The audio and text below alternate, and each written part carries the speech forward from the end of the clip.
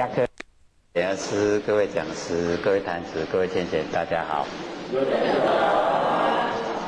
佛学占道天师德老千千大德，以及感谢呢各位天贤给佛学界学讲。我们呢就接着上个礼拜的那个玄觉禅师呢正道歌。我们上个礼拜呢讲到水中呢周月增年德，对不对？对。那么底下呢就常独行呢，常独步。这个常就是珍藏常住。那独呢就是独一无二这个行跟步独行独步就是我们这个等于是呢一性指挥我们的身体，然后呢每一个邪词每一步都从性海里面呢这个出来所以我们了解说完全都是率着我们不生不灭的那个真心佛性在这个凡尘坚持整个呈现的都是真理常独行呢，常独步。所以我们要了解到凡尘都是相对都是呢有两边。可是呢我们这个真心佛性它是一个绝对体独一无二，没有相对的。所以我们能够领悟我们呢不生不灭的佛性就可以知道说它呢是一个绝对的绝对体，没有两边所以这个独行独步行持是从佛性呢整个呈现。那我们能够呢了解到这个不生不灭佛性本体了以后就叫达者达到那个底下呢达者通游涅盘路，达到我们不生不灭的佛性本体了，已经呢可以进入了那个叫达者。那么达到的人叫达者，达者呢通游涅盘路，都可以进入不生不灭的那个道路就已经呢回到我们的本位所以我们了解说一定呢要自己努力才能够达到。调骨神清呢风至高。这个调骨神就是骨神调。那我们骨神调四神就没有那个前病。了解意思吗？骨神就是我们不生不灭那个这些佛性叫做骨神我们能够呢就是把不生不灭的佛性拿出来在日常生活之中运用。我们已经呢在运用我们的那个佛性，所以四神它就没有那个发号施令的余地了解这个四神吗？就是我们生活之中呢那个认识那个四神。我们在日常生活呢用四神，不是用我们的佛性那假如说我们用佛性来应对凡尘的万事万物，不会有业，不造业，不造业就不受苦因为我们都用四神认识就是六根对六尘产生六识我们都用这个心用这个四心在应对凡事，所以会造业。这样了解意思吗？我们能够呢调伏那个神清，能够呢我们把那个不生不灭的佛性都已经呢能够启发了，能够运用了，然后呢我们就可以回到清净的本来。所以那个呢风至高调骨神清风至高，等于是说表现出来，从佛性表现出来呢都有德所以那一种德性等于是说可以说整个呈现出来，让人看到的呢，都是属于这个德性。那么我们要了解说那一种风气，社会的风气假如说有这个大德者，有很多的这一些都在呢推广真理的然后来这个领导整个我们这个凡尘的潮流。那么这个样子的话，那一种风自高，就是那一种风气非常理想。大家呢都会很这个和融，就是很快乐的可以过生活。所以那个能够调鼓神清呢风自高。可是我们这个社会现象呢，大部分呢都是会追求名利会比较自私自利，所以导致一种调鼓神清风自高的这一个距离还有一段。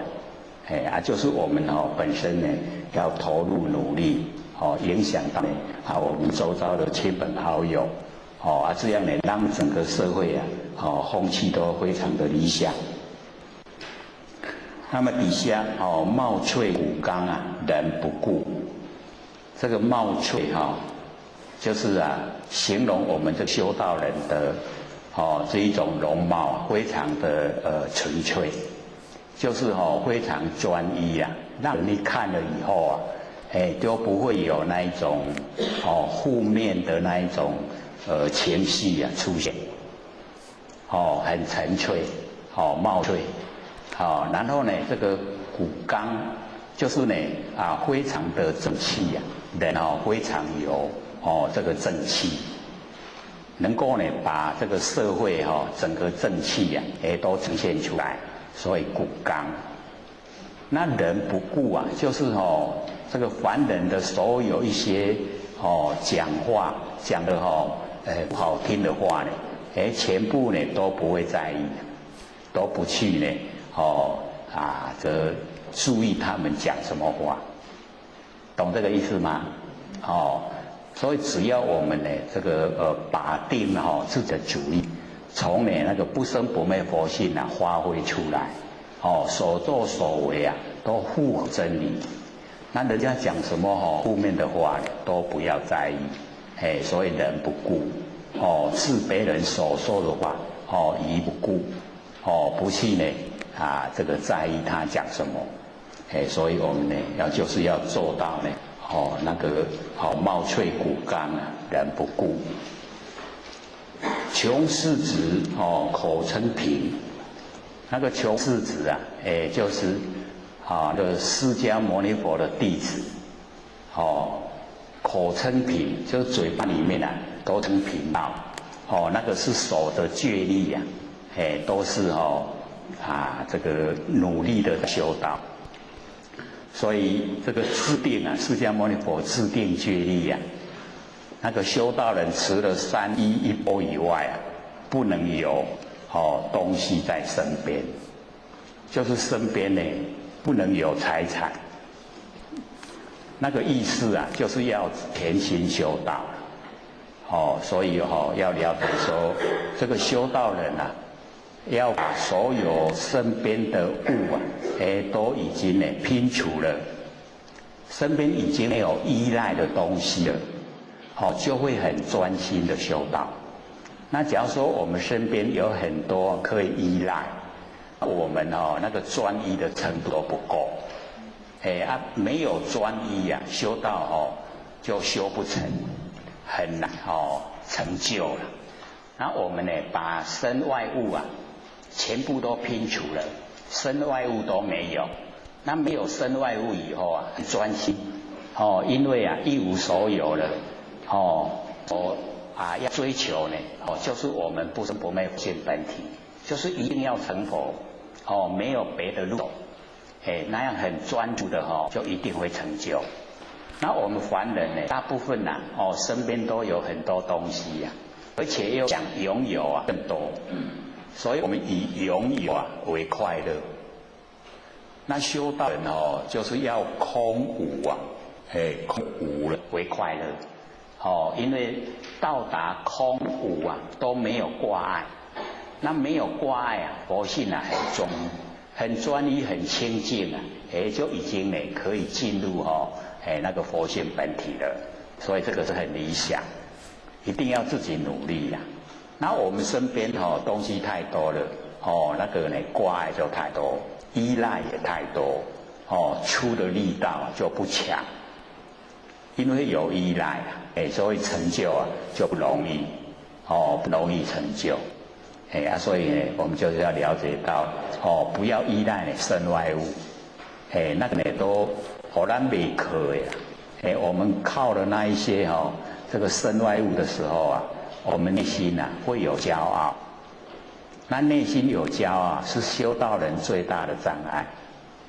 所以修道人呢不能骄傲，不能嫉妒，内心呢要清净。所以要时时刻刻呢都把握，了解说，那个为什么修道人都会呢？那频道，就是要去掉所有的一些那个阻碍、障碍、阻碍啊，全部都去除了以后，我们就可以很容易的达到我们那个不生不灭那个佛性。那么虽然口贫啊，实是呢身贫啊道贫。虽然我们称呢这个贫道，就是在身上这个现象啊讲。那我们呢道就是不生不灭佛性本身啊，就已经很坚强，对它的认识啊也已经呢比较透彻。各位先生，我们对佛性有没有比较认识的透彻啊？我们回想一下还没有上课之前，跟我们上了第17次，今天呢第17次的，有什么差别？对佛性啊认识的比较深刻，有没有？也知道我们该怎么追求，对不对？方向比较确定。所以呢，我们修道啊，就是要明心见性。心性呢就在我们的日常生活之中。所以我们了解说，在生活之中啊，就是要整个心性都呈现，然后让它清净。这样呢就一天一天呢，我们呢就会越能够进入，能够呢心性啊能够把握，那成就啊就一定啊，我们心里面可以产生信心，一定成就。自古以来啊，所有的佛菩萨都是从心性修成的，他一定从心性努力。所以我们那个道啊，在身上，这个身呢虽然说这个是很这个贫道身虽然是没有什么这个物质，可是呢就是整个那个佛性本体啊，就在我们这个掌握之中。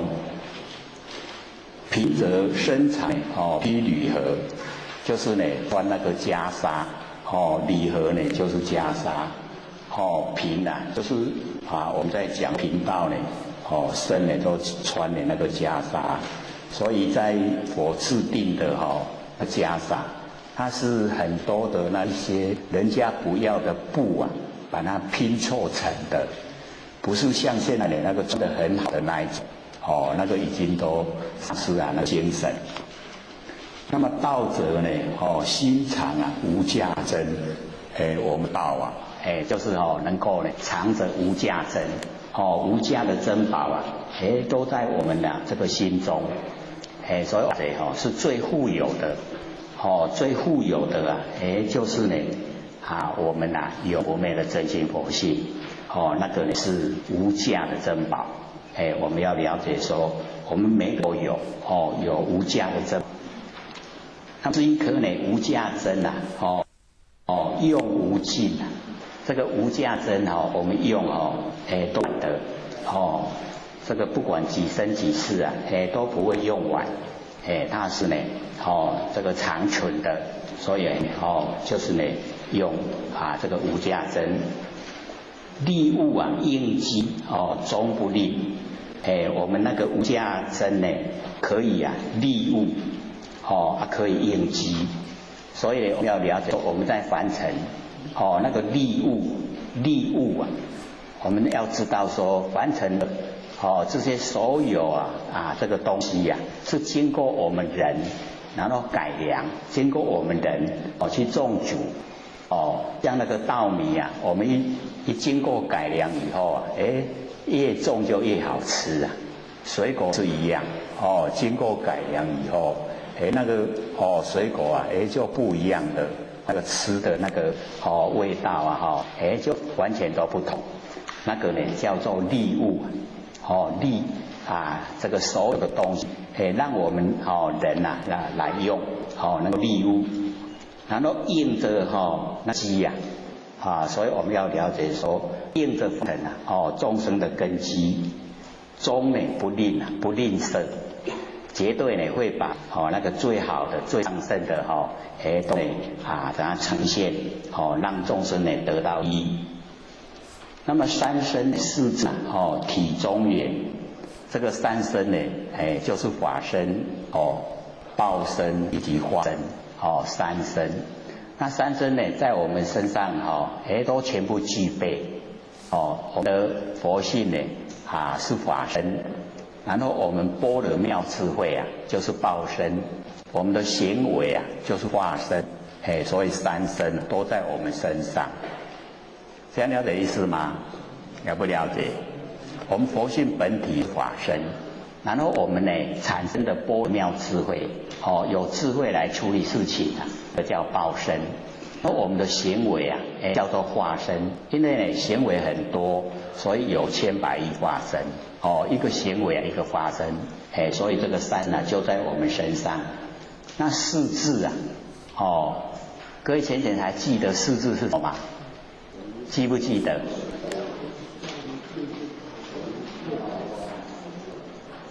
就是我们之前讲的那个八识变成四智第一个呢就是第六意识变成妙观察智第二个呢是呢第七的摩那识变成平等性智第三个呢就是把眼耳鼻舌身然后我们变成成所作智，然后第四个呢就是阿赖耶识变成大圆界智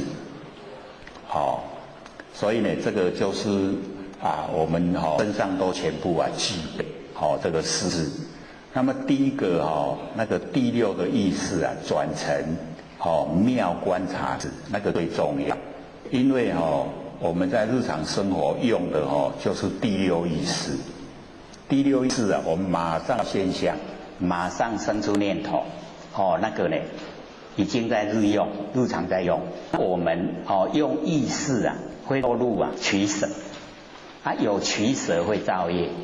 然后我们呢用妙观察智，因为妙观察智会见非功，见到呢非有为功用，非有为功用就是我们佛性本体，所以也称作始觉智，开始觉悟的智慧所以那个把第六意识变成始觉智。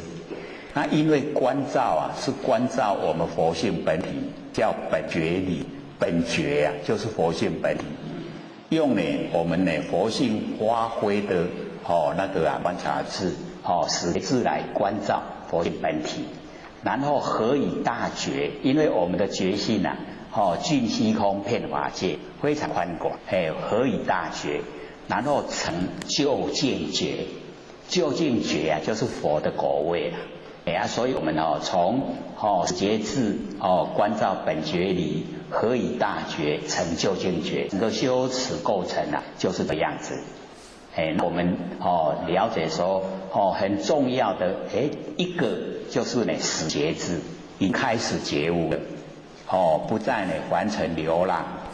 我们在凡尘流浪就是没有觉悟了，那么已经觉悟了就不在凡尘流浪在凡尘要受苦，那我们呢可以脱离这个苦海所以用第一个妙观察智，能够见到呢，那个佛性本体，所以定慧功。然后呢，把那个第七的莫那斯就变成平等性质。所以我们佛老师说，要我们培德，培养德性那我们德性之所以建立不起来，就是分别心太浓厚。那分别心太浓厚德性就培养不出来。那我们能够平等见智，就是人与人之间都是平等。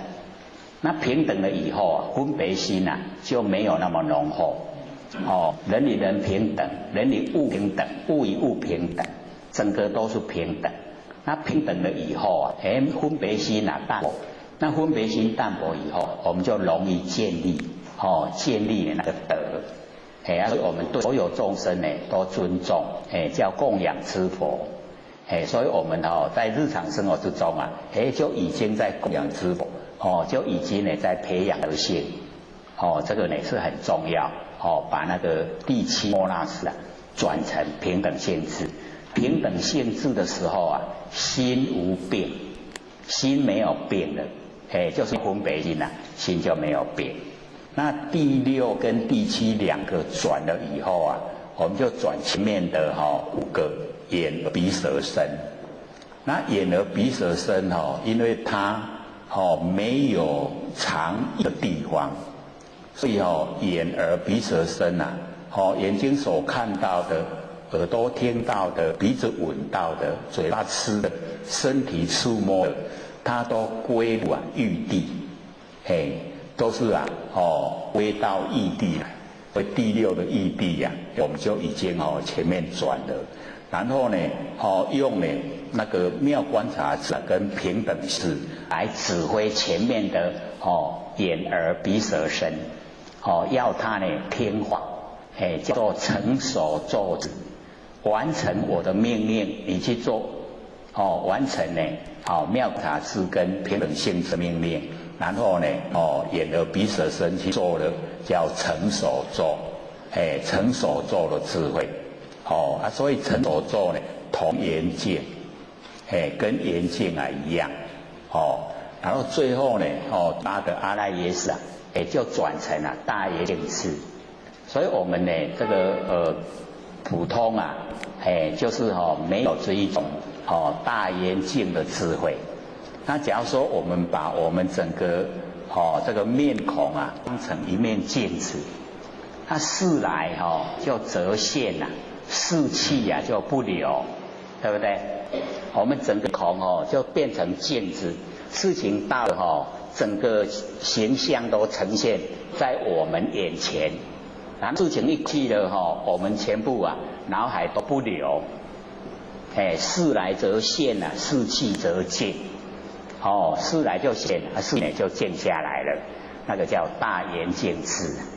那我们有这个大圆镜的智慧就没有取舍，没有喜欢讨厌没有喜欢讨厌不造业，不造业就不受苦了。所以我们能够把那个第八的阿耶识修成阿摩罗识。阿摩罗识叫做无垢，没有无垢了，完成的污垢都没有，无垢识已经恢复了。所以这三身四智体中远，三身四智就全部具备在我们这个身体上。身体全部具备三身四智在我们这个佛性之中全部都有体中圆，非常的圆满在我们这个身上。六节八节六通心地印。那或许为了这个八节今天特地就带一张来，各位手上有没有一张新的？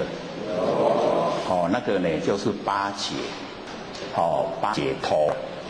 那八解脱也叫做八倍舍，就是我们把它放到背后，把它舍掉，就是成了一些障碍我们都把它这个放到背后，把它舍掉，不它了，这样就可以成就所以或者又把因为只有光讲啊，不太容易了解，所以又把它因为之前很久之前就有写这个讲义下来，所以把它带下来印给大家看，所以我们了解呢这个八解脱啊，以前有没有听过？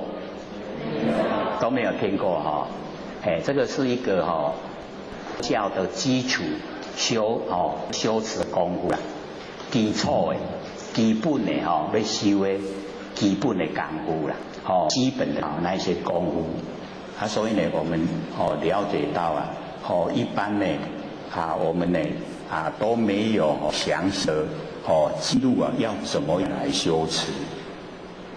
那么这个八倍舍也叫做解脱所以开始修的时候呢，就是修内有这个色想，然后观外色解脱就是呢不破坏内外色，内外这个色都不破坏，不昧呢色相我们色相呢都不昧，以这个不净观内身，就是呢我们来观呢我们自己的内身都充满了那个不净，就是误会加垃圾，我们的身体肉身呢非常的这个时候不干净不清净。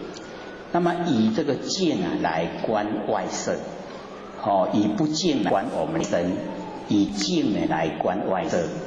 那么先呢观外色净，把这个外面的形象都能够观清净，先把心呢能够调柔调得很柔和那么观这功夫还没有增长的时候那个色就不要观得很多，就观一点点那个形象观少一点观少一点的话心就比较容易收摄回来所以要先观少色。等到呢我们那个观已经呢成熟了以后观多的外色也无妨也就没有关系了那么又观我们内色，就是我们内身里面自身呢是种种不净，那么细心就是把绑住来观我们内心这个时候看到我们这个身体这时时刻刻都产生那个九孔常流我们脸部有7孔，大小便2孔就9孔都是种种不干净。那么观了以后就会生，就是对自己的那一种身体不会迷恋。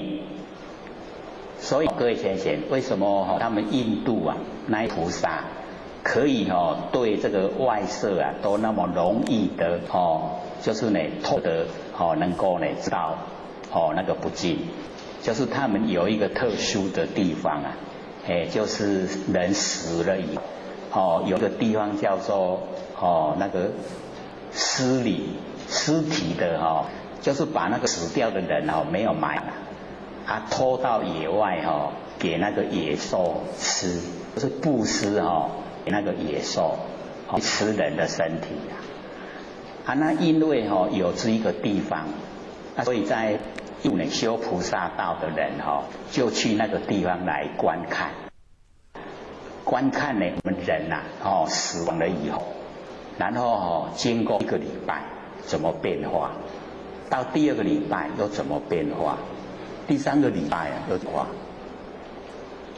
有实际的去观看，而且就是很多啦只有人死掉都会把尸体拖到那里去给野兽吃，所以他们看机会很多1个礼拜我们大概都会开始膨胀，我们那个死掉后尸体开始膨胀，到第2个礼拜就会整个崩破了，血流出来第2个礼拜就已经拢肉拢经到碰多团逼破肺水拢流出来，然后到第3个礼拜开始生虫，我们那个肉生长好，第4个礼拜啊，糖拢在吃啊，吃我们身上的肉。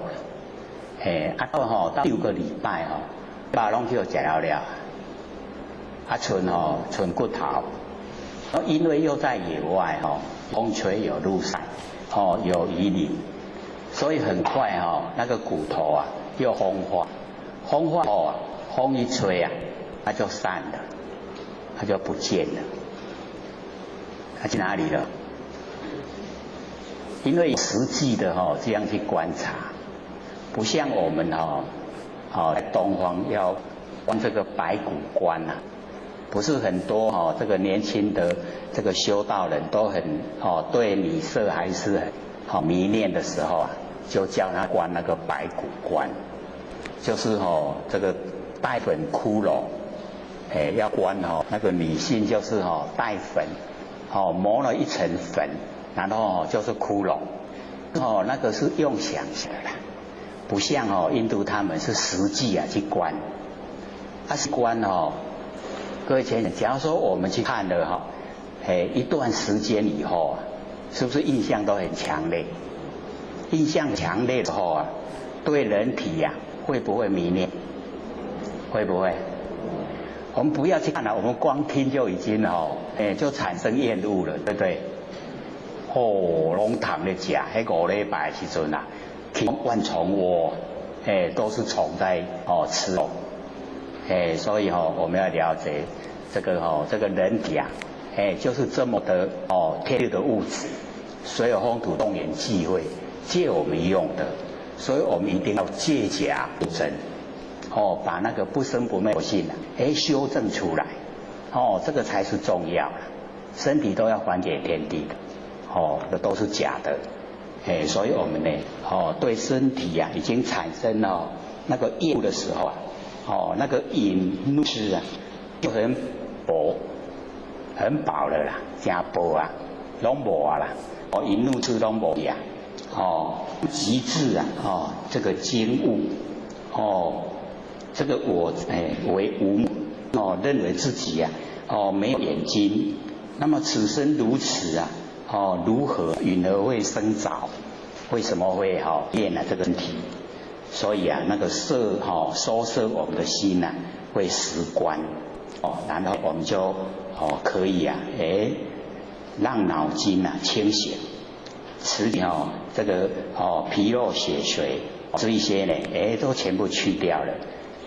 然后底下呢，这个底下这个修持方法是在那个大藏经里面呢把它摘录出来，就是呢我们皮肉血髓掉以后就剩下白骨，然后这个时候又细心呢来关照这个骨人，今呢假如说慈善了以后又把收摄回来，要来一直关照这个骨人，身摄心，把那心都摄回来，收摄回来，那个见到呢，这个白骨会流光，白骨会发光，那么能照内外的这个之物，内外物呢都可以照，那个白骨的光可以照内外之物，然后呢，古人三昧，这个呢但这个光，这个见到呢骨的光。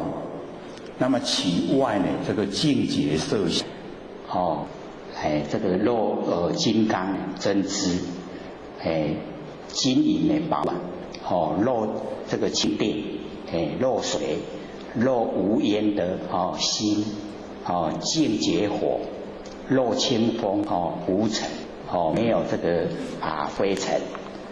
所以呢，我们今天坐下来整个这个外面都会蒙蒙一片，都是那个灰尘冲晒整个空间，或者说下一阵雨把那一些灰尘都沉淀到地上以后天就会清。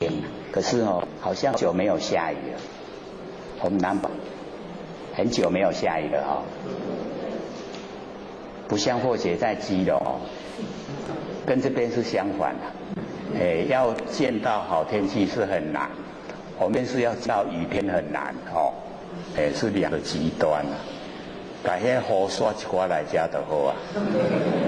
我们那边雨太多了，时常在下雨，所以呢，我们在关照青色呢如山，黄色呢如金，然后红色如火，白色呢如雪。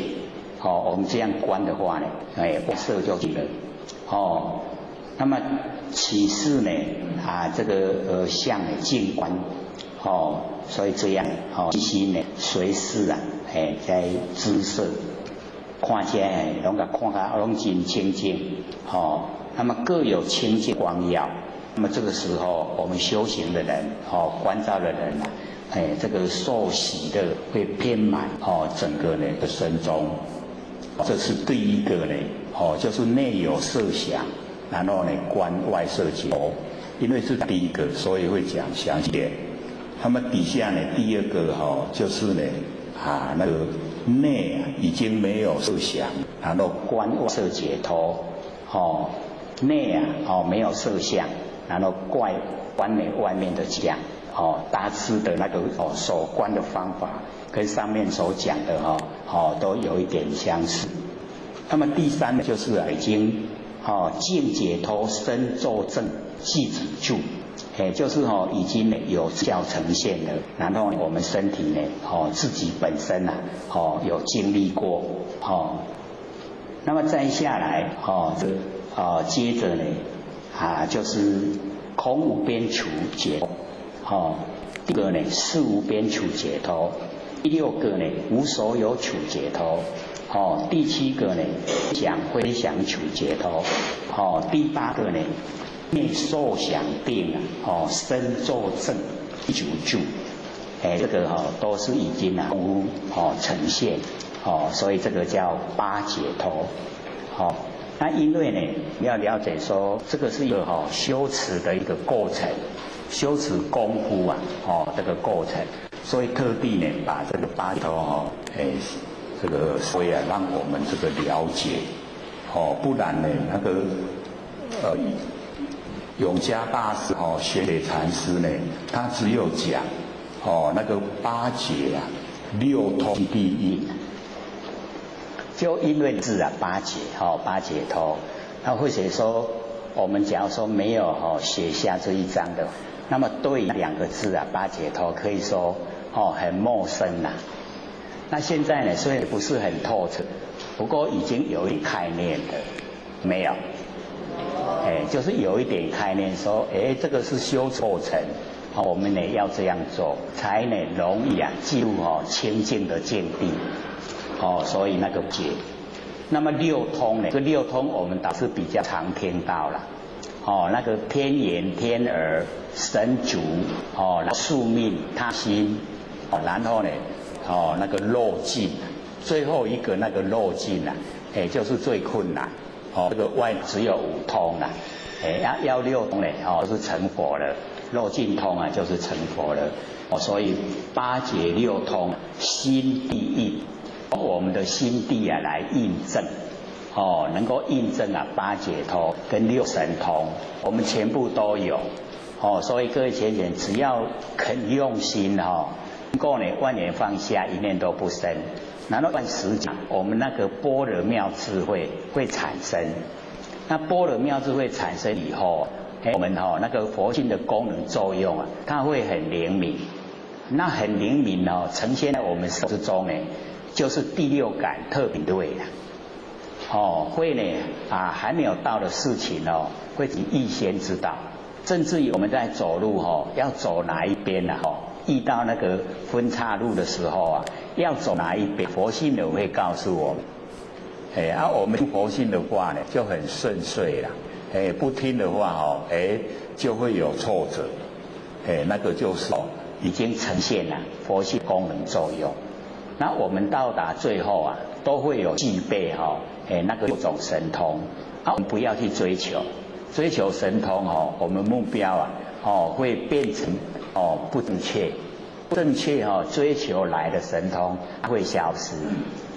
我们追求不生不灭佛性本养，它会具备六种神通长远都在。所以呢我们就是要了解那个把解脱六种神通啊，从我心地啊印证，全部呢都有。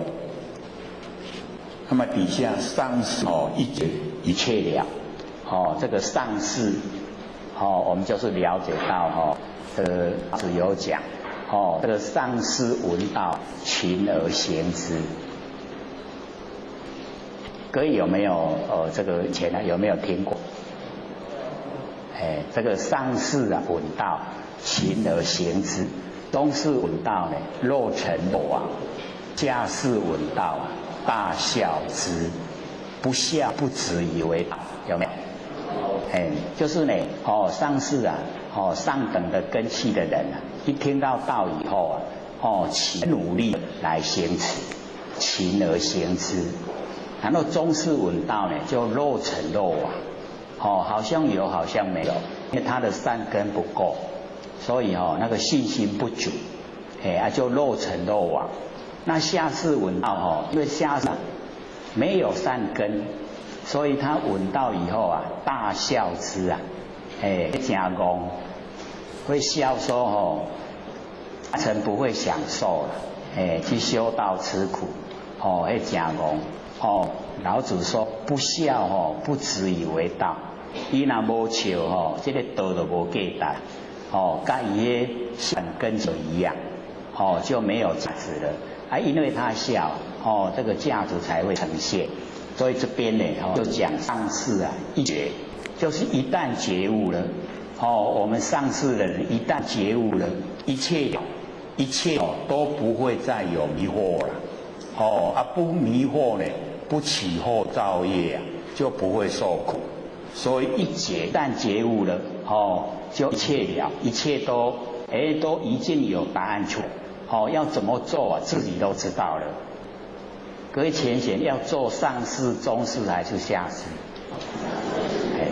所以上士要勤而行之要一觉一切了，就是呢，一旦领悟了以后啊，要一切都领悟，再产生迷惑，因为我们迷惑会造业，造业要受苦，所以一切都已经了了。各位浅显，一切了了没有啊？还没有啊？有没有解了啊？有没有这个上士一解，有没有一解了？一旦觉悟了，有没有？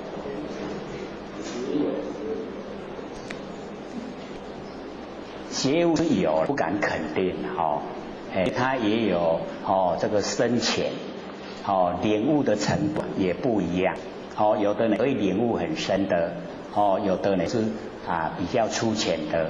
那我们一定要自己努力的，自己呢朝着这个真理的方向一直努力，所以呢我们这个后面有很多现在又增加要做那个CD 片。因为 CD 片做出来要很多，我们呢从第一次到第9次有做一片的MP3，那要做那个 CD 那个一片就要变18片，就是要变8片。现在呢，因为我们这一次讲了以后，过年了要休息1个月，所以被把第10到17就做成第2片 MP3 第2片，所以各位大概礼拜4可以来这边拿，会寄到这里来，到这里来拿，也会把那个 CD 片因为有的有旧的机器就是 CD 可以听 CD， 不能听 MP3，所以准备做那个CD 片给各位，可以反复的去听这样进步会很快，所以这个下个礼拜4大概就来了，来这边拿就有，我们那个CD 就是现在寄前面的，那个第4到第5次有10片，先寄过来，然后以后过年之前再把后面的又寄过来。各位想不想要啊？CD 片要不要？很想要嘛？很想要会多少点，会多一点啦，多点够了，像我们第16次的上个礼拜的啊，已经有500片，在这边有500片，所以希望各位多拿。那上一次的我们又多200片，因为上一次的可能有的还没有拿到。上第15，先送过来是第16，我们这个17要下个礼拜4来拿，会一起寄过来，第17的，还有那个第3第10到第17一片，那个只有一片，那个 AP 只有一片，可是我们做西的话这个一集就要2片，然后我们有8集的话就要16片，因为就是各位已经有旧的机器CD 就可以听了，所以我们也准备呢把那个 CD 片也烧过来给大家听，给大家方便。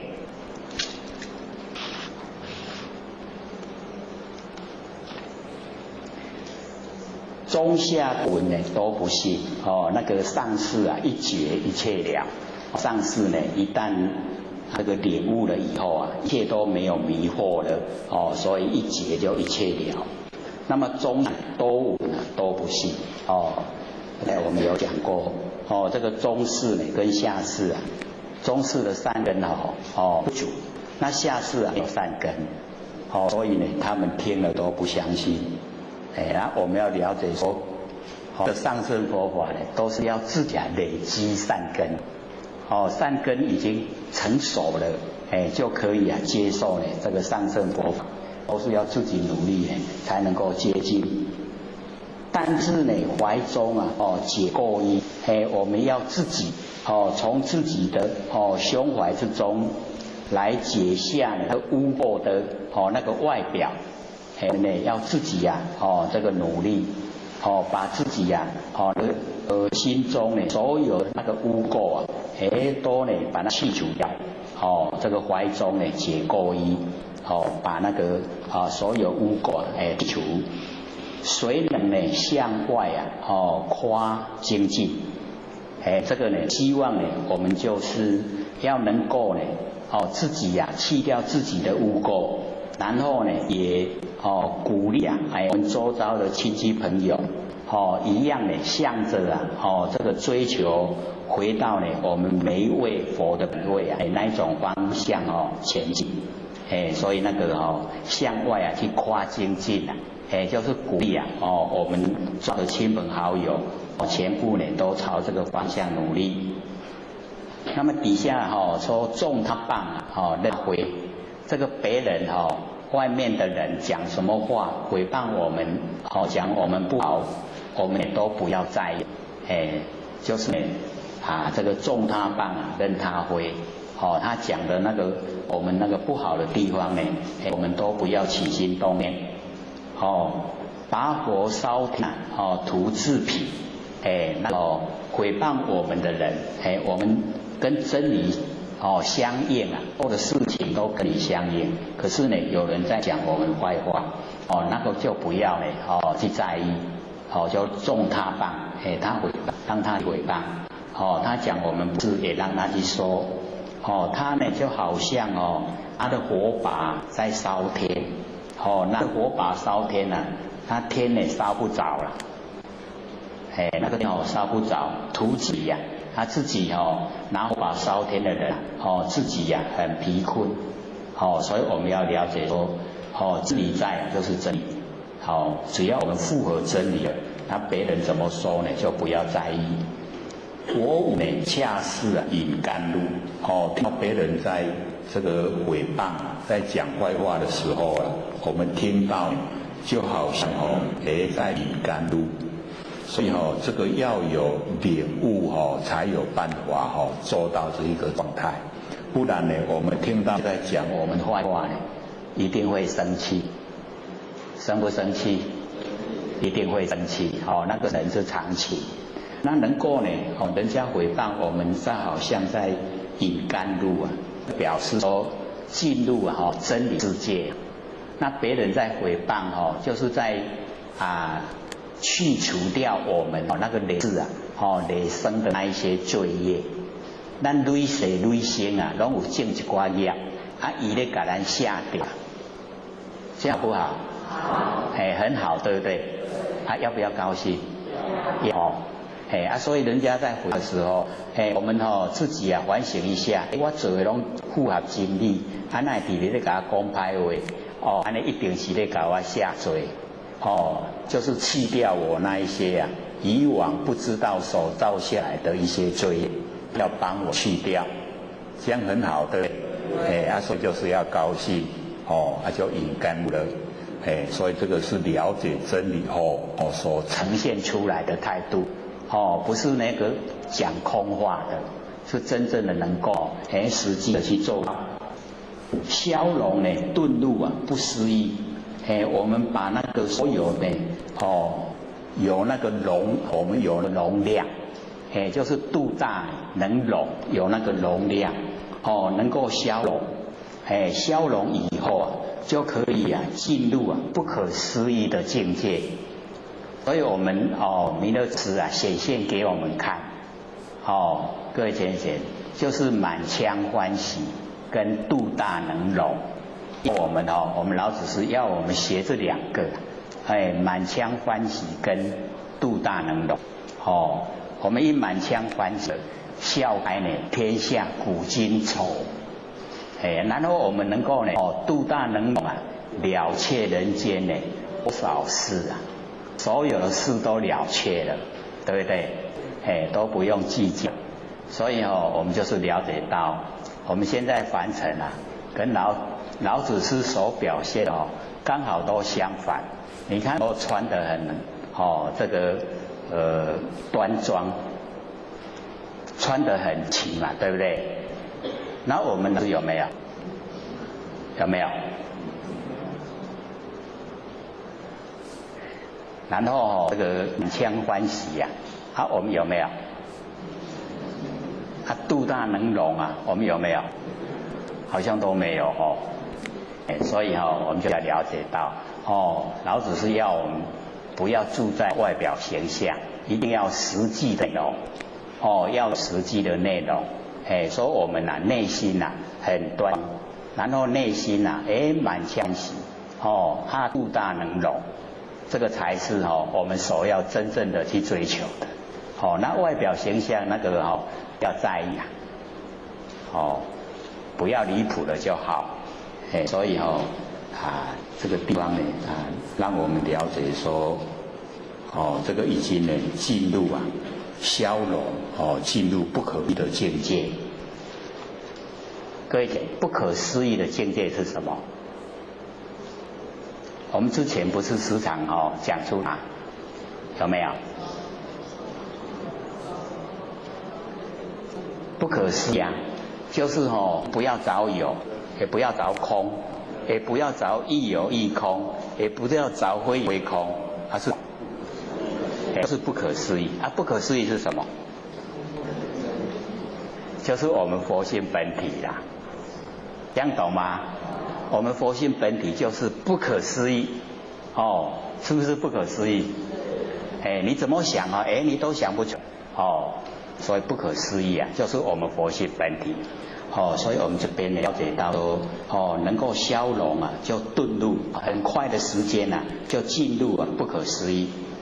那么底下呢观二言功德，这个我们本来是要听二言可是这边是用观观言，就是表示我们听到是以后又加入我们心意识观二言是功德。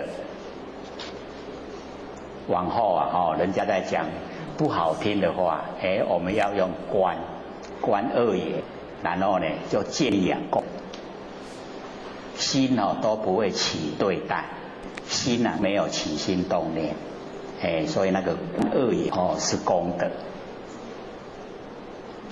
可以做得到试试看不容易哈、这个导师哈、要一点时间呐、这个观恶缘也是功德。我们一听到坏话哦，大概都脸红脖子吃，马上就呈现。此即成武啊，善事，就是那个讲坏话的那个讲恶言的人啊，他会变成我的善知识，会因为他促成我努力呀、像那个释迦牟尼佛啊，他也说因为有那个旁边有人一直在刺激他，他呢很努力呀、这个修持就提早成佛，本来呢这个掌天盘是在我们弥勒祖师之后，结果它变成在我们弥勒祖师之前，就掌天盘了。所以我们了解坏人有时候促成我们努力，就变成我们的善知识让我们能够快成就了。所以台湾的话讲，极力行力，有没有？极在我们人都会有这样你那不极的都无力，没有力道去做不容易成功。有人在极就是做你看，就有那一股气呀，那个力道就来了。不因呢善谤取厌亲，不因为人家的善笑给谤了，然后呢起心动念有那一种讨厌有那个比呀那个厌亲有对比。假如说呢会起厌亲的话，何表无生持忍力怎么样表现那个无生就是没有生我们要了解说，我们那个不生不灭的佛体本体它是无生。那我们呢得到生法忍就可以不在三界所生所以呢能够了解到不生不灭的佛本体我们就可以进入无生法忍。那么到达无生法忍，我们就是要有那一种慈悲。我们佛性之中具备的慈悲喜舍就是娱乐，给人家快乐。悲呢就是把苦拔掉然后这个喜就是不会能够随喜。然后舍就是可以给众生利益，就是无条件的可以给众生利益，都可以舍掉。慈悲喜舍是我们呢这个经里面那个四无量心本来就具备的是我们都进入还心以后，才把四无量心去掉，没有把它发挥出来。那现在我们呢回到佛性本体回来，就要把它发挥，就要有慈悲喜舍，自然就把它呢应用出来。那么应用之后那个慈忍力那个人我们要了解说，人是安住不动。我们说忍耐那个是的一个角度一个别名。那它的总名叫做安忍，安忍叫做安住不动。所以我们就是要安住动不动在哪里？在不生不灭的真理上面，我们安住不动。这样呢就已经呢到达我们这个本位了。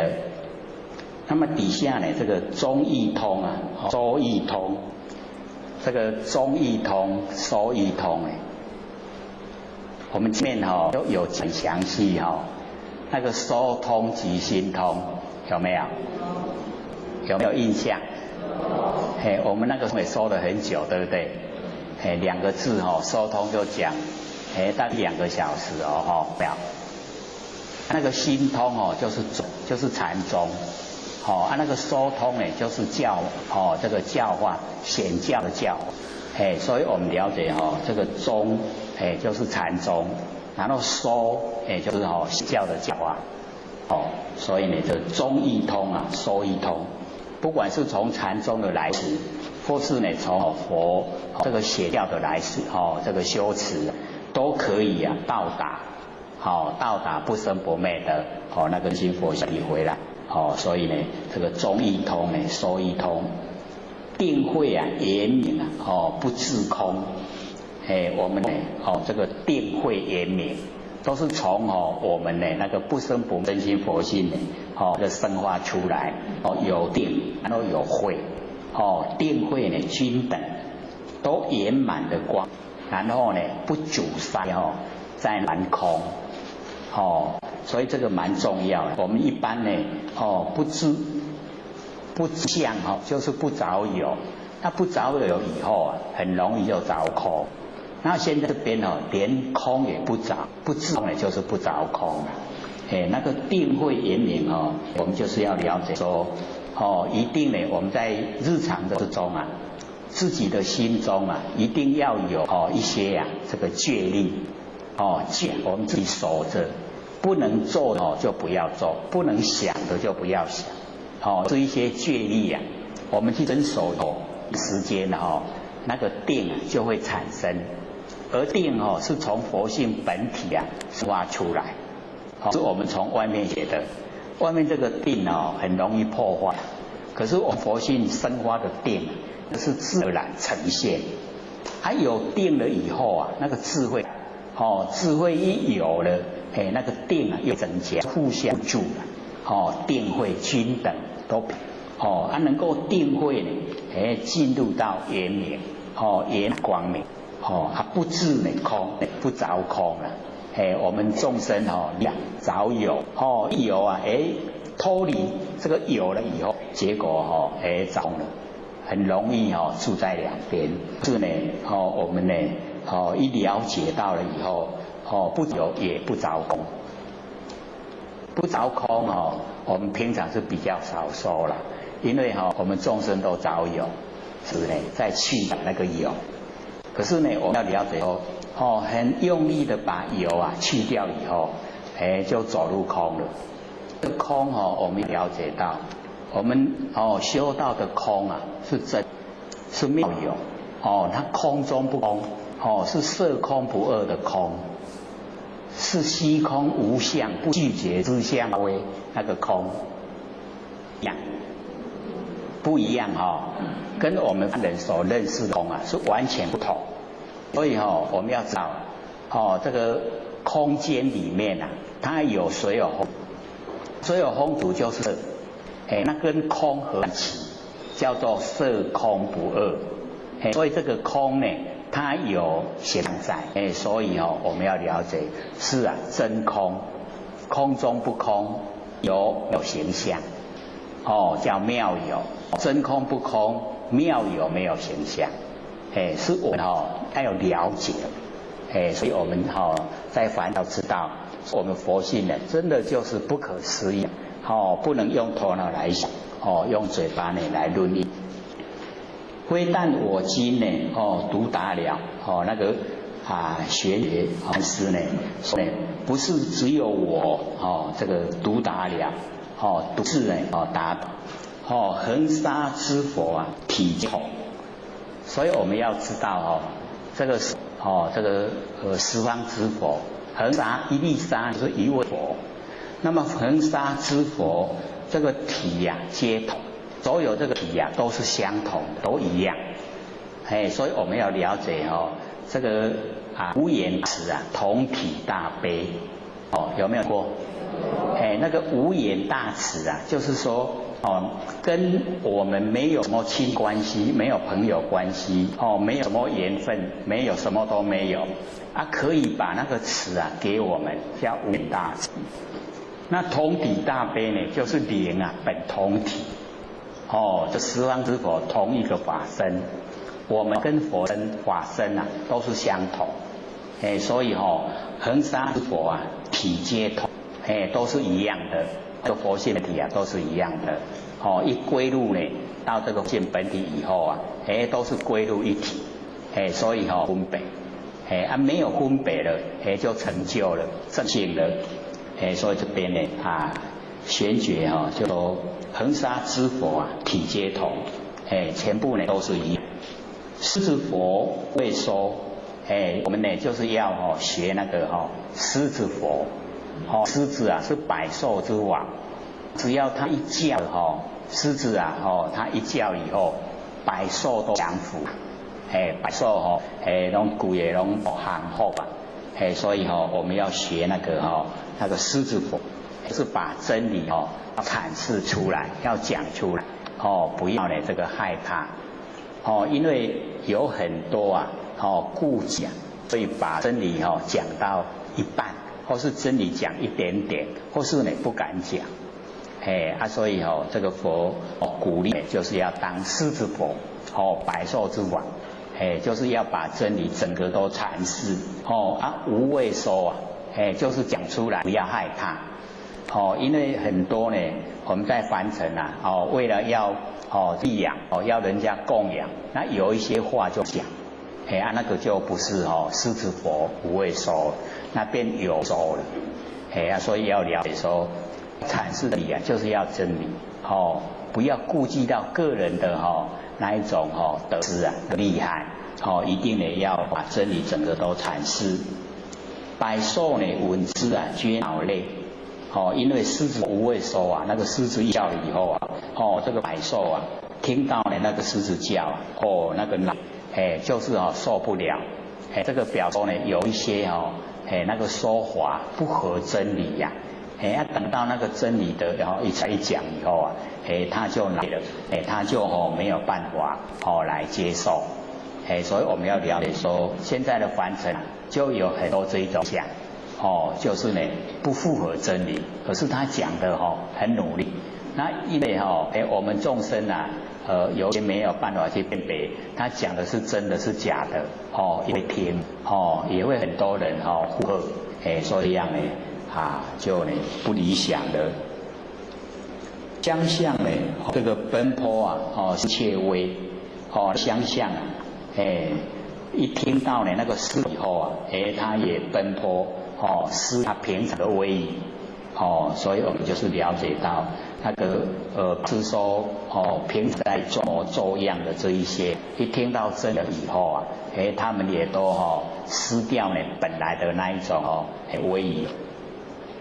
天龙即听啊，生心悦，那个天龙八部啊，就是这一些护法神，他们呢听到这个狮子佛无畏收，他们呢能够即然后产生心悦，非常高兴能够呢听到这个真理，能够呢生这个心悦。游江海涉呢山川，所以呢我们就是要知道说，以往要做这个真道啊，要求道呢非常不容易，就要呢打破解邪啊，无处，就要到处去访道，到处追求，看看哪个地方有很好修的法门，所以呢就是要呢游江海呢涉山川，以往的道人啊，都是那么努力呀。从这个西元这个0年一直到西元年那一个中间我们中那个禅门禅修的就是很努力，都是这样到处在访道，到处呢在找那个真正的修道，只要呢修了有成就，有很多徒弟，很多人呢去跟随着走，所以那个都很兴盛，假如说跟那个武登慧眼或是讲看那个景德传灯录里面都有记载，记载这一些那个修持的过程，绝大部分都是不找文字都用那个我们那个身体的语言，像说问说什么是道，他会眼睛瞪着你看眼睛瞪着你看或是眨眼就是道。假如说各位先生，我们去问人家说什么叫道，他对着你眨眼，你会了解吗？你会说你把休息的，是不是要去看眼科不知道说那个是在传所以我们有句就是一己忘所知，各位还记得吗？那个第三句第三句就是动容扬骨路。第二句呢就是更不加修持，第一句就是一己忘所知，一己忘所知更不加修持，的第三句啊，动容养骨露。动容啊，就是我貌啊一动了，发扬啊，我们骨露啊，就是水在动，我们不生不灭的佛性啊，发露回到我们那个正位的那一条路啊，第三句，第四句啊，不堕消然机啊，落入因缘自然，我们那个佛性啊，不落入因缘自然，然后呢，这个次无中机啊，声色外微。知方达道者啊，闲言上机，稍微复习一下啦，看点。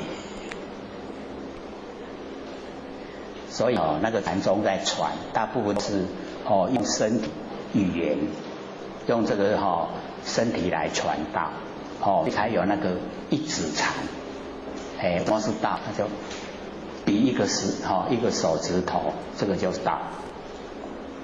所以也在想说，以我们现在人的那一种智慧，跟我们是潮流，那假如说又是一种方式来传道的话，可不可行？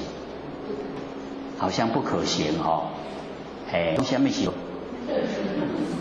这个真的差得太远了跟那个释迦牟尼佛那个花示众是一样的意思啦。各位先贤，莲花示众什么意思？跟那个夜睹明星啊什么意思？所以他们讲的都是一样。那个那一朵花代表凡尘的所有形象那一朵花在拈花的时候，谁看到？就是我们那个不生不灭的佛性看到，要启发。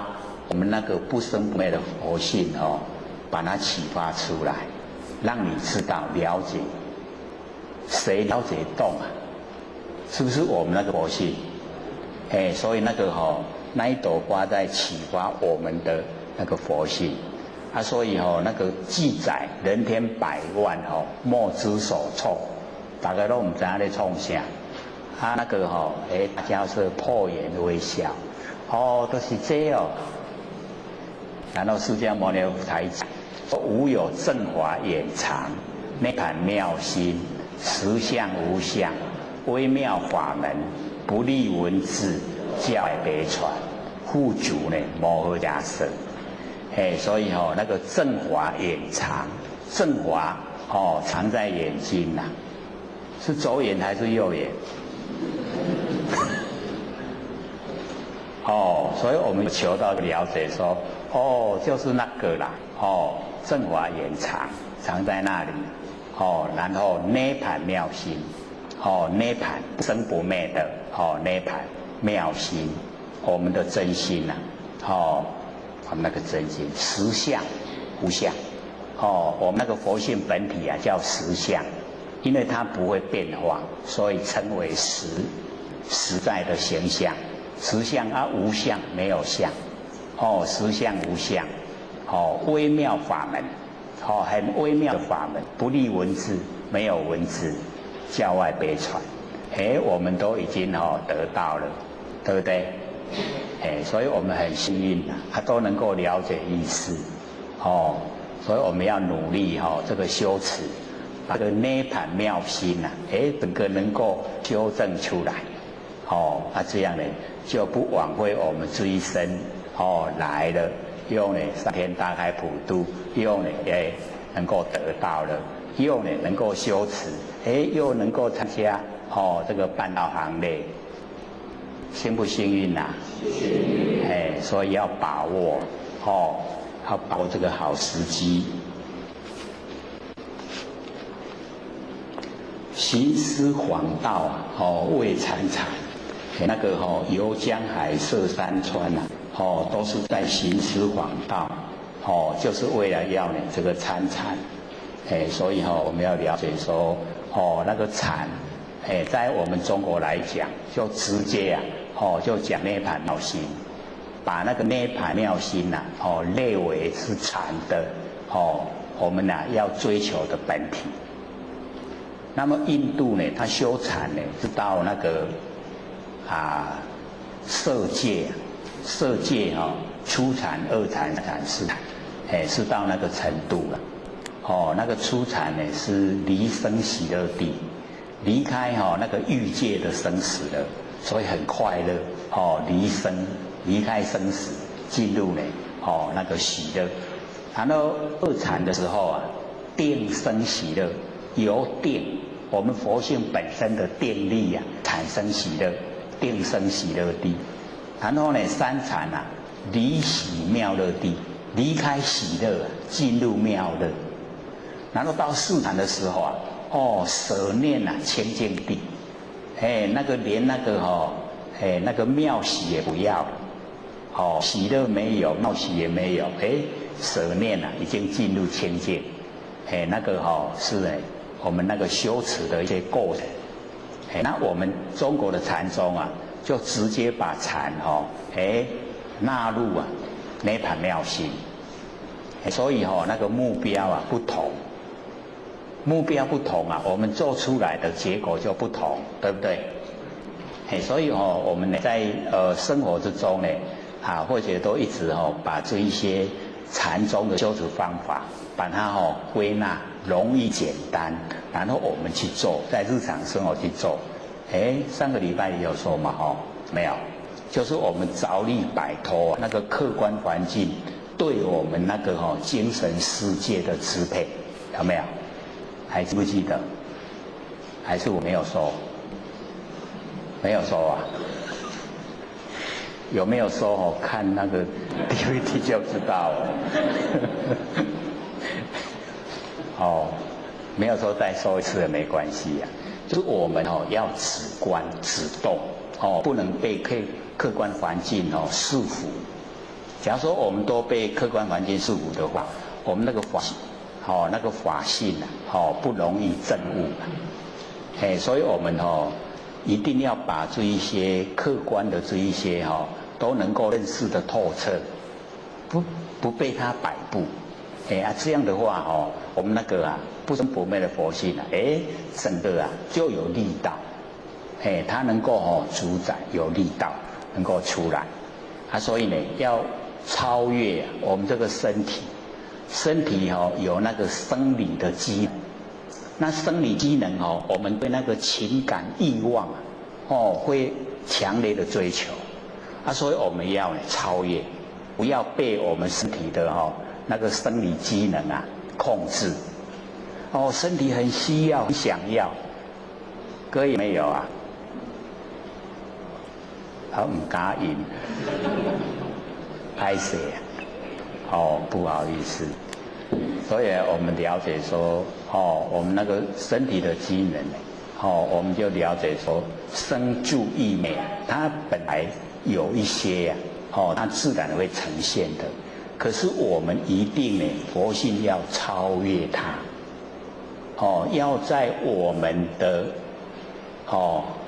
管制之下，袂使讲伊拢较强咱佛性我们的身体机能有时候会强过我们佛性，佛性你要命令它拢命令袂行啦，袂听，你袂听你的话，所以我们要超越，超越那个欲望、情感欲望的追求，超越了以后我们就是了解已经能够训练出一种不受客观环境主观意识影响那一种心理状态，已经在日常生活之中就可以很亲切都已经可以面对这个凡尘万事，又可以处理万事心里面都不会被它影响，不会被它左右，然后又能够面对万象，又不住相，真的很理想这时候头头是道，全部都是道。在日常生活之中我们的一言一行都能够体会呈现，就是那个灵觉灵觉就是佛性本体都呈现出来了，没有不觉的时候了，就是没有无明。所以或许把那个禅宗的修持方法看一看浓缩一下，归纳在我们日常生活之中来做，就很理想啊，时时刻刻啊都是灵觉，时时刻刻呢，都是佛性在主宰，这样就很理想。一段时间以后啊，你就会一定发现不一样，已经呢，佛在讲我们颠倒的已经把它转过来了。我们都看重现象嘛，看重佛性没有现象，没有现象看轻的，现象看重的。现在刚好反过来了，没有现象的佛性啊，我们看得很重，然后现象的这一些事啊，都看得很轻，是不是已经正确了？正确的知见啊，就是这个。我们要把没有形象的佛性啊看重，有形象的身体、有形象的外面景象都看清，这样会不会？这个很不容易因为没有形象就是我们良知良能啊，佛性本体呀。可是它就是在，它时刻刻会提醒我们，只是我们有时候都不听话了，不听佛性的话。为什么？因为听他的话会吃亏，对不对？所以都不听话，都要在这个现象之中呢占便宜，所以那样子我们就造了业，造了业就要受苦啊，所以要先了解说，原来是我太注重现象了，太看重现象，才会呢造了很多业。只要呢现象呢了解它都是假的，都不住相的，也不要破坏相，都不住相就好，能够离相的，就很理想，整个佛系都呈现，所以我们这个了解到说，都是要自己呀，这个努力呀，来这个参禅。自从呢认得潮汐路，这个玄觉禅师呢，就是见了60以后，就是呢认得潮汐路，就是这个觉悟了，一旦觉悟了，我们从那个《六祖坛经》里面了解说玄觉禅师从小孩子就开始修道了，他修得很这个3000功800功果，修得很理想。而且又3000威仪8万细行都整个呈现，修得很好。他命呢又很短，39岁就归空了。六祖还活到76岁，他39岁就归空了。玄觉所以玄觉的命呢不长，可是呢他有就是实际的修持，实际的领悟啊。那么自从认得呢，潮汐日了知生死不相关，所以各位贤贤，我们要了解到说，我们那个不生不灭的真心佛性跟我们身体的生死不相关，所以呢，我们就了解这个身体的生死和真心呢，这个实相并不相关。我们一般呢都会认为是连在一起的，身体跟佛性连在一起。各位浅浅，连不连在一起？连不连在一起？连不连在一起？问第3次就会有问题了。我们说不连在一起那才奇怪了。他说连在一起也不是正确的。他说有时候这个答案还真的是奥妙。身体呢是天地的物质，所有风土众缘际会皆有用的。说它连在一起嘛，所有风土没有知觉性。可是我们现在这个身体的所有风土都有知觉性，对不对？所以我们把没有知觉的所有风土已经转成有知觉，然后把没有形象的佛性来指挥这个没有知觉的这个身体。各位同学，这样连不连在一起？有没有？哎，就是有哈，真跟假合在一起哦，所以我们那个国字啊，哈，那个人词啊，一个立人变两个人，很有意思哈。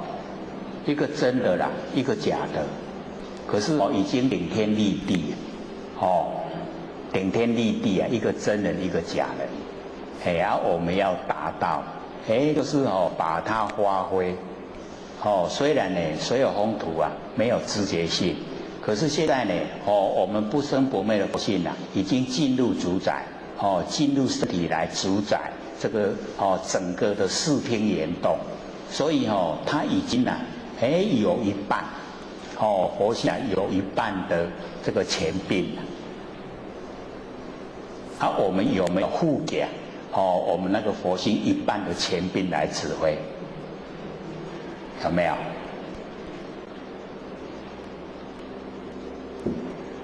我们大部分都是用我们的那个现象的眼耳鼻舌身意啊，在指挥我们的视听言动所以我们就是要了解到，这个感官眼耳鼻舌身意啊，这个六根，这个感官，然后呢面对的六尘，然后产生六识，这个都是因缘际会的，因缘际会才呈现，不真，所以是假。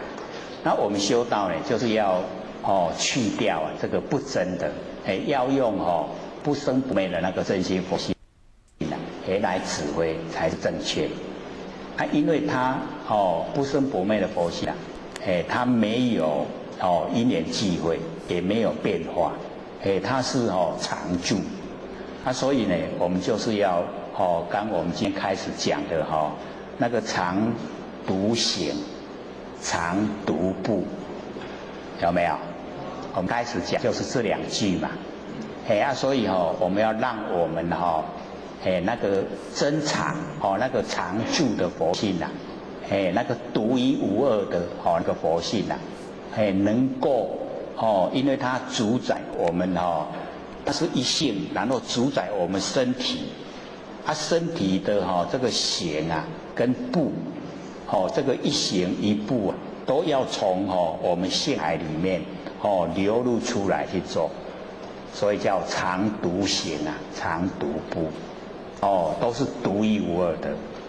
我们要了解说，我们追求也就是这个独一无二的不生不灭佛性所以要行持都是这个天理的一个表达，那个一步一行都是天理的呈现都是天理的表达我们要去做去做了以后最起码我们在心中就会知道说我没有造业。那假如说我们是用六根对六尘产生的六识那个心做了以后业都形成，善恶都是业啦，这个行善的有福报，做坏的有恶报，都是有果报，所以我们就是要了解说这个佛性呢跟我们的生死不相关。所以这个永嘉大师也是在这个见了六子以后才知道说不相关在还没有见六子之前他还是认为这个生死跟我们佛性是有关联。见了六子以后就了知生死不相关。那么行义禅呢坐义禅以莫动静体安，所以我们一知道了一呢进入了不生不灭那个佛性本体了以后那个行住坐卧行也禅，然后坐也禅，全部都在那个灵觉之中所以我们讲的那个灵觉行也禅，坐也禅，以莫动静体安然。这个不管是讲话或是默默没有讲话或是我们身体的动静，全部啊，都是体安然，那整个啊，都是非常的殊胜的状态，就整个呈现啊都是觉，没有不觉的时候了，全部呢都是觉，所以能够到达行坐然后以梦，全部啊都是体安然，非常的殊胜状态。众意呢，锋刀啊，常谈谈。假如说遇到那个外面啊，有那个很锐利的那种锋刀，可是心里面呢一样是坦荡荡，没有那一种害怕的那一种情形。一方面呢，就是已经呢进入到没有形象的状态。那没有形象的状态啊，各位浅浅，会不会有恐怖的情形发生？已经都没有形象了会不会有恐怖的情形发生？恐怖的情形是不是都是形象？都是相。我们既然能够离相了那所有恐怖都已经远离了啦。这样了解吗？咱咧惊是惊啥？形象。从相啊才会怕嘛对不对？假如说是鬼出现的话，是不是也是有形象？有没有？才会害怕嘛，对不对？鬼是真的还是假的？鬼是真的还是假的？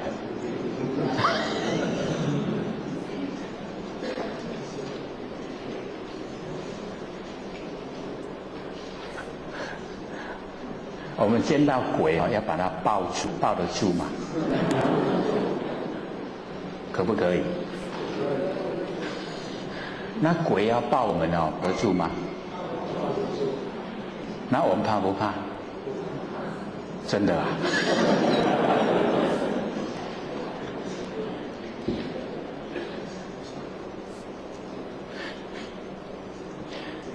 所以大部分都是我们自己在吓自己自己在吓自己，他没有形象啦，鬼没有形象，虽然显现给我们看，要我们害怕，可是那个像都是影子，一个影影子而已，是假的，所以以后我们研究真理了以后，知道呢那个影子也都是幻影，都是假象，那我们那个害怕的程度就会降低了。会不会降低？听对不以后看到的话就试着去抱看看。对啊，抱不到你会说这个鬼较早拢跟我作相我就来甲抱。抱不到影子而已都是假的，所以我们要了解说我们进入了真理世界了以后，一切没有相对待，都是一绝对体，所以才叫常独行才独步一个绝对体。假老毒药也显显就是呢纵然这个毒药药呢害我们那个死亡的那个毒药那也无关紧要，也没有关系啦。所以那个释迦牟尼佛在凡尘的时候就是有人拿那个毒药给他吃了，给那个释迦牟尼佛吃。释迦牟尼佛知道毒药，可是他就讲，他说我们凡尘最毒的就是贪嗔痴。那我已经把贪嗔痴去掉了，那这一些毒药都不算毒了，所以他把它吃进去。那个想害他的人一直看在看他，在等他毒发身亡，可是那拢无，那食了拢好，所以他已经可以免除这一些相对待的所以我们了解说我们真正的一进入真理世界都不怕这一些了那个锋刀也不怕，毒药也不怕。为什么不怕？因为已经进入真理世界，没有形象了，没有形象就没有值得怕的地方。所以那个六祖就讲那个还那个野火烧海底呀，风谷三相急，有没有？还记得吗？他在讲说那个灾难很大，可是呢，我们增长啊，极美的，走入增长以后啊，就是很快的常乐我见啊，那一种野火烧海底，风谷三相急呀，那一种世界末路啊，都不用害怕。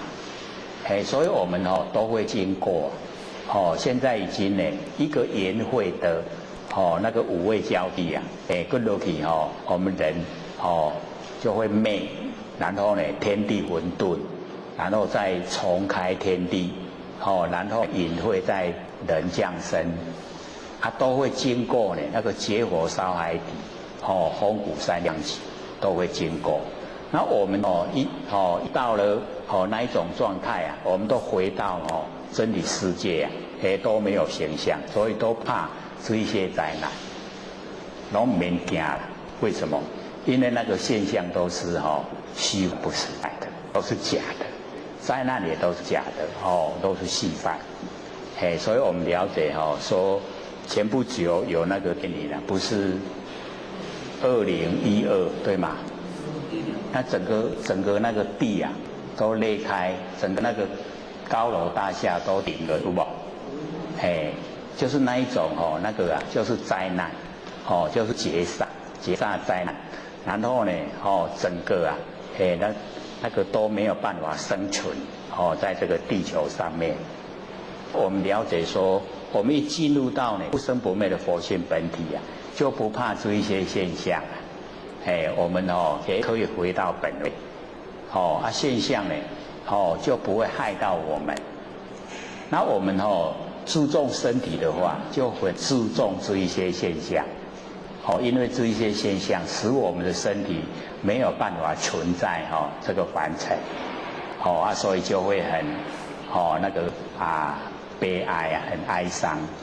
那我们呢一进入到呢这个不生不灭佛性本体以后啊，都可以啊避开这一些现象的灾难，都不会去遭遇，所以那个风刀啊、毒药啊，都无关紧要。我师呢得见呢燃灯佛，这个呢这个玄觉在讲那个释迦牟尼佛。说呢得见燃灯佛，多觉呀成为忍辱仙，在讲释迦牟尼佛呢，这个很这个多觉的时候啊，曾经呢为这个忍辱仙，就是当忍辱仙人，我们要了解到说，这个经过长时间的修持啊。那个对我们那一个不生不灭佛性的历练啊，真的就是很够。那很够就是本钱多了，他本钱一多就是不怕，什么呢也都不怕，就什么都能够了解。那么几回生呢？几回死？生死悠悠啊，无定止。这里就讲到我们现在所有众生。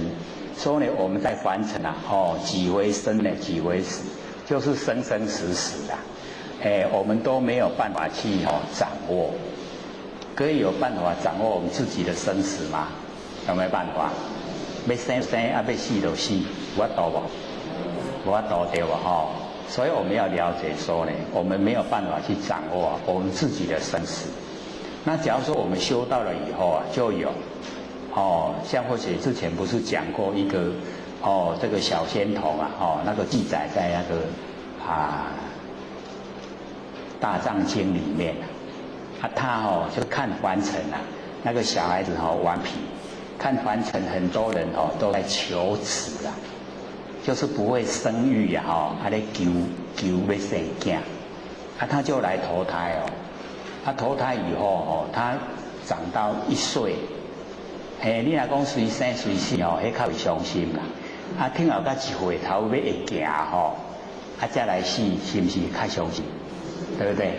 他就回去了，回去他可以主宰啊，他要生就来，要死就回去了。然后又看第二个，过来爱囝，过来做伊的囝，然后又一样1岁就又回去了，连续5个了。那5个就有5个母亲很伤心，对不对？一直在哭啊。他在天灵里面看，那么笨，那么笨。其实我们就是要了解到，你要谁生谁死哇，那个较袂伤心，较厉害。已经养到1岁了会晓行路才死那这样唔干，对不对？因为他可以主宰，那个小仙龙可以主宰自己啊，就是要回去。他回去了以后，他就很伤心了啦，就5个母亲啊，一直很伤心。所以或许看说，安那好安呢？怎么会这样？所以我们就是了解到修正了以后，可以自己主宰，要生呢就生，要死就死，而且那个还可以选择嘞，看你要安那死，要徛咧死啊，要倒咧死，还可以选择嘞，真的可以站着死死还佫徛到好世界，不可思议所以那个经过修持以后，呈现的现象。那我们凡人没办法，几回生几回死啊，拢起来给咱杀，业把我们推来生就生了，然后我们因为在凡尘这个经过都不一样，那个死啊也是千百样，观察要得死的是要得老的，不一定是老才会死，同款小孩子也会死。所以这几回生几回死啊，生死悠悠啊，这个悠悠就表示没有困啊，生又死，死又生，这样没有困，无定止，没有固定，不是生就拢生，死就拢死啊，生生死死啊，一点一点的轮回，所以我们要知道那个苦啊，怎么已经剩下15分了？这个有问题吗？因为昨天那个刘讲是刘已经他有拿一张那个什么大智若愚户，有没有人要问这个？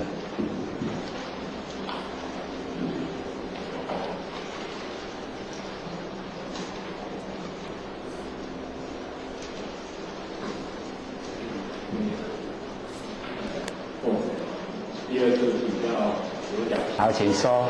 那最近常听到讲是说不可思议的那后来有一个现象，是对解读的不可思议就是说，或许的电影晚年在或许加已有的同志那后来起地不变甚至生命、事业、事业都请那个外来医院照顾那我们因为电影的病有好转那我们都会感谢那个外劳，医院在照顾。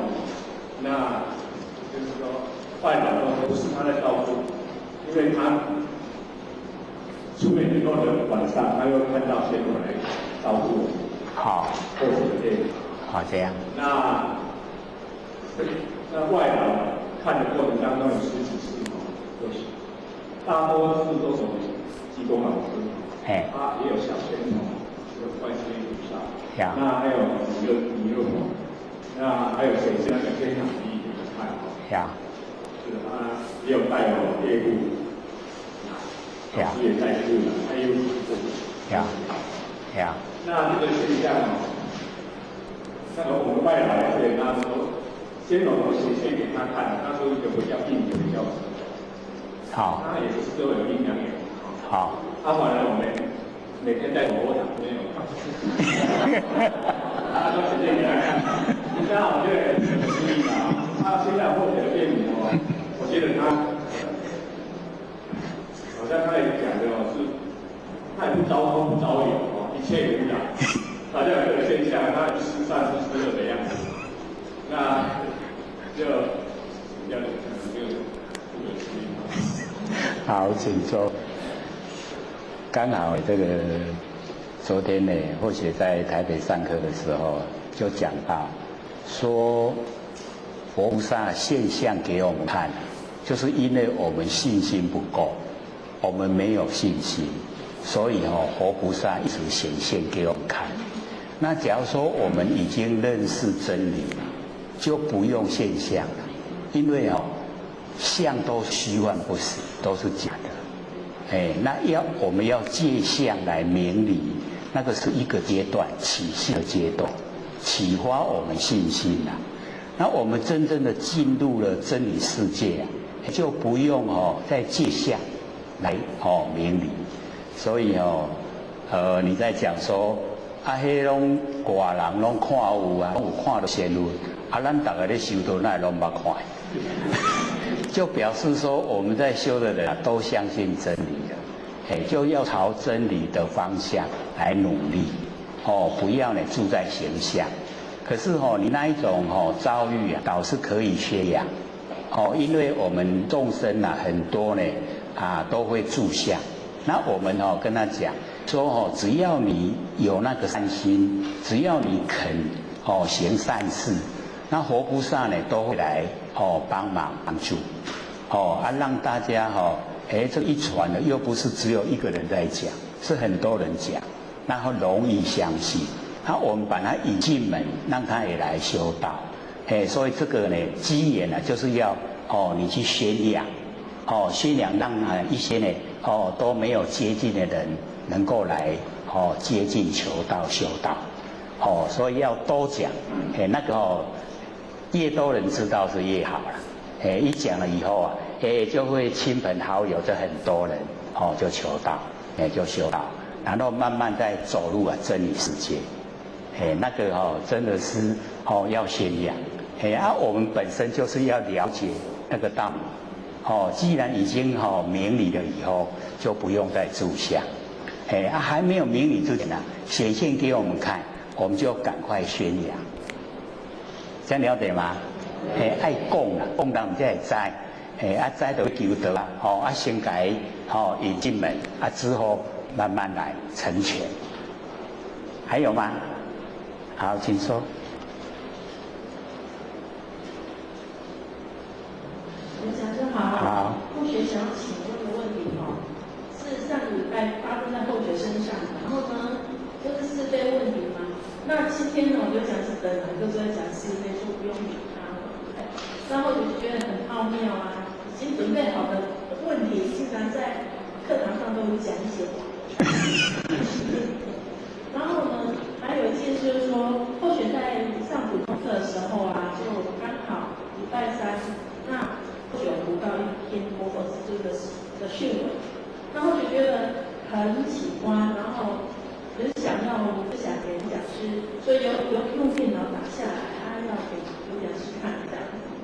那还有一个问题就是说，我们上那么多堂课了，那是不是说有一些文字稿可不可以做成 CD？ 因为我们都分送给亲友，对不对？那文字稿这部分就只能听不能看，那亲友就只能这样听，好像。也不成，就是会很仔细这样。那后学想说建议刘讲师说，可不可以把您的那个文字稿啊变成 CD 档，变成片 CD 档，然后写在里面，那再送给亲朋好友这样。是用那个 DVD 做成的。对，就是 CD 档这样子，然后储存在电子书里面这样子。这个倒是可以做。那他们可以去寻找。可以，这个可以做，也可以请台北浅做。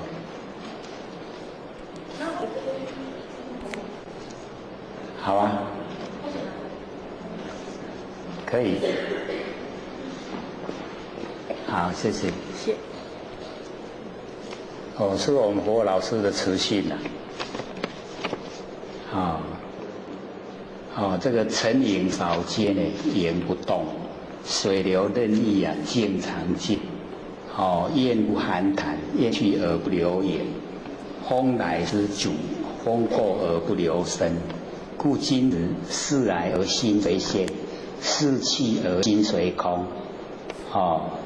这个蛮好的这个句子啊，这个沉影扫街呀，这个影不动，这个沉影扫就是那个我们那个影子好像在扫地呀，可是那个垃圾都扫不动了，垃圾呢都在，然后水流呢任急呀，经常见，这个水流啊，它很急。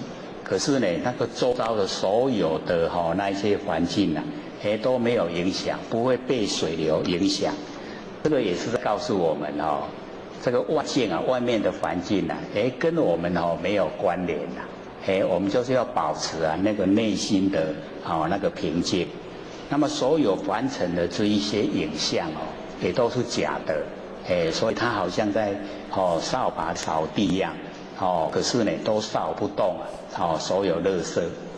然后焰度呢寒潭，那表示呢那个空中啊，那个焰，那个飞鸟啊，飞鸟，这个经过啊都找不到痕迹呀。所以我们呢，这个有一点告诉我们说，好像呢见得如偷啊，好像小偷一样见到的。然后呢，我们所做的事情是善事啊。不要留下痕迹，让人呢都不知不觉，好事已经做成了，都不知不觉，然后风来失足啊，风过而不留声，这个风一到来，那个呢，那个笛啊拢有声，那个纸呢都会有声，风呢一停了以后啊，笛啊声拢无去，这个也是告诉我们说。凡尘事来则应啊，事去则静啊，那个都是不要被外界影响到我们内心，所以这个都是非常好，是君子事来而心随现呐，所以我们呢要这个事来则应，事去啊就不留，这个都是这个道本身呢就是道。导师这一章不是。昨天呢，因为那个刘讲师刘义金呢拿给我学，那个大智若愚赋啊，各位有那一章吗？有。有的可能没有，蛮深的啦。或许导师鼓励那个石灰赋，千锤百炼的出深山，烈火呢焚烧啊，肉等闲，浑身碎骨全不洗呀。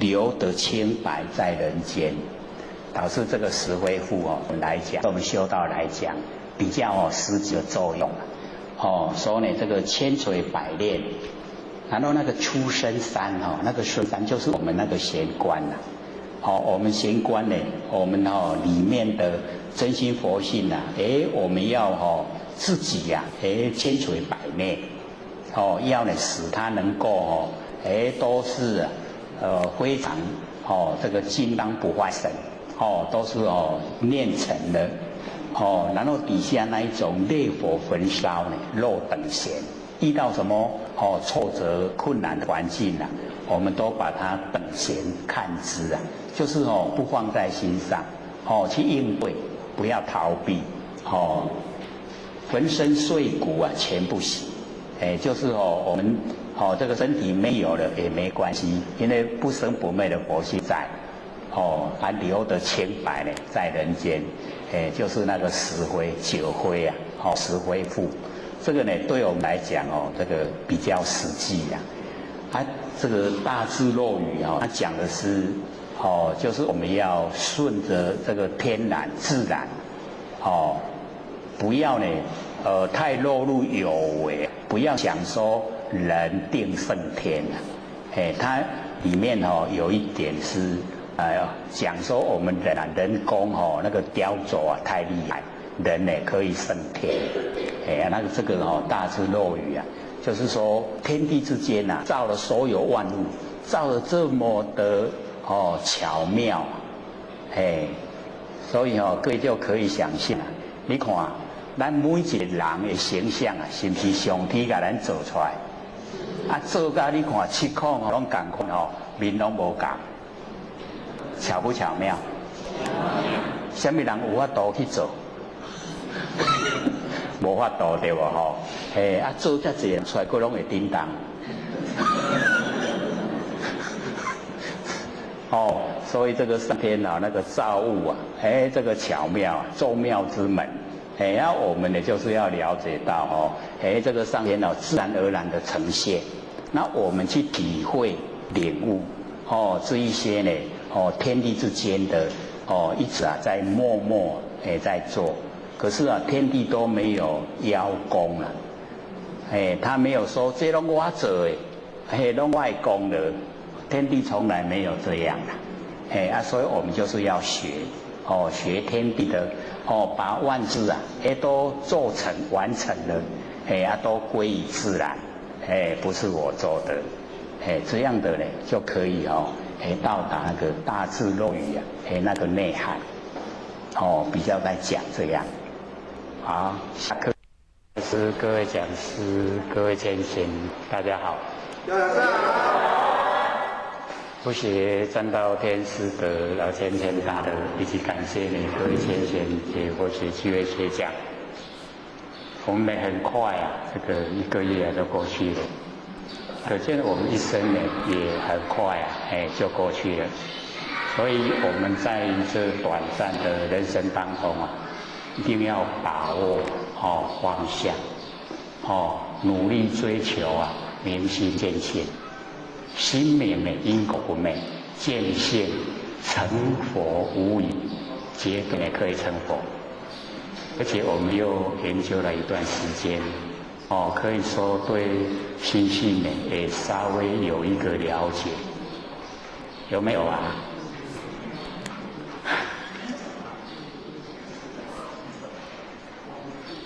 都对自己没有信心啊？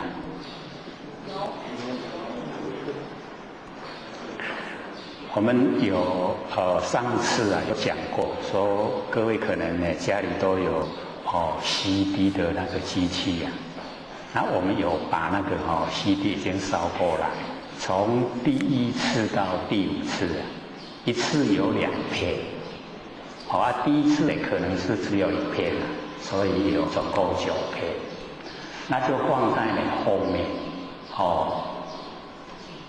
片啊，差不多1个小时啊。那 MP3 现在已经做成2片，是从第1次到第9次1片，第10到第17次1片，那个就可以听很久。假如说有 MP3 机器的人，就可以拿 MP3 回去听。没有家里有 CD 的，那个唱盘就可以拿 CD。那或许也是征求各位说，那个 CD 啊，想不想拿回去听？要不要？因为后面现在只有烧到第5次啊，那烧出来的数目啊非常庞大，从第6次到第17次啊，它还很多，一次要2片。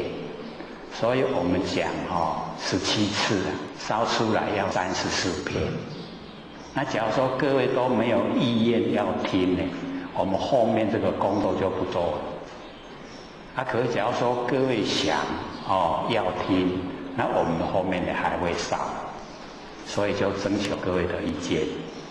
要拿我们就准备烧，不拿那我们就烧到现在第5次。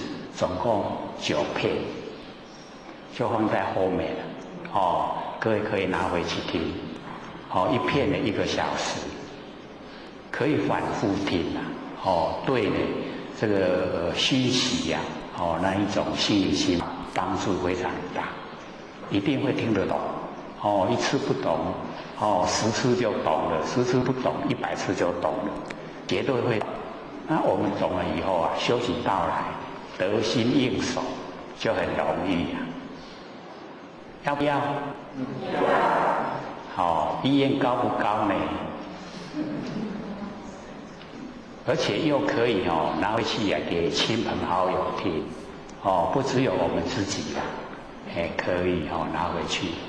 所以呢，既然各位有那个意愿呢，我们后面呢也准备烧，从第6呢到第17全部都烧下来。那数目呢，我们是准备烧50套够不够？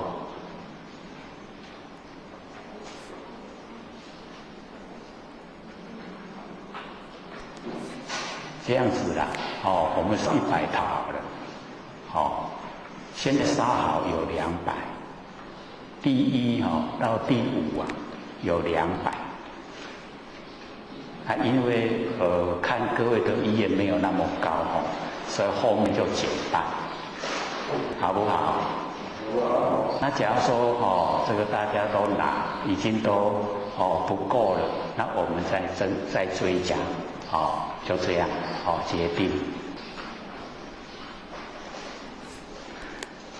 我们呢回来讲这个玄觉永嘉大师的那个正道歌。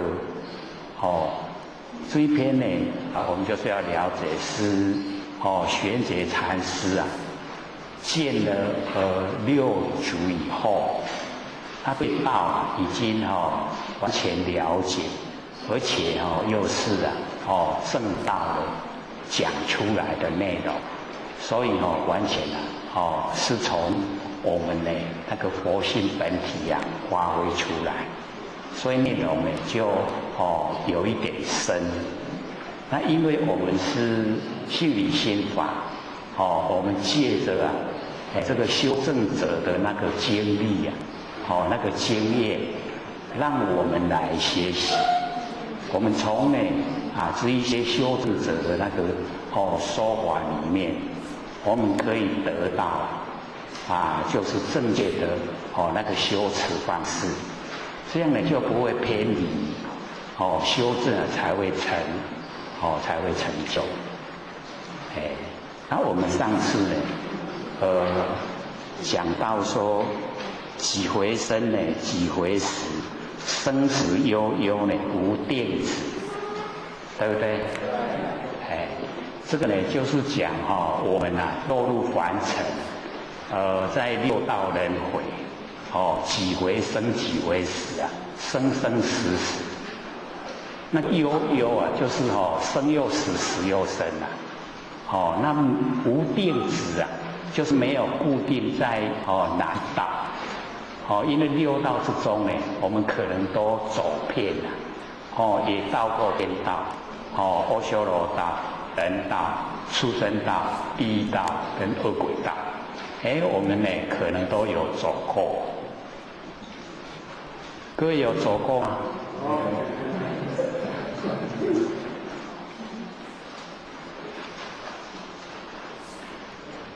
因为修十善就可以到天道。十善就是身口意加一个不，身呢不杀盗淫，口不恶口妄言欺两舌，意不贪嗔痴。这样呢就叫十善，十善呢就可以到天道了。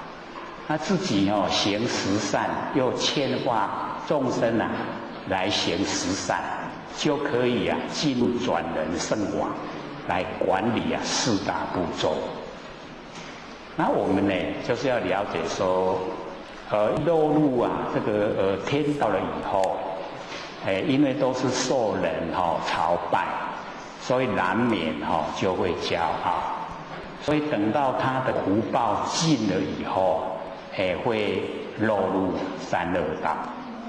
所以释迦牟尼佛鼓励凡尘的众生呢，行善的话，都鼓励到天道。可是只要我们发心要修道，佛就不鼓励我们去天道，就鼓励我们超越三界。就是修正能够成佛，这个呢才是究竟他毕竟在6道轮回福报那个时间都有限。那假如说还不够福分到天道的话，那我就到人道来。所以我们人道它是有德又有业，无德呢不转人。我们没有德，没有累积德不会有人的身体。那无业也不转人，没有罪业也不会出生在人道。所以我们人道呢是有德又有业，这样了解吗？了解。假如说我们是全部都是德没有业，那个是仙佛的啦。那全部都是业没有德，那一定在三恶道。所以我们是一半一半，有德又有业。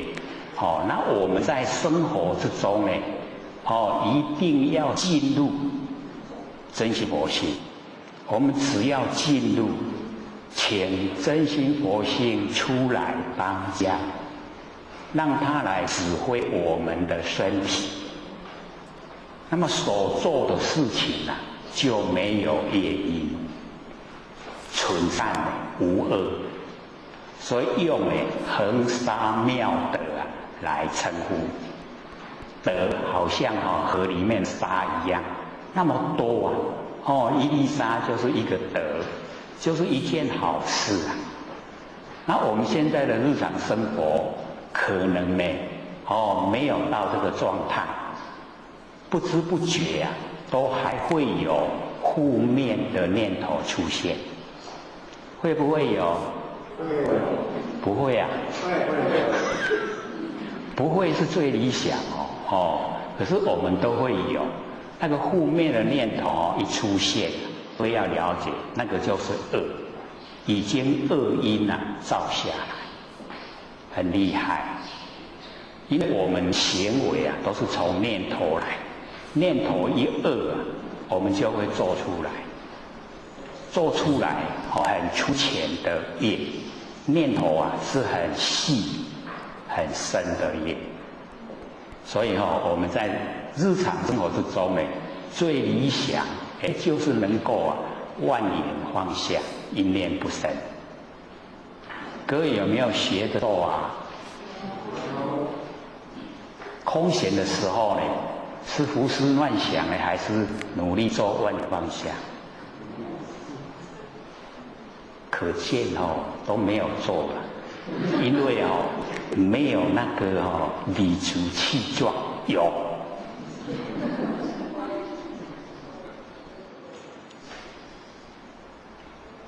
这个一定要自己努力啦，别人都听不得脑海里面胡思乱想，绝对没有办法启发不生不灭的真心佛性。所以一定要把妄念都已经放下了，真心才会显现。所以我们在日常生活都尽可能的能够万缘放下，一念不生。那我们说要工作要面对凡尘的事情去处理那么我们面对凡事的时候要专一，专一已经就是道，在道之中。所以那个专一跟我们万缘放下有直接关系，能够专一就能够万缘放下。那因为我们可以了解说，我们手上所做的工作跟头脑里面所想的念头有时候是不搭调，所做的是一回事，想的是另外一回事对不对？时常都是这样那个不专一，那个叫神散。我们的精神已经分散，那我们精神一分散我们就已经在业之中，造业而不知道。所以一定要训练自己专一，就是连游玩的时候也要专一的去玩，会不会要玩的时候专一去玩会不会？会这个倒是比较有这个元气来的。要玩的都比较好了要工作都有负担，所以在生活就是已经在修道，不是另外找地方，不是另外找时间，而是在生活之中就在修道。只要我们时时刻刻心念都专一，这个已经就在道之中，能够时时刻刻都不死神。那我们众生最大的毛病啊，就是神散分散。那我们呢，就注意，只要你稍微注意啊，那个神它就不会分散。那假如是很厉害的话，我们可以用注意啊自己的呼吸，注意自己的呼吸啊，会不会？对。各位姐姐，我们甚至都不知道自己会呼吸耶，知不知道？咱有咧喘气啊无？有咧喘气都唔要，我们都不知道自己有在呼吸哦。所以假如说真的我们的精神很分散、很厉害，那我们就把注意力啊回到呼吸。现在是吸进来，现在是呼出去，现在是吸进来，这样就好了，简不简单？不要认为简单就不做哦，只要你做了因为你注意呼吸啊，所有的胡思乱想都没有了啦。有胡思乱想会注意呼吸吗？不会，它不会同时存在啦。所以只要你注意呼吸了，一吸进来，一呼出去，一吸进来，一呼出去，各位姐姐，肺活量会增加。肺活量一增加我们那个抵抗力也会增加。我们身体也会变得比较健康。然后呢，那个精神又不分散，可以得到很多利益。修起来又很简单，用不用花钱呢？要不要花钱？不用花钱修起来对自己帮助又很大。然后呢，我们呼吸一顺畅了血液循环也顺畅，然后头脑就清醒，然后道理就冒出来。这样懂意思吗？想不想做啊？好像我们听是一回事回去了要做又是一回事所以或者要鼓励拿那个不管 MP3 也好是CD 也好，或是看那个 DVD 也好你把它呢熟悉了，是一些真理都很熟悉了，绝对促成我们行为。就怕我们不熟悉呀，不熟悉就不想去做就会耽搁下来。可是时间不等人你看我们这样1个月又6天过去了，很快，好像才昨天的事对不对？昨天才在讲几为生几为死，生死悠悠无定时，不是才昨天讲过吗？竟然已经经过1个月又6天，所以要把握我们要把握呢这个能够主宰，在凡尘能够主宰的时候一定好好把握。自从这个顿悟了无生呢遗之融入何忧喜？所以呢，永嘉大师呢他都讲自从顿悟，就是呢见到这个六祖以后因为他一直对生死大事都挂在心头，所以那个六祖在讲，他说大德是何方而来？已经具备了那个3000威仪8万细弦，为何呢生大我慢？就是那个骄傲整个都呈现在外面，瞧人不起。永嘉大师说，这一个事完成是小事自己的障碍那个大事生死大事才是重要所以就问了，说生死非常迅速无常马上就来抓我了，很快。六祖就跟他讲，何不体其无生，了即无数就这样而已所以那个就是已经修得在等了经过六祖这么一点，体其无生，就是呢找到真不昧的真心佛性本体你已经找到了，已经了了，就没有生死。能懂意思吗？所以只要我们顿悟，就是万年都放下了，因不生，不是有一个觉在吗？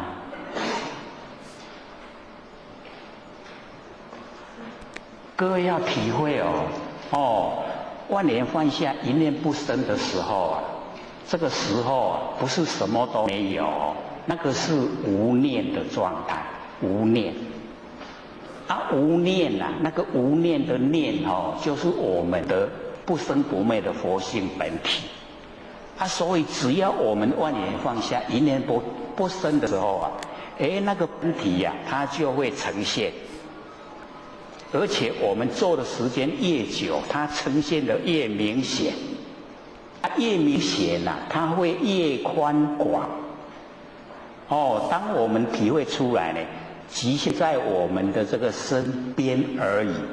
可是你久了以后啊，它会延伸呢到我们整个空间，整个空间啊都是我们那个不生不灭的佛性本体。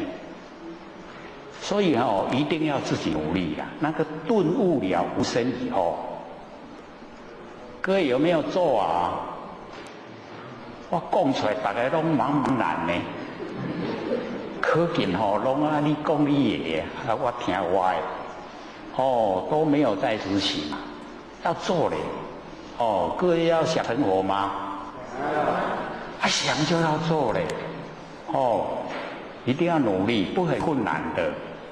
只要你没事的时候啊，万年放下，然后一念不生，不要生念头，然后呢，静静的体会啊，我们那个已经超越身心的觉，那个觉啊，就是佛性本体，就是我们的本来面目。我们呢，整个呢，把它启发、认识、培养，让它茁壮长大。各位要了解，一段时间以后啊，就会产生般若妙智慧。会先呈现的，就是第六感特别灵敏。有什么事情啊还没来，你会先感受。我们不追求那些啦，可是它自然而然会呈现。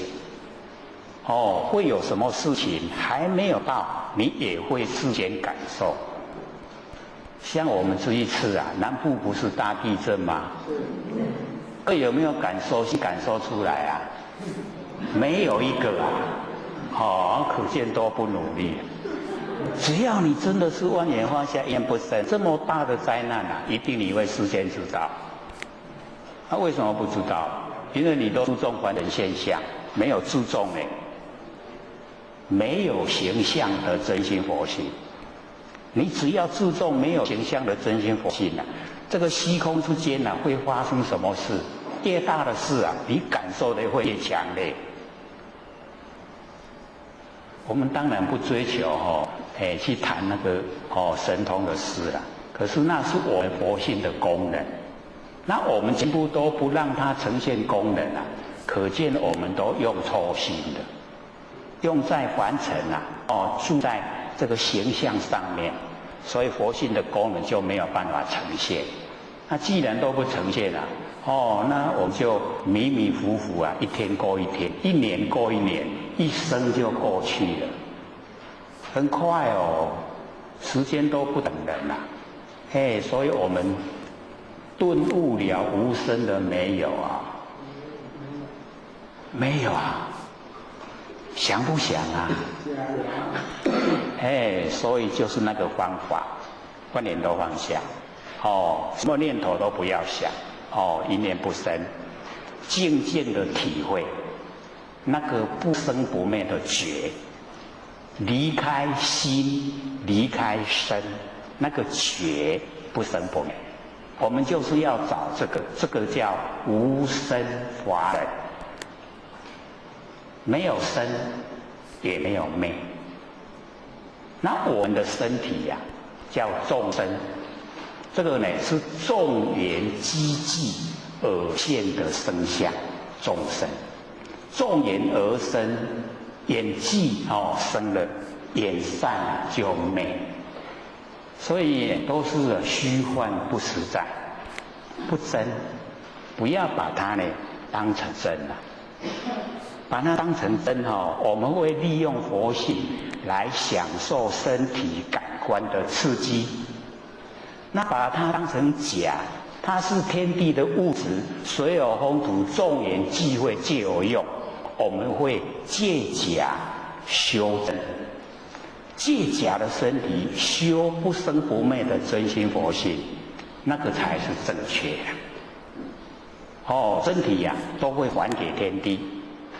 归还给四大水火风土。我在哪里不见了。那在凡尘所造的业把我们推，行了善呢，推到天道，当山神土地王爷妈祖，当那个福报接受那个期限一到头，一样又落入六道轮回。所以我们了解说呢，这个身体它是假的，虚幻不实在，不要把它当成真的啦。我们都把它当成真的，所以劳众注意力都在身体。要呢这个化妆得很漂亮，要穿得很漂亮，要吃得很好，生活要很享受，追求目标就变成这样，对不对是不是这样那这样的话各位浅显能够维持多久？100年。大概我们寿命就是这样了，100年。100年每一天都让我们又吃得好，又穿得好，又享受，那也只才100年而已也不值得我们去珍惜它。那我们佛性它是不生不灭，可以10000年呢。那100年是太短了啦，很短暂。我们要追求10000年的常乐我净，还是追求这个100年的快乐？哪一个值得追求？可是那个10000年看不到呢，这个100年看得到。问题就出在这里我们就把那个看得到看得太重了，看不到的就不管它。可是各位就是要了解我们身体看得到是看不到的佛性在推。所以这个身体看得到的是假的，那个指挥那个没有形象指挥身体那个看不到那个才是真的。所以一定要注重，要注重不生不灭的佛性本体，这样子呢，我们这一生才没有白来的。短短的时间我们可以把它修正出来。修正出来以后跟天地一样同寿。天地有多长的寿命我就有多长的寿命，而又可以千百亿化身。度化众生，帮助众生，又可以到别的佛世界去度化众生，非常宽广。自己呢可以主宰往东往西那假如说我们没有在凡尘没有启发不生不灭的佛性，没有培养没有让它茁壮长大，我们一口气不来的时候我们就被业力推。看我们在凡尘做的怎么样，业力的形成是怎么样，就推我们到什么样的地方去，我们有现象，又在那个现象之中迷迷糊糊的过一生。那我们能够了解这个假象真的修正，使真心佛性有前变，能够来指挥我们的这个身心。那这样不造业不受苦，已经解脱。那解脱了以后我们了解说我们佛性非常宽广，跟整个虚空合成一体。所以身体的一口气不来，到处都是路，都可以到理天，全部都是理天，所以我们就不怕没有路可以走。那凡人不修，一口气不来，眼前全部黑暗，没有一条路可以走。这样了解吗？了解。所以我们要生前往死路莫待死时后为迟到死的时候我都要没修了，看完了啦，来不及要事先就防范事先呢，我们就要使自己的不生不灭佛性道次呢都合为一体，心跟剑都变成一体，所有山河大地都是我的真心，已经到那个程度就成就了。这样了解意思吗？因为我们比较少接近心理心法，所以刚听了会有一点生涩所以会才鼓励要连续一直听现在刚好科技发达可以使我们呢听 CD 听 MP3 看DVD 一直反复的复习，那熟悉了以后我们就很容易的进入了进入了不生不灭佛性那个很宽广很逍遥自在，向不向往这个道都不够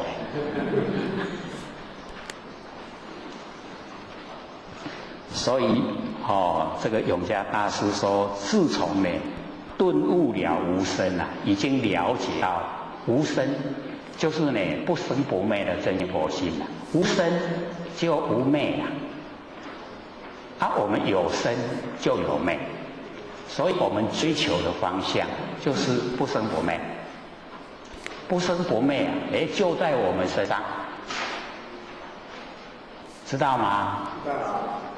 现在我们的身体它是施以生灭的，所以在身体的觉，我们身体都有觉，对不对？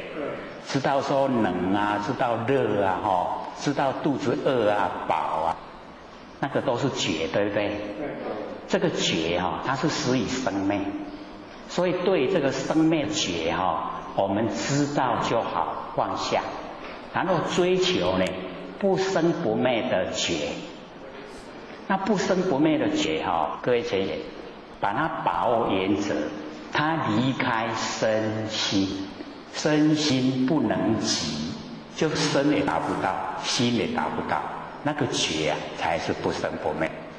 那或许用眼睛眼根来看，我们眼睛呢看到现象，心本来没有去想，看到眼睛看以后才会显现，对不对？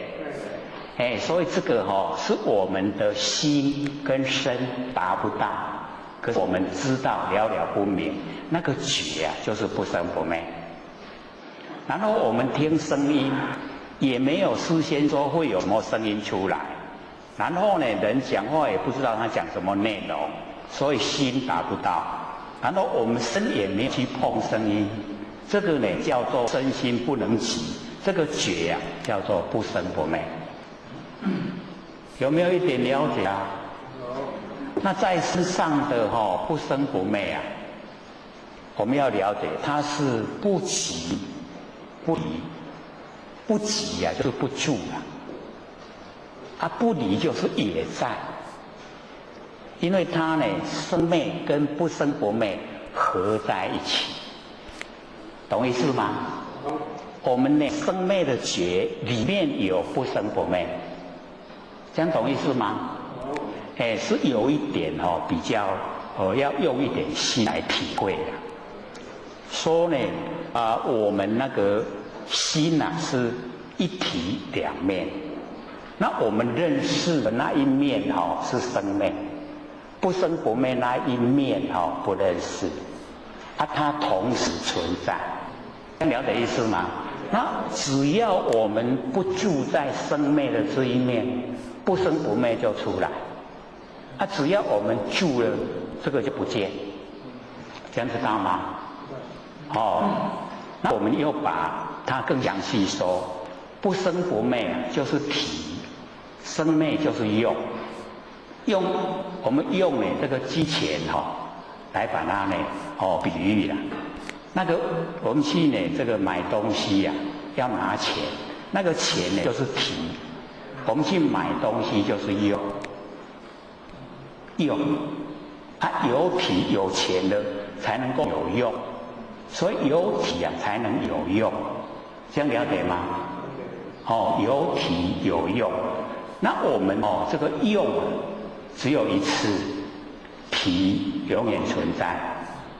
我们拿钱去买，那钱都在，对不对？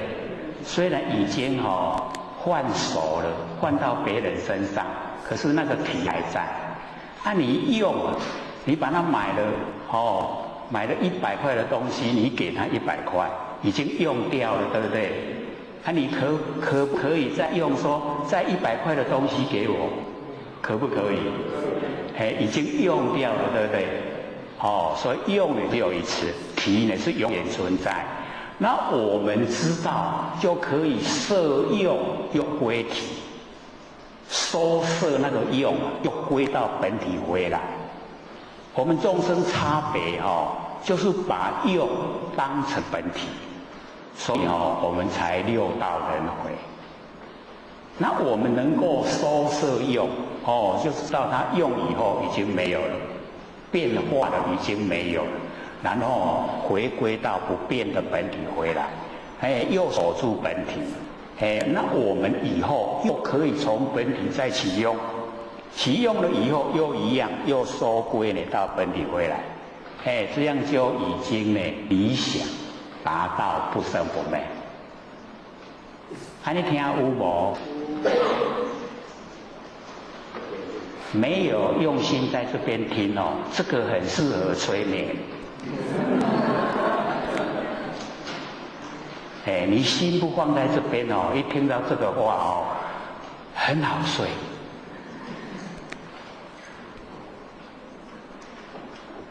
可是你用心在这边听的话，这个就是上升佛法要你成佛的非常殊胜啊。所以我们要了解要听到能够成佛的方法很不容易啊。要有那个根气我们呢就是累世有行善，积德呢祖先那个德都有遗留下来，所以我们才能够接近上升佛法。那既然能够接近呢，我们就要好好的珍惜把握，然后实际来修持。实际修持以后很多的真理在我们修持以后，它会绵延不绝的一直呈现。那假如说我们都没有去实现那往后讲的会听不懂，因为那个需要修持果报、修持的功效呈现以后才会知道的。这样了解意思吗？所以一定呢要我们努力去做了。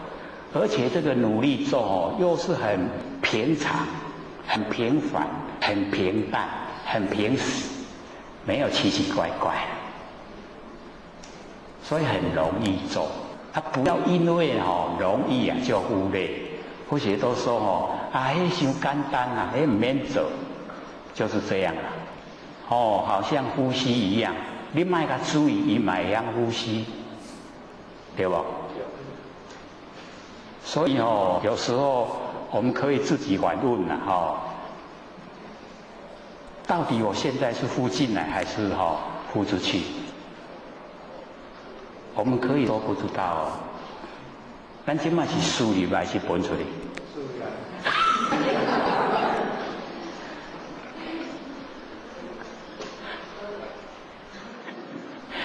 这叫做心理准备，我要输入来。然后就可以回答得出来，落入有为。我们呢在问的时候是无为，是你这个没有注意的时候呈现的动作，你知不知道？就是训练我们那一种很那个微细的那个观察，那个观察力观察到很微细。我们很多呢都是要了解到我们都会忽略的。甚至我们不生不灭的佛性啊，我们也都忽略。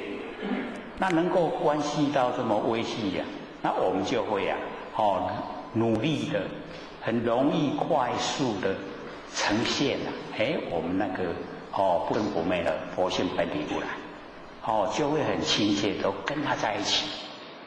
所以那个顿入无生非常重要一定呢要努力。顿悟就是很短的时间一定要努力。所以这个悟不是要长时间那个我们要把那个不好的那一些呢那个习惯性去掉，那个才需要说长时间来奋斗。那这个领悟真理都是在讲求呢那个时间很短的时候能够顿悟。那假如说没有办法顿悟，那我们就要累积熏习，一直熏习，然后到有一天呢忽然就会顿悟了。好像那个一个呢这个修持者拼婆罗进那个人他呢这个就是在走路去踩到那个刺，可是呢他正在回想听释迦牟尼佛那个讲经说法的内容，所以踩到那个刺的时候他并没有感到痛，他就一直还在继续走路。可是等他回神的时候他突然就发觉说我脚怎么这么痛然后呢他就去想到一个问题，说我一个人怎么有两个结一个是不痛的结，一个是痛的结各位有没有这个经验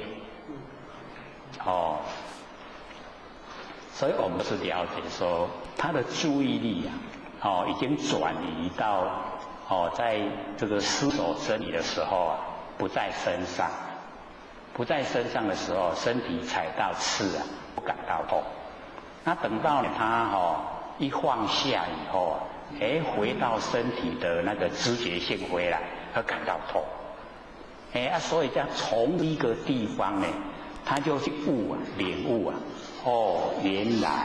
原来我们有一个不痛的那个真心佛性在那个会痛的先生会痛的他什么情形？会痛的是生灭啦。痛有没有消失的时候？消失的时候是不是灭？痛的时候是生嘛然后不痛就灭，是失以生灭所以那个修持者就把那个生灭的去掉，然后这个守住那个不生不灭的那个叫无漏。无漏有没有听过？有的有了有的没有。所以我们了解呢，我们呢领悟到不生不灭的真心佛性叫无漏修持以后叫漏尽。不是六通里面有一个漏尽通吗？有没有？那个外道就没有漏尽通所以漏尽通就是成佛了。为什么能够漏尽通？已经全部呢在不生不灭的真理之界，所以他没有漏。漏呢解释成中文叫做烦恼了。那我们在那个实际的那个我们在凡尘修为的话呢，漏呢叫做外放，漏精神外放就是漏。然后漏了以后因为精神外放，我们要漏入到三恶道，就是因为一个漏。那道家呢跟有一些我们凡尘的一些修那个修道者在打坐，他说我要修无漏他的无漏就是什么？就是说那个男女之间做爱这个体会就好，不要讲知道意思吗？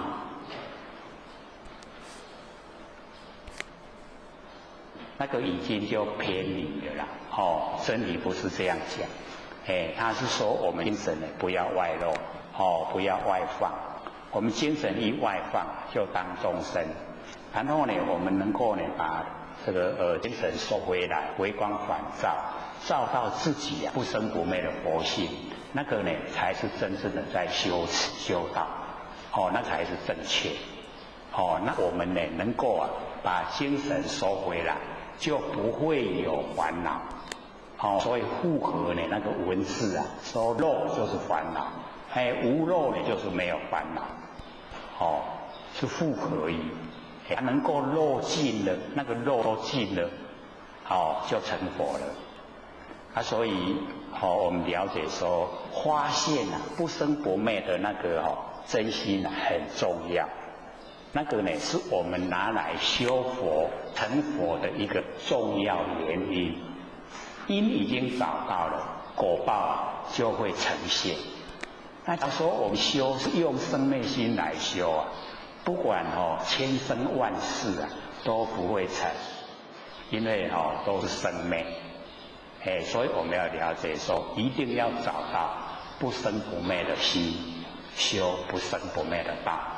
有没有印象我们都一直反复的在说了说一定要用不生不灭的心，修不生不灭的道。那不生不灭的心，我们一再讲，已经体会了没有？你看安尼无一个回答，无一个讲有，这真的还没有对吗？一点点就好了，能够呢抓到一点点就有一个起头。所以万事呢都起头难，起头比较困难。只要你能够抓到一点点，从那么一点点因身发挥，就会连续的让我们走入真理世界，就很正确的呢可以有修道的轨道。所以一定要自己努力。所以这一句很重要。自从顿悟了无生，这个无生一定要悟。悟到以后呢，才有办法再接下来要怎么修怎么走。那假如说这个没有领悟我们都已经求到得到了各位得到了没有我们也都一直在讲道很珍贵道很殊胜。那我们平常都没有去研究它珍贵跟殊胜的地方在哪里？那这个呢，就是它殊胜的所在。因为呢，我们得的道是我们的身体跟虚空之间，玄关就是一个门户门户就是玄关，所以进入我们身体佛性进入身体就是从玄关，所以是一个正门。我们都会讲这个眼睛是灵魂之窗，灵魂既然有窗呢，就有门。那社会人士没有求到，不知道灵性的正门在哪里。那我们都已经知道，不但知道，而且打开了。从正门呢进出你看我们这个100年这个已经呢一口气不来的是一些浅显，都可以归位了。是不是都身软如绵？就是有那个正业，让我们去看。所以很多呢这一个道心呢在修持的时候信心就很定。有一些年轻人呢比较没有信心的会说那个是骗人。老人家都讲骗人。我这个从这个开始生活到现在这么老了几十年了，我从来都没有看过那个死人会身软如绵的所以你跟我讲说骗人的，我绝对不相信是骗人，绝对是真实的。所以他们修起来就很笃定说讲我是会讲，可是做我会做都呢默默的去帮助人。所以我们都会称呼他是老菩萨尤其我们南部特别多，对不对？不承认啊？因为以前在北部的那个大的佛堂不多了，所以开法会都带到南部的寺庙来。寺庙里面呢，所有煮饭的、挑菜的，这些都是欧利桑、欧巴桑，都很努力啊，默默的在做，利益众生，都不求宝，也不求名啊。所以他们都很实际的在修持。那我们年轻人因为接触的范围比较很广，心的变化也比较快，所以有时候心地是非常好，可是有时候会不会变啊？造化的引诱力量很大，有那一种利诱的时候，我们心会动，动不动？好不好？谁知道不好？那个知道不好的就是我们良知良人啊，那个就是不生不灭的佛性，他会知道不好。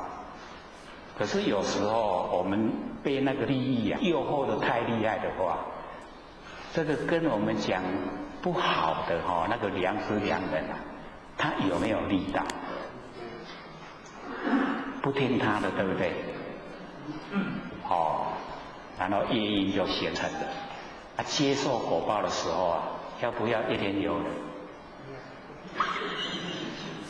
乐意去承受，是吗？真的吗？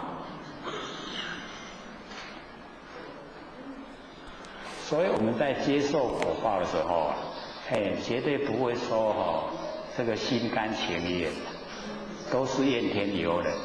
那不是别人去拄着这个歹运的，那拢我，有没有？所以我们要知道，我们之所以会遭受一些挫折，都是我们自己招惹的。所以一定呢要欢喜心甘愿受，才能了掉那个业。业能够了掉，我们才能够清净。那假如说我们不欢喜心甘愿受，要不要处理？还是要处理啊。可是处理完了以后，因为不甘愿，所以业没有了，它还会再次呈现。呈现的时候是不是同样心态？那没完没了，一生这样就够了，一生都很坎坷了。为什么？就是因为在业障之中。那我们一了掉一清净的，是不是不一样的生活了？心量不造，新的不要做，这样的就很理想。所以我们顿悟无生后，我们作为全部都不同的。所以那个时候整个完成的融入已经都不相关。所以呢，这个永嘉大师才讲，说呢，这个自从呢顿悟了无生一之融入何忧喜？有没有？各位手上有没有那个圣道歌有就是讲到一之融入何忧喜？就是我们顿入无生已经进入不生不灭的佛性。那凡尘的荣华富贵，跟呢凡尘的那个侮辱我们那个就已经不关己了。在佛性本体里面都没有这一些事，所以那一个融入就要管它我们要了解说这个荣华富贵是过眼云烟我们一口气买什么也带不走，不用欢喜那个高兴也没有用。那呢我们要了解说这个被人家这个侮辱那也不用忧伤。为什么？因为那个都虚幻不实在，是假的因缘际会才呈现。那我们假如说有一些人对我们呢这个比较无理的取闹，对我们不好，那我们要善待，它是呢促成有动力成就的善知识。可是我们大部分的处理方式一定都是生气、嗔恨，对不对？都是嗔。那要了解嗔恨一生我们那个产生毒素，已经在我们的性命之中有毒素产生，甚至于身体会有毛病出现。所以在生活之中不要嗔恨心，不值得啦，完全不值得我们去嗔恨，要该高兴都来不及了。所以领悟我们不生不灭的佛性以后完成的所有对待我们都可以去掉。入深山自然落。这个入深山自然落。这个在可以两个方向来说，一个是事，一个是理呀。那么在事情就是离开嘈杂的凡尘。那然落就是精舍很清净可以修道的地方，叫做然落。精舍，各位浅知道不？就是你看现在有一些他家境比较好一点就是盖个精舍，然后在里面就可以修持，可以打坐，可以看书，那个就然落。入深山自然落，在事情方面就是这样说。可是在真理方面各位浅显，那个入深山就是进入我们那个佛性的那个莲台，就是进入我们那个玄关的深山。玄关像不像山？莲山有没有？我们进入莲山，就是入深山。然后然落在理的来讲，就是不生不灭的佛性本体，它是属于然落。所以事情跟理一样，它完全不同的解说。你有了解不？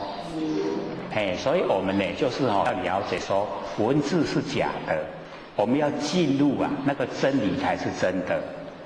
所以在现实社会，我们就是不跟凡人计较，进入深山的，不跟凡人计较，能够自由在生活。然后在实际的修持方面我们又在然落精舍里面，很清净的环境可以修道。那在真理方面，我们已经进入我们灵山，又住在佛性不生不灭的本体，理不理想？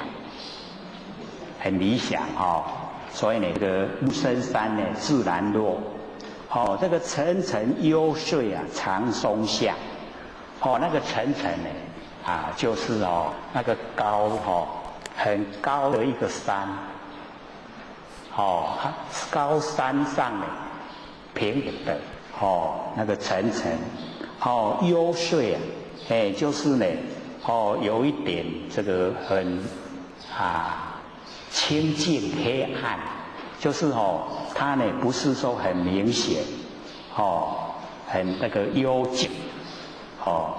然后在长松之下，就是形容那一种外在的环境非常的理想，能够培养我们那一种比较宽广比较有担当那个中流砥柱的那个本钱。这个层层幽邃长松下。那个外在环境，借着外在的环境来形容我们的内心。我们的内心就好像那个长松，那又是在这个层层幽邃的那个长松下，很等于是自己本身的依赖不生不灭的佛性那个程度是已经很有成就出来。这样了解意思吗？往后呢就可以当一个中流砥柱啊。知道这个中流砥柱吗？知道。那个流水你就了解说我们台湾那个土石流很厉害。我们要当一个中流砥柱啊，不容易，非常不容易啊。土石流你看厉害甲险，那规个桥落去，甲你捞去，有无？整个桥啊，拢甲你捞，看你要偌勇，就甲你捞去位个下流去。所以那个力道很强。那你要做一个中流砥柱啊，伊咧捞你就是去徛条条，唔好捞。要不要有本钱啊？要。所以你就是要有那一种见识，要有那一种能力，徛条。外面再怎么样的横逆环境啊，你都不受影响。要不要培养？靠我们平常的培养。凡事啊，一定要有担当，不能呢，都是啊这个揽功推过，我们要反过来，就是呢把过啊全部揽过来，推功劳都别人的，过错都是我的，这样才能够培养那个中流砥柱的那个基本啊。往后呢，再怎么样的横逆环境啊，都不会受影响。所以这个跟我们现实社会来说呢，是差得很远。顺着水流啊，很自然，对不对？很轻松啊。你要做个中流砥柱啊，那很苦又没有人称赞。会有人称赞吗？不会人家会骂你啊，你哪戆，对不对？所以我们要了解说呢，是一个形容啊，那个层层幽邃啊，长松下，就是在说我们要培养，培养我们自己呀，那个本身的担当。那本身的担当一定要在日常生活之中呢，就去培养。所以有什么事情的话呢，尽量就是都担当起来，因为担当得起来，就能够吃得了苦，而且不把那一些当成苦，当成一种我们的一种磨练。这样你能够都通得过，慢慢累积，再大的一些横逆啊，你也有办法来解决，有办法承担。那所以我们就是了解这个都是需要在日常生活之中呢就开始培养。遇到事情的时候啊，才能够自然从容的去面对，不然遇到事啊，我会怎么样？最好是蒙着头睡觉，都不看。所以呢，这边呢，鼓励我们呢，就是能够培养那一种，那个很深的那个根基呀。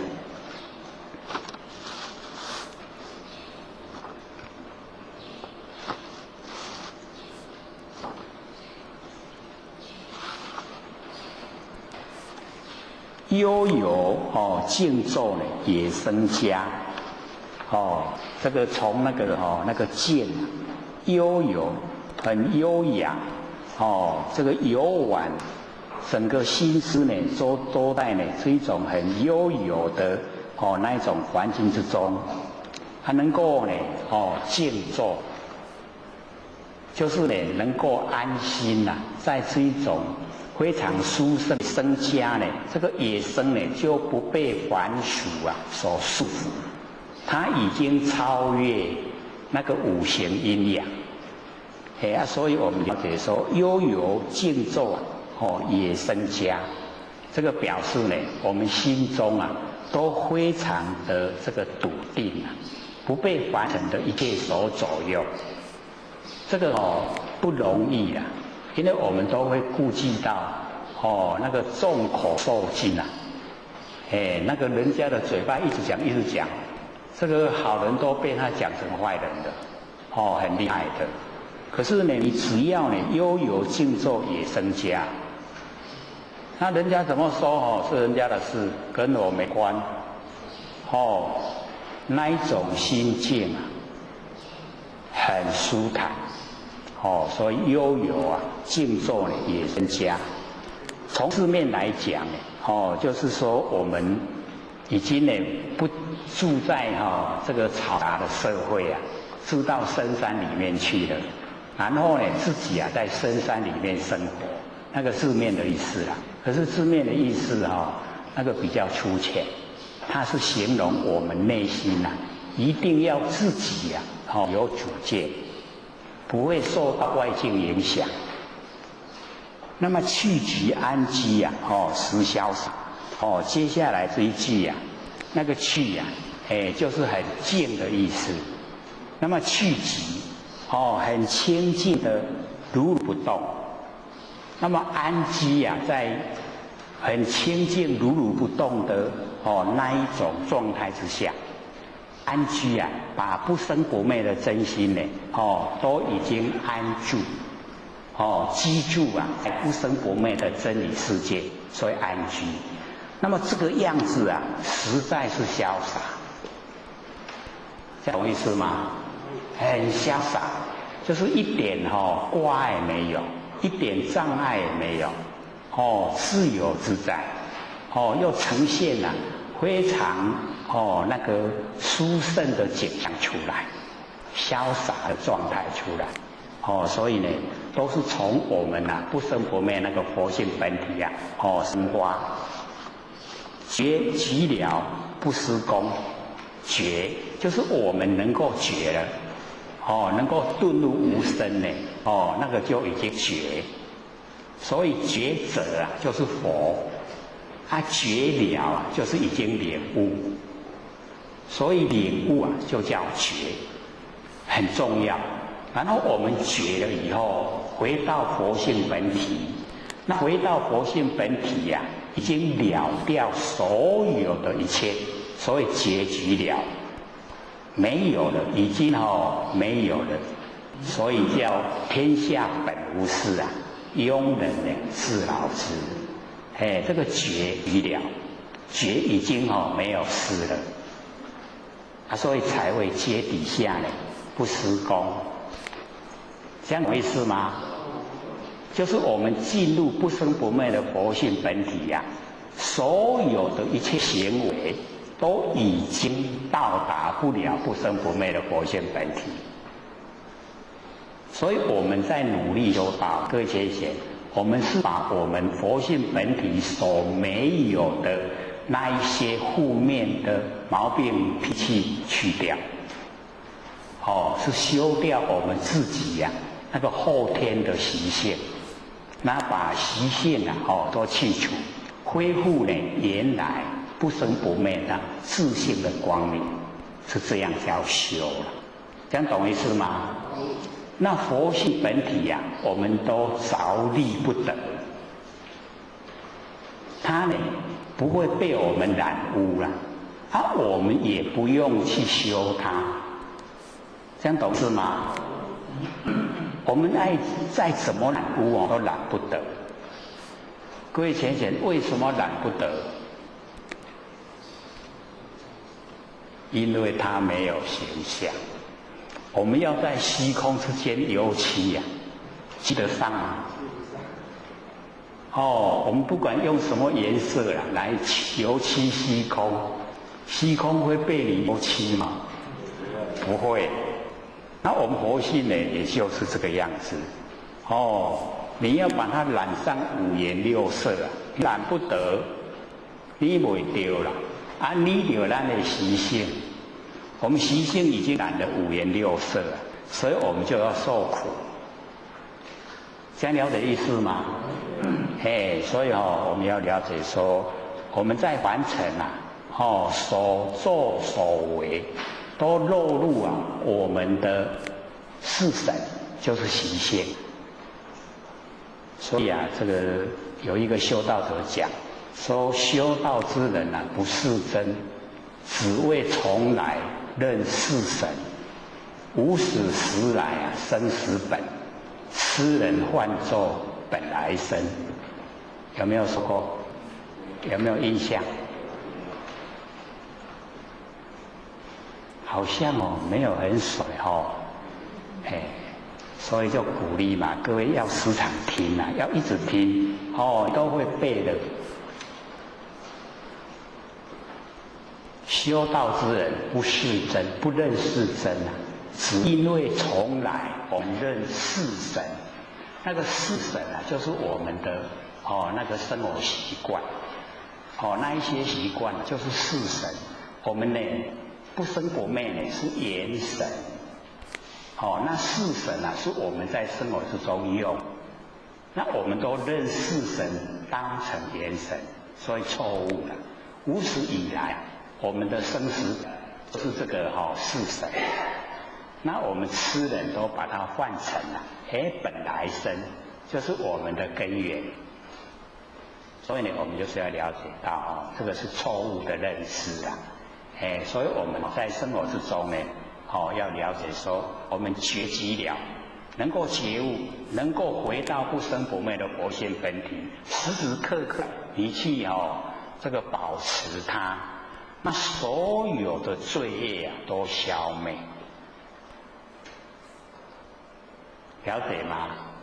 因为进入不生不灭的佛性本体啊，所有罪沾而不得。就没去啦，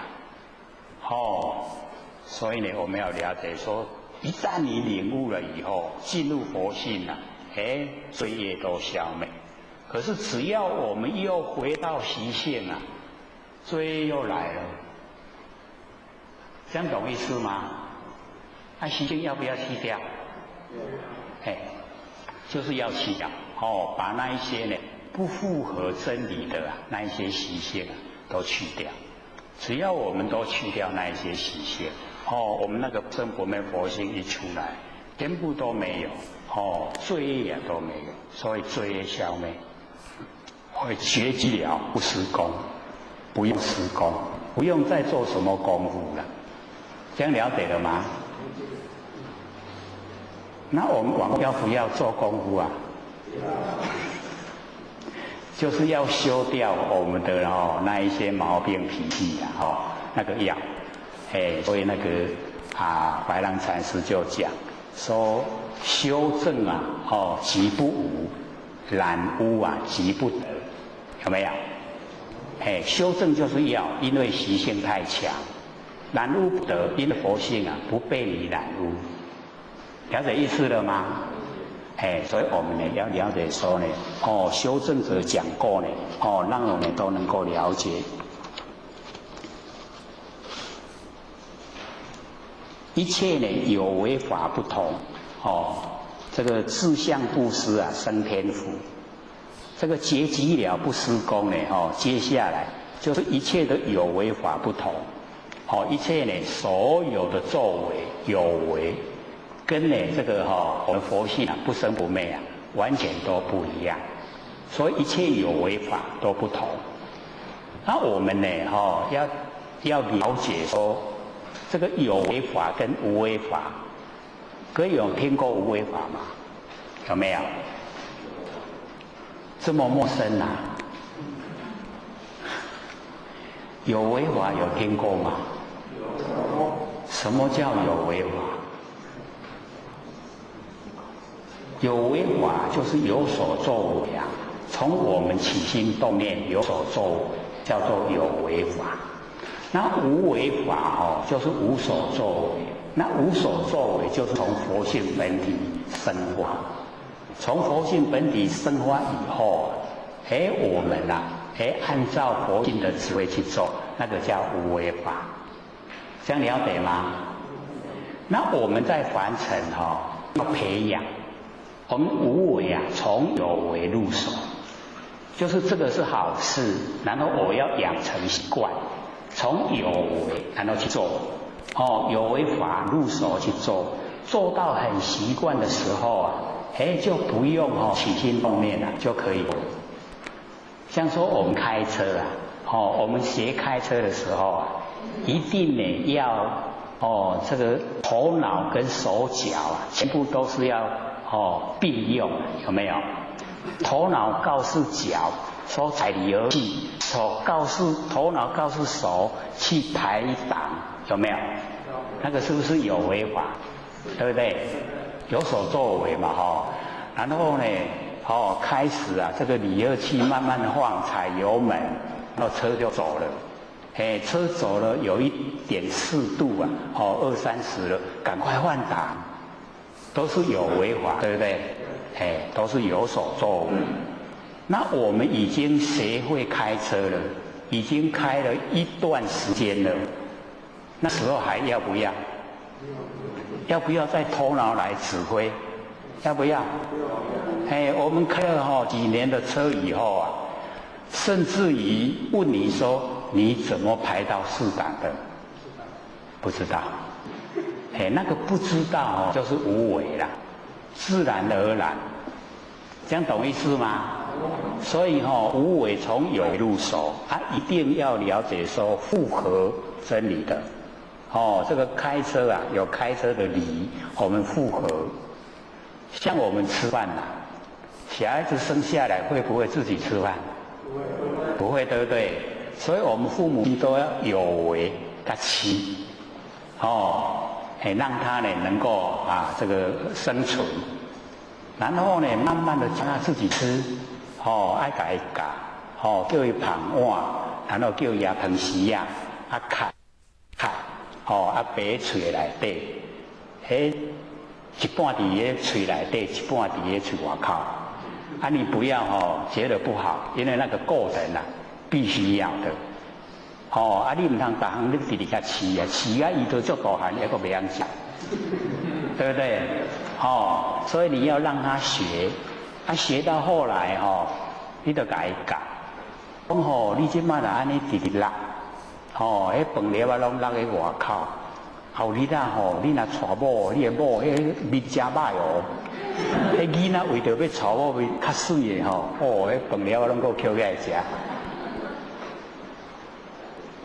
循循善诱，然后慢慢的现在会晓吃换用箸，我们这个中国用筷子叫他学筷子，开始一样，也是一半在里面，一半在外面，没关系，慢慢教导，不要溺爱啊！现在父母亲都很溺爱，小孩子又生得少，大项拢做得好好啦，甲穿衫、甲穿鞋、甲吃饭，甲一大汉啊，大项拢袂晓，生活变白痴啊！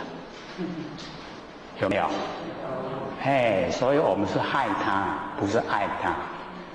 爱他的话就是要教导，爱甲伊教。你甲伊教迄个都有为。即马教伊大项会晓的，都无为。这样了解吗？所以我们有为跟无为都要认识，爱知影。咱自然而然拢做足熟的，就无为，拢为佛先出来啊。你袂用的都要学，迄个有为啊，这样懂了吗？所以我们就已经不会再文字就无带伫个文理内底啦。所以我们了解说，一切有为法不同，跟无为不同，懂了没？所以要了解这个真理。住相布施呢，生天福。我们住相布施的时候啊。就是有想得到果报，那个就叫住相。我们一般的凡人啊，也都是这样的。我们当义工都希望以后有好的果报会当来，对不对？那个叫住相。住相布施啊，我们住相在做好事啊，就是生天福，可以到天道去啊，有那个福报。可是，在修持方面，在真心佛性不生不灭的真理方面这个呢就不是我们要追求。所以后面才讲说有如养箭射虚空，好像我们拿着箭来射虚空。那个射虚空以后势力尽箭还坠。那个势力一死以后它就会坠落下来，对不对？这个意思呢，就是跟我们讲，说呢，住相布施呢，就好像我们养剑呢，射虚空，虽然有天赋啊，可是你那个行持多少那个布施啊，就得到多少的福报。那福报它有期限啊，因为你的行善布施啊也有限度。你布施多少，福报就多少。那等到福报一享用完了，会不会啊又堕落下来？所以那个福报尽了，又堕落下来了，就是这个意思啦。不像我们那个无住相的布施，没有住相，就是不期待果报。我们一布施以后啊，就把它融入虚空，懂意思吗？所以不管我们布施的多或是少，只要你都不住相，把它融入虚空，虚空是不是很广泛、很大，对不对？那我们布施的多、布施的少，都跟虚空一样的大。所以啊，回过头来的果报，就是虚空给我们的果报，这个是真理呀。那我们要了解就是让我们不住相布施啊，可以成就，可以成佛。所以那个虚空那么大的果报给我们，就是给我们成佛，这样知道吗？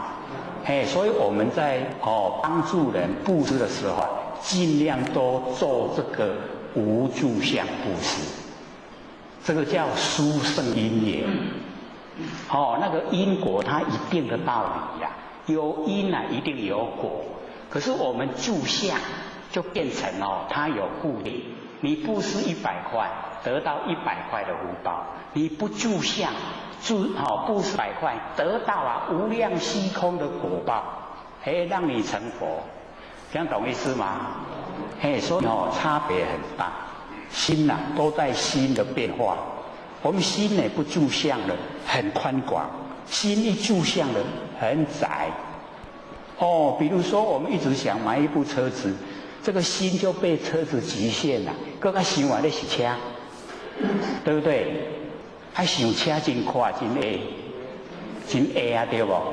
那我们都不想的时候，是不是很宽广？心很宽广。所以我们在生活之中时常都把心局限在很窄的范围里面，所以我们就变成给他等加啊多，有没有啊？就是度量很小是不是啊？我们老子师显象给我们看，要度大能容，不要给他等加啊多那么的狭隘要很宽广心量一宽广了以后整个世界都不同所以我们就是要学，要真正的能够做到。所以呢，我们要了解说，那个住相布施的话呢，就好像呢养剑射虚空，那个势力尽呢见还罪，然后招得来生呢不如意啊。为什么会呢这个招得来生不如意啊？刚才我们有讲过就是呢会招得我们来生呢到天道去。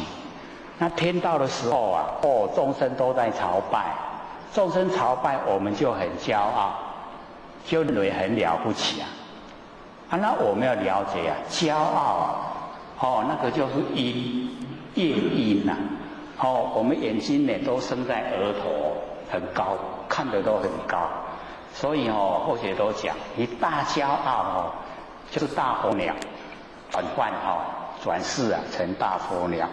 那个小骄傲就切骄就小小的那个鸟所以我们要看大骄就要看那个用望远镜来看切骄的较容易看到了所以我们那个普遍的小骄傲就很容易看到，那个大骄傲就比较不容易所以那个需要到那个湿地去看有那个候鸟过境我们才看得到，那个就是大骄傲。有没有大骄傲？这个环境促成有势力、有钱并，然后有钱，他就会大骄傲。那假如说我们平常都没有，也没钱，也没势力，那我们那个骄傲就小一点。所以浅显内心里面呢，骄不骄傲？都不骄傲，太好了。所以呢，我们就是要了解到一旦落入凡尘没有骄傲的本钱所以不要骄傲。真是呢无为实相门这个怎么能够比得上呢那个无为的实相？所以说呢，这个住相布施跟那一种无为实相，就是呢从佛性发挥出来那个无所作为，没有期待果报的那个无所作为，我们就呢可以说那个进入实相的法门。实相就是不会变化，就是我们不生不灭的真心佛性本体它的另外一个名称叫做实相。那凡尘的一切呢，都是假象、虚像、幻象。凡尘的所有一切都是假象、虚像、幻象，不真的。只有我们不生不灭的真心佛性才实相。实相法门我们就是一定要进入。这个佛拈花示众讲那个都还记得吗？正法掩藏，然后涅盘妙心，实相无相，微妙法门，不立文字，教外别传。在教内没有啦，在教外才有。因为在教内都是循循善诱。那个教外就是靠领悟了。我们能够领悟呢正法掩藏，领悟涅盘妙心，领悟实相无相，领悟微妙法门，领悟不立文字，没有文字。所以我们呢这个修持这个法门是没有文字的。我们佛老师在那个《金刚经》的注解序里面他就有讲说道本无言，道没有语言然后呢老师说非言不显，没有讲显不出来，所以要讲。言有不达，道无以明，就是你讲出来没有讲到内容实际的情形，那这个道没有办法明显在整个凡尘。各位有没有看那一段《金刚经》的那个序文我们佛老师在民国26年在凡尘的时候说的，道本无言，非言不显，言有不达，道无以明。我们佛老师讲的。那释迦牟尼佛也有讲过这样的话，他说呢，这个无言之法，没有语言的成佛都是没有语言的无言之法。然后呢，以言显说，用语言明显的来说，因言而入，因为这一些语言，然后我们进入不生不灭的佛性，非即是言，不是这些语言，所以不要住在语言上面，这样懂意思吗？道是没有语言的，进入到没有语言那才是正确的，可以说的都还没有究竟。还你听有无？有一点较深啦会袂？袂啦听惯势就袂。有迄人嘛讲白话咧，都是白话，讲出来都很容易懂的。一抄直入呢，如来地这个实相法门一抄呢就直入如来地，所以我们这个就很直接的可以进入不生不灭那个佛性本体，就是真理世界。所以我们一定呢要努力到达一抄呢直入如来地。但得本莫愁梦，只要我们得到不生不灭佛性本体那个本，你只要得到本啊，莫愁梦，不要忧愁啊。那一些那个功能作用，所有的神通那也都没来，不用忧愁，它自然都会有。所以看得本，就怕我们没有得到不生不灭啊，那个佛性本体没有得到神通都没有。那我们不得到本，去追求神通，神通是会有，可是它不长久。你追求来又会消失。那只要我们是从根源不生不灭的佛性本体努力，然后呢去启发让它呢能够呢呈现，然后我们培养让它茁壮长大。它久了，自然而然那个般若妙智慧就有，般若妙智慧有啊，那一些神通啊又具备，全部也会都呈现，都会有。那个时候啊，我们就会知道说，原来本体就有这么多的那个功能作用。所以呢，佛经里面都讲说，恒沙妙等，从佛性发挥出来它一粒沙呢就一个功德。有恒河沙那么多的功德可以呈现，只要我们得本得到不生不灭的真心佛心如镜琉璃含宝月那个镜琉璃我们就是了解透明的那个琉璃，就像我们现在的那个轻的玻璃那轻的玻璃也含着宝月，所以它这个是在讲镜琉璃就是我们所居住的这一个世界。那宝月就是我们不生不灭的佛性本体镜琉璃里面有不生不灭的佛性本体在，这样了解意思吗？所以我们要了解说我们在凡尘这个事里面就有理，即事即理事情里面呢就有道理。所以我们呢要了解，能够先把所有形象看得透彻，它都虚幻不实，因缘际会才有，因缘消失就没有。所以当下都是空。只要我们进入这一种认知，这个认知以后，我们再回过头来看万象万事，这个时候的万象万事全部呢都包含真理。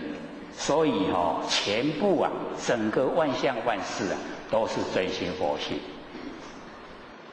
所以叫一真呢，一切真听懂吗？因为你要修的时候要解所有一切都是假，不能要修的时候就把它看成一切都是真把它看成一切真我们修持就不会成就，就没有成功的时候。因为看成真就住相一住相以后我们就不会变化，让它动作机内所以我们就会人分颠倒。你看我们人这个不是有时候呈现非常漂亮潇洒的时候吗？会不会有？会当我们那个很好看的形象呈现喜不喜欢？我们当好看的时候住不住？变不变化？所以我们就是要了解，当那个非常美好形象一呈现我们没有先了解它的真理所在，我们已经被那个形象迷得神魂颠倒了。吃嘛吃不累，困嘛困不起啦，一直要看那个形象对不对？我们大概都是过来人嘛有没有过来人这个年岁一大的都过来人都有经过那个阶层所以我们了解都会变化，更较水都会变薄所以或者都讲不免化妆啦，跟阿婆大家面拢同款每个年纪年岁一大的竟然分不出来他们这个面孔到底哪里差别一不一样啊，无爱面拢同款吼，爱化妆啊袂。所以你看，听我们这个课可以省钱呢。为什么？因为以后你要去买化妆品的时候啊，就想说，后家拢赶快，那个可以省很多钱，化妆品都很贵，画起来又是叫做妖怪，不是妖怪嘛，一看起来都不像人呢，像不像人啊？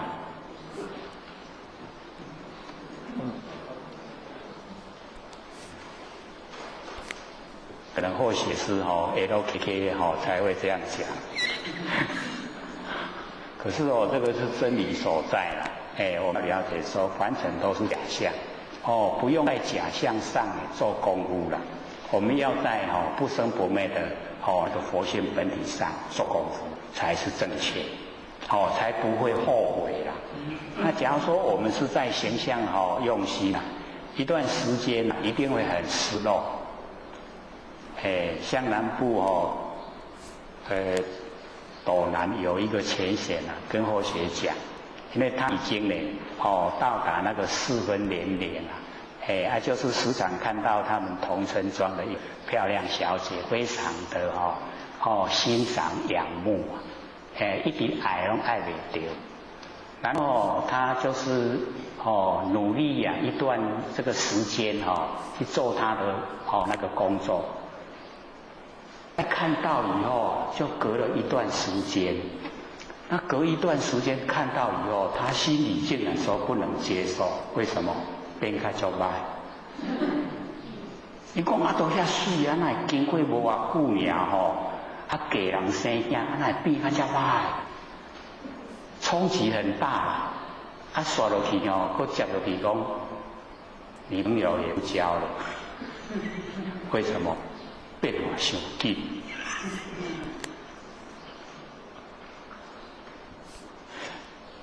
所以我们就是了解到我们那个住相的那一些弊病很容易可以自己看到了。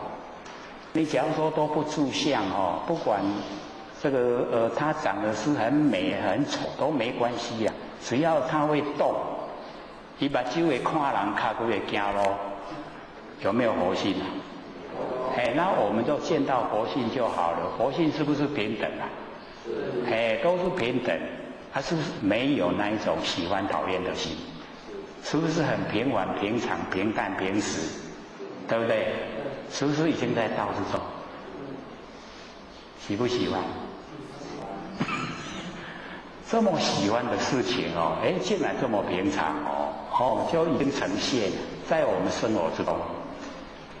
所以我们不用另外求，就是只要回光返照，只要我们心都回来了，照顾自己，那个不生不灭的佛性就可以，时时刻刻呢，都保持这个觉。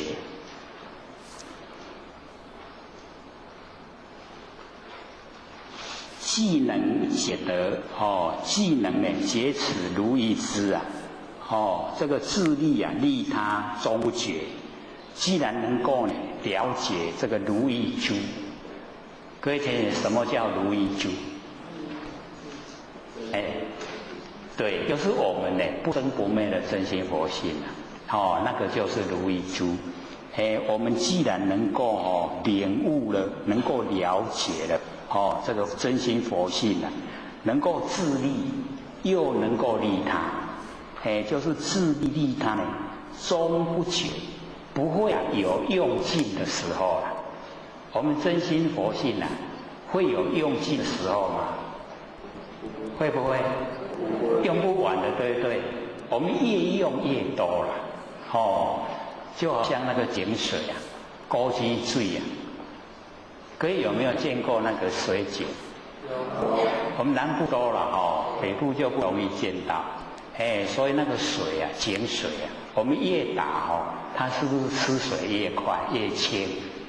我们都不打的话，也不按会不按出来高这靠不会所以我们就是要了解那你再怎么用呢？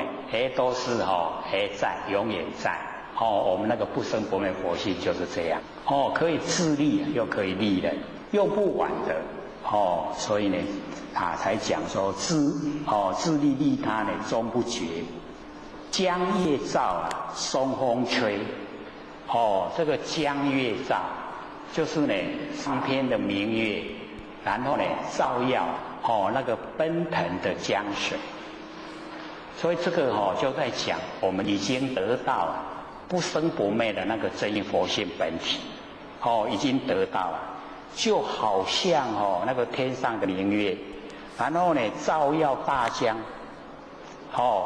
然后那个那个江水就呈现了天上整个明月就呢很明显的那个照耀在江水之中，所以我们要了解说他在讲，就是只要呢我们不生不灭的佛性本领一在，那所有千江有水就千江月，它都会呈现那个月亮。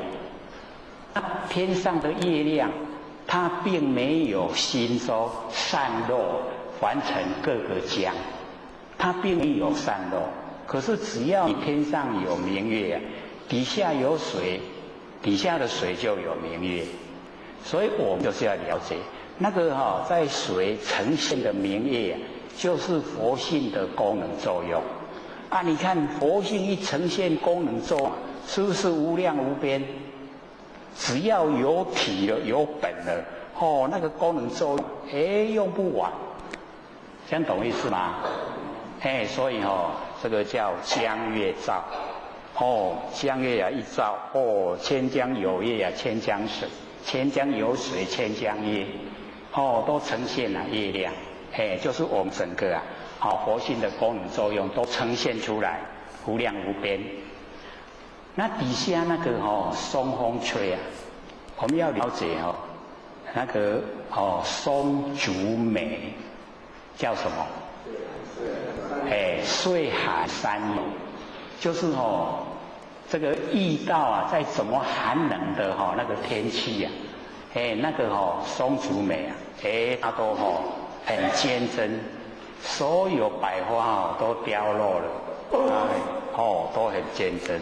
这个是比喻我们这个金子那一种气节气度这个一寒不改，遇到什么艰困的环境都不会变化它的那个气质，它的品质都能够呈现。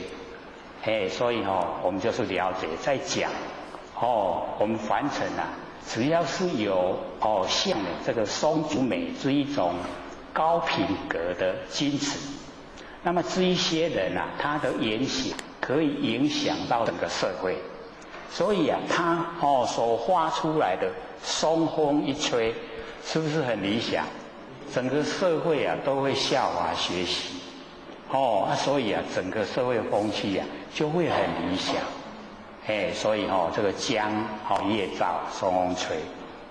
这个在讲说我们呢也要发挥那个松竹梅那一种岁寒不改，在怎么艰困的环境都不这个违反我们清高的人格，都能够呈现最理想的一面。永夜呢清宵何所为？就是我们呢在这一种很殊胜的那一种景象之中，我们到底要做什么呢？我们现在呢就是能够沾到上天大开普度，这个时机就是已经呢这个12万年来最末后的一段时期，最好的时机在这个时候，已经呢这个到我们佛老师这个掌道盘已经64代。东王呢前18代，西王28，后东王18，加起来呢刚好864，就是从无极，然后生太极，生两仪，生四象，生八卦，88相中相凑，8864，整个数那个气数圆满，就是那个喜。所以到我们佛老师是最末后一招。所以这个上天一涅槃以后以后就只有欠善了，要得到就没有，连那个单传独受也没有。所以往后要求道没有机会了。道一涅槃凡人就没有机会再求道，只可以行善，累积善。那我们这个在凡尘也只能够切化为善，要传道就没有了。所以在这一个时期还没涅槃前，就是要大力的能够度化我们周遭的亲朋好友，要他们改求道。求道以后要努力研究心理心法，要明心见性，然后要修持，要成就，能够回归到我们每一位都是佛那个本位，这样就是最理想。假如说时间来不及，那也没关系，先让他能够求道，让我们种子不灭。我们有求道没有修就是我们那个佛性的种子不会灭掉。假如说一旦我们那个佛性已经变成碎泥粉碎的灵粉了，大家有没有看过蚂蚁？蚂蚁就是碎泥，已经粉碎了，它的灵粉碎，要接够那个非常多的阿僧底劫它才能够还灵，才能够继灵，才能够又有这个转世为人的机会，要非常久。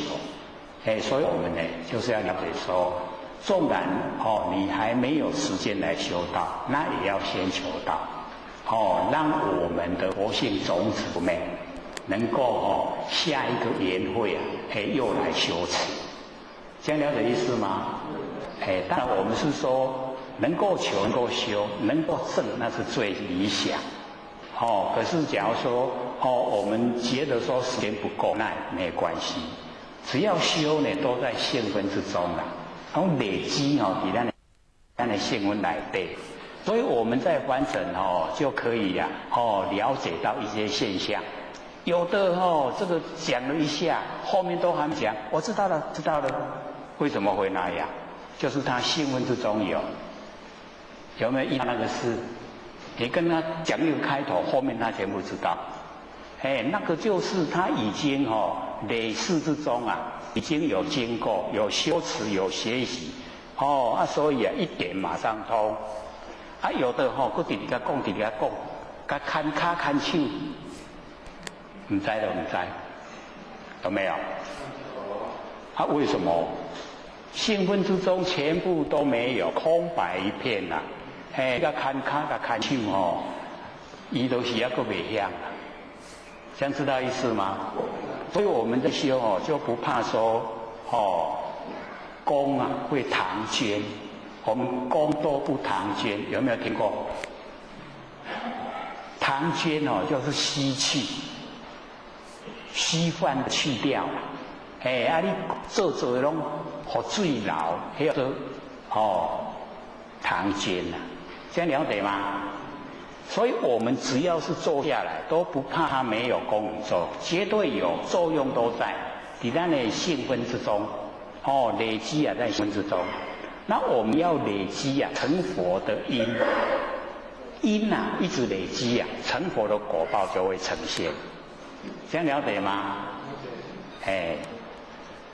我们又超过要给大家发问的时间了，剩下11分而已。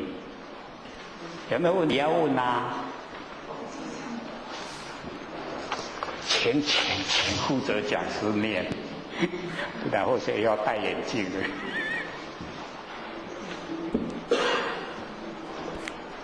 是作耳跟圆通是听而不闻，对声音的内容不起作用，还是声音完全听不见？问得很好这个周耳跟圆通各位前贤，我们一定要了解说这个耳跟圆通是观世音菩萨的修持法门，那借着用耳根修道。那刚才呢，我们也有提过，说呢，这个我们耳根听到的声音啊，它并没有接近我们的心跟身。那既然它没有接近心跟身啊，它是实以身心不能及的真心佛性。那所以我们要了解说借着我们那个耳根的修持，第一个一定要先分清楚耳朵的功能作用是听，耳朵的第二个功能作用是闻。那闻的时候啊，是我们听到声音加入我们的心意识，就变成闻。所以我们呢平常都用第二个了，那个闻。那第三个叫闻性。那闻性我们就是了解那个听到声音的是谁，已经呢是进入佛性，进入不生不灭的佛性本体。所以我们在修持的时候啊，我们不是说去分辨声音的内容，也不是把声音排斥，去分辨声音的内容呢。我们有讲说，这个历代祖师啊，在讲烦恼即是菩提，因为烦恼是从那个佛性本体生发，那生发烦恼，我们去回光返照。看到它生花，那个啊是菩提，可是一旦已经进入生发烦恼的内容，那个就变成恶华，善恶的恶华，因为那个恶华造业所以我们用耳根圆通去听声音，去分别声音的内容，那变成呢进入第二个闻，不是闻性，这样懂意思吗？所以我们听到声音，那个能够听到声音的，就是佛性的。所以不排斥声音，可是也不进入声音的内容。可是我们要了解，听到声音就是听到声音，一定会知道它的内容。那这个知道，各位浅显，我们保持了了分明，这样了解意思吗？了了分明是知道说话声音的内容，声音的内容知道，可是我们本身不参与，这样懂意思吗？就是在尘不染尘，那在声音不染声音。假如说我们进入那个声音的内容去分辨，我们会有喜欢讨厌。那喜欢讨厌一产生又回到第二个闻的层，就是加入心意识的。那加入心意识我们会造业。那假如说我们是用闻性，只放在能听声音的那个觉性上，那就正确。这样有没有印象？听到声音的内容了了分明，不要进入，不要取舍这样懂吗？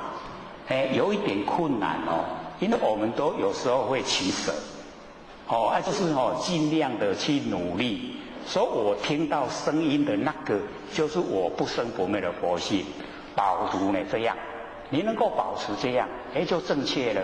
那假如说我们进入内容了，那就回归到第二个闻，就会造业了。造业那个是我们要修那个修道学习的，这样了解意思吗？这一定要透彻了解，做起来才不会偏我们要了解说离开身离开心那个觉了了分明对声音了了分明只要我不取舍，重点就不取舍，一取舍叫染，我们感染成垢了，已经完成的污垢我们都感染。那我们不感染，知道不染，不进入喜欢讨厌，你有了解不？了不了解？还有吗？第二个问题。好。后用学做耳根圆通约15分钟，先听各方声音，做到进入快睡着，可是没有真正睡着状态，有回无故突然惊醒，还有一次依稀听见声音说保持亲近本体，每次做耳根圆通后精神饱满。请问后学这样做耳根圆通是对的，是做对还是不对？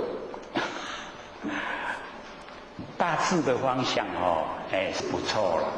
那因为努力做就会马上有功效呈现了。所以在阐释那个会有一个突然惊醒那个叫恍惚状态。恍惚各位了解吗？恍惚状态。那恍惚状态我们就是要知道我们在凡尘很清醒的时候我们都会保持两边两边知道吗？善恶两边那个朦胧状态就是要合成一体。所以我们要见到那个佛菩萨显现给我们看，一定要在这一种状态，叫做朦胧状态，佛菩萨才会显现。你很清醒你这两只眼睛看，佛菩萨绝对不会呈现。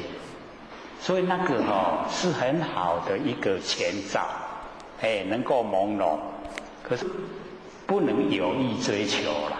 有意追求会变有魔境出现，让它自然就好。能够你做到下做就是不想做的时候，会精神很饱满，正确啦。你就会觉得很疲累，那个就方法不对。这样了解吗？所以只要我们有心做都会有功效出来。那对不对？就要赶快问一些有经验的人。只要他有经验，他会跟我们说。了解吗？还有没有？还有3分钟。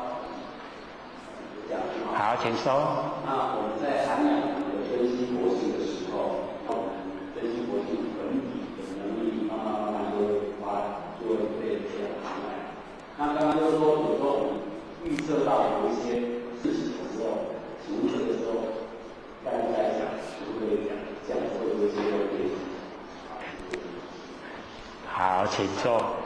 所以或许有刚才有讲过，只要我们培我们自己那种不生不灭的真性佛性本体一直培养，可是不要臆设。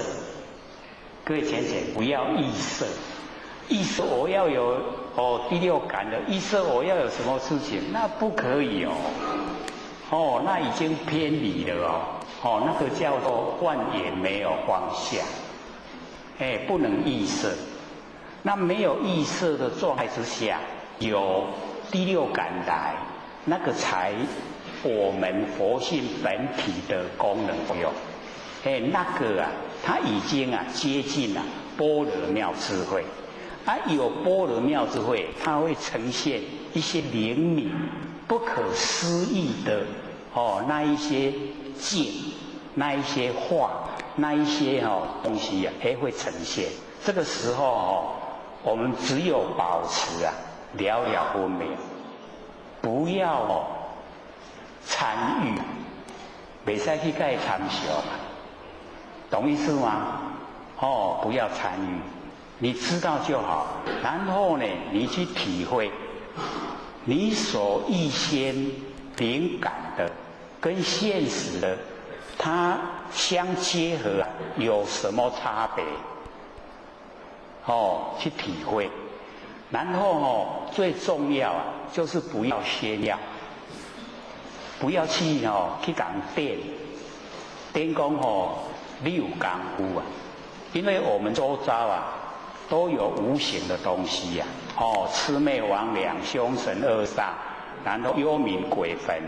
他假如说听到我们有能耐，他会想要我们帮助他，所以这个时候被他一缠到，我们就糟糕了，脱不了身了。那我们又帮不上忙，这样了解意思吗？所以在那一种状态之下，我们就保持啊，就是知道就好，你不要参与。所有的那个灵敏的感觉一来，你也知道就好。然后呢，静观，静静的来观察事情真的呈现的时候，跟你的预感有没有符合？自己去体会。它慢慢的会茁壮长大。这个是一个初步的校验啦，只是校验。所以我们不要就住在那一些还没有呈现的虚幻的那个境上面，这样了解吗？很重要哦，不能你预设立场，预设说我第六感要强了，不可以哦，那已经会偏了，会走回头路。下课。各位讲师、各位坛子、各位学员，大家好。学老天师德、老千见大德，以及感谢各位先贤给或学机会学讲。我们接着讲这个永嘉大师正道歌。各位先贤会不会讲得太慢？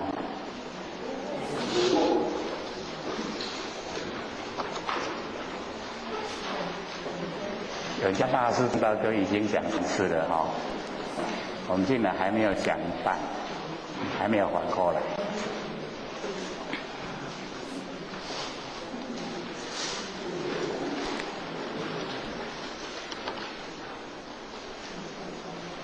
上礼拜呢，我们讲到江夜照松风吹，永夜清宵何所为？讲到这边对不对？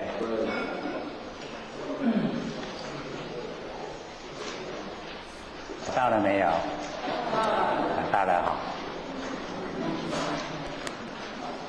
那我们今天从佛性借诸悉地印这边开始讲。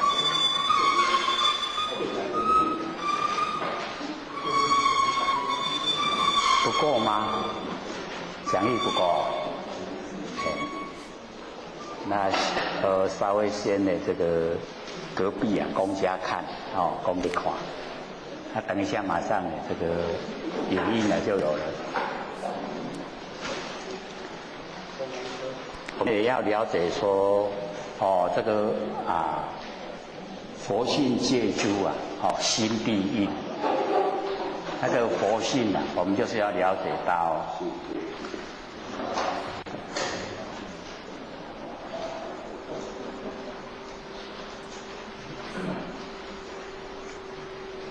佛性靠我们自己本身去把它启发。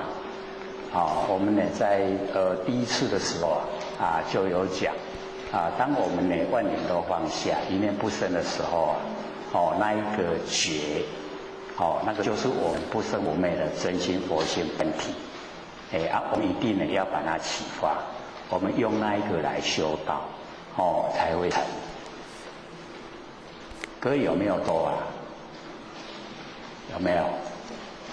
体会了没有？还有生疏吗？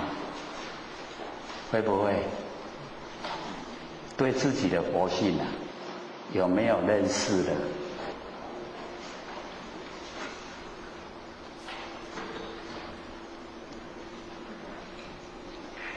我们从开始研究到现在半年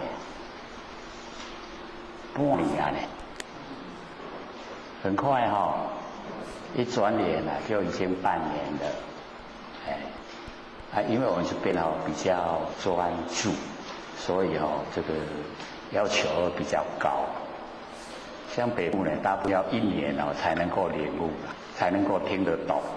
那我们这边大概半年就可以听得懂。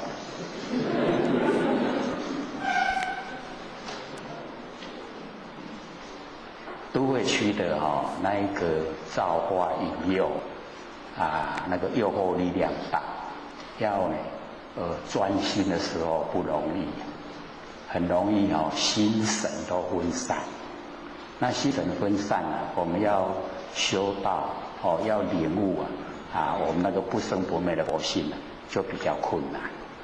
那我们这边生活比较单纯，所以领悟起来就比较容易，我们又很专心的，所以或许已经有做那个 CD 片，各位可以反复听，反复听呢更容易进入，只要我们能够进入我们不生不灭真心佛性的本体，那很多很奥妙的不可思议的一些现象都会让我们自己本身去经历，所以自己本身呢一定要用心。凡尘事都是虚幻不实在，一直在变化，都是假的。只有我们不生不灭的佛性才是真的。所以我们一定要把它启发出来。启发出来修正的，让它恢复光明，就成佛了。各位这样听得懂吗？懂所以开始就讲说，这个佛性借诸心地印。先启发佛性，启发了以后呢，我们就是了解到，这个戒是很重要，它可以防非止恶，所有的是非的非，我们可以防止。然后呢，恶都不会我们都不会去犯恶。那只要我们呢都守着戒律我们那个佛性的光明它就会一直呈现。那假如说我们都没有这个戒律来遵守，内心没有守戒律，那我们沾了尘垢五颜六色那就不容易修道，修起来坎坎坷坷，修不光明。所以这个很重要先启发了佛性，然后呢我们守着戒律，所有的坏的不但不做，连想都不想。我们心里面想都不想，这样的话呢就光明，都清净，就可以整个都呈现。所以叫做呢摩尼宝珠，佛性那个宝珠就整个都呈现，非常价值的。各位浅显，我们现在的佛性价不价值？价值。有没有很高贵的？有对，所以我们呢要自己本身呢这个守着很清高的人格使我们自己那个佛性真的就是呈现摩尼宝珠那个价值整个都呈现出来。所以佛性借诸，然后心地印。就是呢，要从我们自己那个心来印证。那心呢，我们就是了解用地来比喻因为地可以生长万物，那我们的心可以生长所有的善都从我们心地生发。生发了以后呢，我们使它呢都能够呈现利众生。所以呢，我们印证我们的不生不灭佛性，所以佛性借诸心地印，这个都是要靠我们自己实际的去行持，才有办法印证印证以后，表示说我们在修的已经进入真正的修到轨道，不是用生灭心来修所以各位一定要知道，要用不生不灭的心修不生不灭的道，因果一致才会成佛。那假如说我们用日常生活的心，那个是生灭的用那个心来修，不会成道不会成佛变化无常，一直在变化。所以我们要了解说我们的佛性本体不生不灭，不施于因缘，不施于自然。那我们的日常用的心是我们的六根对六尘产生六识因缘际会才有。那假如说我们的六根没有六尘来相对我们就没有心了。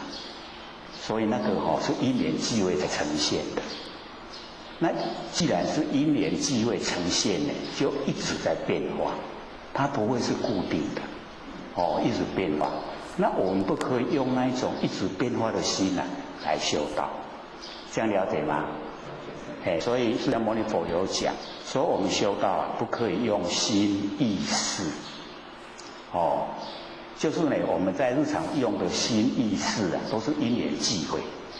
我们要呢用我们佛性发挥出来的真心，从佛性直接发挥出来，它不生不灭，用那个心来修，这样才会成。那我们呢是一个不生不灭的真心就是我们呢万念都放下，一念不生的时候我们就可以体会那个觉，那个就是我们呢不生不灭的真心佛性本体。各位有没有去体会啊？好像对他都还没有信心的我们要知道我们的不生不灭真心佛性并没有离开我们身体，不即不离，不住在身体，也不离开身体。它是在，只是我们平常的时候我们都用六根。因为用六根六根是我们要了解说佛性的功能作用，我们都用作用，没有用本体。所以我们那个感官会当下，眼耳鼻舌身意它当下。一旦呢让它当下我们就是要了解说，会造了业，造了业会使我们受苦。所以我们不要让它当下。已经它当下这么久，所以我们呢先了解，了解说我们有一个真不灭的真心佛性。我们六根当下的时候那个佛性呢它很委屈它修养很好，它都退隐，不出来争了。所以如来不与世间共争，世间与我争。我们有讲过有没有？还记得吗？那个如来不与世间共争那个如来就是我们不生不灭的真心佛性。不是在讲释迦牟尼佛，是讲我们的真心佛性。他不跟世间争，可是呢世间与我争，世间的所有一切都要跟佛性争前边所以我们就让这一些感官眼耳鼻舌身意当下。各位是谁在当下是佛性在当下吗？对那么理想佛性当下不会造业没有业的那个都是事来则应事去则现不会造业。可是我们因为这个六道轮回太久了都是眼睛、耳朵、鼻子、嘴巴、身体一念在当下。那个呢我们要了解，它都是佛性的功能作用不要让它当本体，不要让它当假。这样懂意思吗？这个很重要的，只要你让佛性当下以佛性来指挥身体的言行动作，那这样就不会造业了。这样懂意思吗？懂一定要启发启发我们那个不生不灭的佛性来当下，这样呢都符合真理跟真理相符合就像天地一样的，白天黑夜春夏秋冬天地都不会造业。那我们呢按照佛性来当下也不会造业。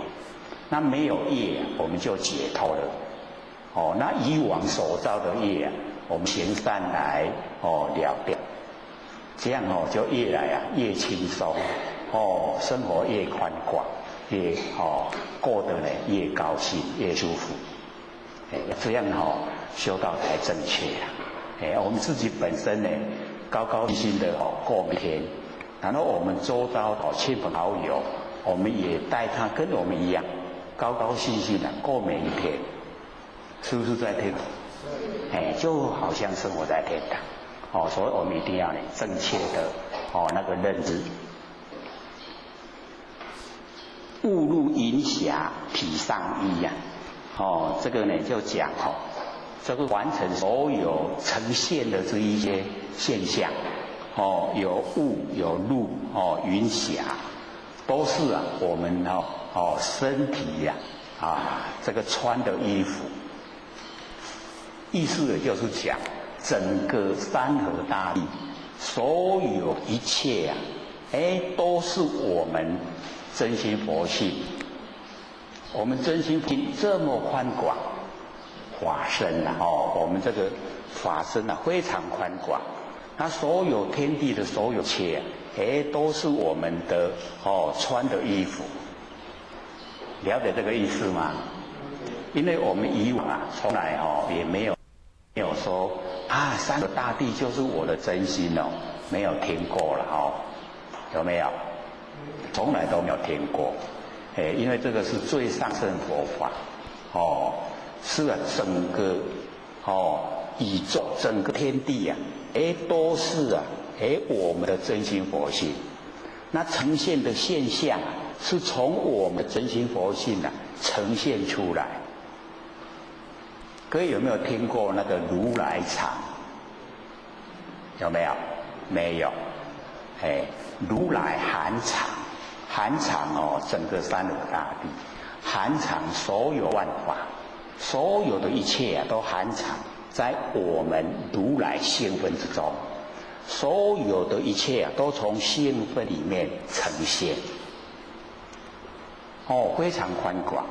所以我们呢，能够到达我们佛性本体以后，就没有相对待。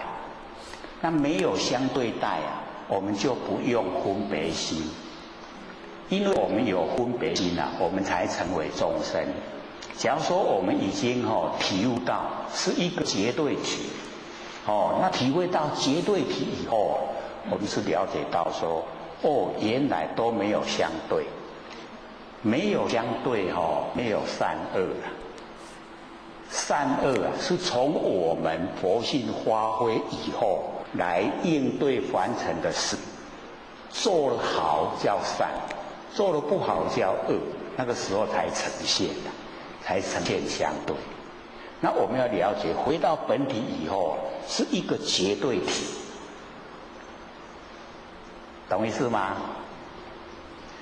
之前呢我们有讲说，修道之人啊，不是真，只为从来认是神，有没有？还记得吗？记不记得？无始时来生死本，痴人唤作本来生。我们好像讲过很多次了，有没有？这个呢就是长沙和尚他说的句语。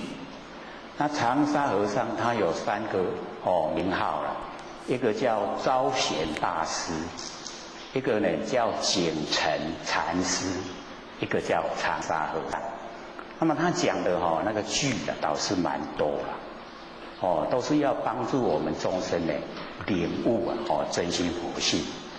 所以他讲说呢，我们修道之人啊，不认识真，就是呢不认识我们那个真心佛性啊，只为从来认识神，就是我们在凡尘用的那个认识是神，是神就是生灭啦，元神就不生不灭啦。我们都认那个生灭当成我们的本体，所以这个样子啊，才让我们六道轮回。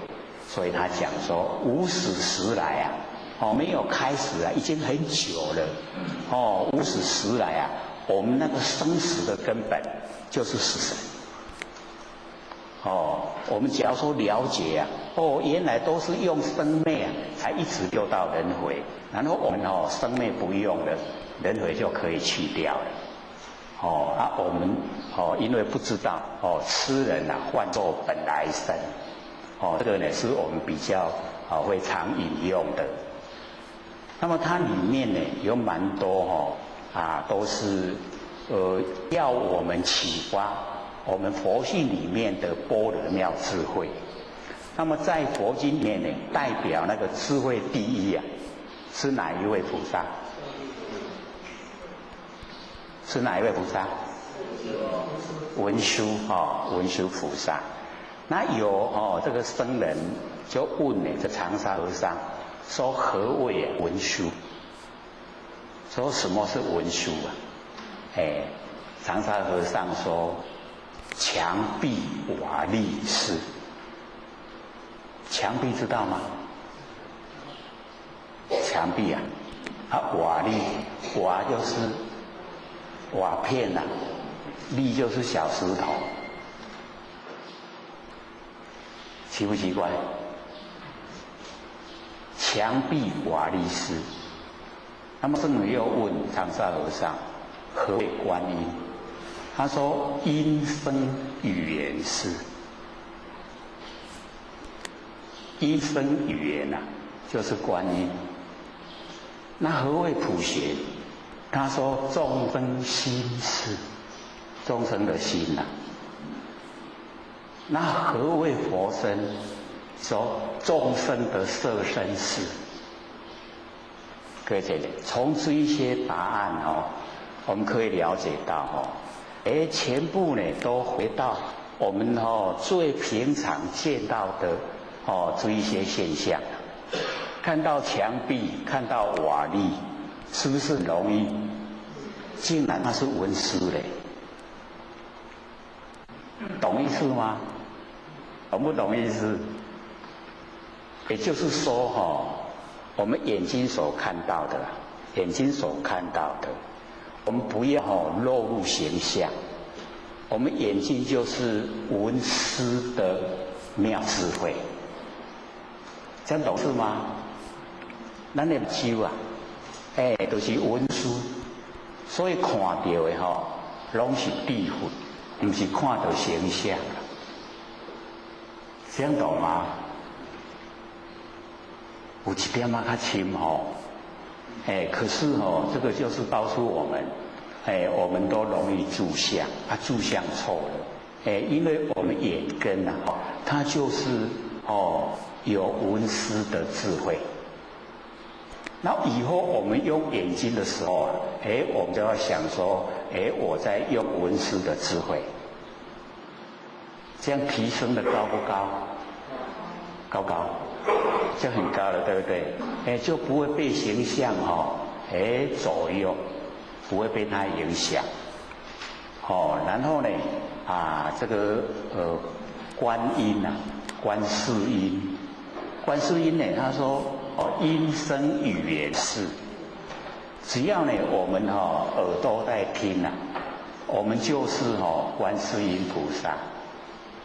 所以我们听到声音不要进入声音的内容。我们能够听到声音，我们本身就是观世音菩萨，可以寻声救苦，是不是不一样的？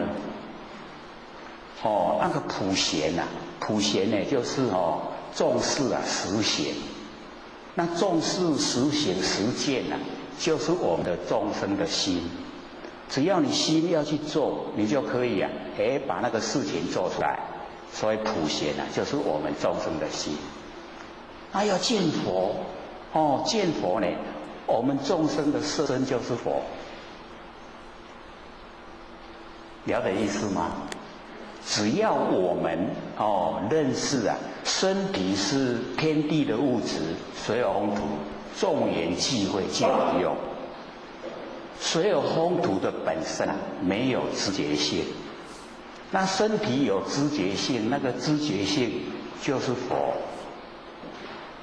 所以见到众生的身就是见到佛，高不高？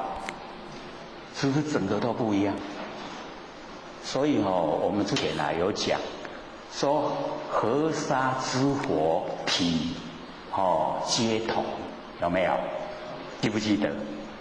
就在那个说通心通那个地方有没有？各位可以看一看，有没有一句说河沙之佛体皆同？有没有？有没有？你也无看咋有？用有。所以那个地方就已经有永嘉大师有讲出来，说河沙之佛体皆同，这个所有的佛啊，体都是相同，十方之佛同一个法身，拢同款的，都一样的。那有僧人就问这个长沙和尚，说既然是河沙之佛体皆同，为何有种种的名称？名字都不同。那长沙和尚就讲说，从眼根还原，名为文殊。从我们的眼根返回到根源，叫做文殊菩萨，文殊。从耳根还原，叫做观音，观世音菩萨。那从心还原，叫做普贤。所以三圣就是佛的妙用。那佛就是三圣的真体。那用时候有河沙的假名，体就是一个梵文叫婆切梵，婆切梵就是粪啦，这样懂意思吗？我们从眼根还原，眼根回到根源叫做文殊，从耳根还原叫做观音，从心还原叫做普贤，这样懂意思吗？我们是不是都跟佛一样了？这样了解吗？愿不愿意把自己都提升跟佛一样？那愿意就是要做从眼根还原，从耳根还原，从心还原，就是文殊、观音、普贤，整个都呈现了。不要用到凡尘事上面了，用到凡尘事我们就沾得成过，我们就变众生了。那我们也回到根源，回到根源的话，跟那河沙之佛体皆同，都相同的，都一样的，这样了解意思吗？所以我们就是要学说，这一些已经有修正的讲出来的话，让我们能够有一个方向，可以来跟他来学习。这样会用吗？从眼根还原，从耳根还原，从心还原，都回到根源，都是佛了。我们愿不愿意还原一定要努力袂使看得譬如幼从眼根一看没有还回到文殊，结果被造化引诱又怪异，怪异我然后听到声音也是那个靡靡之音把人以为哇都去卡手拢在叮当，有没有？这个耳朵一听音乐手脚会不会动？有还原无去有力所以手脚就跟着动。动到哪里去正确，到生六道去了所以我们就是要还原还回到根源。凡尘事虚幻不实我们投入的越多我们越后悔造的越多，受苦就越厉害。只要我们能够回光返照，都还回到本源，都是佛跟佛没有差别啦所以我们就是要这个自己努力。那个僧人又问这个长沙和尚说这个色即是空空即是色它的道理是如何？之前我们有讲过了没有？可以有没有印象？色空不二，色即是空，空即是色，好像很生疏呢刚刚我们没听过。所以嘛，或是鼓励讲各位爱听爱看拢无啦，所以就无惜。再讲一次，我们要了解说呢，我们呢这个空间啊，空间里面呢有水有风土。那现在呢，我们可以用分析的方式把水有风土都呈现。我们用冷气除湿机啊，一定可以把水吸走，我们就可以看到，有没有？然后呢这个土啊，假如说我们那个空气窗有阳光进来，我们就可以从那个一到阳光里面看到灰尘，灰尘集中啊就是土。然后风更容易啊，你一手不动一手动就有了。然后呢那个火就是热度了。我们感到这个天气热，感到身体热，身体不热就死掉了所以也热。有没有水有风土？是不是都在空间？水风土它就是色。空间是空，色跟空它是不是合在一起？它就是合在一起。所以我们要了解说，我们只是没有去看到而已，它都存在。说这个色空不二，不是天马行空讲假的啦，都是实际我们可以证验出来的。这个色空不二。然后呢？这个长沙和尚跟那个僧人就回答呢就不一样了。他回答的跟我们这个实际来分析的他是比较着重在这个形象上面，他会讲说那个墙壁瓦砾是不是已经都是实实在在的现象，对不对？所以他就讲说呢，这个爱处会墙壁，通处勿虚空，爱妨碍爱的地方所在不是墙壁那通的地方所在不是虚空若人如是解，假如说你能够了解到这个理，心色本来同。再说一次，通处勿虚空，爱处非墙壁。若人如是解，心色本来同。你听有清楚不？过一解。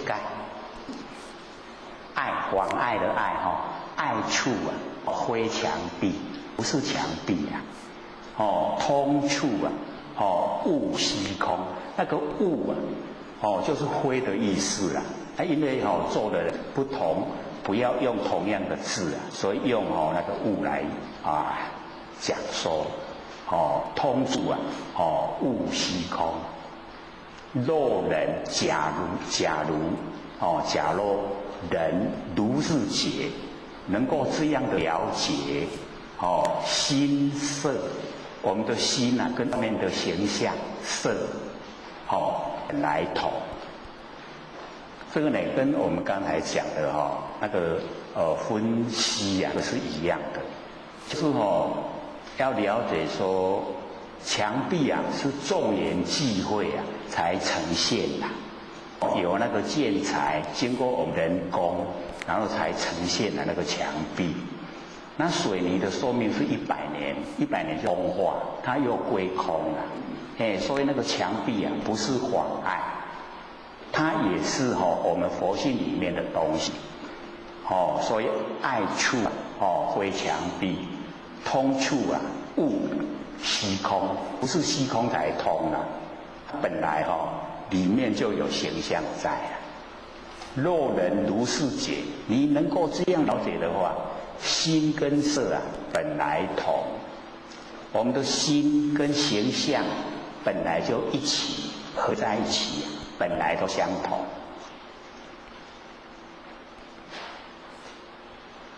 非常显，这样听懂了没？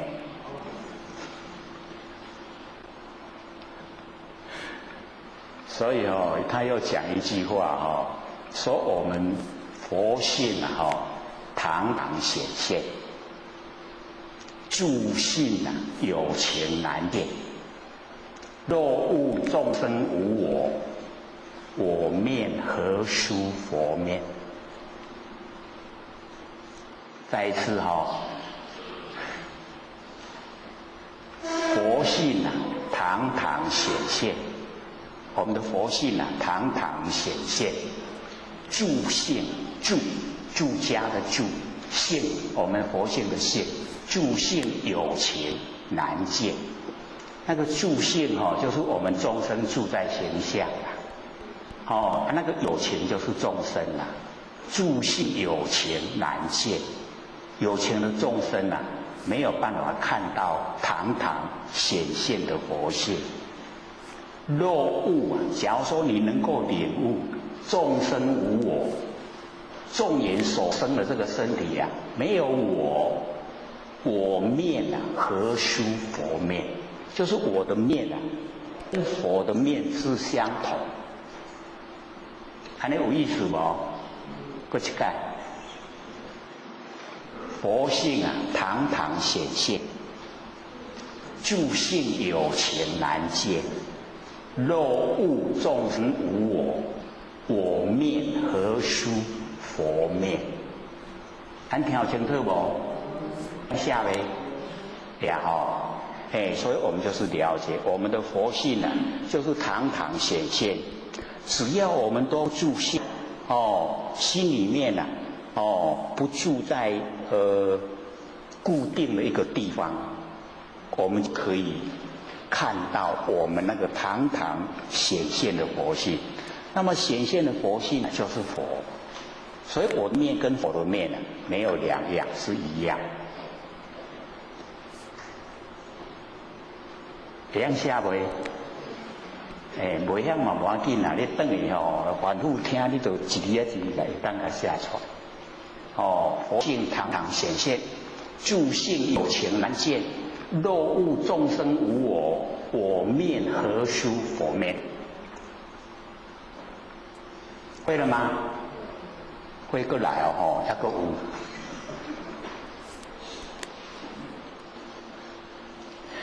因为这个唐山和尚他很喜欢说这个让我们进入很殊胜的境界我们从他所讲的这一些句，我们就可以可以那个心已经到达最殊胜的那个最上升的那个境界就是真理世界。所以底下若人见幻本来真，是则名为见佛人。圆通华华无生昧，无昧无生是佛身。这个好像之前有讲过有没有？在那个说通心通的时候有讲过，有没有？可见各位都不复习啦。我讲的人，我就想讲有，我有讲过，你听的人无。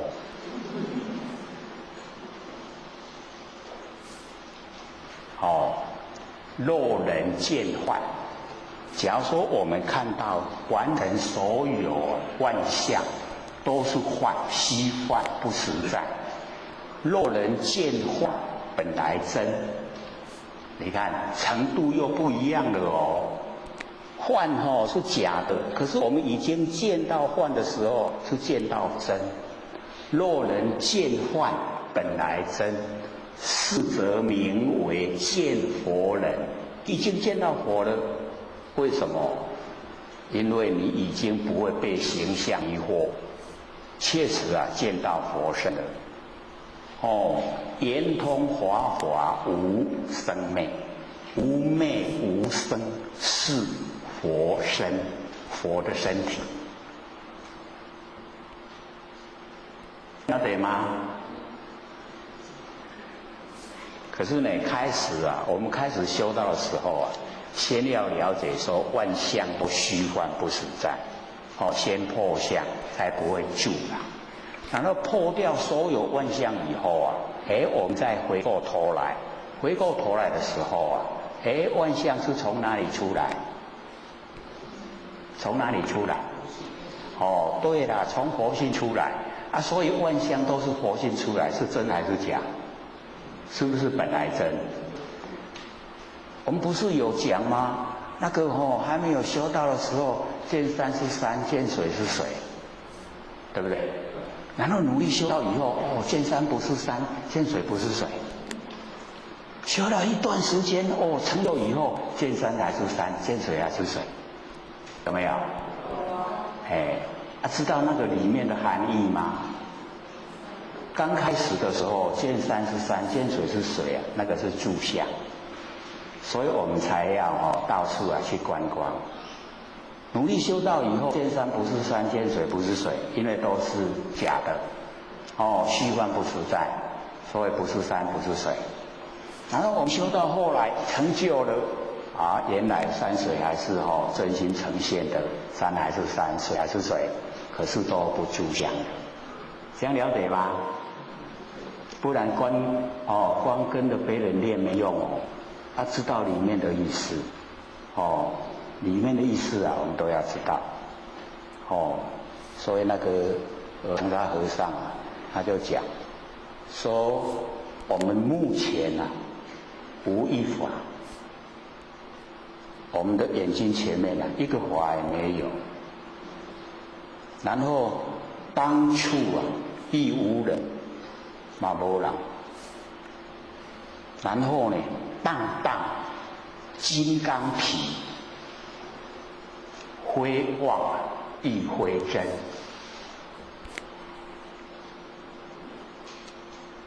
长沙和尚真的都告诉我们那个最殊胜的、最高的那个程度了。我们的目前无一法，当处亦无人，没有法也没有人，没有我相也没有法相，荡荡金刚体。我们那个不生不灭的真心佛性本体就是金刚体，非妄亦非真。这样懂不懂啊？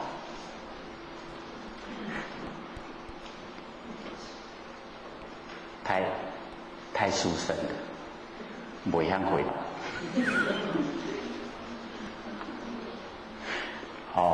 所以我们了解说，这个修持的法门它有很深的那个内涵，可以让我们去追求。那我们一进入以后，宽广无比，非常殊胜，跟凡尘整个都不一样。所以呢，就会努力的来修持我们不生不灭佛性本体，让它恢复光明，回到本位。安尼有一点印象很沉重的沉不沉重啊？不沉重，不承认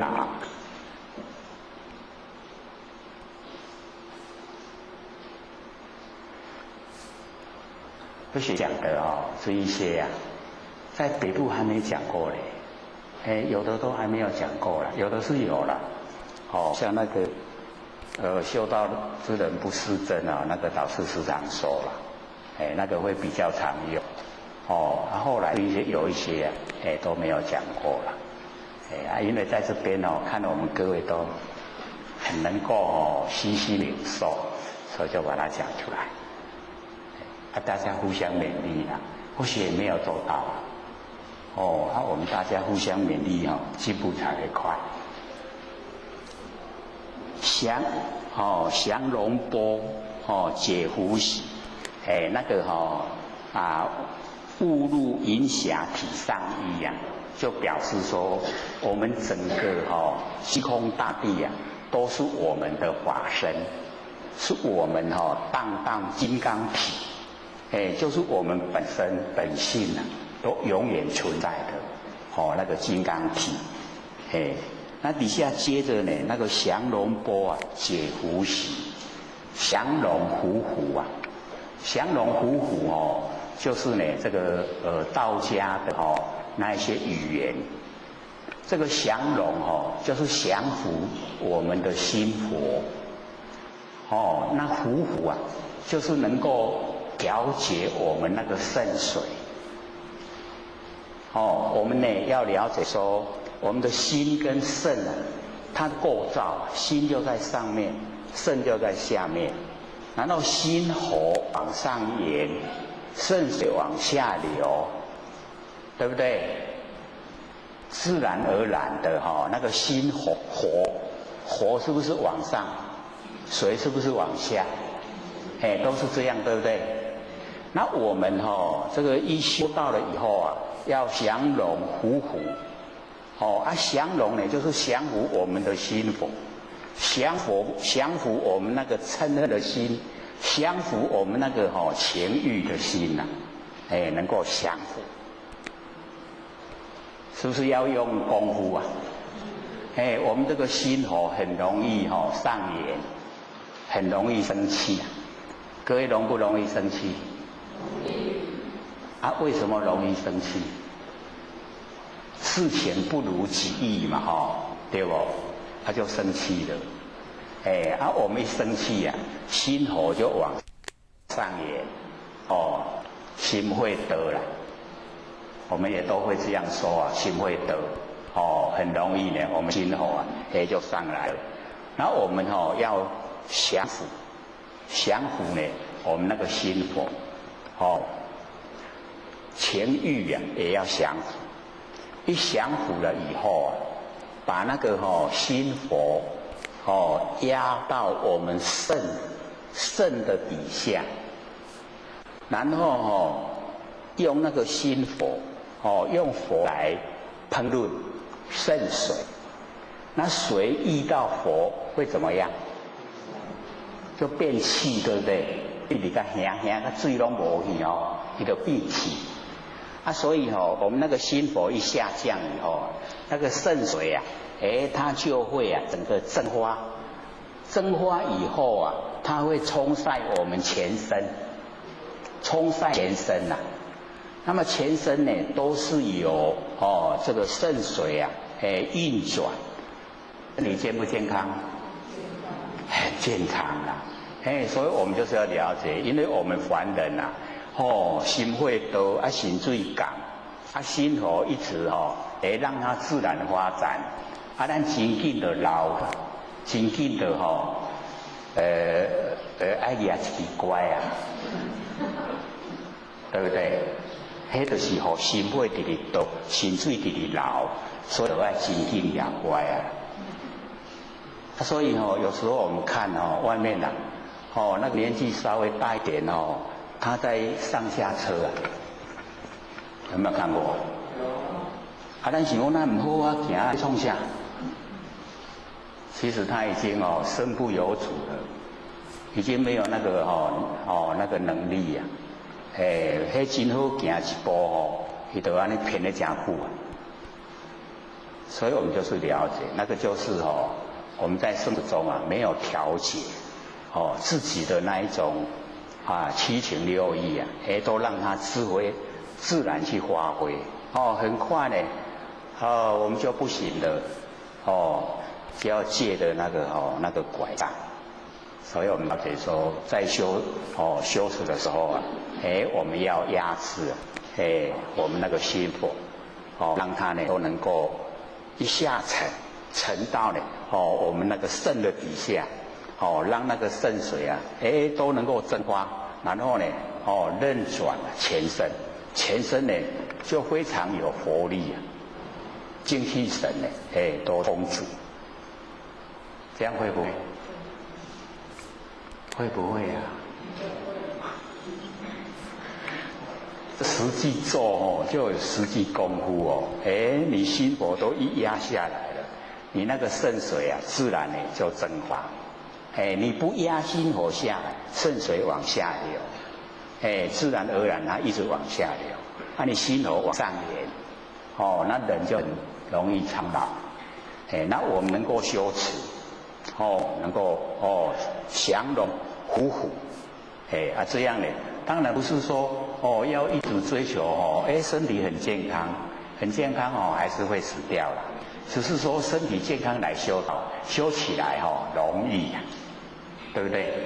很容易，就很容易做事情很轻快。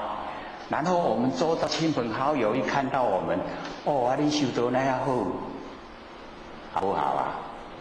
好要表现在行为，对不对？这个容光焕发，然后这个欢喜满面，活力又充沛，旁边的人羡不羡慕？会羡慕，想不想学？想。你度他容不容易？就容易了。那咖喱安尼好啦，安尼好。所以我们就是要本身能够做得出来。你做得出来了以后你不用去讲你没被他多，伊都想要得你呀。他就想跟你的。我们度人就容易，然后呢就可以引进他走路那个性的修持，修身然后养性，真正的最起码人格都很健全，很清高，做出来的事都是要利益别人，不会自私自利，这样好不好？很理想，对不对？所以我们要降龙伏虎他们这边呢，他说降龙波那个波就是曾经那个六祖用那个波来降服那个毒龙，他把那个龙引诱到他的波里面，我们有讲过嘛到那个波里面，然后呢就向他讲经说法，让他呢这个毒龙就变善龙了，就飞天而去了。那解无习这个习障，那个习障就是可以解开那个两只老虎的争斗，他用那个伏习可以调节那个老虎争斗，那个是比较在现象方面的。那我们着重是在内心的修持，就是要降服我们那个心佛那个情欲，很重要就是我们那个情欲要降服，降服了以后我们才不会那个养分很快都消耗掉。两孤呢金环名利利，那个呢那个习障有那个两孤的金环，那表示那个真谛跟俗谛。真谛就是我们不生不灭的那个佛性本体，一切现象呢那个呢是凡俗的一切假的，可是我们毕竟呢也在凡尘之中，所以不能逃避我们只要呢这个应对都是符合于真理，这个事来则应，都用真理来相应，那就可以。它呢这个两孤呢那个金环各有3个小环，2个加起来就6，6个呢代表那6度6度是菩萨来修持的，布施、持戒、忍辱、精进、禅定跟般若，6度波罗蜜。所以那个两孤金环名利利，就是一直想他呢就是会我们一动了，他一直在想，对不对？表示说以真理能够阐扬，然后所有的一些邪魔外道它就消失了、消遁了、不见了。所以要名利利，就是要让它很响亮，就是要真理呢要能够传播很响亮。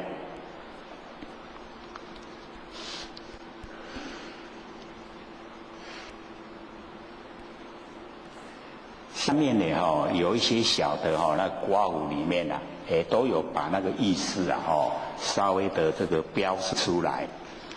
以下呢就不是标形啊，那个虚饰词，就是那个标形呢就是哗众的取宠，就是只有做一个外表，虚饰词啊，就是那个无稽之说，就是没有实际的情形，讲那个假话，虚饰词。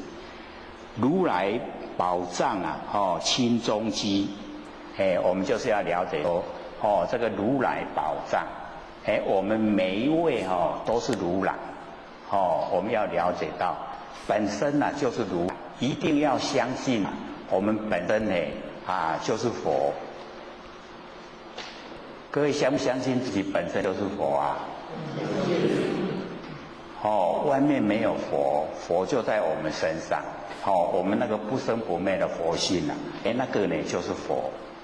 所以一定要跟自己不生不灭的真心佛性修持。要靠我们真心佛性来这个当家。这样会不会啊？要跟自己不生不灭的佛性修持，那个才正确啦。不要向外去发展，向外那个外面没有道，道呢在我们自身，所谓的如来宝藏清中基就是我们自己本身要来这个行持，要来做，自己度化自己，然后呢又度化众生。这样会不会啊？家己会晓度家己嘞？会不会啊？所以我们可以骗别人骗不了自己啦。所以自己要诚实的面对，然后老实的念佛。那个佛就是我们自己本身不生不灭的佛性。我们要老老实实的把这个佛拿出来念。那会晓袂？会晓念会？外面的名号借外面的那个佛的名号那个是降伏我们的妄心妄心一旦降伏了以后就按照我们自己那个不生不灭真心佛性然后指挥我们身体的言行动作，这样呢就是跟自己不生不灭的佛性修就已经是正确的正确的修道方法。再有问题我们就问我们佛老师了，会不会老师刚才不是说要给我们考吗？有没有？我们在唱歌的时候有没有？所以自己很努力的跟自己不生不灭的佛性修持按照佛性这个指挥来做。那假如说还真的不会我们就请我老师来指导。老师会跟我们讲的啦，会借人借事给我们答案那么不求真呢不断妄为什么不求真？因为我们当下就是真那我们在求真就变成记得各位有讲过那个张轴的悟道记各位先生还记得吗？记不记得？记不记得？记得那背背看。光明急照遍河沙，还胜寒林共一家。一念不生前体现，六根才动被云遮。断除烦恼从真病，趋向真如亦是邪。随顺世隐无挂碍，生死涅槃等空华。有没有？他那个趋向真如亦是邪，就是我们要求真那求真的话，也变成本来是真的啦，那还在求真，就变成头上又安一个头，这样懂意思吗？所以这个是已经我们修持了以后，已经都进入不生不灭的真心佛性，所以就不用求真，已经当下就是，那也不用断妄，妄本来就空，这样懂意思吗？我们都不努力，所以很茫然。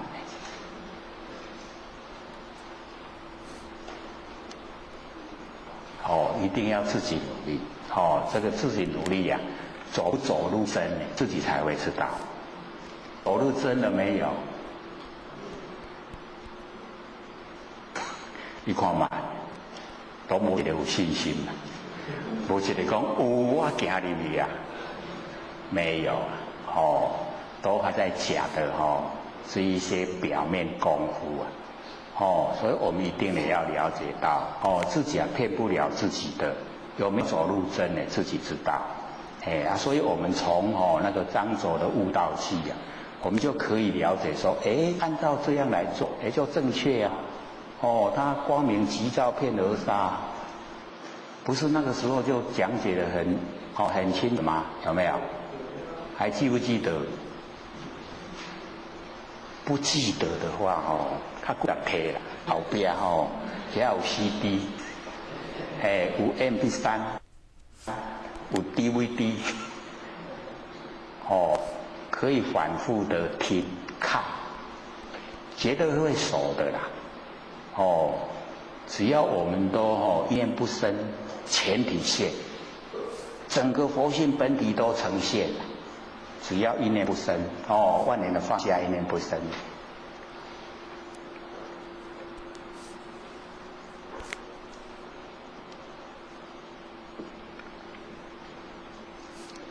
不求真不断的妄，因为这个妄本来就空，真本来就有，所以呢，我们已经呢一进入了不生不灭佛性本体呀，也就不用求真，也不用断妄，了知呢二法空无相，我们就是了解到这个二法是真是妄是两个法，它呢空无相。都是空，没有形象，然后呢，无相、无空、无不空，所以这个我们就是要了解，他把佛性的那个状态整个都描绘出来，不是在玩文字游戏这个整个佛性他把它讲出来，说我们的佛性它无相，没有形象，可是也不是完全都空。不是完空，无相无空呢，无不空，这样懂意思吗？佛性呢是真空妙有，空中不空，空中有佛性在，所以叫真空。妙有有没有形象，所以叫妙有，真空妙有。所以用呢无相无空无不空，这样呢把佛性整个描绘出来，安尼听有无？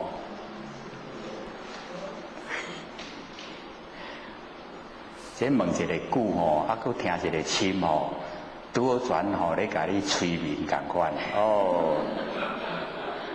欠一个点头点头。差一个点头，所以殊胜的佛法，各位就是要了解到，我们根基缘分都够了，才有办法坐在这边共同来研究呢，最上升的佛法，这个都很不容易听到。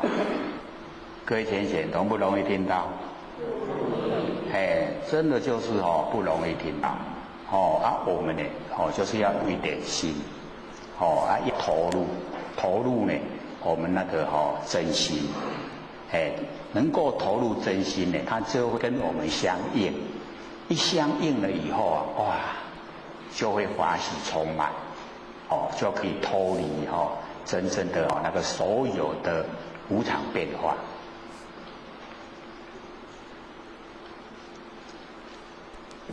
即是呢，如来真实相。前面的那个无相、无空、无不空啊，就是如来的真实相。我们呢那个不生不灭的佛性本体啊，就是这个样子。就是呢真实相。心净明啊，见无碍。只要我们都不染尘垢，那我们就可以心净啊，都很光明。各位心净光明了没？有没有心里面放很多的凡尘事？心里面假如说放很多凡尘事，那个就没有办法心净啊，光明，因为已经都是尘垢了。各位有没有心里面放很多尘事、凡尘的事啊？放在心里面。各位浅显，心里面都放什么？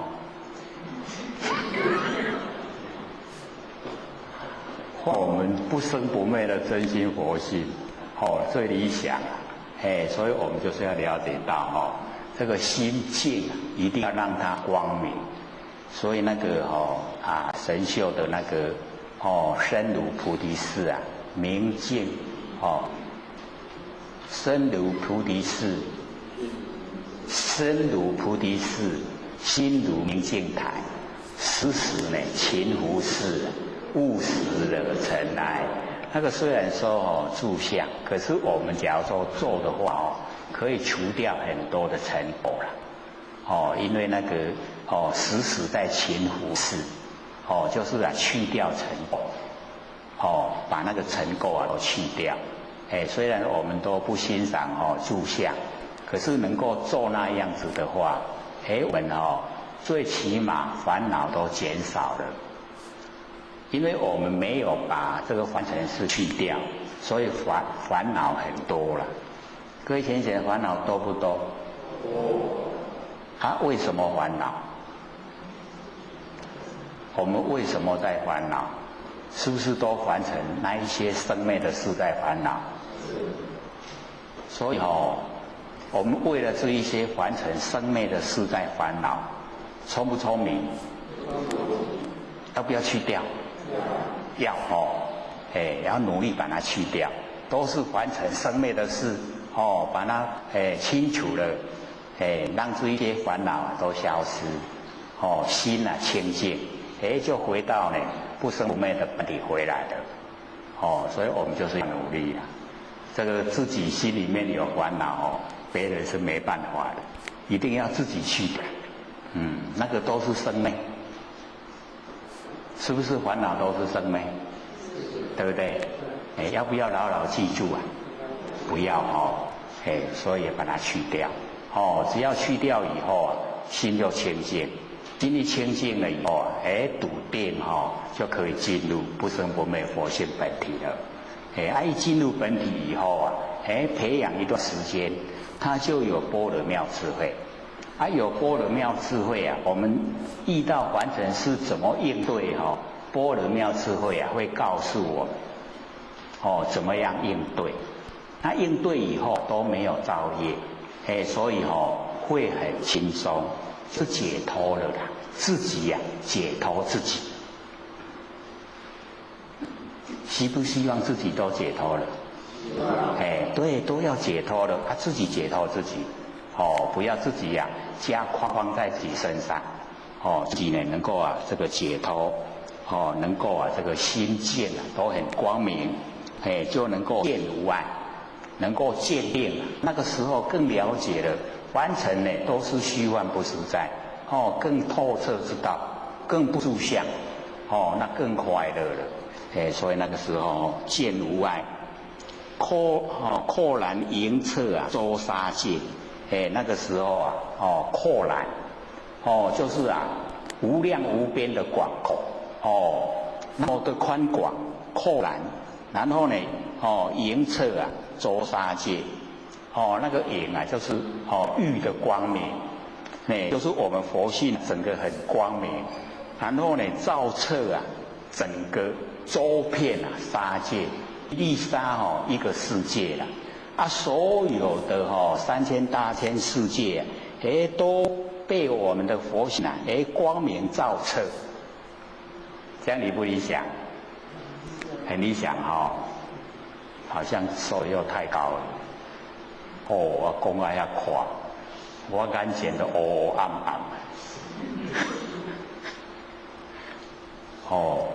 可是呢，我们要了解到，只要我们把所有尘垢啊，都去除，都了解它是无常变化，不要呢记在心上，它就去掉，去掉以后啊，我们那个佛性的光明，它自然会发挥。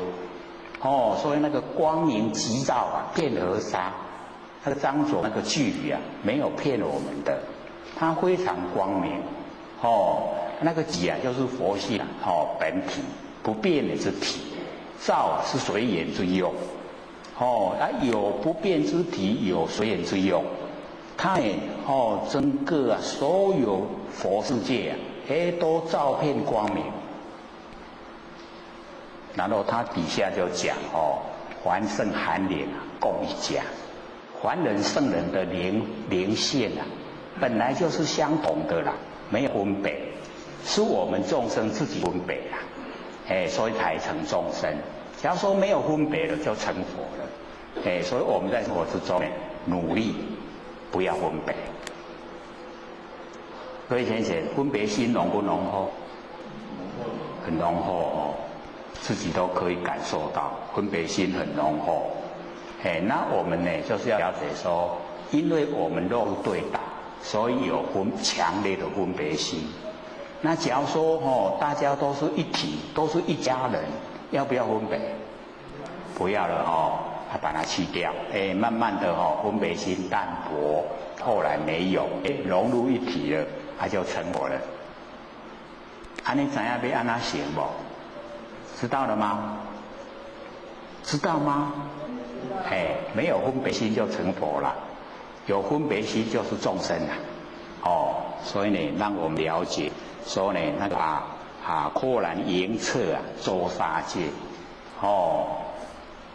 非常的广泛广阔豁然迎彻从佛性发挥的那个光明照彻整个周遍整个3000大千世界，那个呢这个沙界就是一粒沙一个世界了。因为非常多佛世界非常多，所以用那个沙界来比喻。万象呢松柔影现中啊，所以我们了解说万象，我们凡尘的万象非常的多这个景色啊景象非常的多。那么这一些呢，都好像影子一样啊，显现在我们的那个佛性之中。了解这个意思吗？就是万象都是从我们呢那如来藏含藏在我们性分里面含藏的，然后呈现呈现呢在整个现象界让我们能够呢看到。所以呢万象呢松柔影现中，像影子一样呈现。万象就像影子一样，假的啦，不真。真不真啊？我们都把万象当成真啦，所以我们那个行为啊，就有一点偏离真理，因为不知道呢它是假，把它当成真，所以我们要看久一点你把什么当成真你就一直观察它这个一天。一个礼拜、一个月、一年、10年，你看它有什么变化？所有万象都会变化。只要我们经过仔细的观察，它都一直在变化。既然是一直在变化，它当体就是空的，它没有自性，是空的。那我们一了解它是空的。就不会住相。我们是把它当成实在的才会住相。知道它是空的，那我们心就会抽离，就会离开形象。那心一离开心就很宽广，很自在。那我们住在相心不住在，这样了解意思吗？我们习惯我们那个习性都是心住在形象，形象当成真，所以就有喜欢讨厌。那喜欢讨厌我们就有取舍，取舍就造业，这样懂意思吗？所以业是我们自己造的，自己去受苦。那我们了解到真理以后，我们没有喜欢讨厌，没有喜欢讨厌，没有取舍，没有取舍不造业，不造业不受苦，是不是解脱了？所以了解真理很重要。我们都是因为不研究不了解，所以才会自找麻烦，找了很多苦来吃。我们在现实生活有没有在吃苦啊？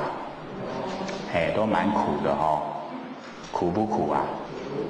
所以才叫苦海嘛苦海无边我们要怎么样？回头是岸。只要我们肯回头了，马上到清净的彼岸。所以那个回头就是回光返照就是把注意力收回来，不要去注意外面的万象，注意我们不生不灭的佛性，这个叫做回头。能够这样已经到达清净的彼岸，已经到了啦。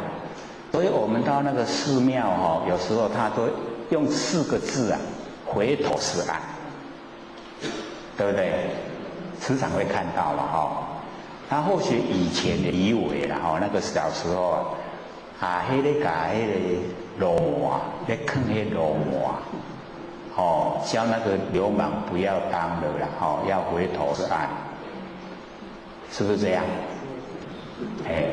那个也是就是有那个含义在只是它的意思比较狭隘一点，看然后我们研究心理心法以后原来回头是岸是回光返照，到达清净彼岸，是不是一体通用？大家都会使用对吧？不是干那罗马尔咱大家众生都会使用，都会使回光返照，然后到达清净彼岸。所以只要我们心光收回来，回头是岸，已经到清净彼岸，理不理想？很理想肯不肯我们肯回光返照吗？肯不肯？所以各位前学，我们现在在佛前讲话要遵守，不能一出去以后看到外将又被他拐跑了，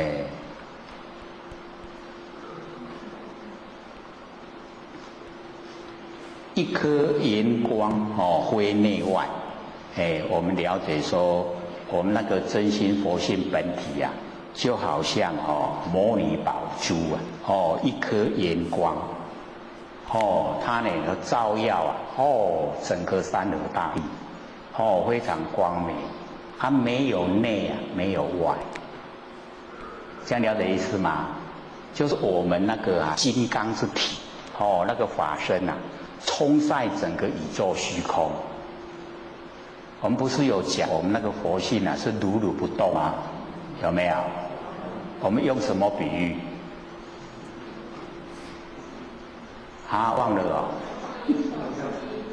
我们用照相机比喻不是吗？有没有？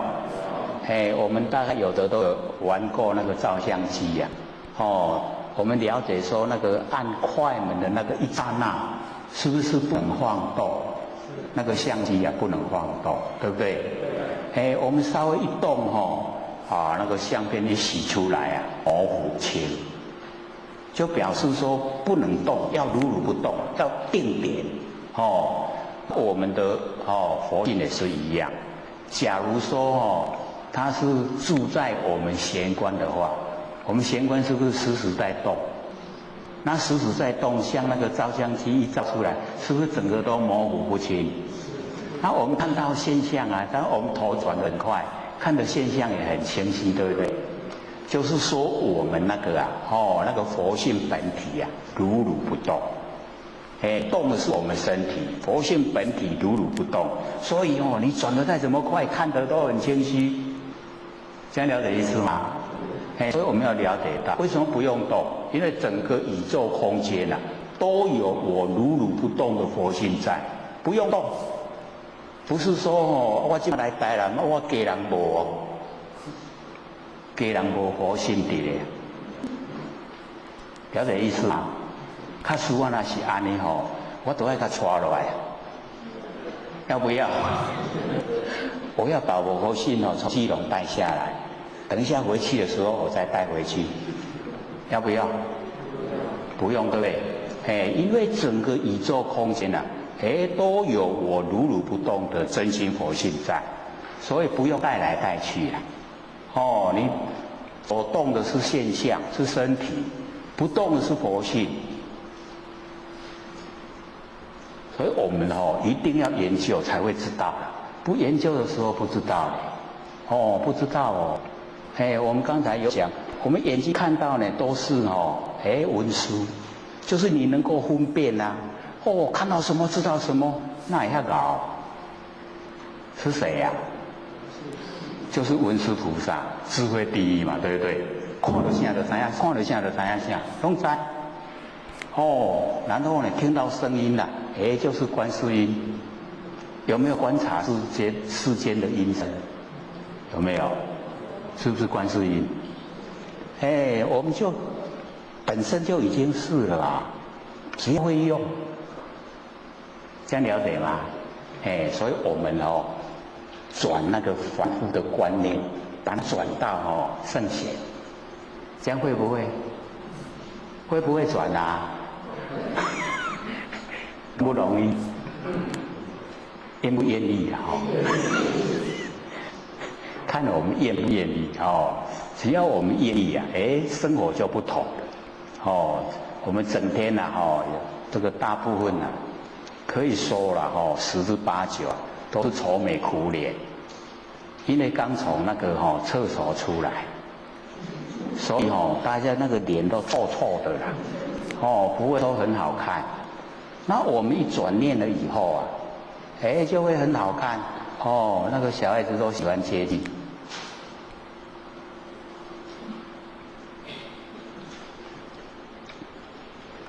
那么底下讲的后达空波音国，这个后达后呢，豁然开朗那个本来是好事后达很好，可是加一个空哇那就不好了那个后达空是断灭空的那断灭空各位听听，断灭空好不好？断灭好不好？所以我们要了解一进入断灭那个自杀的人他就是进入断灭了。都拢无希望都拢无什么拢无那个叫断灭。那断灭空搁他那个救都救不起来现在他在自杀，你去救他你不见的时候他又自杀了，所以很难去救了，因为他后达空就已经断灭了，断灭空都没有希望，他认为是一了百了，了不了我们要了解到不了我们到凡尘来是来还债，业把我们推到凡尘来不是我们自己愿意来是业把我们推来。各位愿不愿意到凡尘来很苦不愿意来，年岁越大越知道这个凡尘很苦不愿意来可是已经被业推来啊，不得不来，所以是来还债的。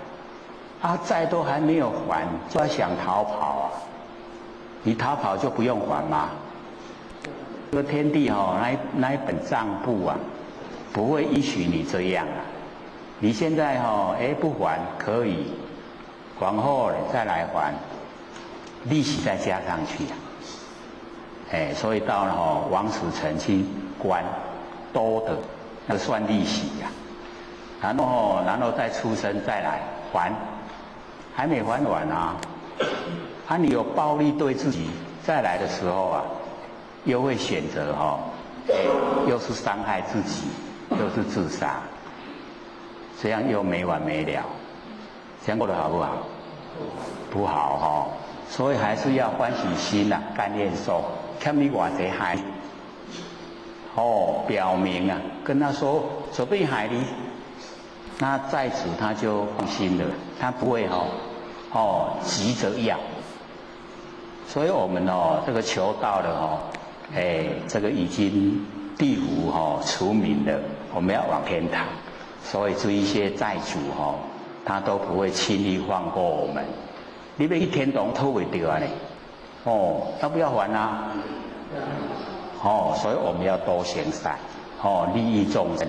把这一些业障，全部都了掉，了掉了以后啊，高高兴兴，就在天堂，所以我们不逃避。那假如说我们呢，想逃避的话，不想还，那一些债主都紧张了啦，紧张他跑得很快，所以我们会受不了嘞。我们身边刚好有200块，他要2万块。我们就错不出来啊，对不对？慢慢的我们慢慢赚，慢慢还，2万块也可以还得清啊，对不对？所以我们表明说我欠你多少，绝对不逃避，一定还清。这样的话这主拢放心啊啦，唔惊你讲半暝啊搬厝。我现在很多人都半夜这个搬家了吧？债主一来啊，空间啊。厝都讲细啊，人厝头家收等去啊，要去倒讨，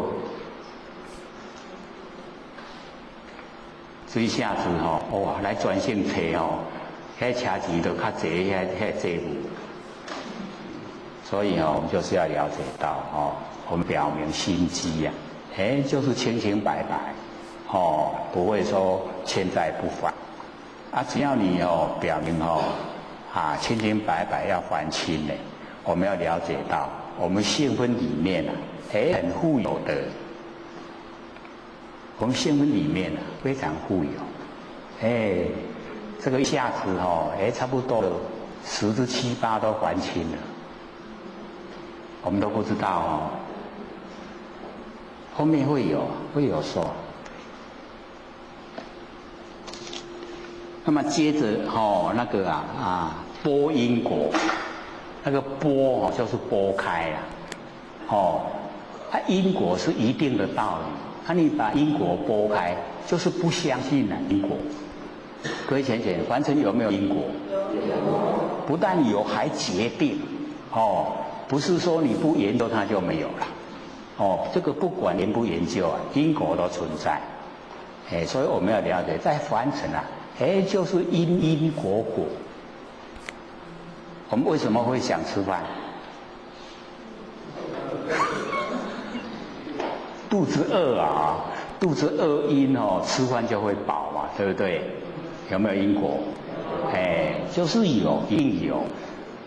我说那个不相信因果的人他也不用呼吸。为什么？因为呼吸就是要生活啊，你在活。你若无相信，你免呼吸啊嘛，你就免活，这样了解意思嘛？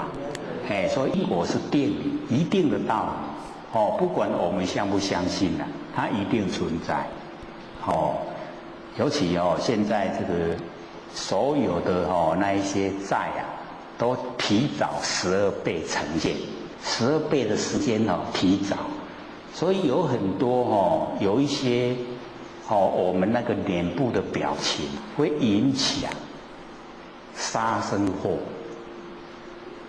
了解吗？你把手讲银的人给你抬，为什么？因为那个就是那个烟签已经找上来，拄好拄着，你个表情，那个表情一个出来就促成人家动手。所以或者以前都时常讲，那个14号台北那个14号公车是走那个菜寮到台北车站，然后走到三重寺的时候有一个乘客下车，然后那个车上的乘客讲他晕那个下车的乘客跑上去身躯都炸倒爽甲毒死，他看一眼看他一眼就被他杀死。所以我们往后老师也不能随便看人我看人没关系你笑脸就好了别讲银，那个银各位先生，咱若去用银那样很难过，对不对？那搞银我是那都唔对很难过，对不对？所以我们不要有那个动作，那个都友善。那我们不要有，自己纵然吃亏也不要去讲银，没有用的啦，还招了一些无谓的麻烦。所以我们要了解现在这个金子是容易黄，小人就不容易了。那我们要帮小人所以这个不要呢，这个播因果一定呢要相信因果尤其我们修道绝对有因果茫茫荡荡遭这个殃祸茫荡讲台湾的话比较贴神对啦，懵懂很传神讲国语比较没有那么讲台湾话来的传神茫荡我们茫茫荡荡呢会遭殃祸，会遭呢灾难呢临到我们身上来，汽油呢着空病亦然所以我们要了解说我们呢可以在有形有相的这一个世界里面我们可不住相，可是我们呢汽油不住相了以后却着空，着空比着有还要来得厉害所以我们要了解那个释迦牟尼佛呢那个时候示现的时候讲说宁可着有如须弥山不可着空如芥之许，芥子就是菜稷我们有看过菜池嘛有没有？非常细对不对？一粒仔仔尔剪出来一张菜那个菜池一点点所以不要着空一点点，因为没有药救，着有很容易医治的，着空就没有救了所以不要汽油着空那个病易了那个比那个着有的病更厉害。还如呢避逆呢而投火我们要避开这个比喻啦，说还如呢避逆我们呢好像在水中沉溺了，有要沉落去紧走，莫去这个水淹死，然后投入火堆啦。水淹死较艰苦是去火烧死较艰苦？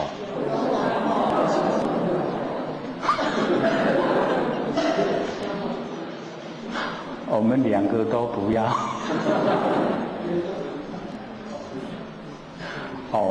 也不要去水淹死嘛，不要会休息。所以两个呢，我们都不要。这两个呢，它都相同灾难。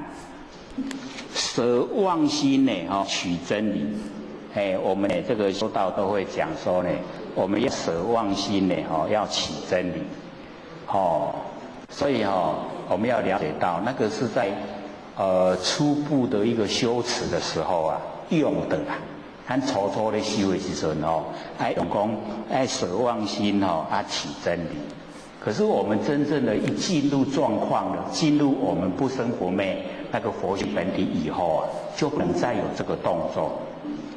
因为那个舍妄心啊，起真理啊，已经有取舍之心了。那取舍之心我们就是了解，就是造业了。这样了解吗？袂使有取舍，就是要事来则应啊，事去则静，符合真理。那我们有取舍，表示有喜欢讨厌。那有喜欢讨厌，不管我们做出来的事是好是坏，都是业。好事的话是善业啦，它坏事就恶业，都是业。一定要接受果报，所以我们不要有取舍之心，这样懂意思吗？说我们在凡尘啊，不要有那个取舍之心，因为取舍啊，就是啊，造业因已经形成，取舍之心啊，成巧味，我们就会啊，那个作假，这个心里面想的跟做的已经不同了，那个巧味。那么邪人不了解这样的真理，用这一种方式啊来修行，所以啊，这个先那个讲说呢，不了解真理来修行，会变怎么样？就生成啊认贼将为止。那个贼就是偷我们那个家宝，那我们把它当成宝贝儿子，他会怎么样？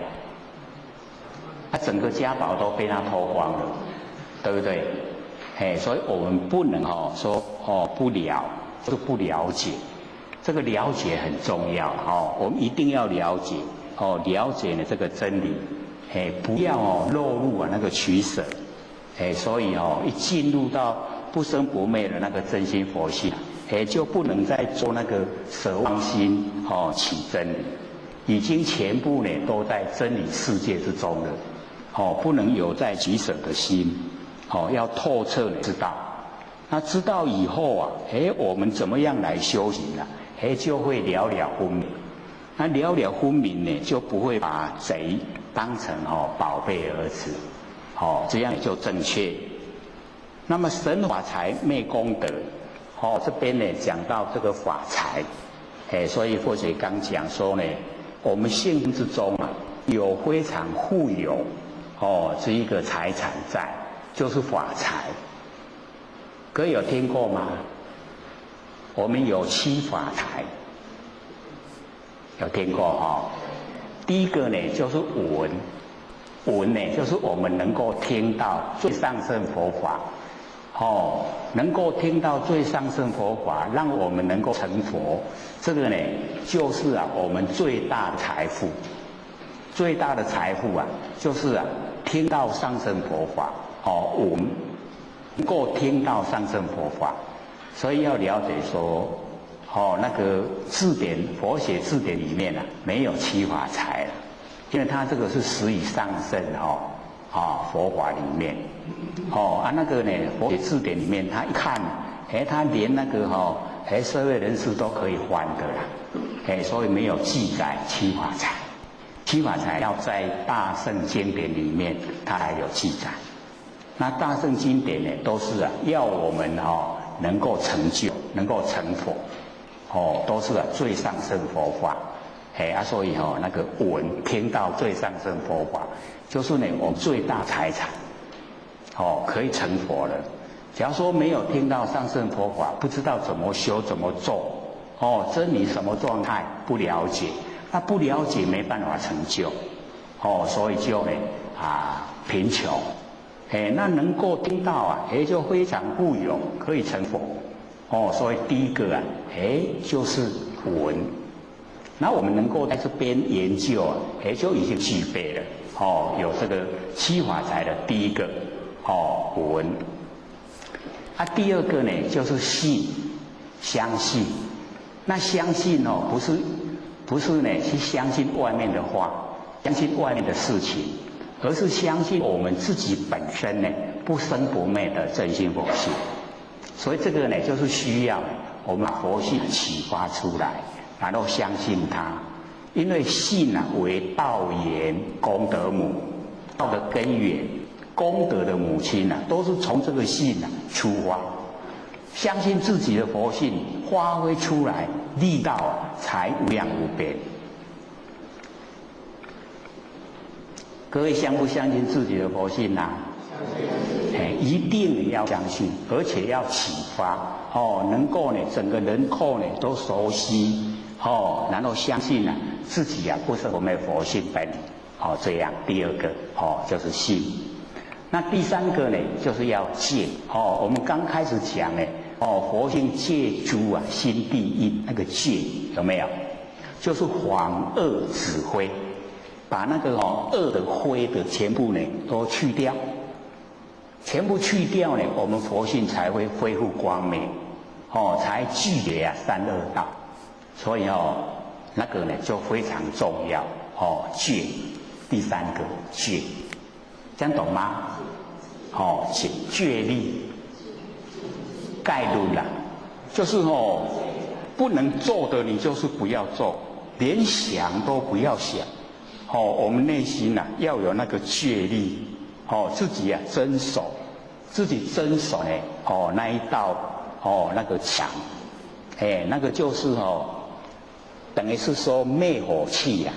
我们那个欲望要来了，好像火要燃烧了，赶快把戒拿出来，咻把那一些都喷灭了啦，把那一些那个蠢蠢欲动的那一些不好的那个要分散我们精神的那一个分子啊，都把它扑灭，这样会不会？所以第三个就是戒。第四个呢，就是从我们佛性啊呈现的定，从佛性本身呢生发的定力，不是从后天学来的啦。我们后天的那个定假如说我要努力学那个禅定。那个很容易啊被这个现象破坏。那从佛性出来的定它那个定啊很坚强。我们儒家时常在讲那个可以富贵不淫，贫贱不移，威武不屈，然后泰山崩于前，刀既加以后，不动声色，定不定？真的是大定那个定力啊真够，不会被外境影响，就是呢从佛性啊本身发挥出来所以这个第四个就是定。那我们已经有了有闻有信有戒有定，接着就要精进，就是要使自己成就精进很勤快很精进，正确的朝着方向目标精进这样会不会？精进。然后第六个舍，舍就是布施啦，舍就是我们什么都不执着，都可以给人像释迦牟尼佛他呢成佛的果位啊都可以舍，不是说他舍了我们就不称呼他佛了，我们还是称呼他佛啊，对不对？可是他就是把佛的果位啊也舍掉，也不住在心中了，这样懂意思吗？所以我们就是要舍，越舍是你的就是你的啦，你再怎么舍还是你的啦，不是你的你再怎么去拥抱你还是抱不住啦，对不对？所以我们越舍越舍越舍啊就越得，就是要了解我们要舍。一舍了心中啊就很宽广，没有局限在小格局里面，很宽广舍。那最后一个就是惭愧。惭愧惭愧知道吗？我们要惭愧我都要未做佛的要个众生，因为有惭愧我们不会骄傲。假如说没有惭愧我们前面那一些一有了就会骄傲，一骄傲就是造业了，一造业我们要记入三恶道。骄傲的罪我们就要了解到，各位先生，骄傲的话以后变什么？对，就是天上飞的火鸟。各位有没有看过火鸟？它飞得很远，可以从一洲飞过一洲，很远，那个火鸟。假如说那个骄傲不大，就变什么？赤骄啊，对，就是赤骄啊。他骄傲小小的，就变了赤骄，就畜生道了。所以我们就是修道最忌讳骄傲。上惊咱骄傲了，所以内心一定要能够降服，不能骄傲，这样了解吗？不容易尤其我学有那个经验一听这个心理心法，然后一领悟了以后他会不知不觉骄傲，知影比人较济骄傲，这个最难去除的嘞，所以我们要先了解，不能骄傲，一骄傲就落入三恶道，这样了解吗？我们复习一下，第一个什么？第二个呢？第三呢？解。第四呢？第五？第六？第七？这个叫七法财，我们所要追求呢，就是追求这个七法财，七法财有了，我们最富有了。那个凡尘的那一些有形有相的那个财产，那个都虚幻不实在。这个七法财是实在的，就在我们性分之中，所以非常富有。那个外在的一口气不来，什么都不是我的啦，一毛钱也带不走。可是这个七法财就依附在我们性分之中，我们要拥有它，最难的第一个我们已经得到了最上乘佛法，那成佛，我们都已经有研究了只要我努力，只要我想成佛，我按照这样去做就可以达到这样了解吗？他想不想做我剩下40分钟给各位问问题，各位有问题吧？好，请说，拿那个麦克风。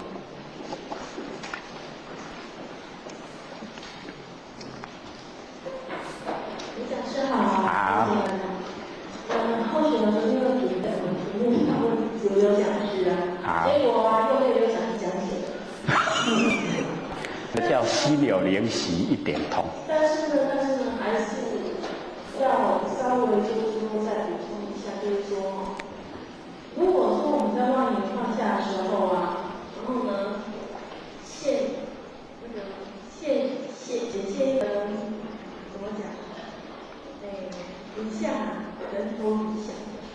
那之前有讲就是说，收束于我们的眼睛里面就是如书然后呢，我就不仅是想说，是要收束回来，不要再去执着那一个相。然后呢，是不是还需要念经？需要回向？好，请坐。因为大前提就万年放下。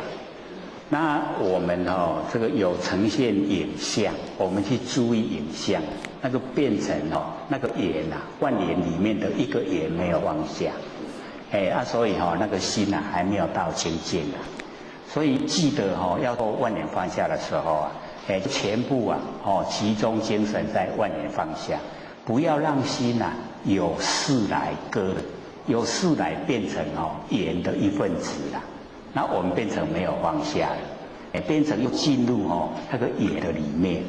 那这样的话不容易让我们不生不灭的佛性本体呈现。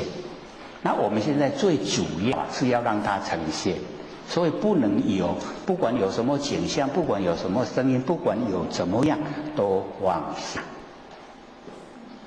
才彻底才会有功效出来我们才会把那个不生不灭佛性整个轮廓都能够很清楚的让我们能够掌握到，这样修道来才会踏实那个另外在讲的，说我们眼根繁衍是文书，耳根繁衍是观念，那个是今天才讲的你马上就把它应用，还真快那个是在我们生活之中，在生活之中的时候，我们要想到，我为什么看到什么都知道什么，那么的清清楚楚，那个就是我们的智慧，智慧就是无私。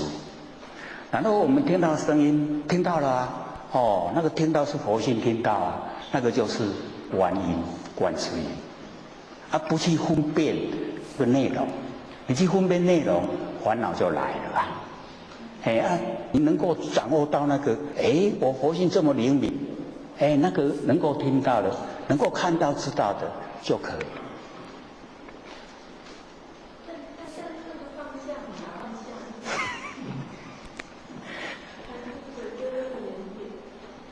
对，因为我们要了解说我们听说万年放下，听起来很容易做起来其实很困难。因为只要我们有鸽子，那就叫一眼没有放下。那万年放下，你这个一眼都还没有放下，那怎么万年可以放下？所以那个真正的要实际的你去体会不管有什么来打搅，全部都斩掉。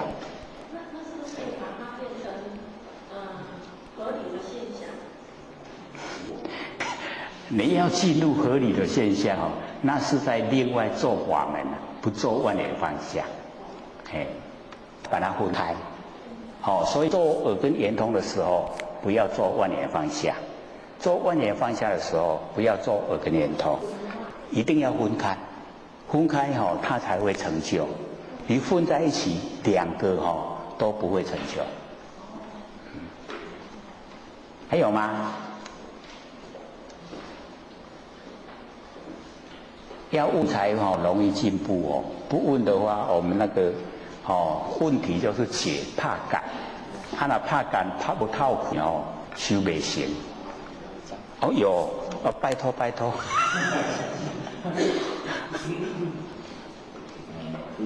问题是这样子，或许从小不挑食很好养，可是这一周来一反常态，每天看到食物想吃，只想吃水果。但是不想吃的早中餐仍是可以吃得下，很想吐又吐，肚子不舒服，但是大都没有出现。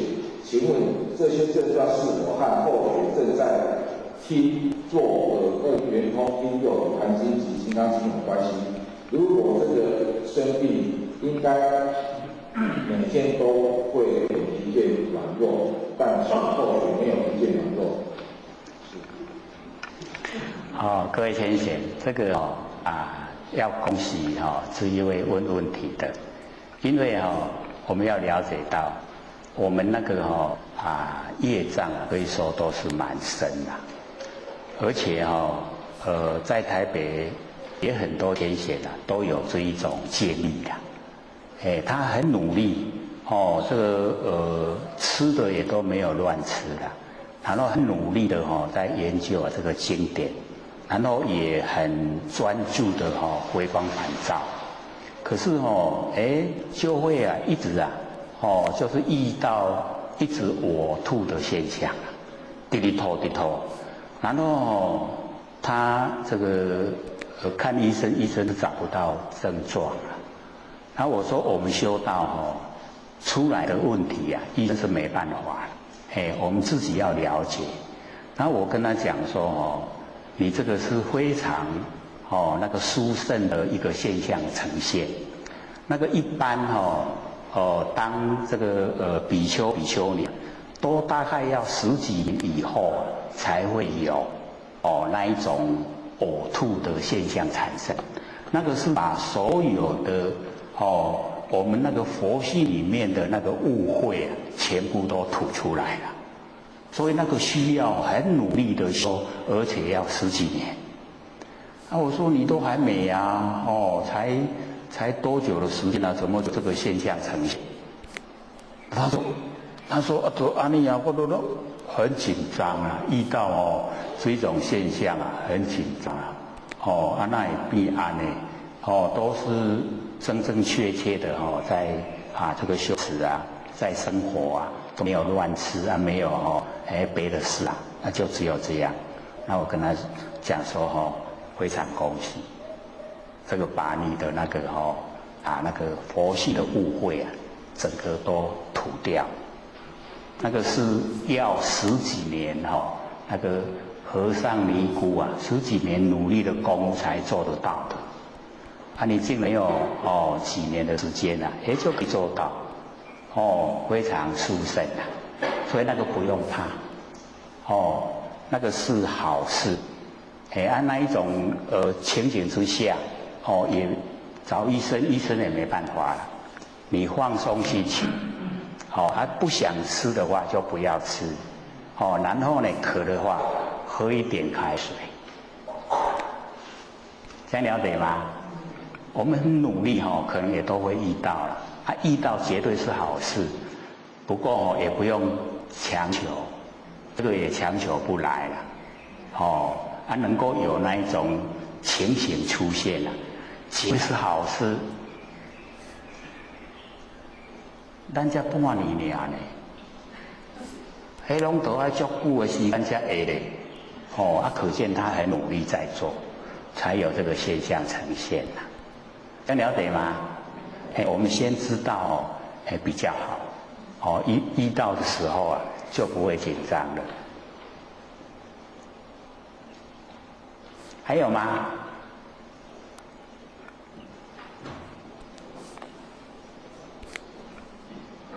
刘老师好。好。你一直想到论理那么刘老师刚才讲到，那就是现在那个实行存在的问题大家见仁见智莫衷一是那从圣贤的经典中有没有可以给或贤？好，请坐。这个我们这个就是当这个国民嘛我们也都是很奉公守法。那我们要了解到那个所有的一些法官，他在判那个死刑的时候一定是非常慎重的，因为他那个一判下去啊，就是杀人，没有利息那为什么他会判他死刑呢？就是他所有的行为啊，已经不容许在我们群居里面存在。假如说让它存在的话，那善良的人就倒霉了。所以他要经过那个3审3刑，经过3个阶段3个阶段竟然3个都判死刑的话，那一定呢他罪无可犯，就是不能逃避一定要执行，让他呢跟这个善良的这个人民隔开。这样呢，社会才有公义你不能说我不执行死刑，死刑是杀人，不是那个意思啦。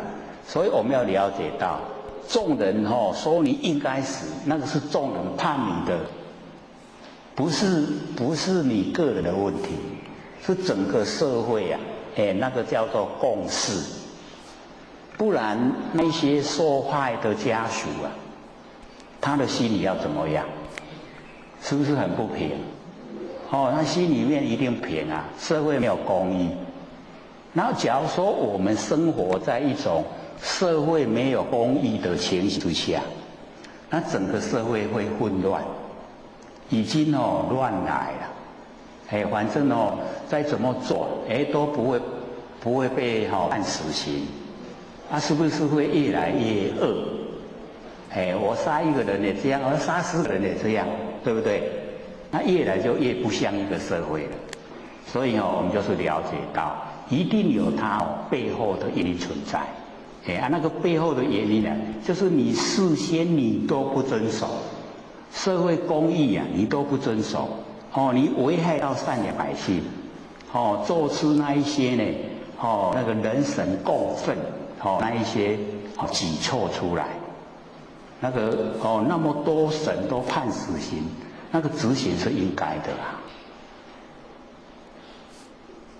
我们不能说用妇人之仁来看因为他先接受我凡尘王法的制裁，到地府还要接受地府的制裁，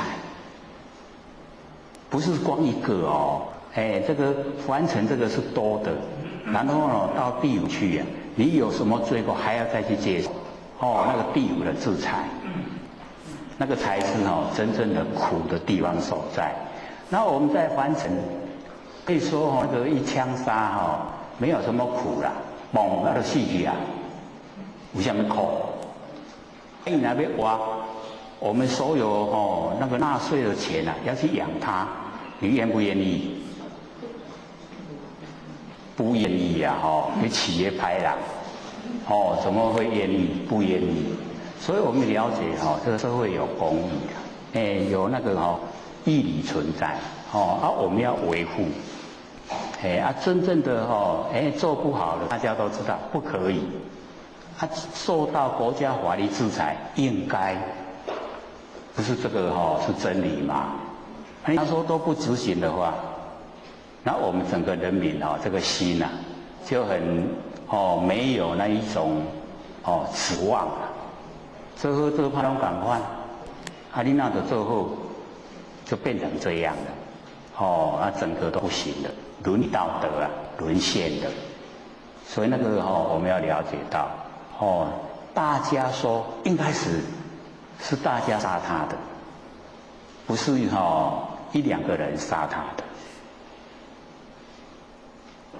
所以我们要维护那个整个社会的那个公理那个正义一定要维护。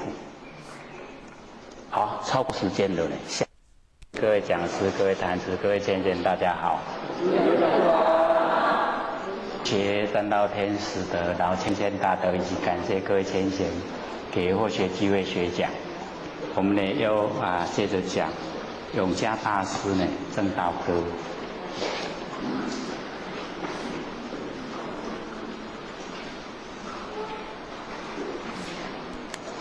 我们上个礼拜讲到哪个地方？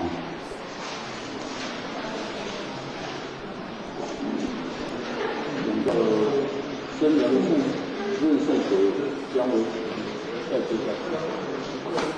神法财对不对？对。神法财昧功德，是不是这边？对。找到了没？找到了。那个神法财，我们呢上个礼拜有讲。我们呢性分之中呢有七法财，我们有这七法财就是最富有。各位都还记得吗？记不记得？记得要不要背背看？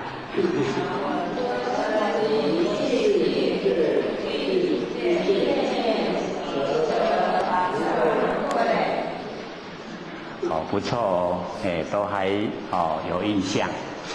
第一个呢就是闻，因为我们能够听到最上乘佛法，使我们有成佛的那个机会这个是非常的难得。所以这个七法财在佛学字典里面没有，找不到这个七法财，是要到大乘佛法里面的才有提到这个七法财。所以我们呢，这个性分之中的那个财产，我们有七法财是最富有。第一个就是闻，听到上乘佛法。那么第二个呢就是信，相信我们自己不生不灭的真心佛性。所以这个相信我们一般都用到外面相信外面，那很少用到我们里面来。那这个呢，就是要相信我们自己不生不灭的真心佛性，要相信他就是佛，所以我们都跟佛在一起，要相信。第二个，那第三个呢，就是戒，戒可以防非止恶，那个是非的非可以防止非，然后呢恶都饿死他，不会呢作恶。防非止恶，所以那个戒很重要。因为有反非止恶啊，才可以使我们的那个佛性光明。所以第3个啊就是戒，第4个就是从我们不生不灭佛性本体产生的定，那个定力啊，所以这个定力很重要。我们在凡尘学那个禅坐的定，那个很快啊被现象破坏。那我们从佛性发挥的定，那个很笃定。我们上个礼拜有讲，可以啊，就是这个贫贱不移，富贵啊不淫，威武啊不屈，然后呢，泰山崩于前，刀具啊加以后，不动声色。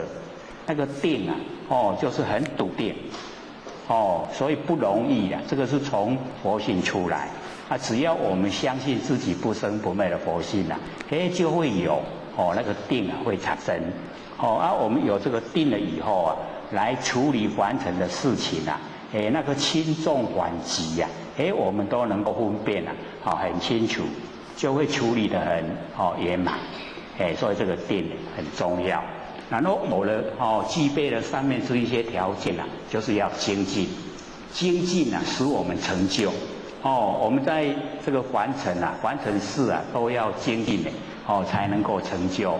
那么何况呢是圣事，一定呢更要精进。那我们有精进了以后啊，接着下来啊就是要舍。舍就是布施啦。就是把我们所有的都能够放舍，不呢执着，不呢局限在我们这个身上，一放舍以后啊，我们这个性温啊就很宽广，可以啊尽虚空遍法界，所以就是要舍。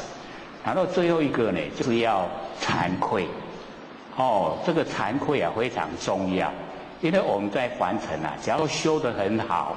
修得很好，我们那个内心深处啊，不知不觉就会骄傲。各位有没有感觉？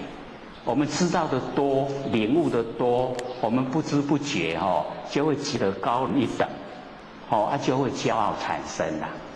那我们有惭愧那个骄傲啊，那就不会出现。要惭愧，我们现在还是众生，还没有成佛。假如说我们已经到达佛的程度，我们要惭愧，因为众生都还没有度尽，所以呢要有惭愧的心，骄傲就不会升起。不会骄傲，我们不会造业。骄傲的就是造业。或者讲说，这一生之中很多福报的人他都会骄傲。那么骄傲他造的业，就是准备那个下一生呢，要天上飞很高，看得很高，所以他也飞得很高。越大的骄傲越出生那个火鸟，它飞过大海，飞过很远的地方。我们要用望远镜来看。那假如说小骄傲的话，赤骄啊，那就是很容易看到。我们这个在生活之中多多少少都会有骄傲。各位有没有骄傲很坦白，有就是有了。假如说我们当人都没有骄傲的心那就不是人了。都会有骄傲，只是我们要能够去降服它。降服我们的骄傲。要了解说，当人人生难得，很不容易。那我们既然有得到人的身体了，又遇到上天大开普度，得到了我们要努力的来修持，让我们真的能够成就。然后周遭的亲朋好友，我们也都他引进，都能够呈现做佛。这样就是一个最理想的这个世界。我们真的把这个佛世界变成莲花堂，整个都是佛世界了。自古以来，所有的这一些圣贤切佛都希望能够世界大同。那世界大同要从我们的不生不灭的那个真心佛性做起。那影响到所有周遭的人，整个心都发挥，真心都发挥，那这个样子的话，就可以世界大同。我们那个道的宗旨啊，也就是希望能够世界大同。那从我们本身起啊，就是不是光喊口号，是实际的来做的。所以这个神法财呢，就是从前面那个用那个生灭的心在修道，那会省掉我们的法财。所以我们在修道的时候并没有很明显的说我们是用生灭心在修呢，还是用不生不灭的心在修。我们不研究性理心法的时候可以说呢非常朦胧不很明显的分清界限。各位现在可以分清了吗？有没有信心的对不生不灭的那个真心跟生灭的心我们要分得很清楚。只要是我们的六根对六尘产生的六识，那个六识就是心那个心就是生灭心。我们说识心，认识的心因为我们生活时候都是用这一种心在生活，所以都是生灭心用生灭心来修道，修不成道。所以有的修了好几生好几世都修不成。为什么？因为他没有找到不生不灭的心来修，用生灭心修了，所以修不成道。各位了解意思了所以我们呢要找到不生不灭的心来修道。不生不灭的心呢，或者都一直讲跟我们生灭的心合在一起。我们认识生灭不认识不生不灭。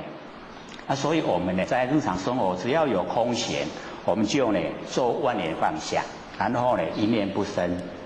那万念放下，不要有念头，这一个时候保持那一个觉性那个觉性我们把它保持，那个就是我们不生不灭的真心，就是我们的本来面目。所以成佛就是这个在成的这个我们认识了就已经佛出生了。那出生以后我们3年如朴3年的抚养，然后慢慢长大了。长大了以后他会发出般若妙智慧。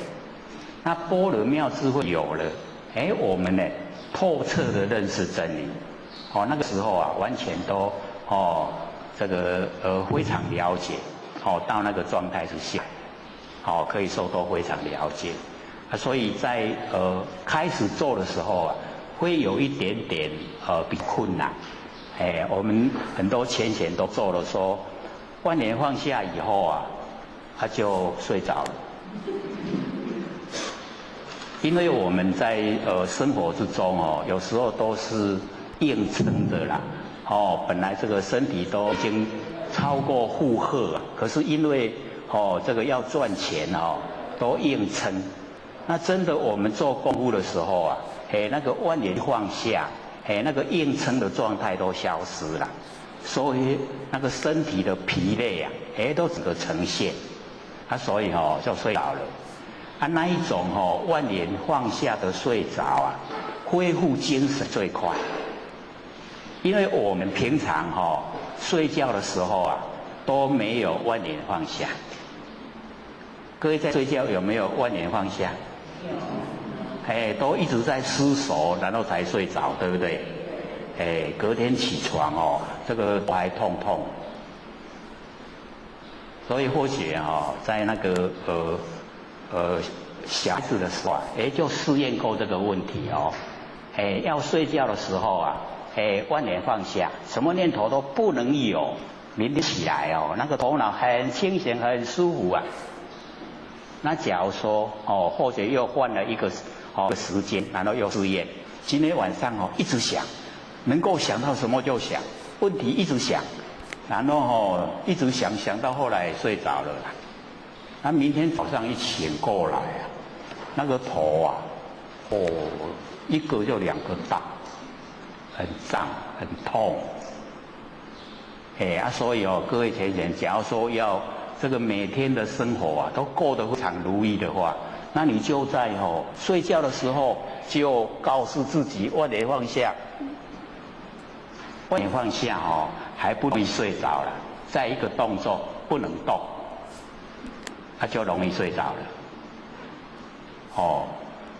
那假如说心念再多从头一直开始放，把头的力道放到枕头，然后呢开始下来就肩膀放到床铺，然后呢就整个胸部，然后一直往下一直放，把那个力道全部放掉，都没有力道，连要转身也没有力道，就睡着了啦。最好的是睡着方法就是这样，明天起来很舒服，那个血液都畅通非常舒服，脑袋瓜很轻，不容易年老的时候中风了。可是我们就是不肯让脑袋瓜这个清闲，都会有意念产生所以我们修道了以后要了解说起心动念就是无明，起心动念就是不觉，从觉性发挥的不觉，让我们很多烦恼，所以我们要把这个不觉去掉，都时时刻刻保持觉，能够呢觉久就变觉者，觉者就是佛了，这样懂意思吗？我们本身就是我们就是佛了所以以后我们在做事，在起心动念就要想我是佛，那很多佛不能做的事我们也不要做。佛会不会害人？不会。会不会骂人？不会。那我们就要学因为以佛自诩的话，我们就很快会达到那一种真正的进入那个真理的领域。那我们一进入跟佛真的没有两样的，就是一样。因为我们现在所起的念头都是凡尘事，它都是这个计较，它都是对待。这一些呢，我们都要看得透彻。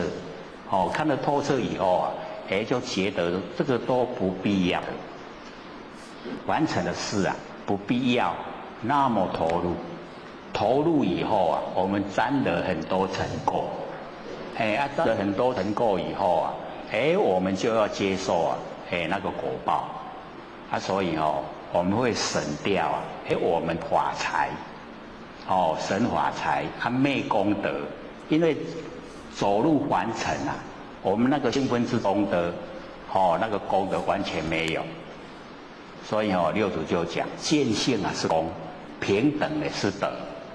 我们只要见到自己不生不灭的佛性那个就是功了。那德呢，就是需要我们平等，心要平等。所以我们为什么德性没有，就是因为没有平等那个心，平等性没有了。人与人之间呢，我们有分别心，你物之间物与物之间我们都有分别心，所以不平等，德性呢才没有培养。那假如说我们能够培养甚至连我们的那个下一辈，就儿子女儿那个孙女那个晚辈我们要了解说，他的身体虽然是说这个父母亲生下来，可是他的佛性我们没办法生的，我们生的是身体所以我们要养，然后要教教养都要，才能够让他在社会立足。然后他的佛性跟我们的佛性是一样，所以我们看待的时候这个时候就要平等，容不容易？我们把晚辈跟我们看成是平等，容不容易？不容易我们看那个有钱人跟有社会地位的人我们会不会把它看成比我们低？会不会？我们普遍的现象啊，都把这一些看得很高了，所以又是不平等。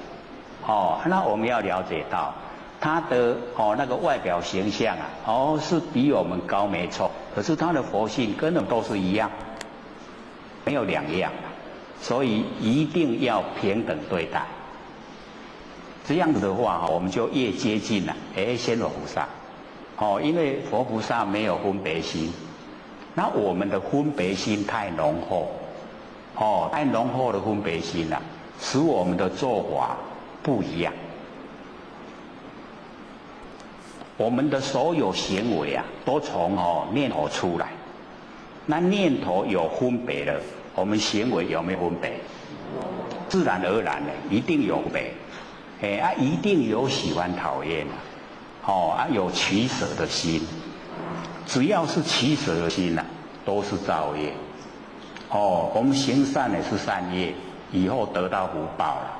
那做不对恶业，都一定有业。所以我们呢，进入我们不生不灭佛性，从佛性呢直接生发。直接生发，第一个叫做直心。那直心跟真如是相应，所以我们用直心来应对，完成了万事万物，这样不会造业啦。可是我们就是不肯用，因为直心来对待万事万物容易吃亏。那我们都很聪明，学得很聪明，不愿意吃亏啦，所以直心不用，很快就转念，我们变了心意识。所以各位同学，我们要把心意识了解透彻。释迦牟尼佛讲说，不要用心意识修道。心呢，就是我们六根对六尘产生六识的那个叫心。是因缘际会，缘际假如说没有根没有尘，根尘没有相对我们没有心根尘相对，我们才产生。那有时候的这个六尘它变化无常，很快变化，我们的心就跟着很快变化。所以那一种心我们不要拿来用，不要用心修道。懂这个意思吗？这样分别得出来吗？释迦牟尼佛讲说心则忌。我们忌讳了，很多朋友在一起忌讳了那个忌记忆，很多呢一眼记在一起才呈现了心这个心不确定然后忆忆呢就是回忆，我们有经过有学过以前呢这个处理过的事，然后现在回想起来，那个叫忆。一样是因缘际会，那个缘际则生缘散就灭了，所以呢，那个忆则忆回忆的意思然后那个事心意识那个事事则现之意，显现让我们知道，要显现要有因缘机会才会显现，所以显现让我们知道也是因缘际会的东西，所以三个都是虚幻不实在的，这样了解吗？我们对这个心意识透彻了解了这个我们日常生活之中显现，让我们知道，让我们去处理，让我们很亲切的在一起，那个叫识，心意识的识。然后心就是根尘相对。我们的六根对着六尘，六根六尘知道吗？知道。六根就是眼、耳、鼻、舌、身、意，六个。六尘呢，就是色、声、香、味、触、法，就是呢，六根六尘，根尘相对，然后才产生。根尘不相对它不会产生。所以根尘不相对各位，我们心在哪里？根尘不相对的时候，我们心在哪里？就找不到，对不对？所以我们呢有时候会讲说即心即佛，即心即佛啊，就是心意识都不要放下，没有心意识，没有根尘相对，没有因缘际会，然后它常存常住，永远在。就是我们把万念放下，一念不生的时候，那一个觉性啊，那一个啊，就是我们的真心。我们用这个真心，这个即心即佛，就是这个真心。这样懂了吗？懂不懂？不会很深了很清楚，让我们知道，说我们拼除那一些因缘际会的那个心啊，那个不要，那个呢一直变化，一直变化，我们心呢跟着一直变化，所以不要用那个心。然后我们那个觉性的心啊，它就是我们用的，我们有用的时候啊，给我们用；我们没有用的时候啊，它还在长存，都永远在。所以我们这一个即心即佛，就讲这个，这个心就是佛，讲它是心可以，讲它是佛也可以，因为佛就是这个在做，是一个成佛的所以我们要成佛，一定要能够万念放下，一念不生，然后体会那个觉，那一个觉啊，我们有体会它在，我们不体会它也在，我们用的时候它在，我们不用的时候它也在，所以呢，就是要用这个这个即心即佛，了解到讲到佛是比较亲切，讲到心佛亲切，然后讲到道好像比较宽广，比较外面。然后我们要知道那个道啊，讲道的时候啊，就整个啊都是真心所以我们那个真心它叫如来藏。如来含藏万事万物，万物啊都含藏在我们那个真心之中。我们的真心含藏整个三德大地，我们的真心含藏所有一切所以才讲虚空无相。我们的佛性虚空没有形象，不拒绝诸相发挥。所以我们佛性呢本来没有形象，可是有万象要生花的时候，我们佛性都不会拒绝，让它自然生花。这样呢，我们就了解我们的佛性有多么的宽广，有多么的奥妙。所以各位没有研究心理心法，不会了解说三德大地就是我们的真心呈现。我们会分别心三德大地是三德大地，我是我，对不对？我们一般都这样我们研究心理心法以后，了解说怎么形成三德大地，是我们在我们了解的无极理天，然后我们一念妄动，一念妄动以后那个时候还属于无极状态。无极就是没有，什么都没有无到极点，什么都没有。然后无极生太极，太极就生两仪，两仪就生四象，四象呢生八卦，八相中相凑64，才这样整个气数形成才有这个天地。那我们了解是因为我们一念有一个念头在无极之中一个念头，然后产生说一念无明生三系因为一念起就是我们升起一念，这个时候就有三个很细的在佛性的本体里面一个呢就是业相，念头就是业，所以我们要了解，我们在凡尘生念头起心动念就叫造业。所以我们要修到回到本来，就要把念头放下不要起心动念，因为生念头才落入凡尘。要回去一定要把念头放下，不要有念头。不要有念头的时候叫正念正确的我们念头叫做无念。所以正念的时候啊，已经回到佛性本体，已经回来了。所以要没有念头，然后我们一念就有业相，然后有转相，然后有现象。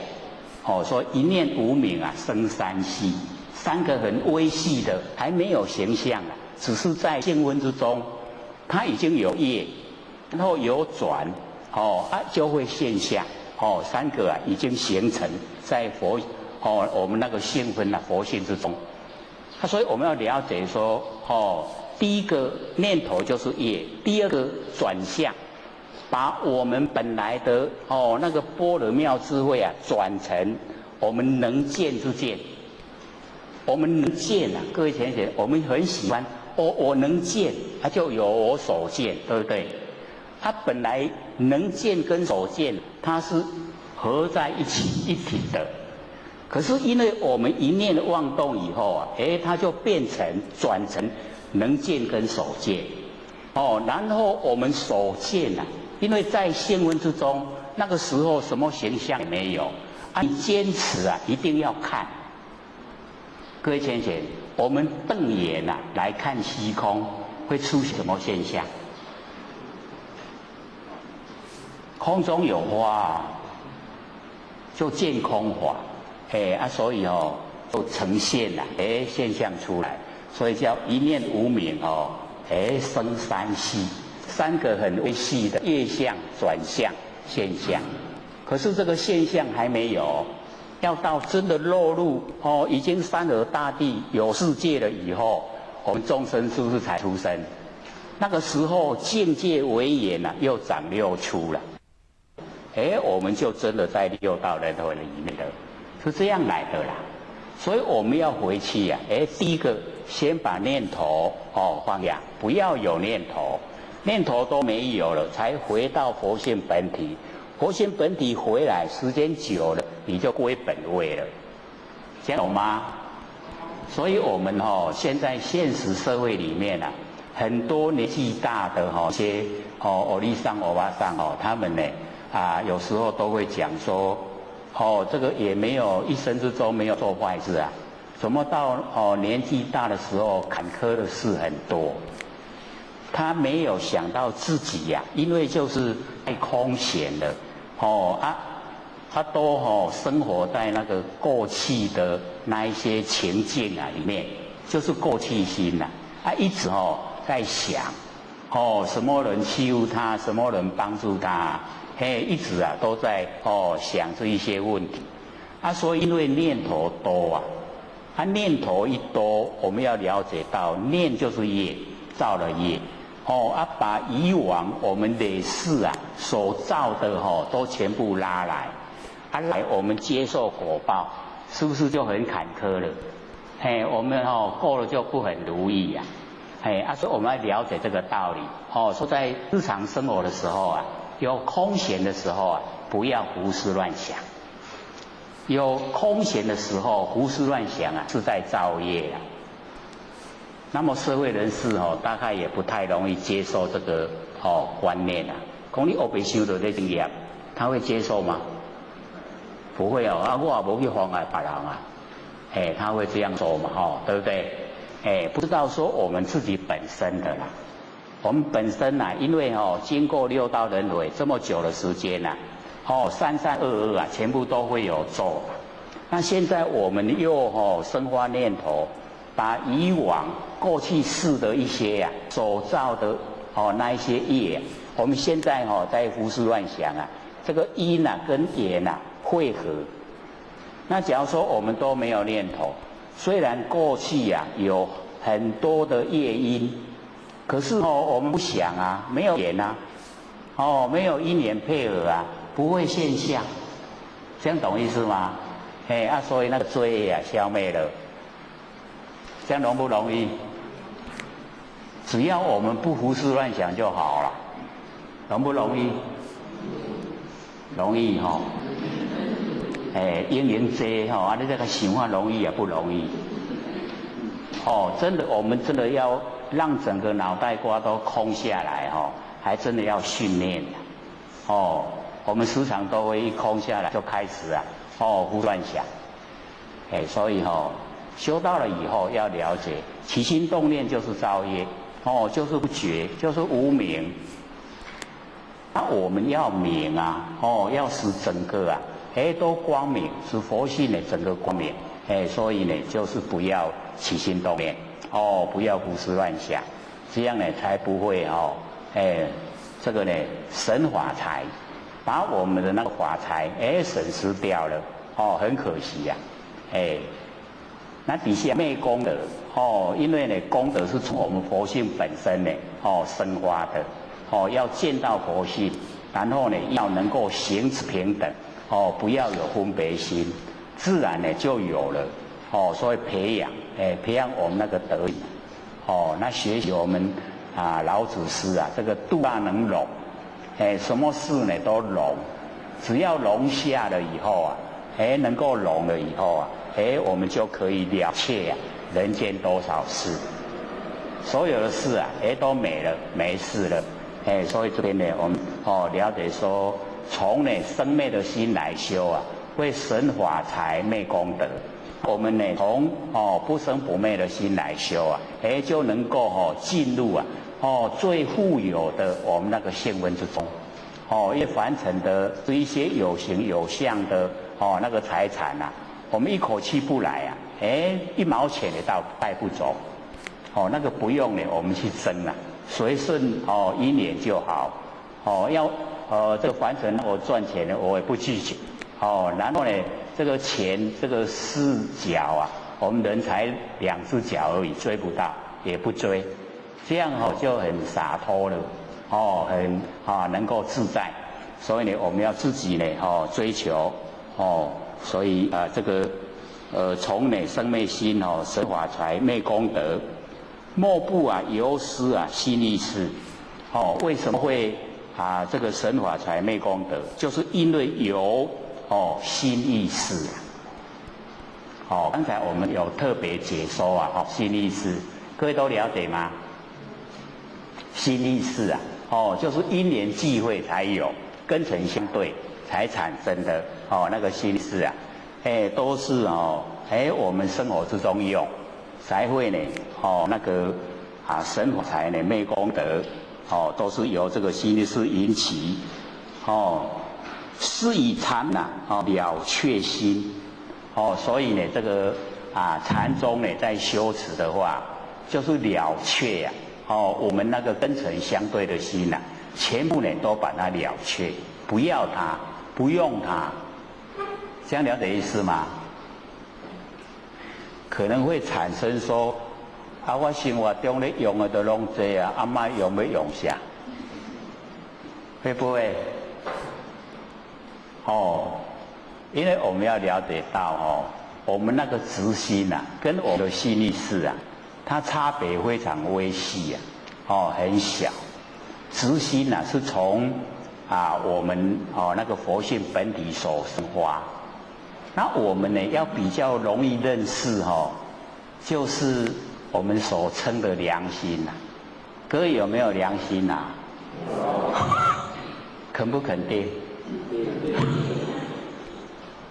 那个良心就是我们的不生不灭真心佛性呢所呈现的那个儒家叫良知良能，那我们这个实语叫做良心所以我们要了解到我们只要凭着良心来对待万事万物，那这样大概就不会了。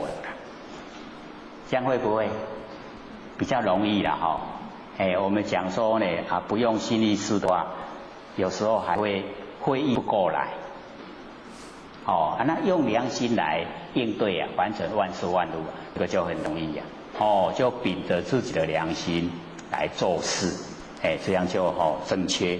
所以呢禅门把那个心意识那个心了却掉顿入无生知见力，我们只要把那个心意识都不用，就可以顿那就是很短的时间很短的时间呢，进入无生，就是不生不灭的，那个真心佛性那个本体那个无生，就可以进入我们佛性本体，然后呢产生呢知见，所以这个无生的知见力一定呢要一段时间来培养，那个知见力是般若妙智慧，所以不是呢我们马上说万念放下，一念不生马上产生不是那样，而是说我们只要肯万念放下，一念不生，然后培养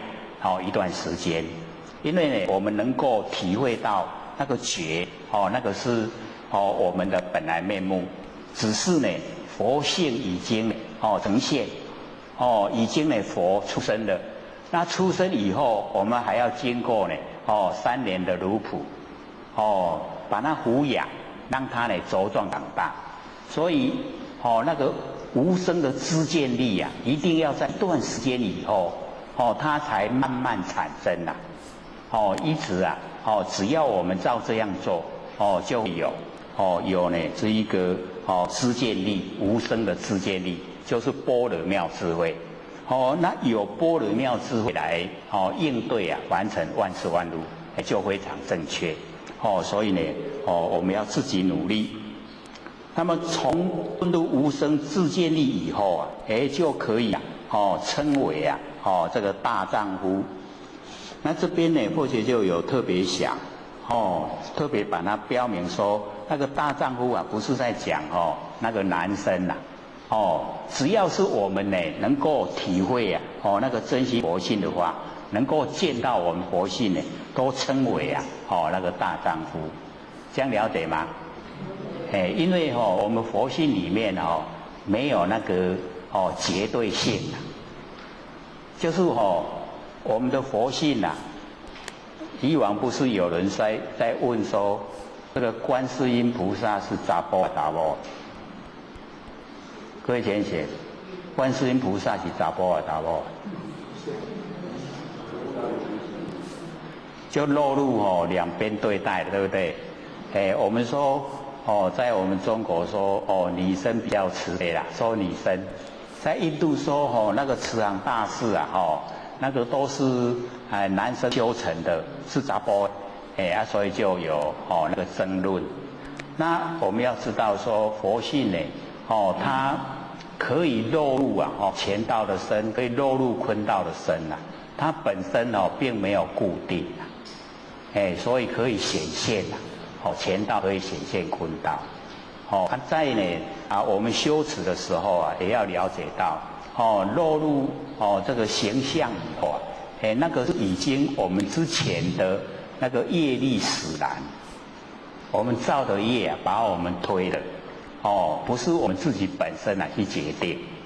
那我们修正了以后就不一样了修正以后假如说我们证悟本性，我们可以千百亿化身，那要化成什么身呢？我们可以自己决定要化成乾道身就乾道坤道身就坤道甚至于我们喜欢当的那个小动物也可以化成小动物，也可以化成植物看到呢这个有人在那个沙漠走得很疲累又被太阳晒得很难过可以化成一棵大树，佛菩萨可以化成一棵大树，然后呢让那一些晒得很厉害的人到树下去乘凉，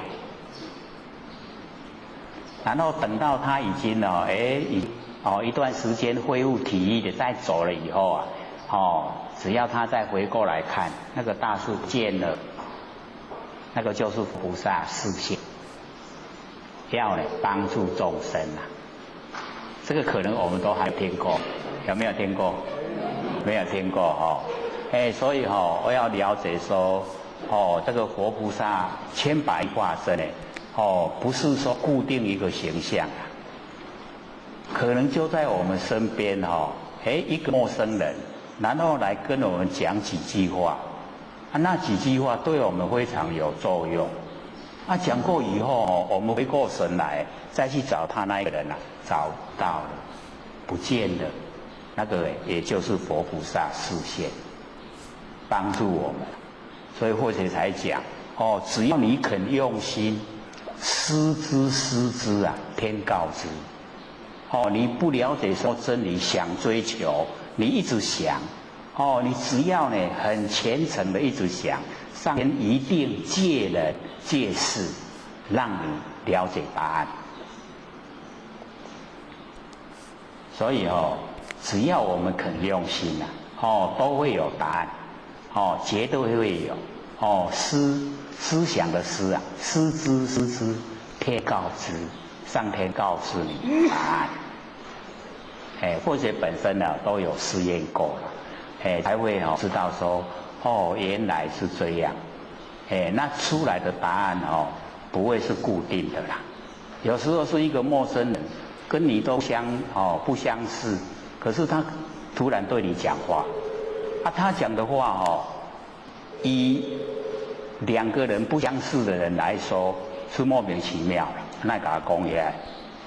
可是你听那个话的内容，你讲这个我咧追求的那个问题的答案，就这样。他讲的人呢莫名其妙，我若去讲这话，你改问伊嘛唔知，所以那个就是活菩萨示现。不要认为说离我们很远就在我们周遭，可能呢。那个像后学一直讲那个李祖师他就示现给一个对他很崇拜的那个信徒看，他就是示现一个老婆婆抱了一个孙女然后嘴巴对着嘴巴了，结果他的信徒说老不休，不看。晚上睡觉呢，那李祖师就给他托梦说：“我已经示现给你看了你都不看两个口对在一起不是驴吗？”我已经都告诉他了示现了你想讲现在不是这个形，一定足好看，一定要单好看，所以你看不到。就是很平常的，平凡的。所以我们要了解真正的平凡、平常、平安、平实那个是最高的佛理。最高的佛理就是这样，是平平常常。所以我们呢在日常生活之中呢就是要回光返照，定下心来，然后呢体会真理，了解到我们不生不灭的那个真心佛性。这个呢非常重要。能够呢这个顿入无生之见力就是可以称呼为大丈夫就可以称呼为就是大丈夫。然后呢秉慧见，能够呢我们到达顿入无生之见力就要有那一种这个慧见智慧就是我们有念头马上呢要把它斩断。我们在生活之中我们的念头怎么处理？各位先生，在生活之中念头来了怎么处理？按照念头去做，转它，把念头转掉。可以说很多了这个念头一来了以后我们有的就照着念头做，有的呢就把念头转念然后呢转念以后去做所以我们在这个怎么样念头呈现怎么样去行持，那时候我们都是要有顿入那个无生的知见力然后要呢使自己就是进入那个佛的那个名号，那个大丈夫调御丈夫呢就是佛的名号，然后呢要有那个佛的那个智慧秉着慧见，智慧的那个见，斩断呢所有的不正的念头因为念头会促成我们行为所以从念头着手念头不好了，马上呢把它斩断，不要使它呢占据我们那个脑海，占据脑海的话它会不知不觉促成我们行为，结果就造了业，所以呢一定呢这个大丈夫啦秉慧见，般若风息金刚业，这个般若。我们那个知见力无生知见力就是般若，般若是妙智慧就是我们佛性本体生发的妙智慧，所以不是我们落入后天从有形有相学来的，一定呢要把凡尘的所有这一些聪明都放下，我们般若才会产生那假如说我们不肯放下，我们是一些在后天所学的，那我们这个都用不到，它呈现不出来，所以一定要把那个凡尘所知道所学的都去掉，那个老所讲的涤池咸染，洗涤干净我们在凡尘所听到所学到的一切，这样呢那个般若才会呈现。那般若有了因为它是妙智慧，佛性生发的妙智慧，然后我们用佛性生发的妙智慧来关照佛性本体，佛性本体叫理，然后呢这个般若妙智慧叫智，理跟智理智一如，理跟智合在一起，这样呢我们在凡尘应对这个万事万物都不会过错，不会有业力呈现，那不造业就不受苦，所以这个般若就好像呢那个很锐利那个锋刀，般若风息金刚业，金刚呢是讲佛性本体，般若是讲佛性的智慧妙智慧，所以这两个一个是很锐利的那个锋刀辞掉斩断我们的那个不好的念头，那一个呢是烧掉我们所有的烦恼，从金刚焰金刚所产生的火焰来烧掉所有的烦恼。各位先生，我们烦恼从哪里来？我们的烦恼从我们的住相来，住在形象就起烦恼，事情来了，我们住在事情里面就起烦恼，所以我们用佛性本体那个金刚，金刚火焰把所有的烦恼都烧掉，烦恼是假的，不真，所以呢，我们都不要住在形象，就没有烦恼。要在日常生活之中呢，运用，所以呢讲说，般若风息金刚业，要发挥金刚本性。我们金刚不坏之体每一个人都有，就是我们不生不灭的那个真心佛性呢，就是金刚之体，它不会被破坏的，是实以金刚之体。那么非但空吹外道心，我们这个般若跟佛性本体金刚不但这个空吹外道心，那个外道就是心外起法，我们把自己身体当成真的，把外面的形象也当成真的，这个就叫外道。心外认为心外有东西心外有形象，那个叫外道，已经在道之外。这样了解意思吗？在道之外，所以整个宇宙都是我们真心，是一体的，只有一个真心没有外面的万物。那我们把心跟万物分成两个，那个已经在道之外。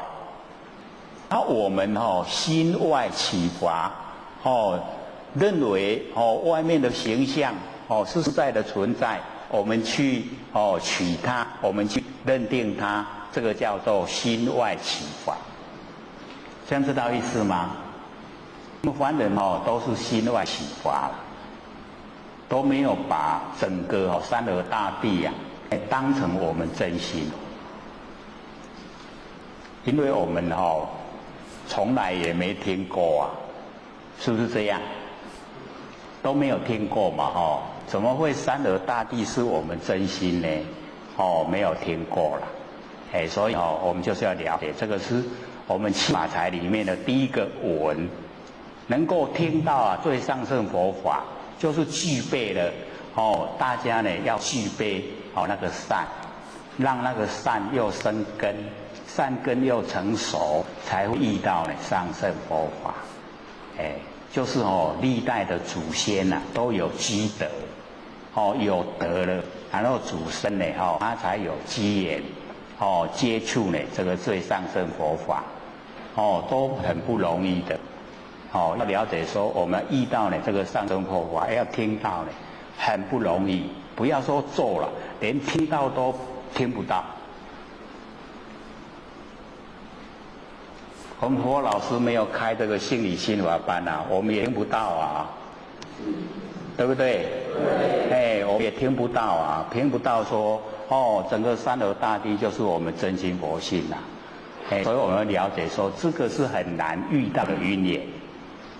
要呢累积善够了才能够碰到，才能够呢修持，真正的进入啊，那个真理世界，进入那个佛的领域呀，我们可以进入，要呢了解整个呢真理的状态，所以呢这边呢就告诉我们说，从呢佛性发挥的般若。它很可以呢除掉我们的妄想，然后呢金刚火焰啊可以烧掉我们的烦恼，它不但呢空吹啊外道心，不但呢让我们那个玩空的心啊都吹灭了，不见了，外道心也消失了。只要我们呢，只要努力的研究，我们就可以进入真理的世界。所以这边呢，它不但呢空吹啊外道心，造成呢漏却啊天魔胆，我们呢只要呢努力的这个修持，那我们呢要了解说，我们在凡尘会遇到的这个外魔啊，只有一个，外魔啊只有一个，剩下的都是内魔，有4种魔性，各位有没有听过？就是我们在凡尘那个烦恼，欲，还有识，这个3个是属于我们本身的啦，欲望欲，男女之间那个欲望欲啊欲，欲魔。谈到烦恼，我们烦恼会让我们造了很多业，然后生死的死啊，这3个是属于我们本身。然后呢，剩下一个4魔里面剩下一个呢，就是呢外魔。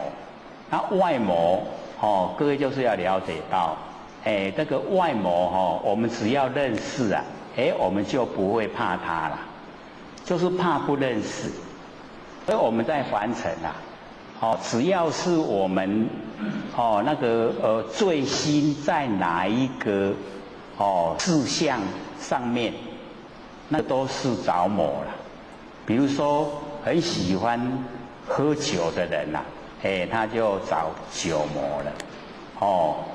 那现在年轻人很喜欢晚上呢都上网，那个什么魔？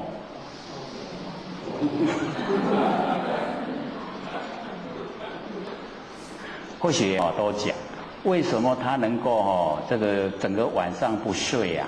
可以上网，因为那个网络啊，它多少都会夹带一些色情，就是那个男女之间啊那一些表现出来的那个形象，多多少少都会有插播在那个网络里面的。今天或许都没看过了，这个是想象的啦。为什么会想象说有色情？因为那个才会引诱啊。假如说我们是很努力念书的话，都是正经八百，你会晚上练到天亮吗？早早就去睡了啦。那因为有色情在，所以啊，他可以啊，就是啊看到天亮。那我们众生的这个性命啊，也因为啊允欲而正性命，所以那个是我们的根源。隐欲啊，就变成我们人的根源。所以那个有不知不觉的诱惑力。所以很容易啊，就看啊就到天亮，然后一而再再而三啊，把身体都搞坏了。很多年轻人南部可能比较少了，北部啊比较多。北部的生活这个比较富裕啊，比较糜烂，对，南部比较单纯嘛，所以我们了解到说，我们呢被外谋引诱的机会啊，我们保持清醒的头脑，有般若，然后有金刚业，这样呢都不会了，不会呢去沾得到呢这个天魔，所以呢早晨呢若却啊天魔胆，那个天魔啊被我们那个般若那个风虚啊金刚业都已经呢吓跑了。只要我们发挥我们那个佛性本来的那个功能作用，那个天魔呢它不会来这个招惹我们。我自己呀迷失了以后啊，才落入那个天魔的手中，这样的意思吗？我们都很清醒的话就不会了所以这边呢他讲说早晨呢若却啊天魔胆，那么正法雷即法鼓，这个就是要我们呢正，把那个佛法就是呢把它发扬能够发扬光大，能够呢正行啊，能够呢有那个好像打雷的那个震撼啊，让我们众生呢都不再迷昧，都清醒了，为呢努力呀来修道，都进入佛世界，所以呢要我们能够呢正法雷，然后即法鼓，把那个佛法呢敲响，这个呢都是在唤醒迷昧的众生啦，要呢让众生呢都能够清醒，我们呢这个研究了以后啊，都能够清醒我们那个头脑，让头脑能够了解到真正的我们追求的方向目标啊是在哪里，所以呢这边呢告诉我们要这个正法的即法鼓，要呢使我们亲朋好友啊都能够呢体会到呢这个佛法殊胜，能够呢修道，不持淫虚啊洒甘露，这个布啊就是呢流布，广泛的呢让整个我们的这个娑婆世界啊都能够呢有那个持雨，不会呢被那个炎热的太阳晒得很难受，不持淫虚啊，然后呢洒甘露，我们呢就是要了解甘露啊可以治百病，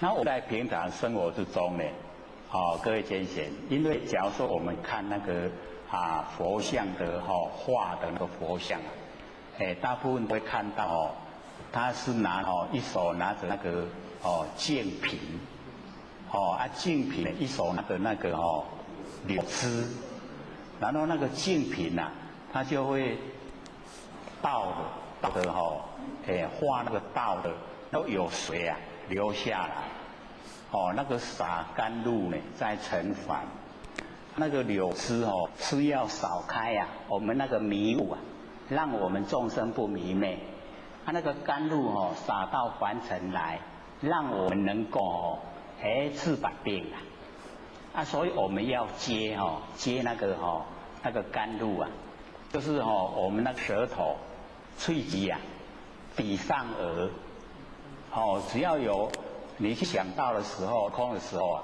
就把舌头抵至上颚，它会生口水，你口水把它吞进去，大概1个礼拜或2礼拜，你那个口水变得很干。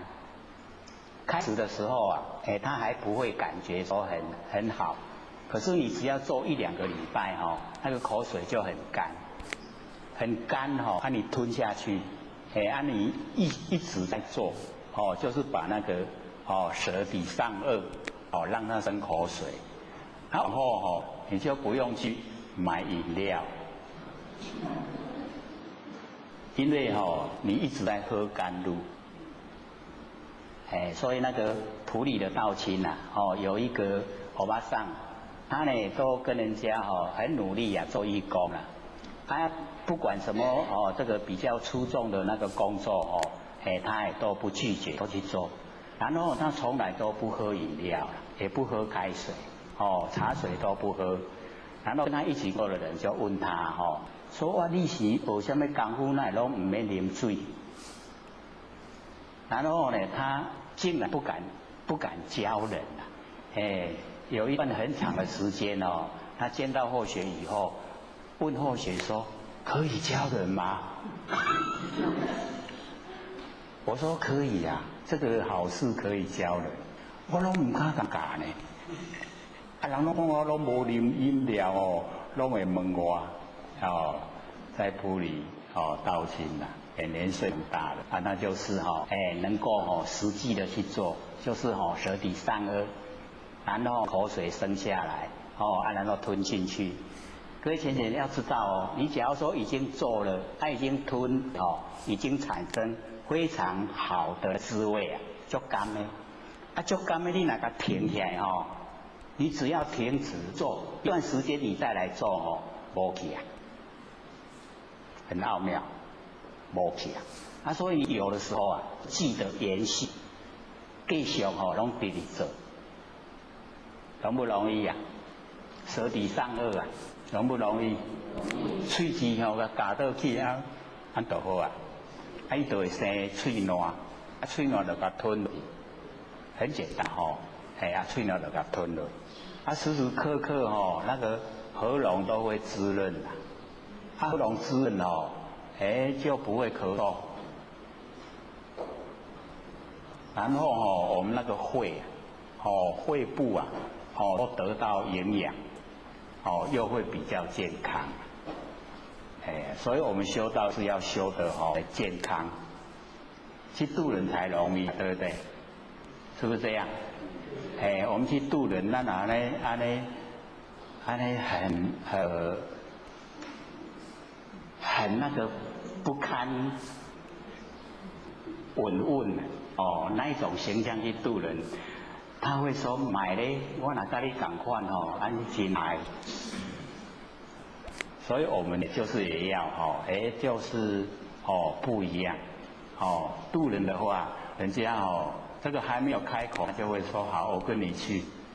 像你这样我很喜欢，这样度人就容易了所以我们要了解说，不一定是开口了你不讲话，你身都能够斗得出来了，那自然而然的就有那一种力道，人家喜欢跟你接近，这样呢度起人来就很容易。所以那个生活之中有空我们就做，把舌头抵上颚让口水生。口水生了以后吞下去它产生了很干，真的很那个很甜，就好像那个蜜跟它蜜的很好喝啦你把它吞下去，对我们都有帮助。龙象触踏任无边，我们呢就是要像龙象那个陆地龙象呢非常大的那个体积然后呢就是一步一步的那个触踏任无边这个呢是告诉我们说我们了解了真理以后，知道呢自己啊不生不灭佛性以后，我们呢要度化众生，然后要使所有我们周遭的亲朋好友，他也跟我们一样，能够呢进入修道的道路，能够呢成仙作佛，脱离苦海。所以龙象呢，触踏呢，论无边，诸论呢，这个没有边际啊，非常宽广。三圣呢，五性啊，皆行无。这个三圣啊，就是声闻、缘觉，跟菩萨，三圣。那我们呢，有时候呢是了解到我们呢在这个所有的经典里面啊，它会有讲说呢，没有二三啊，只有一啊，一佛圣。那个呢，那个三圣就是循循善诱，引导我们比较呢，那个下阶层的往上，所以我们在所有的一些佛像不管是画画或是雕刻呢，它有那一种手势啊呈现。那我们一般呢，看到呢，大概都是这一种手势啊。各位有没有去注意那个佛菩萨的那个手啊，手指啊？各位想想，这个叫做菩萨法。菩萨法有的说 OK 菩萨，因为好像OK 后面的像一个 OK， 这个是最上圣的啦。我们凡尘几乎没有看到这样雕刻的。倒是高雄有一尊，不是在寺庙是在医院。一家那个医院里面我讲那我这个菩萨雕刻这样的，就是那个菩萨。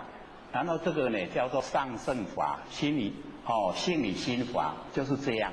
我们呢求道以后我们到我们那个佛殿看的时候很多都是这样。这个是上圣法，这个叫中正法，中正。这个呢叫下圣法。所以我们在那个海边的那一些渔民他们的那个程度低那个寺庙都是雕刻下圣法，要适应这个地区众生的根器所以他雕刻就是下圣法。假如说这个地区众生的根器都不高，你去雕刻一个上圣法，那这个佛没有人拜因为跟他不相应，一来拜无保庇，要雕刻那个下圣法，所以那个海边的那个寺庙都会雕刻这样。那一般的寺庙就是中圣法，这个下圣敲打念唱，中圣呢速流动静，那个速就是法术而发出的，流就是观天闻地。动静就是打破了，这个上身是性理心法，那这个是菩萨法，那个是成就了，已经都成就了，所以很少雕刻这样我们台湾或许说走那么全省走透透，只有看到一尊而已，看到一尊OK 菩萨，就看到一尊，不容易的。那个也很少人雕刻，有的话这样就很不错，有的会这样，就是那个上圣跟中圣一起，根器众生的根器比较属于上等，就会这样雕刻，那以后我们看就会知道了，看看这个是这个鸡的众生是什么样的根器，你看那个寺庙他的手是雕刻什么样的那个手势，以后就会了解了，就表现在那个手上，所以这个三圣都是循善诱，要引导他走到一佛圣，就是要他成佛了。那成佛那个下的根器不够，先用敲打念唱把它引导。然后引导到中圣速流动静，引导到上圣性理心法，然后呢就成就都成佛，都是循循善诱，所以这叫一佛圣。那三圣它是实际的现象之中去做，那一佛圣是他最终目标，要你成佛。所以呢，那个三圣五性，五性就是呢定性，定性的声闻，定性的缘觉，定性的菩萨，然后呢定种性，不定种性呢就是还没有固定在哪一个层次啦，然后呢那个一个最糟糕的就是呢无种性，无种性就是一忏体，它没有那个佛性的那个善心啦，所以我们了解那个定性，我们要了解说，我们把自己各位同学，我们把自己固定在什么地方？都不知道我们固定在众生不是吗？还是固定的菩萨？我们把自己的性定在哪里？所以我们都叫不定种性，还没有固定要哪里，对不对？然后呢那个修那个苦集灭道，他们都固定就在声闻，就是阿罗汉，然后缘觉就是必之佛，然后菩萨呢就实地，那个他们都会有固定他们自己的那个身份地位所以佛才会讲对那一些把自己固定在那个声闻跟缘觉他说骄牙独善其身不想兼善天下，所以会骂他们定在那里。所以那个舍利佛那个十大弟子他们都会哭说我们竟然没有办法踏入那个菩萨的实地所以他们把自己固定定性在声闻。后来那个舍利佛他就被那个8岁的龙女辩论以后他就变化了，他就变不定种性。我嘛无爱定伫个声闻，我会使行入去菩萨迄个内底。所以不要把自己固定化。各位先生，要把自己固定在哪里？对啦，固定在佛啦。我们就是佛，本来也就是佛。落来凡间呢六道的太久了，袂记哩忘了。本位我们本位就是佛。咱就要在本位。要倒转去本位以前爱甲咱遐六道轮回遐业债拢害切好补欠转去才会清净。所以我们在有生之年还有力道的时候赶快回光返照，然后呢遇到什么因缘我们都欢喜心，就好像我们第一次唱的新年。我们现在台北各个研究班都唱那一首歌，我们这边有没有唱那个新年我用真心对待每一个因缘，那个是我们国老师奏的曲跟词里面都很好我们现在都在唱这一首歌。我们有时候来也不好意思一直放那一首来唱所以呢，这个三圣五性这个醒悟都能够清醒呢过来都能够呢体悟到我们都本来是佛，本来都可以成就的。那么雪山回逆更无杂这个雪山回逆呢更无杂这个在讲我们那个佛性那个周遭的环境那个雪山回逆更无杂讲我们那个灵山就是呢佛性的那个居住的地方所在那个呢，这个回逆杂，存出呢醍醐啊，我常纳，都呢这个出醍醐，这个醍醐啊就是牛奶的5味之一啊，最后的，第一味就是牛奶，然后第2味提炼，12杯的牛奶提炼成1片的乳肉，那个呢第2味啊叫做乳肉，然后第3味啊叫做生酥，第4味呢叫做熟酥，第5味啊叫醍醐，所以提炼从牛奶提炼到这个醍醐啊，已经是经过这个很久，而且要很多的牛奶来提炼才会成那个醍醐，所以醍醐可以治百病啊。那或许之前那个常看这个释迦牟尼佛讲的那个经，看了很多以后，或许这个异想天开啊，到那个市面上去找那个醍醐，因为它可以治百病啊。我说我这个身体不好，这个出生呢就先天不后天又欠条，就身体啊，这个很差劲啊，所以就去找醍醐。然后那个大卖场说：“你是要买酱油吗？”我说：“不是呢，是牛奶提炼的呢。”他说：“牛奶提炼的，我们台湾只有做到乳肉。你要买醍醐，可要到印度去买。印度那个释迦牟尼佛出现的地方，才有做了。”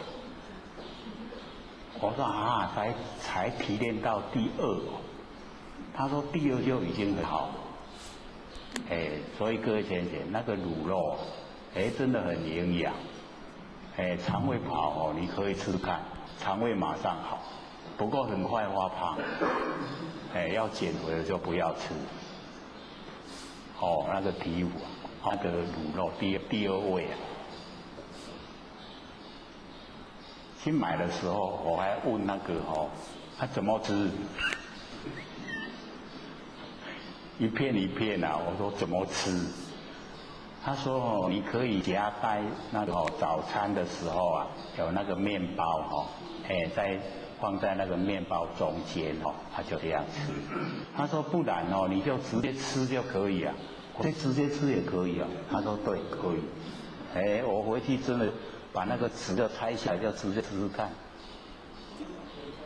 也不难吃啊，干干的，是有一点咸咸，不难吃嘞。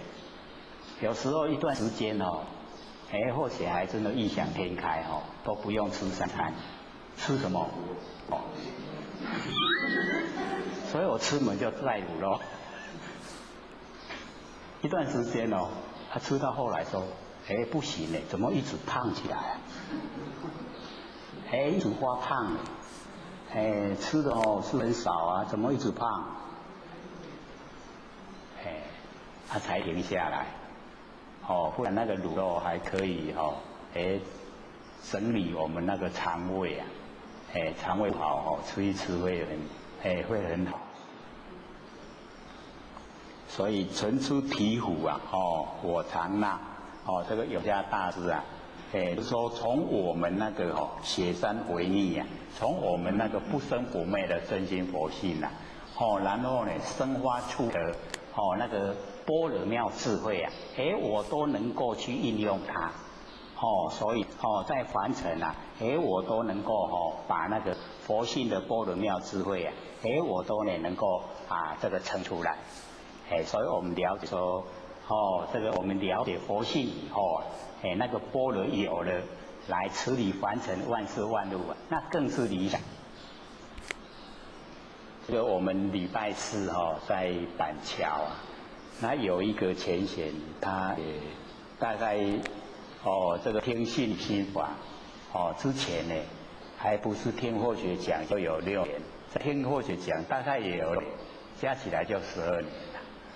然后他在讲他的那个心得啊，那个我们刘讲师都一直要我说在这里讲，我说这个因为那个跟我们这边哦，就是大家都还不熟悉啦，哦，就是之前呢都没有听过，哦，那我们在这边也没有提过那一些事，所以会比较生疏啦，所以或者说还不太时机不成熟了，讲也不太成熟，刘义金刘讲就是说，那个可以给大家一个向心啦，然后比较有力道，实际去做，因为在板桥县市有一个理解，他就是听了以后就实际去做，他呢就是很单纯在电子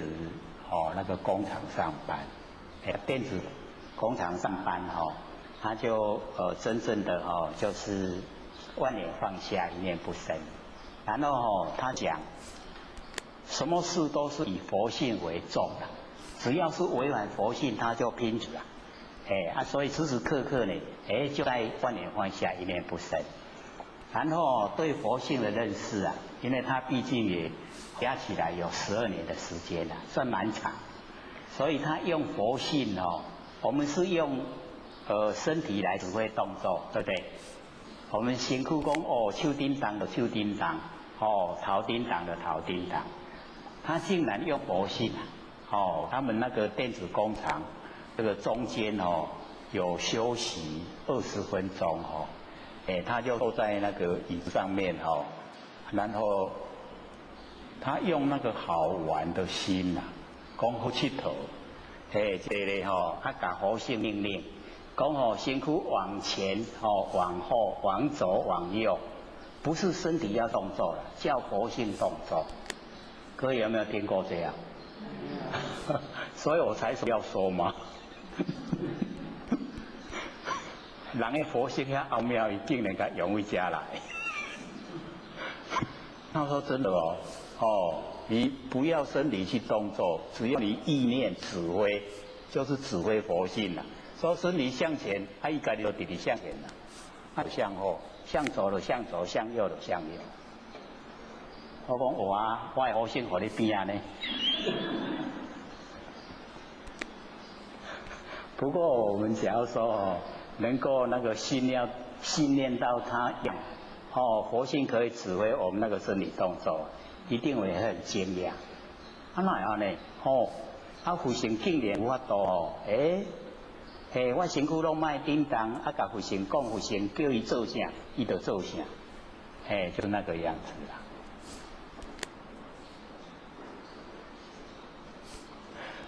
然后说那个第六感很强，是不用说的啦。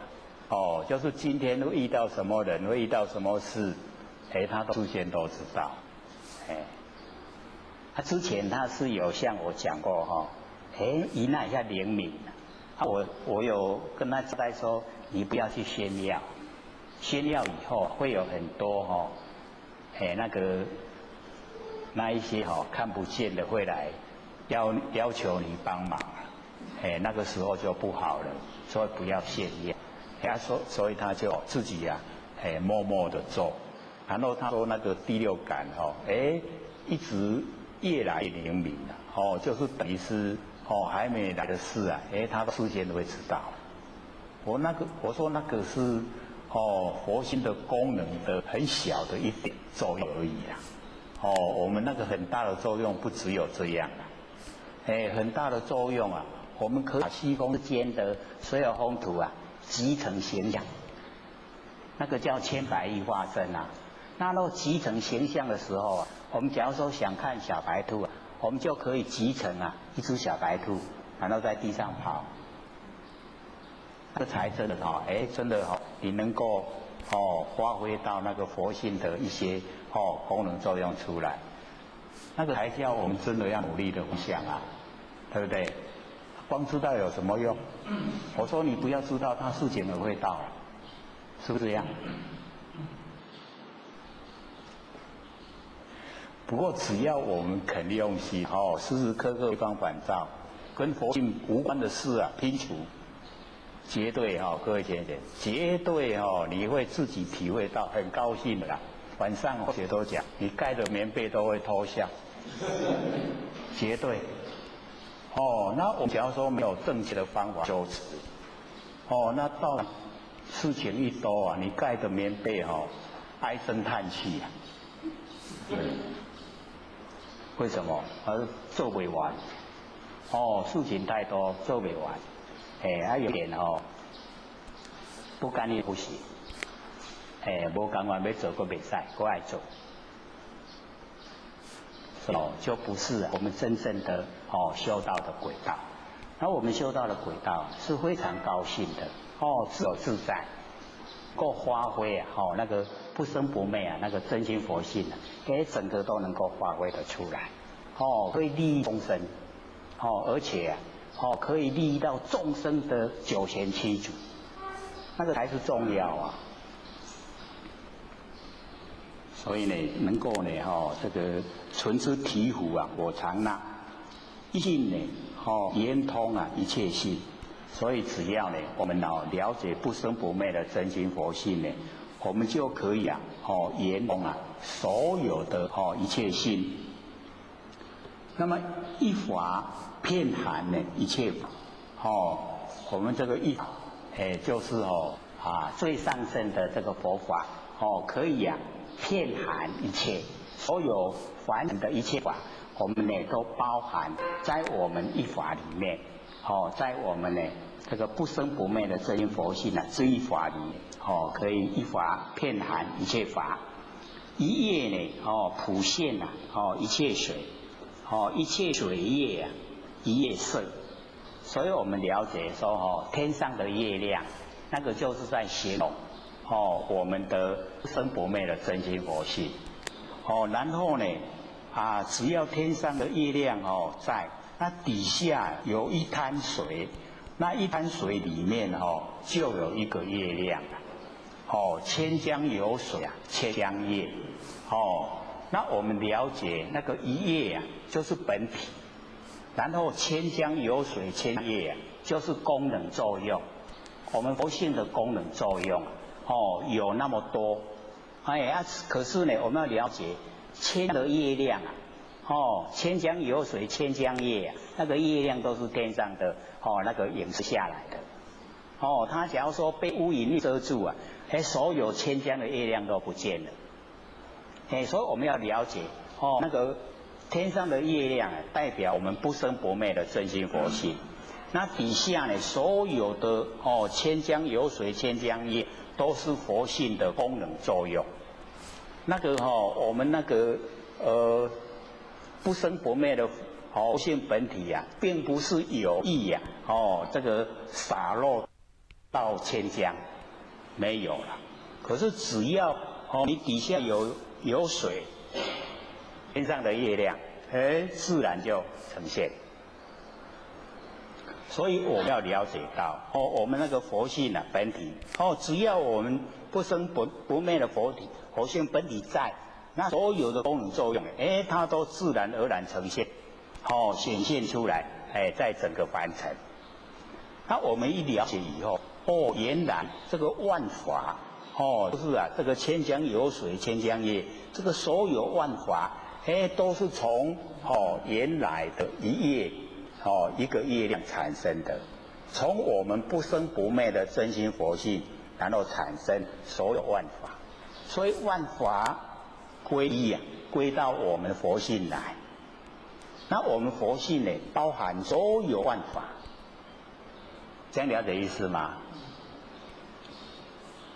这个已经讲到比较能够让我们能够了解，说原来就是这个样子凡尘啊。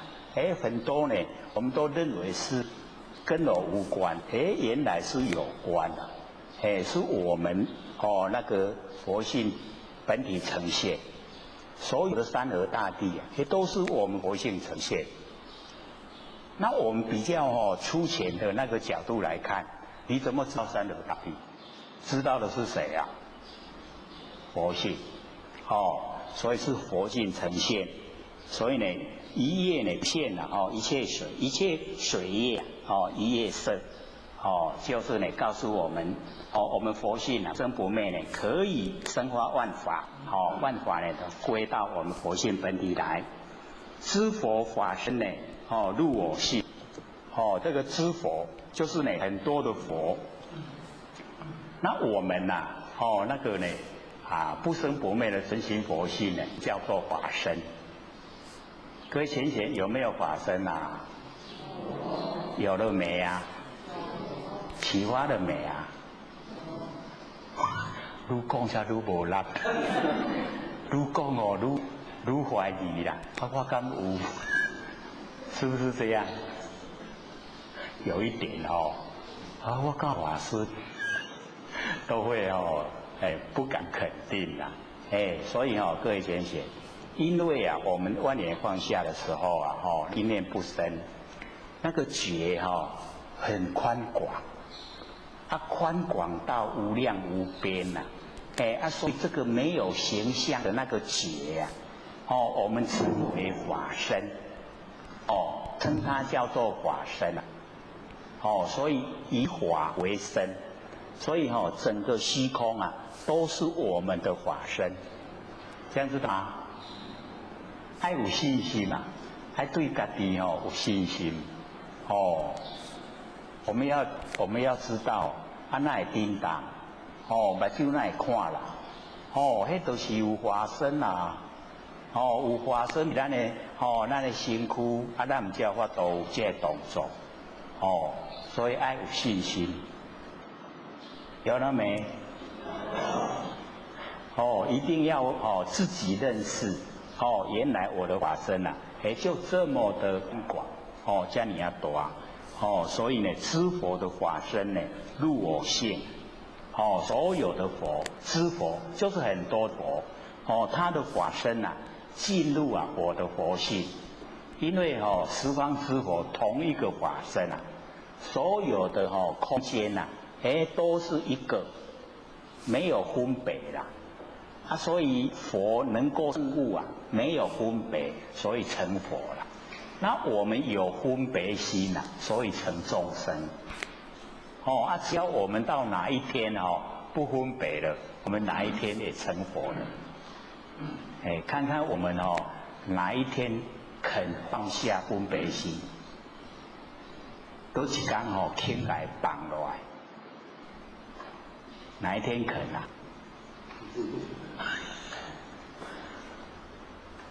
我们在家里生活的时候，你看那个婆媳肯不肯放下？肯不肯？他会说：“我这个多年熬成婆，不肯放下所以这个女人带女人女人找女人麻烦这样好不好？不好所以我们就是要了解，本来就是要放下所以只要全部能够放下，没有分别心的，就成佛了那我们分别心还很浓的时候我们还当众生只要我们慢慢接近一直不分别，一直少分别，分别越来越少了，我们就越接近了佛菩萨了。所以知佛的法身呢，入我性所有那个佛的法身呢，进入我的佛性，我性呢同共呢如来合，我的不生不灭佛性同共呢如来合，是相合的，合在一起的。因为我们呢都会认为他是他，我是我，所以合不起来所以六祖才会讲说外面没有佛啦我们又没有看到没有看到讲，那就是妄言，有没有？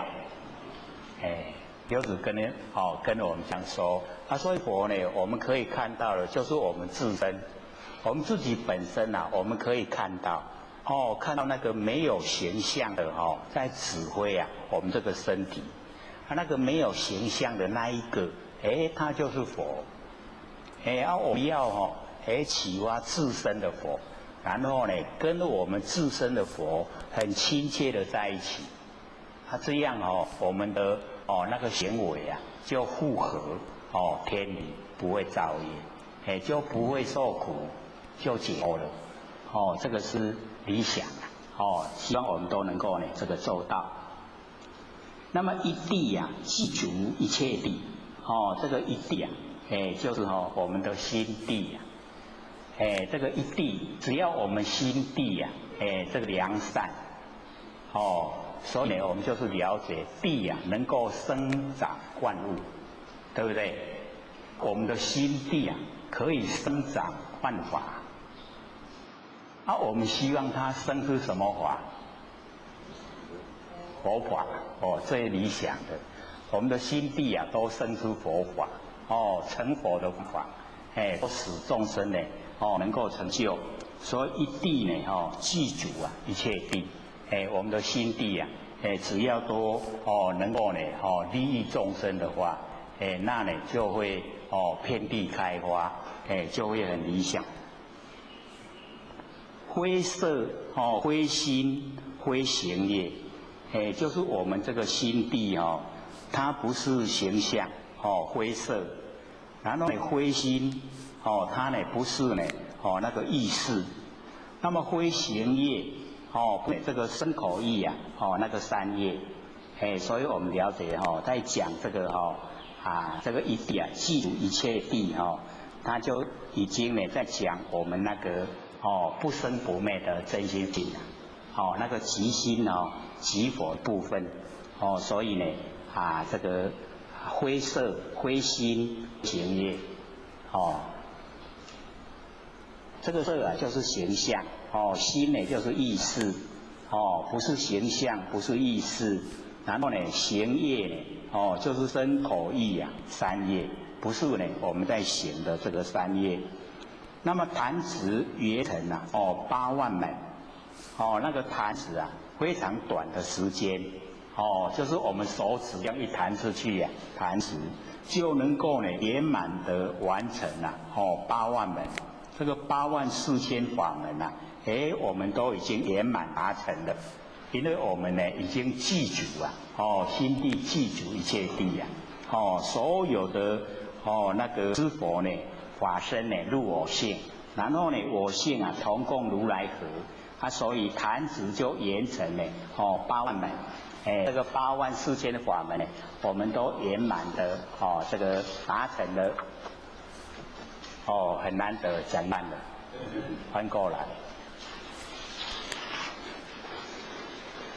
刹那灭却三己觉，这个刹那之间啊，就可以灭掉3个阿僧祇劫啊。那个阿僧祇劫呢，时间啊，我们这边有讲过，非常久，对不对？一劫的时间呢，有1600多万年，非常久。那个3个阿僧祇劫啊，我们各位学姐还有印象吗？有没有？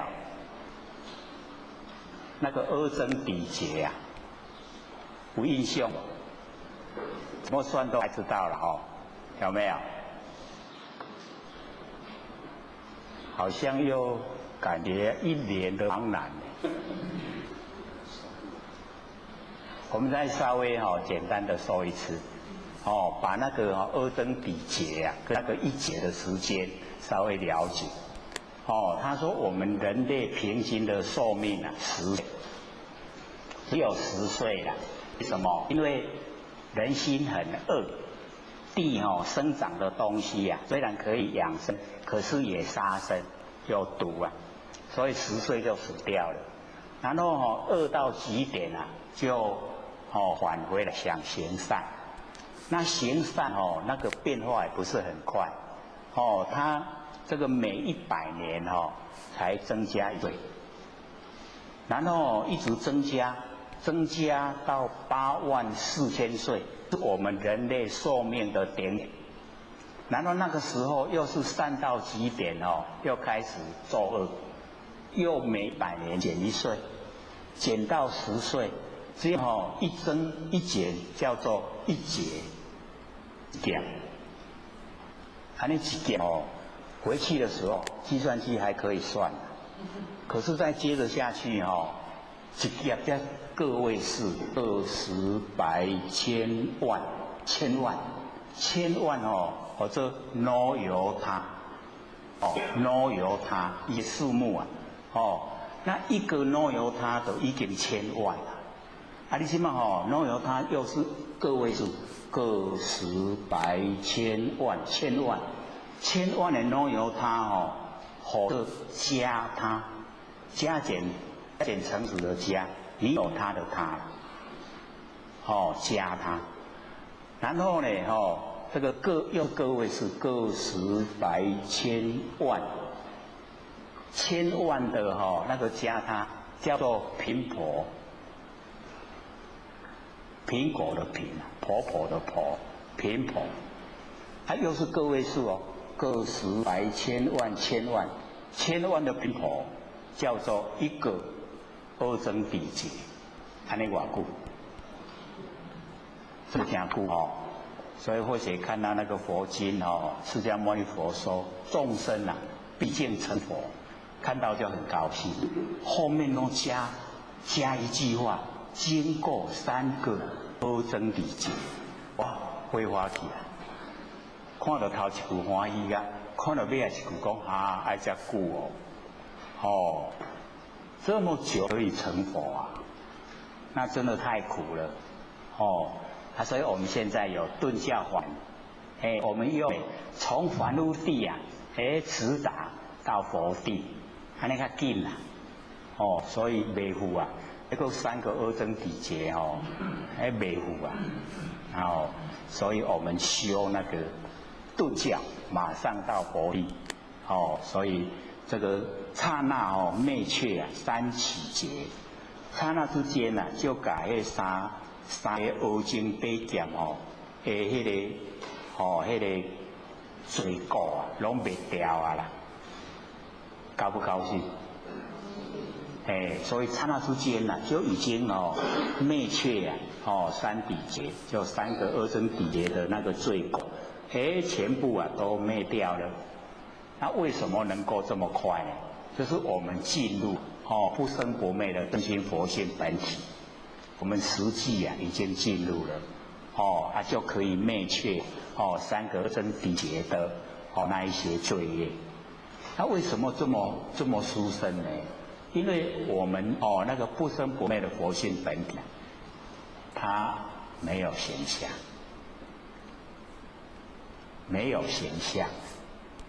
所以不用经过那个实际的那个现象的时间因为我们进入没有形象的佛性本体，所有的一些罪过有形有相都化不掉，卡不住了。那一方面呢，我们又可以除掉所有的念头，不起心动念，所以真的就清清净净达到那个不生不灭佛性本体的原始状态。这样了解吗？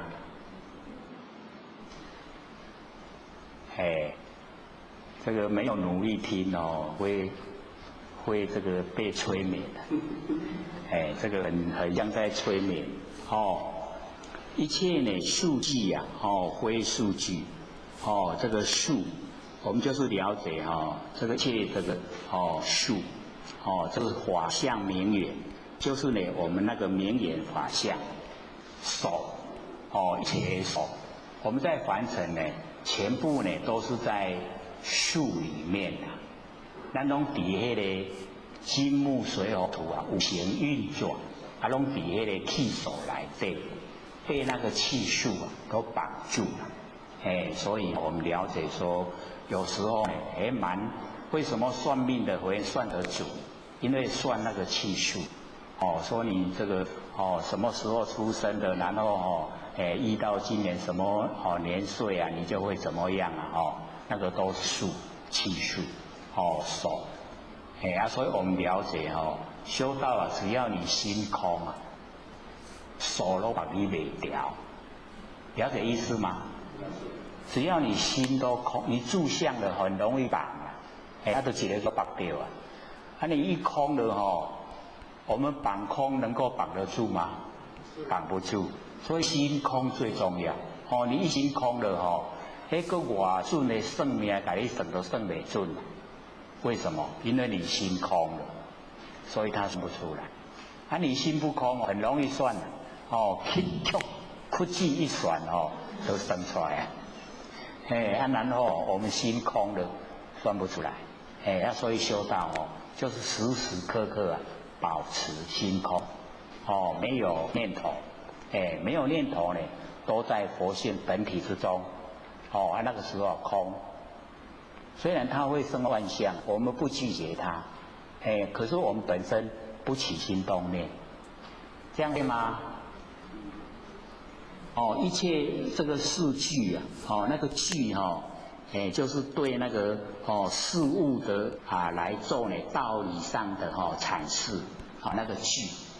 所以我们了解那个句名句，然后文，它都有那个内涵那个名就是名相那个句就是一句，然后一句呢，我们就是追句里面它有什么含义把那个含义也能够阐释，那个叫句然后一切的事句非事句，就是我们不要落入被那个名跟相绑起来。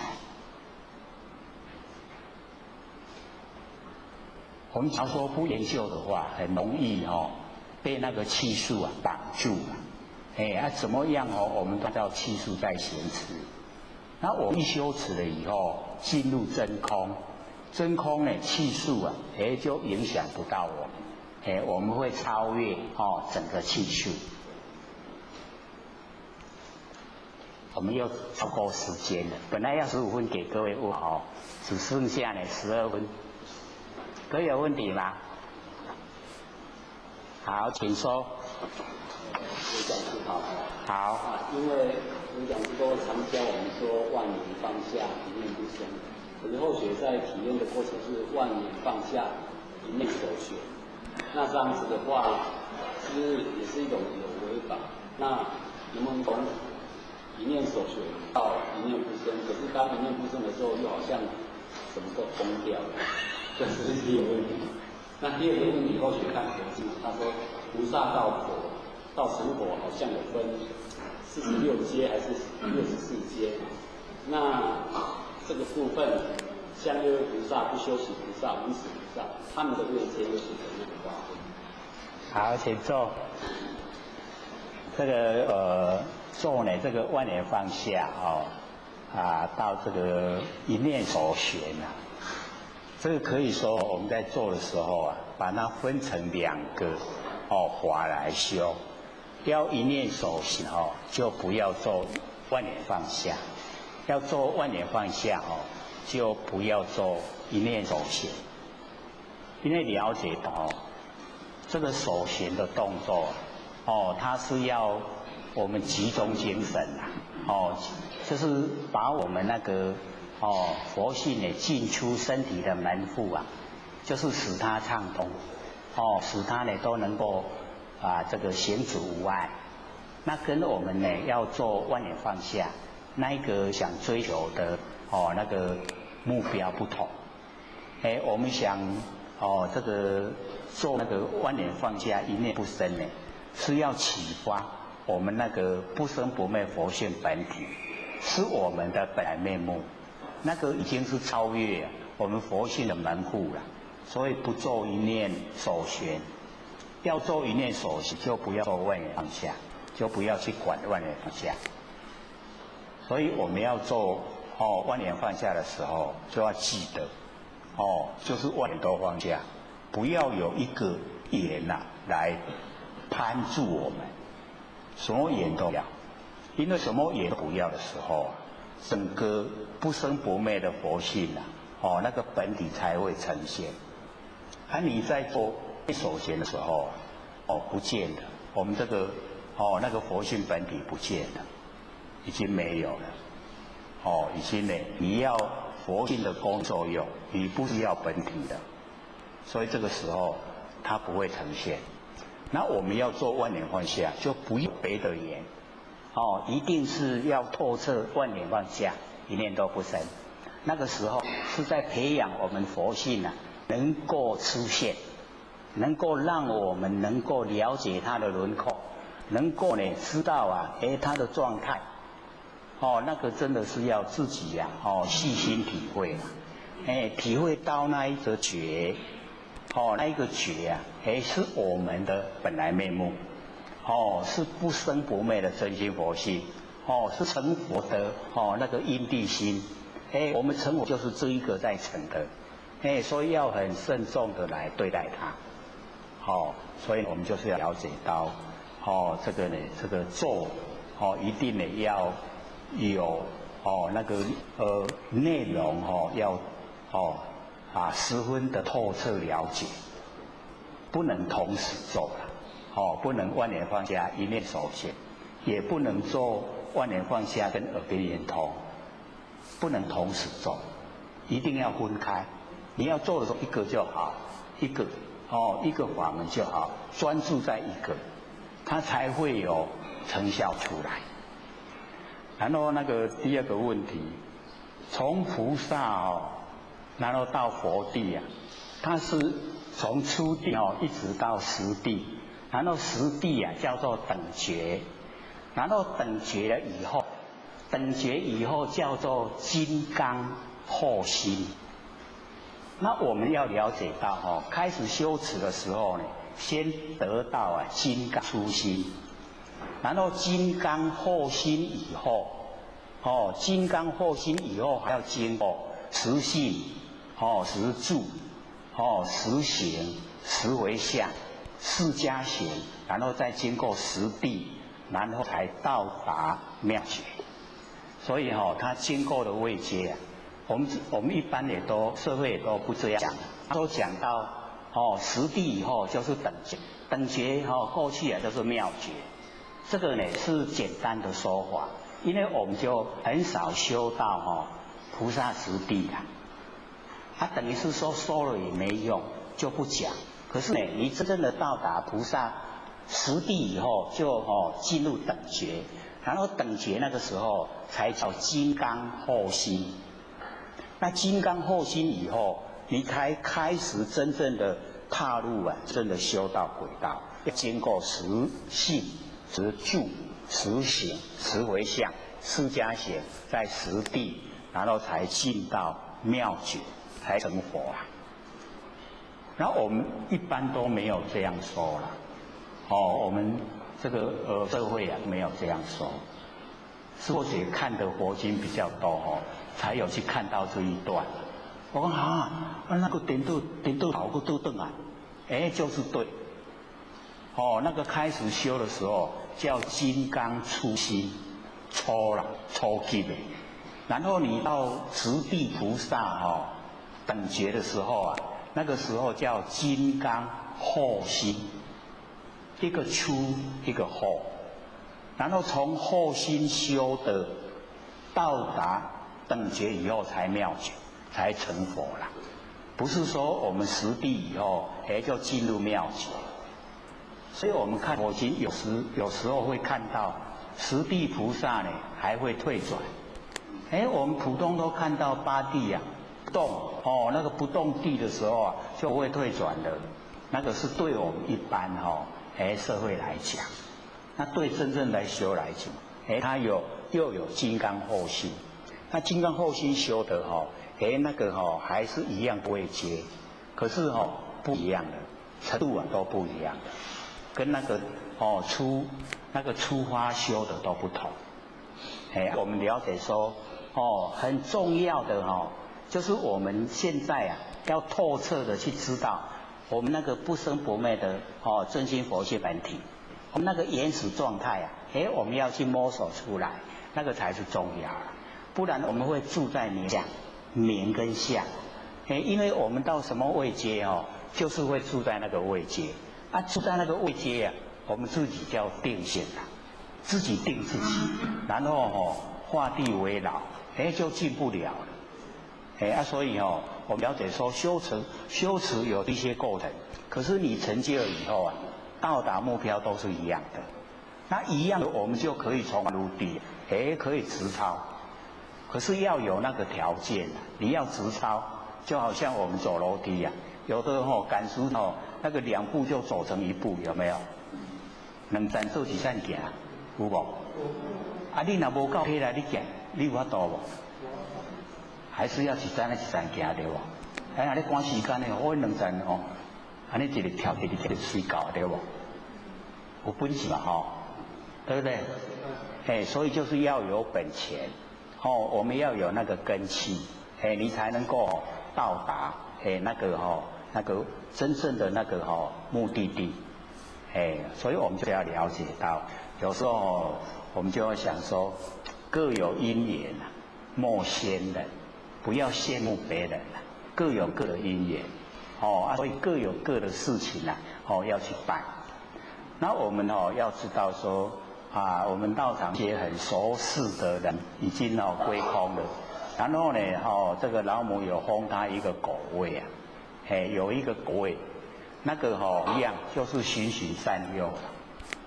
那假如说他在世假如说我们对他个人有蛮不同的见解，然后看他的封的果位很殊胜很高，各位先生会产生什么念头？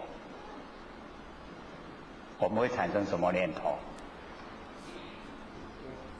绝对有了，我们绝对会有念头。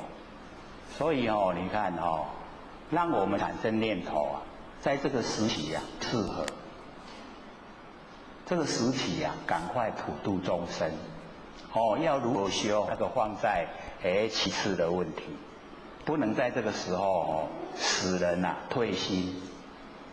你心一退下来，你再怎么样去欠都欠不转了，欠不回来。所以是要循循善诱，这样懂意思吗？就是要循循善诱。那我们自己修到什么程度啊？自己最知道，骗得了别人骗不了自己对不对？所以我们自己脚踏实地回光返照一步一脚印，切实实的修绝对会有成就的。还有2分钟，还有问题吗？还要问吗？可以吗？可以回答，可以接受吗？可以剩2分呢，没人要问有没有？好，请说。刘产生好，各位大家好。而且我们问这个问题就是方式问。没关系你说。而且想问说，我们可以感受得到模拟宝珠？可以。那刚刚的感觉是不是像电影一样，然后又像磁铁异性相斥那种感觉？好，请坐。各位先生，我们那个不生不灭那个佛性本体就是模拟宝珠。那我们要去体会它就是我们日常生活之中就可以了。为什么我们有办法这个对所有事情都了了分明？我们要知道说身体是天地的物质，所有风土众缘际会皆有用的。那身体的本身它并没有知觉性。那我所有的知觉性都是模拟宝珠它发挥出来。说这样呢，各位先生对模拟宝珠有没有认识一点？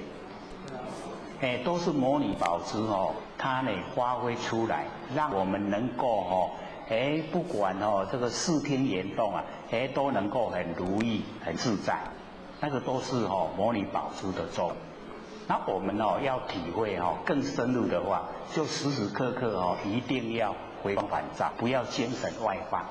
我们精神外放被社会引诱，被社会引诱以后我们就放掉自己的那个模拟宝珠不管，不管它了，放个不管它。所以我们就是要了解，我们在日常生活已经是在应用模拟保持了，不用再特地去用什么样的这个方式把它呈现。那只要我们肯按照呢或者说够万年放下，然后体会那个觉在这一种过程之中各位也可能会发现见到那个很殊胜的一些境界。可是你看到不要住相有时候会看到自己的那个佛性的光那也不同颜色有的看到黄的红的绿的都会有你发现那个是帮助你说你的修持正确，这样就好，不要去住相。然后看到天堂也不要住相，就是让它自然过了就好，你就尽量就是能够万放下，不要去攀岩，攀了岩佛性就不见了啦，所以模拟保持在那个时候它会越呈现它的功效。这样了解吗？我们下。或者看到天师得老天天大德，以及感谢各位先贤给或者几位谢谢。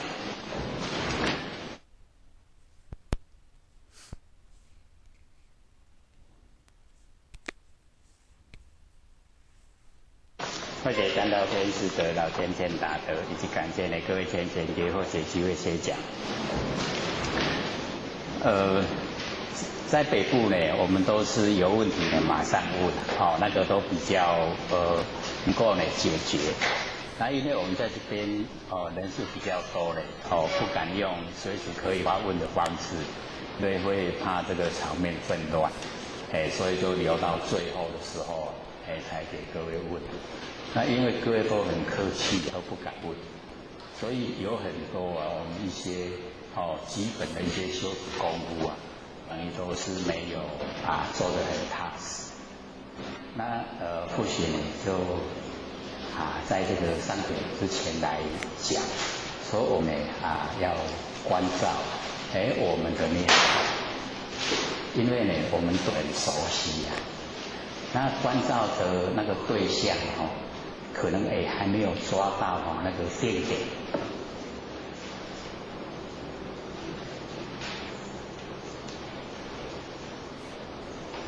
我们呢，可以说从凡夫地一直修到这个离不开关照，关照呢都是要做因为我们有关才会了解到自己的心。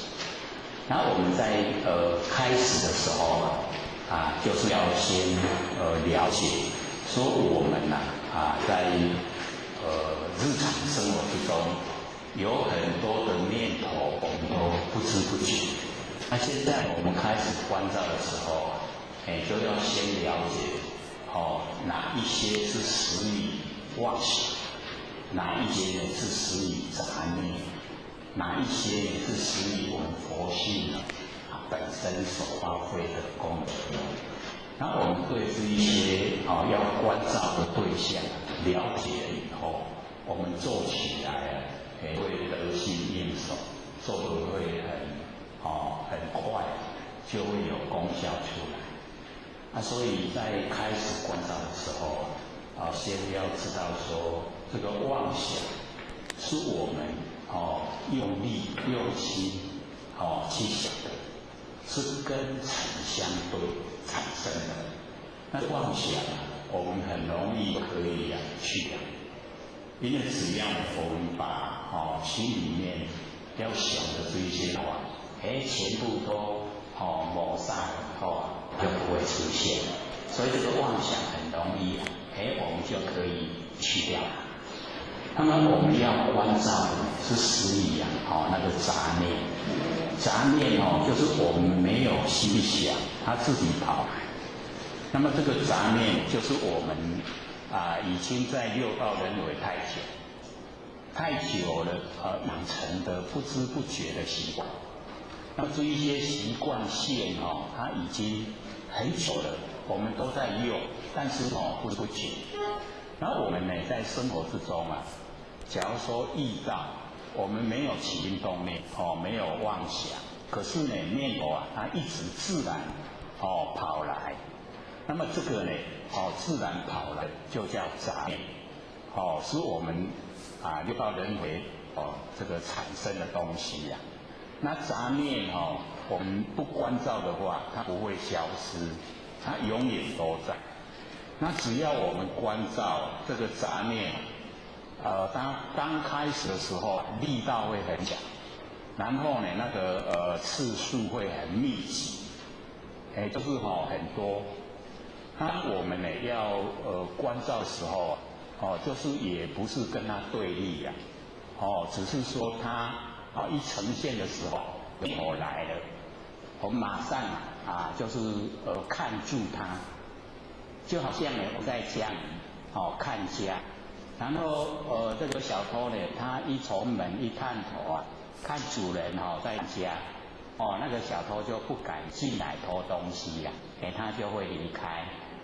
所以我们对那个杂念的来，我们看住它，看住了以后它就不会往下延伸了，不会一念接一念，然后呢这个念头消失，那消失以后马上又会来，又会来，我们用同样的方式又看，看，然后它又消失，然后又来又看，就这样了，这样很简单的可是呢要有耐心啦。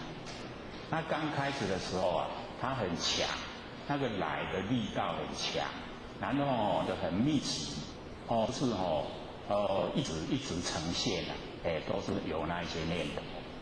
那我们就是看住它了以后，它会慢慢的那个力道减弱，然后那个次数越来越稀稀疏疏，越来越少。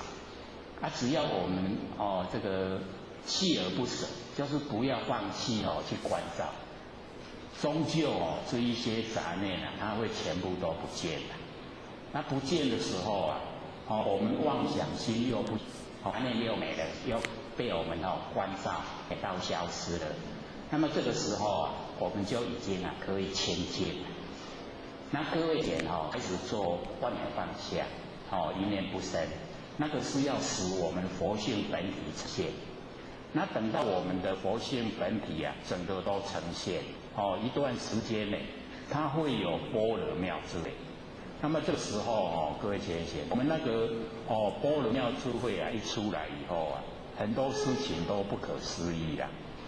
只要我们肯到这个方式，万念放下，一念不生，自然而然它会呈现的妙智慧。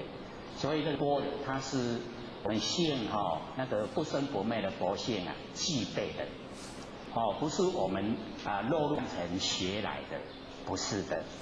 只要我们对凡尘的这一些见解不放下，我们的般若不会产生。所以一定要把我们在凡尘所看到、所知道、所觉的全部都放下，之后般若才有。那般若它是呢我们现分之中所具备。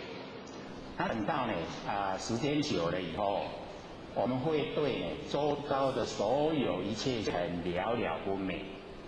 那么在这个时候有一些贤贤会以为怎么我念头又变得这么多？其实那个时候的状态那个不是起心动念，而是我们的不生真心佛性已经很明明的呈现。那呈现以后那个是本体，然后呢了了不知功能作用。这个时候的功能作用并没有我们当下没有起心动念，可是呢对周遭的一切都了了不明。那个不是我们起念头，那个是自然呈现的现象。所以我们要先了这个状态。第一个就是妄想，我们不想，就可以去掉。第二个杂念我们要关照，关照杂念才消失，杂念消失，妄想不起，然后我们呢就清净，然后呢心一清净以后就回到不生不灭的佛性本体回来。久了以后，那个灵敏度就增加，增加以后不要以为说，我没有起心动念啊，怎么念头这么多？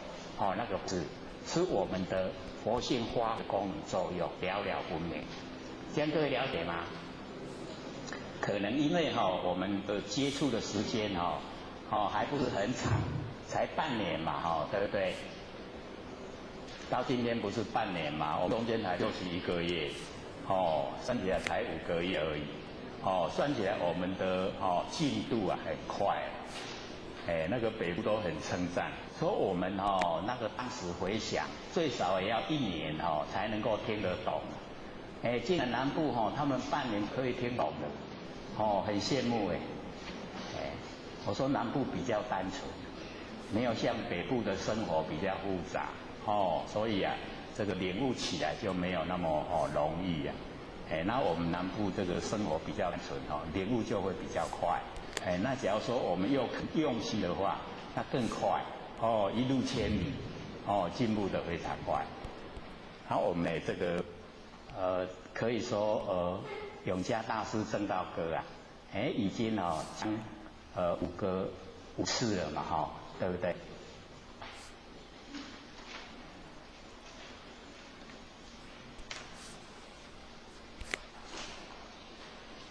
北部的浅显说，这个讲的慢法很详细，这样因为以往听呢，在这个永嘉大师证道歌，顶多是讲2个礼拜而已，2次就可以结束了。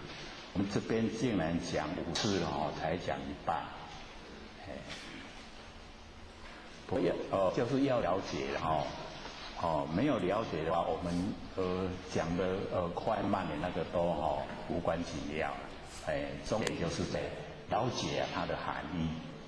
那永嘉大师把他的那个修正的那个过程，怎么领悟，怎么修持啊，都指出来。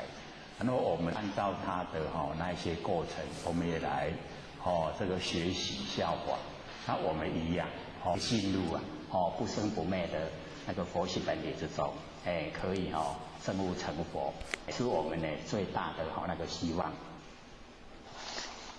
我们刚讲到翻过来，对不对？那个一切这个四句呀，非四句，是不是这边？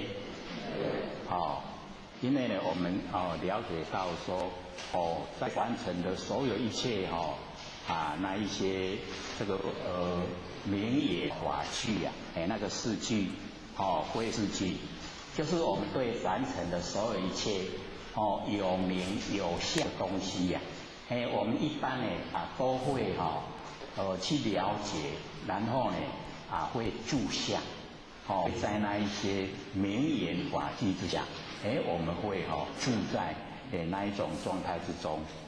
所以永嘉大师呢，就把这个我们会住的，他把它呢这个讲得透彻啊，说一切这个四非四句，那个句啊，就是对那个一些名词里面的那个含义啊，把它呢阐述讲解出来，所以我们呢了解说这个都工具，是我们借我们用那我们呢不要住在这一些呢这个名言事迹里面，因为一住了以后啊，我们对自己呀那个进步啊就会障碍。那假如说我们借了这一些名言四句的话，那对我们有帮助。所以呢永嘉大师跟我们讲说呢，一切这个四句非四句，就是两边呢都不要住。那么以五灵觉合交涉，就是呢对凡尘的这一些所有的名言法句跟我的那个不生不灭的真心佛性本体它没有交集，就是没有关系那一些也是那一些这个是这个，所以那个永嘉大师呢就讲说以五灵觉合交涉，那一些呢名言法句跟我的佛性没有相关。可是呢，我们要了解那个名言法句是帮助我们了解我们自己不生不灭的佛性，是帮助我们了解，这样有意思吗？所有这一些名言跟这个法句，这一些文词啊，都是帮助我们了解我们不生不灭的佛性，帮我们。那当然是跟佛性本身没有交集，没有交涉的。可是呢，我们可以借着名言法句来了解的佛性。所以呢，永嘉大师就讲说：以五灵觉合交涉，不可毁，可再。我们那个不生不灭的佛性本体不可毁，就是呢，你要把它毁坏，你毁不得，没有办法毁坏它。为什么呢？因为它没有形象，没形象呢，我们毁坏不得。我们可以毁坏虚空吗？不可以，对不对？没有办法去毁坏它，对不对？我们跟虚空作对会裂的是谁？就是自己。所以我们了解呢，我们那个佛性就是不可毁。那底下也不可赞。你称赞他，一直称赞他呢，也称赞不到，因为他没有形象。所以不可毁不可赞。然后我们要了解说，我们那个佛性本体非常的那个殊胜，很超然的不属于凡尘的所有一切呀。可是呢，凡尘的所有一切呀，都要依赖它。它不属于凡尘的所有一切，可是凡尘的所有一切呀，都要依赖我们不生不灭的佛性本体。所以我们了解说，本体呢是不可毁，不可赞。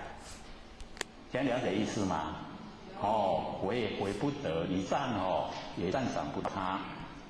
体肉虚空呢物这个牙暗，就是呢我们那个佛性本体像虚空那个物就不是的意思，就是没有没有边际没有牙暗。我们一般呢都有一个尽头，那我们的那个不生不灭佛性本体它是无量无边没有一个尽头没有一个边岸，所以呢体肉虚空呢物牙暗不离当处常湛然。所以或者说这一句话这个不离当处常湛然，这是这个一句就可以抵百喻一句话可以抵得上百亿价值。可是假如说我们不了解它的意思就不知道它的价值在哪里。那我们要了解说不离当处，当处呢就是我们当下当下眼前所处的地方所在就是当处。然后呢常湛然，那个湛然常寂是我们的佛性本体的原始状态。那不离当处呢，就是在我们的当下就是呢我们的下就已经是我们不生不灭佛性本体的原始状态。跟之前我们有讲那个14古今不离当念，各位都还记得吗？记不记得？我们讲说14古今那个过去式、现在式、未来式那三个各有3世9世。那加我们现前的正念，我们现在眼前没有念头的那个正念，那一念一世加起来刚好10世。那么10世就是古今，它贯穿古今亿万年，1万年前、1万年后都不离开呢我们当前这一念就是正念，没有念头的是一个正念这个当处物离当处常湛然。所以呢跟讲那个14古今不离当念是相同的意思。所以我们就是呢要活在我们当下都没有念头的那一种状态之下。1万年前就已经是这一念亿万年后还是这一念，所以这一念呢具备的亿万年，非常久，所以不离当住，常淡然，就是你在讲的意思。这样有没有一点印象呢？有没有？就是我在讲我们呢虽然说这个佛性本体非常抽象没有办法去了解到它的状态，可是只要我们能够静下心来我们能够万念都放下了，万念放下呢，一念不生，这个叫正念这个时候这个正念是我佛性本体，不生不灭的佛性本体，所以成佛就是这个在成的我们要呢把它启发，然后呢培养，让它茁壮长大这样呢它成就了我们就可以回归本位都每一物呢都是佛所以我们要自我期许我们本身就是佛，佛在我们自身上，所以不离当处，常淡然。这样有没有更了解了？就是我们当下就是佛所以跟佛都没有两样我们当初这个时候整个呢是呈现了不生不灭佛性本体所以这一句话呢是最有价值不离当处，常淡然常住的湛然常起的那个呢我们佛性的原始状态。密集之机不可见。假如说密就寻找假如说我们在寻找佛性不知道这个寻找人就是没有办法见到自己不生不灭的佛性密集之机不可见，就是见不到各位见到了没有有没有见到自己不生不灭的佛性？有没有？都没有把握要有信心了就在我们呢这个万念都放下一念不生，这个时候我们那个觉，那个觉就是正念就是正知正见，佛知佛见佛的知见就是从这一个发生所以这一个就是我们要努力去追求的。那假如说我们向外去寻找要去找佛这个密是寻找密集之机不可见。假如说你在寻找向外去寻找佛，那就知道你一定找不到佛了。这样了解意思吗？一定要回光返照才能够找到佛了密就是向外去寻找，那向外去寻找绝对找不到所以这边呢永嘉大师讲密集之机不可见所以呢我们要回光返照就是要我们日生活之中呢只要有空闲我们就做这个万念放下，然后呢这个一念不生各位先生，只要我们在开始的时候用一点心从有为有所作为有空闲的时候就努力走万念放下，一念不生。那等到呢我们都已经做得很习惯了以后只要我们一坐下来自然而然就会万念放下，一念不生。那个时候已经进到无为所以我们从有为入手，然后呢做到无为无为的时候无所作为，自然而然连我们在睡觉的时候呢都会万念放下，一念不生。在睡觉的时候自然做那就很理想了我们整个那个佛性就可以呈现就可以借假修真借着假的身体来修真的佛性就已经呢不虚此生了，我们这生呢就很有价值所以一定呢要努力起不得舍不得这个永嘉大师啊，在讲我们那个佛性本体呀，就是取不得。我们呢，要取，就是啊，取不得，没有形象。然后呢，我们说啊，都不要它，要把它舍掉，也舍不得，这样意思吗？你想要拥有它拿不掉了；你想不要它，把它排斥竟然也推不掉，这样懂意思吗？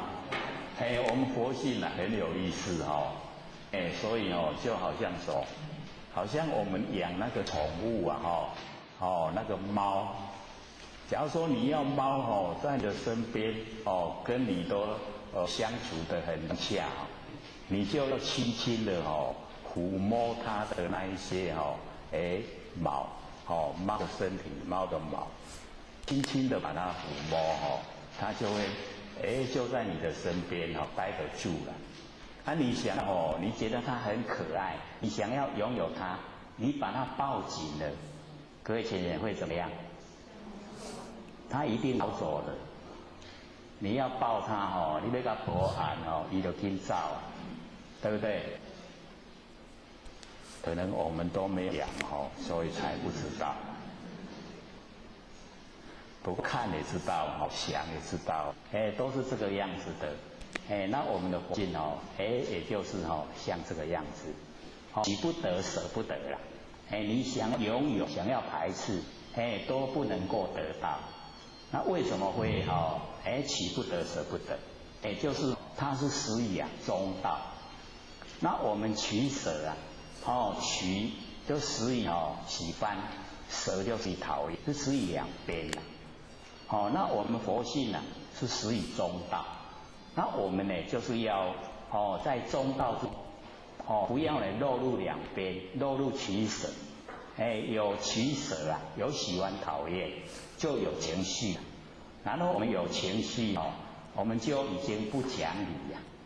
所以修道呢，最怕情绪一来了，都不讲理了，那个不可理喻所以我们这个修人呢，不可以有情绪，要把情绪都摒除，要理性的跟感性的来做。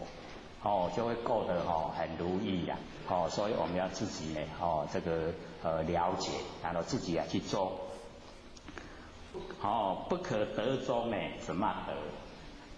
这个永嘉大师呢又呢点开一个巧妙之门说我们呢一直想得到不生不灭的真心佛性什么都不得，什么都不要的时候那个就已经妙德在里面了那我们想真的得就有失了。那得是两端两个方向，有得就有失了。那我们心就是要了解到，我们回到不生不灭的佛性本体没有得，为什么？只是回到原来的状态而已那我们因为在凡尘这个六道轮回太久，所以我们会把那个不生不灭佛性本体都没有遗失，感觉好像遗失掉了所以我们用好像遗失掉以后，好像我又得到了那我们实际上只是回到本来而已所以进入不生不灭的佛性本体就没有得没有失，没有生没有灭没有两边对待经都在中道所以这边呢永嘉大师呢跟我们讲说呢，不可得那个全部没有办法，因为没有形象所以不可得没有形象都不能够得到你能够了解那个就算已经是妙德了默时说收时默这个默沉默就是不讲话的时候默就是了解真理了以后或者都一直鼓励说，了解到真理了以后，一定入圣要记得回还，进入我们那个不生不灭的那个佛性本体叫做入圣。然后呢，我们要记得回还，回来还尘度化众生入圣呢要记得回返，知道这个意思吗？就是讲有好道修佛了，这么好的能够脱离苦海的，这个可以入圣，那我们要回返来度化呢，还在苦海的众生，也这个引进他们跟我们一样，进入不生不灭的那个佛性本体，所以呢这个莫死说想讲要定点，不过这遮好呢，无人讲会使，所以就一直想讲，这个呢莫死说，可是呢这个说实又莫，为什么一讲讲了以后，这个道好像不是我讲的这样，跟讲出来自己领悟了以后跟讲出来有差别，不会说跟自己领悟的完全都一样，能够讲出来，所以那个奥妙的地方没办法说，所以才有这个莫实说说实莫，这样的意思嘛。就是我们有好爱道修佛，爱呢把所有的我们周遭呢亲朋好友，跟他们讲，要呢研究心理心法，透彻了解，我们可以呢回归原来我们是当佛那个本位，可以回到本位。大师门开呢无永色。这个大师呢，就是现在这个大开普渡，这个门呢，都已经开了，再怎么多的人来求道，都不会永色，所以这个大道，就是没有那个事目的那个限制不会说有多少人就到了停止了，不会，所以呢，现在这个正好的这个时期，在我们一个研会之中现在就是已经到达最幕后，幕后一早，我们老师呢讲这个道盘已经呢第64了，64位，除籍然后生太仪两仪四象阿卦，相中相凑8864。已经呢这个卦气都圆满了，所以到我们佛老师已经最幕后，那往后就只有欠善，没有那一种那个得到的，得到可以说呢已经没有了，到我们佛老师呢为止，所以只要这一个时期没砍了，那往后就没有机会了，要再回天要等下一个研会所以我们就是要把握这个很好的这个佳期良辰，非常好的这个时机我们就是要把握要能够呢赶快度化呢我们周遭的亲朋好友那往后那个欠善的那个就是各宗各教各派那个所做的事了那么这个传道的就已经呢到我们佛老师了这个为止了。有人问我解何中道呢摩诃般若力这个有人问那个永嘉呢那个玄觉禅师说呢这个了解深入研究是哪一个宗派哪一个教培然后呢这个永嘉大师回答说摩诃般若力，摩诃就是广大大呢尽虚空那个大非常大到没有外小到没有内所以呢就讲说道呢摩诃就是大的那个般若就是我们那个佛性本体发挥的妙智慧般若力就是呢这个般若的那个力道，因为我们有般若呢就可以讲有这个智慧就不会住相我们的烦恼呢都从住相来，我们不住相就没有烦恼，所以先讲烦恼从哪里来从住相不管是形象不管是语言我们住在人家讲的话，那一些语言一样的都是住相，就产生烦恼。那假如说我们相呢，都知道是因缘际会才有，都是假的，那烦恼就消失了。这个叫般若，那个力道。所以般若就是告诉我们啦，要用那个妙智慧，了解凡尘的万象啊，都虚幻不实，因缘际会才有，缘际则生啊，善就美，当下是空的，不实在，所以我们呢不要住相，所以要发挥呢，那个般若是我们本性呢所具的妙智慧，或是或非啊，人不是。就是凡尘，我们都落入两边啦。是跟非，那是跟非呢，我们就是要了解到在凡尘的是非啊，有时候会很迷惑了，似是而非了。有时候对好像错了，错了又好像又对了。所以啊，这个是是非啊，人不是。我们呢，不认识啊的真理，认识呢真正的。那个啊，我们佛性本体啊，它是没有是非，没有对待，是一个绝对体。所以呢，这边就讲或是或非啊，人不是逆行顺行天莫测这个逆行跟顺行。那个是我们这个修持啊，不管是修顺行的，或是修那个逆行，那天莫测啊，就是要了解说，只要我们呢，这个启发了不生不灭的佛性，那我们呢，不管是顺修还是逆修，只要呢我们呢肯努力的去修持，都可以到达那个成佛的那一个程度。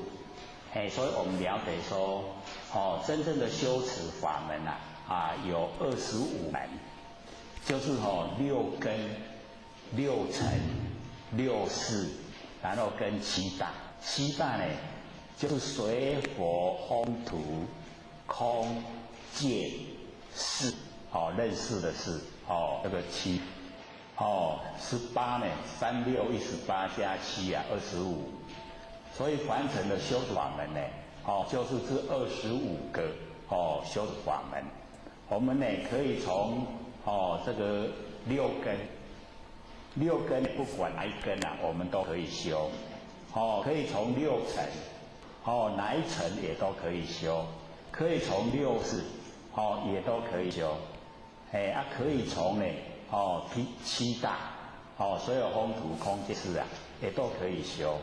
所以这个25个法门，它有的呢就是顺，有的就是逆，有的很容易呀，进，有的就是不容易呀，所以有顺有逆，比如说呢，我们用那个身体的那个触，用触觉来修道，那个修道的那个法门呢，它就是利用那个洗澡的时候来体会啊。各位每天有没有洗澡啊？有。都有了那都爱情体。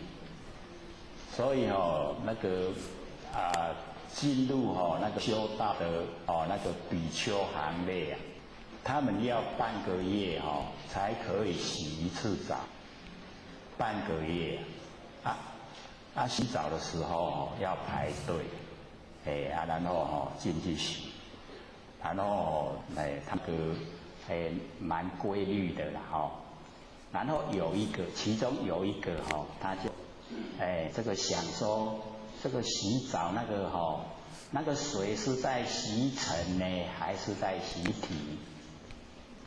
懂这个意思吗？咱咧洗身躯是咧洗啥？说这个灰尘洗尘就是身躯抹垃圾那个尘尘是无知之物尘它有没有知觉？没有尘是无知之物。他说这个水是在洗尘呢还是在洗呀？然后他说这个习体的话，身体呀、是四大假如所有风土，所有风土有没有知觉？没有。既然尘呢没有知觉，然后体也没有知觉，那谁在洗呀？我们洗那么久都没有想这个问题呢，各位先生，竟然被他想出来。习尘，尘是无知啊。尘没知觉啊。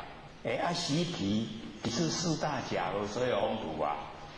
所有风土伊嘛无知觉啊。到底什么事？竟然这样就悟到。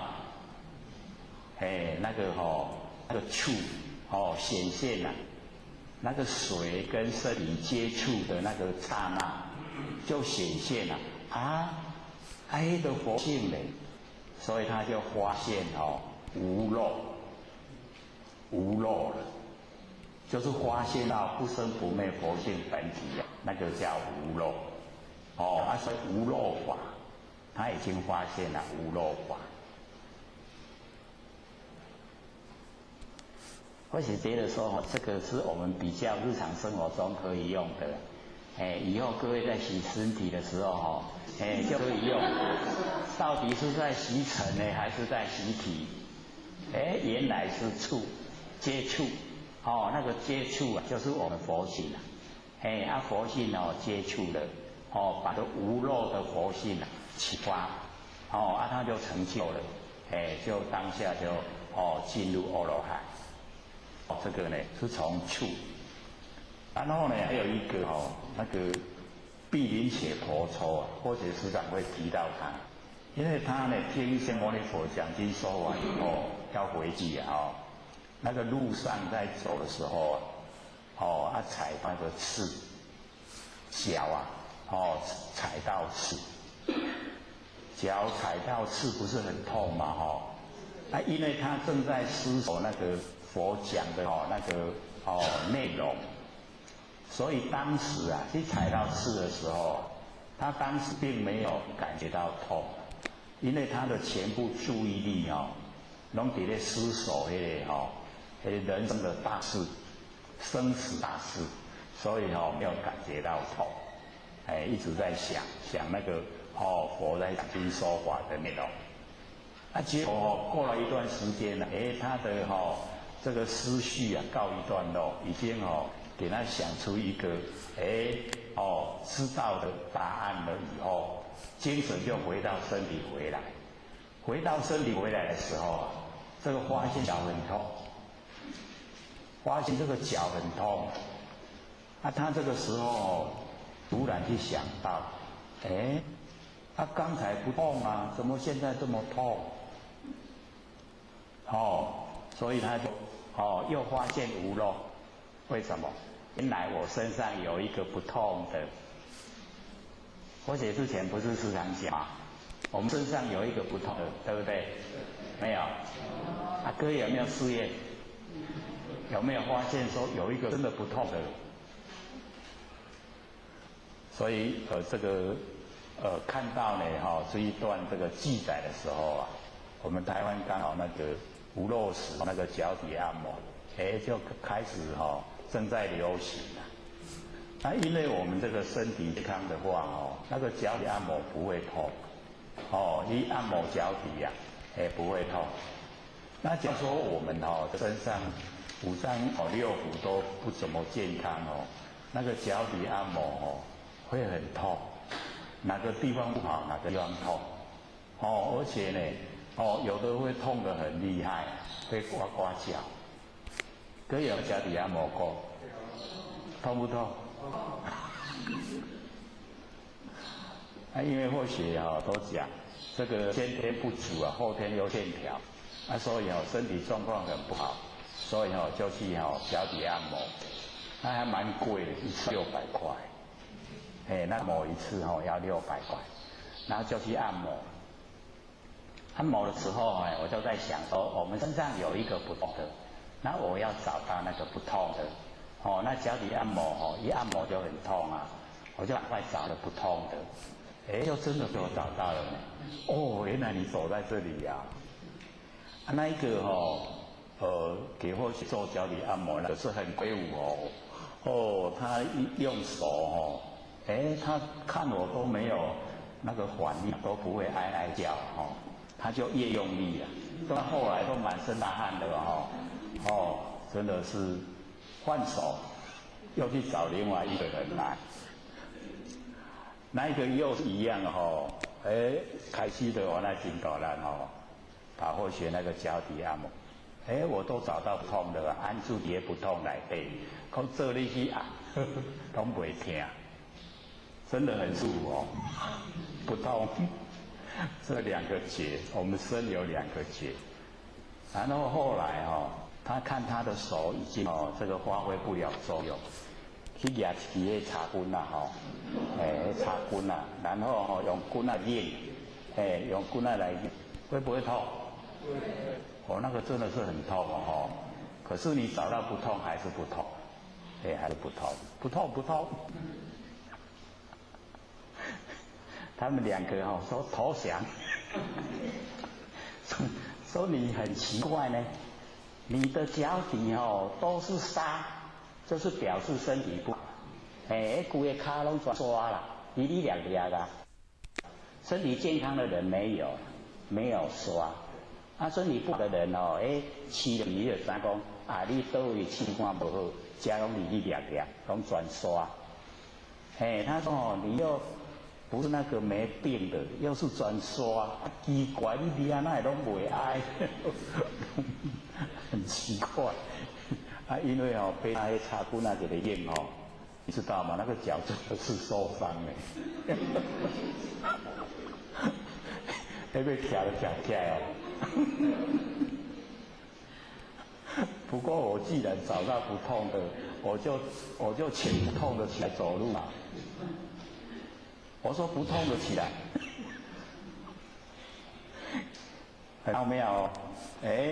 那个脚真的脚是很痛可是我叫不痛的起来，他就站起来那个脚踩到地上好像踩那个棉花呢。敢若打落拢棉啊呢，打落拢棉。所以各位觉得你们要本身试验唔当像我安尼，但是要叫人去跟。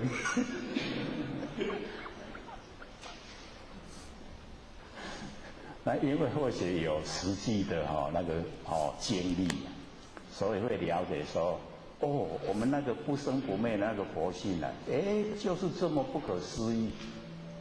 身体呢是假的啦，这个风土众缘际会借我们用，所以我们一定要借假来修真，不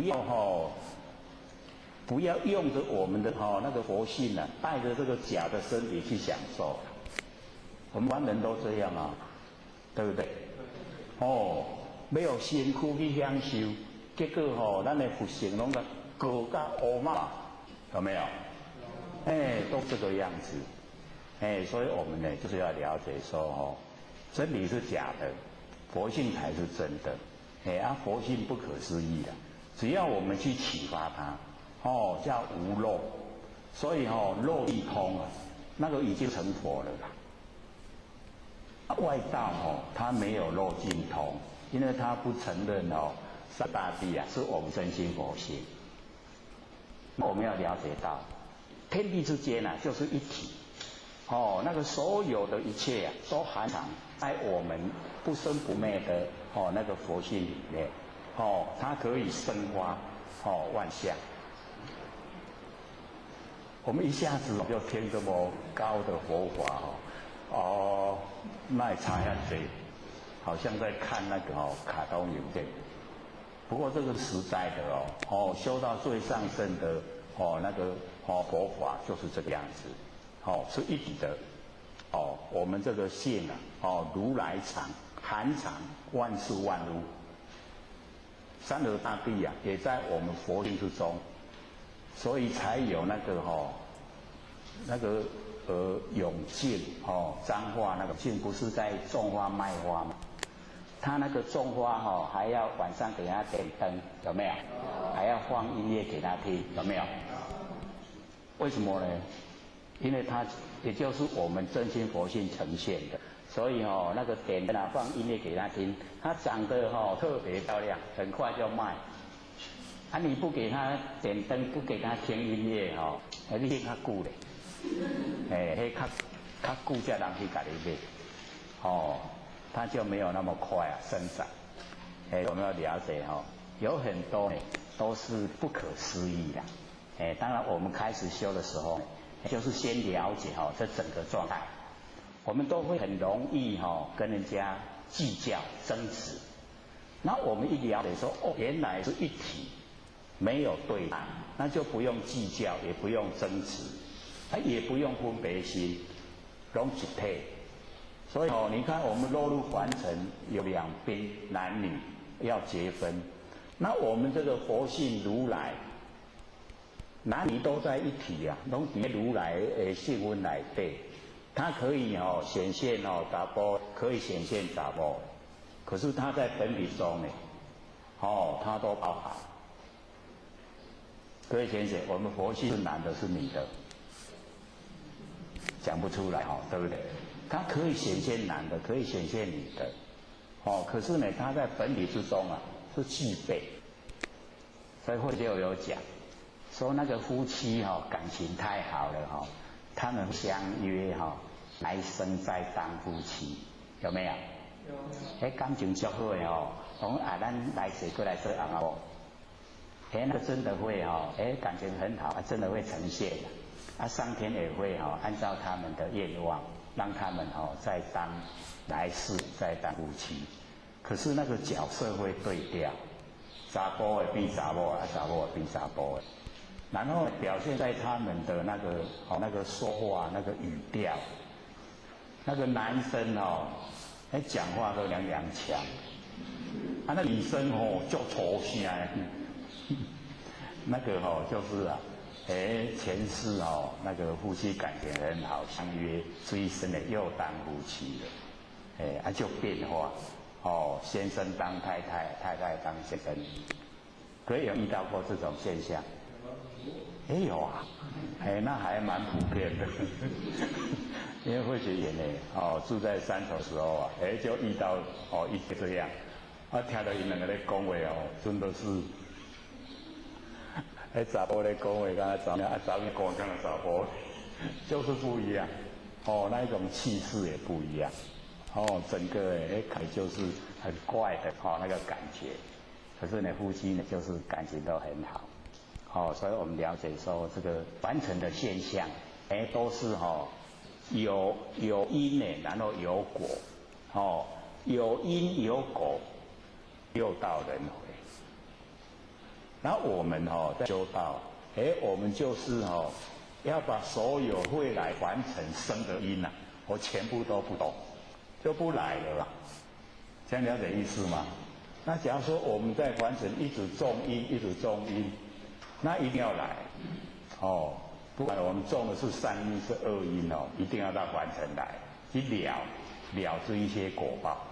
我们这个训练到自己能够事来得应，事去得见，已经都是佛性来应对完成的万事万物，这样的时候没有造业因。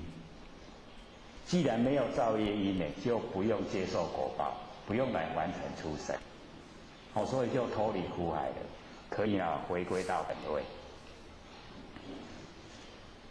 最理想的状态就是这样。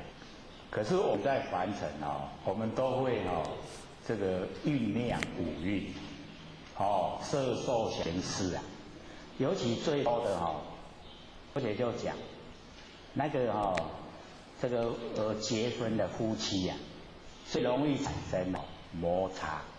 开始的时候是有一点怨，我们在座大概都有经过那个阶层这个夫妻之间生活。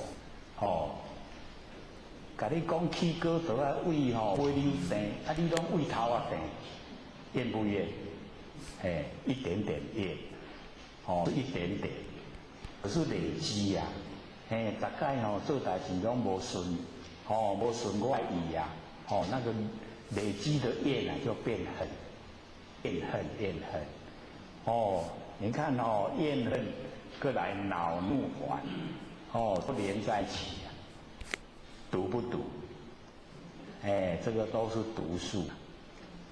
或者说我们在凡尘啊，一直啊这一些蕴积以后，我们会在凡尘现象。那假如说我们那个怨愤恼怒烦是很明显，那我们下一次就当毒蛇了。那么这一生人家也不敢跟我们接近，一看到我们了赶离开，对不对？就说我们看到那一个人那一种怨愤的心那么浓厚，要不要赶快避开？是不是好像在避开毒蛇一样？像不像？很像所以我们就是要了解，在凡尘都是假的嘛所以不要怨也不要恨，这个恼怒烦的都不要，全部都不要蕴积，不要蕴积呢我们不会到凡尘来。那我们想来就是度化众生这个入圣记得回返，度化众生那个是成愿而来，不一样的。然后我们成愿来，不管什么样的遭遇什么样的那一种景象，我们都会很坦然的去接受，而且呢都不会觉得苦了，不会说我在受苦。那只要我现在这个生活之中是不愿意去做的那环境强迫我们去做，那一定都有受苦的那个感觉。不管那个事情是好是坏我们都会有一种强迫被那个外在环境强迫我们去应对那个叫受苦的感觉。所以那个苦乐的没有那个客观的标准，只有主观的认定你认定苦就是苦，认定乐就是乐这个跟有钱没钱有地位没地位没关系纵然是最那个下等职位的人他只要是这个活在自己那一种自己认为的那种理想世界之中，那他一定很快乐。那一样非常有钱的人他的生活都过得好像那个木偶人嘎累就是没有自己主张的时候，都一定被外在环境影响。那种他一定不会感到快乐的因为那个生活对他来说是一种这个束缚那一种呢绝对不会快乐所以我们这个对这个人生就是要透彻了解都虚幻不实在。那既然都虚幻不实在，就不要住相。那全部不住相，心就宽广一宽广跟整个天地能够融汇，融在一起了，跟天融在一起很宽广心量很大过的生活就很快乐，一天一天过就过得很有意思现在每天在过生活觉得好不好好。我们台湾这个环境是很好不愁吃不愁穿住的也都没有所以这个修道是最理想在最理想的状态之下要把握赶快把佛性慧光不要呢沾了尘垢这个凡尘的污垢沾了以后我们这个很难去掉所以呢我们呢不沾了这个尘垢所以我们了解说，从我们的那个般若妙智慧发挥一切都不住相。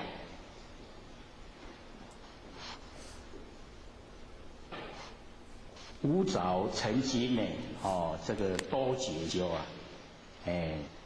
永嘉大师呢说他自己这个早年就是呢他得累生累世因为永嘉大师39岁啊就归空了，很早，所以他的那个修持啊，就给生给世在修，小孩子就已经在修道，就出家在修道，他修那个戒律啊，修得很好。那么自己讲说五早啊，曾经呢多劫修，就是这个很多生多世啊都在修道，不是呢等闲啊相皇后，不是呢那个普通的一般人呐，那个等闲呢就是一般人，不是等闲，不是一般人相皇后，就是呢欺骗我们。没有，这个永嘉大师说，没有欺骗我们，是实实在在的，那个讲出来，见法床，立呢宗旨，就是呢我们已经了解到呢这个佛心以后啊，一定要建立啊这个法床，就是我们要度化众生呢，来这个求道。求到这个呢很正确的一条修道的道路，然后立啊宗旨，就是要有这个宗旨，明明佛赐啊潮汐寺，这个就是呢上天有定的有青阳旗、红阳旗，现在白阳旗，燃灯古佛，然后释迦牟尼佛跟现在我们弥勒古佛。所以呢，这个呢是一个上天所立的这个三佛掌掌这个天台，然后呢这个64位祖师呢掌这个道坛，那呢这个前东方18代，西方呢28代，后东方18代，加起来呢刚好64的，一个呢气数圆满，那么第一迦叶所灯，这个在讲西天的那个第一代祖师迦叶，迦叶呢那个第一代祖师，那么华东流入此途，这个佛法后来西天28代的时候，他们印度的生活环境就是非常的富裕，所以这个人们这个对修道就不那么热心。那么达摩祖师呢，这个传道的时候都已经不顺了，不顺利了，所以就把道就还给中国，所以入东途呢，这个华东流入此途又回来了，老水还潮，那么菩提达摩为出主。就是呢，达摩师把那个道传到中国来，那么当我们呢这个第一代的后东第一代祖师，6代呢传医天下闻，传到我们六祖呢就是第6代，天下人呢都知道。那么后人得到这个何穷数，就是得到人非常的多，没有办法呢把它数尽就是都能够呢从这个正轨掌大龙的这个祖师手上呢能够得到这个真不立妄本空，这个真呢不立，真本来就在所以真不立，然后呢那个妄本空。妄本来就是空的，所以我们不要呢，再去呢，去求到妄，所以也不用再求真，因为真呢，本来就有，所以真不立妄本空，有无俱全空不空，这个有跟无全部呢遣除。就是我们不找有，然后也不找无，这个有跟无俱全，然后空不空，这个第一个空呢，就是讲到我们空间，那空呢，就是我佛性在空间之中，所以空不空就是真空，那有没有学相就没有有，所以我们了解说有五俱全，或者以前的师上讲说，我们的佛性它奥妙到不可用语言来说了，所以那个时候才讲说，我们不着有，然后也不着空，不着亦有亦空，也不着非有非空。那请问这个什么现象？是有呢还是没有？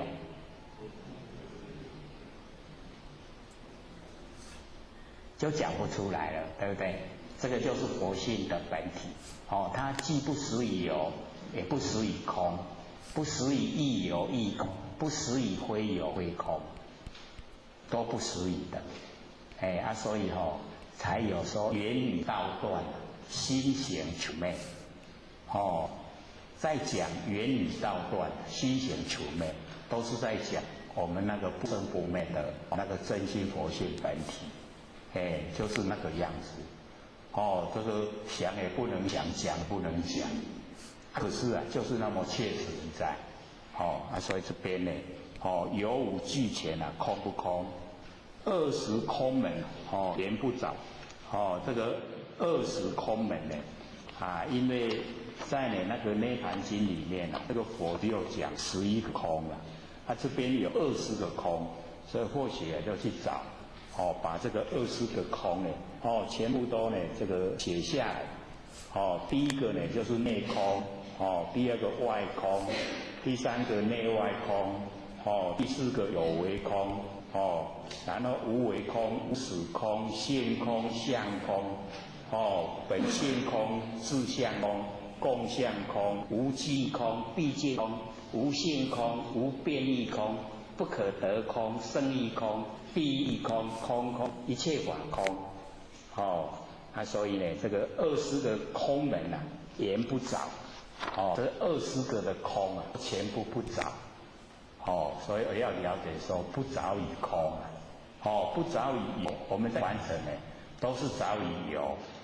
所以我们努力的方向就是把有去掉。那怕我们进入那个空，因为着有容易我们可以这个去消除这个有，可是着空很难救了，所以先把那个空堵住了，所以20个空门言不都着于空。各位假如说有接近一些那消极的人，就是想自杀的人，他就是消极。那我们要劝他把那个自杀的念头去掉，非常不容易，对不对？那个就叫着空了，他已经着空了，就是什么希望都没有，那个是最危险的。所以我们要了解这个跟那一些想自杀的人讲，说我们到还尘是来还债，你债都还没有还完就想逃避那不可以的。一自杀呢，要先到死城去关到你的寿命到了，才从枉死城放出来进地狱。那你那个枉死城都是多余的，给了都会关。然后我们这一生一自杀了以后，在现实中有暴力，那下生我们再来转世又会暴力对待自己的，所以又会自杀，所以恶性循环。要了解不能逃避欠人偌济都爱害啦，袂使讲无爱害走就免害。这个上天给我们说得好好，咱若走，无要紧，你今走，后世人再来害，要不要还所以我们才有那个重经百千劫，所作业不亡。因缘会一时果报完自受，有没有？这个纵然经过百千劫，就是这么久的时间经过了，我们所作业不完，所以讲人的拢袂无伊啦，一定爱害，人若欠的嘛，一定爱吐，拢比的啦，所以因缘会遇，只要因缘碰上，果报还自受，一定要接受果报。所以我们这个修道，第一个就是要相信因果。因果是绝对的定理。有因有果，不是说我们研究这个因果就是落伍了，落不落伍啊？不落伍哦。那个新朝派的人啊，他不研究因果，他也在因果之中哦。要不要吃饭？要不要呼吸？吃饭呼吸才会活嘛若不相信因果，饭嘛免食，嘛免呼吸，对不对？合不合理呀？合理的哦。不相信因果，那你不要吃饭。你不相信因果，那你不要呼吸。所以凡尘都在因果之中，一定要信。难道我们因都不造，业因不造，果报就没有？业因造了很多，我们想逃避也逃避不了。我们凡尘的法力呀，我们可以钻漏洞。那个天地的那个法力呀，我们钻得了漏洞吗？钻不了的哦。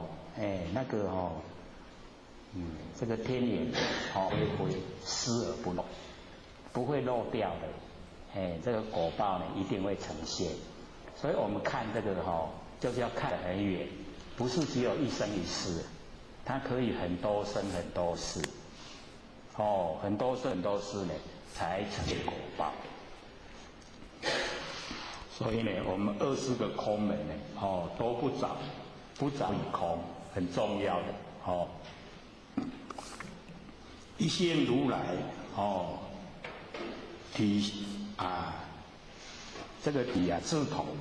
我们那个如来这个十方如来同一个法身，什么就是了解一线如来这个体都是相同的然后呢，这个心是根法是尘心呢是根源然后法呢是尘，两种呢犹如镜上痕。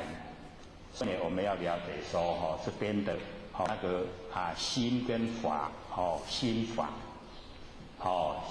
我们要了解在凡尘我们所用的它有比较呢那个粗浅的，然后呢也有比较呢这个深的。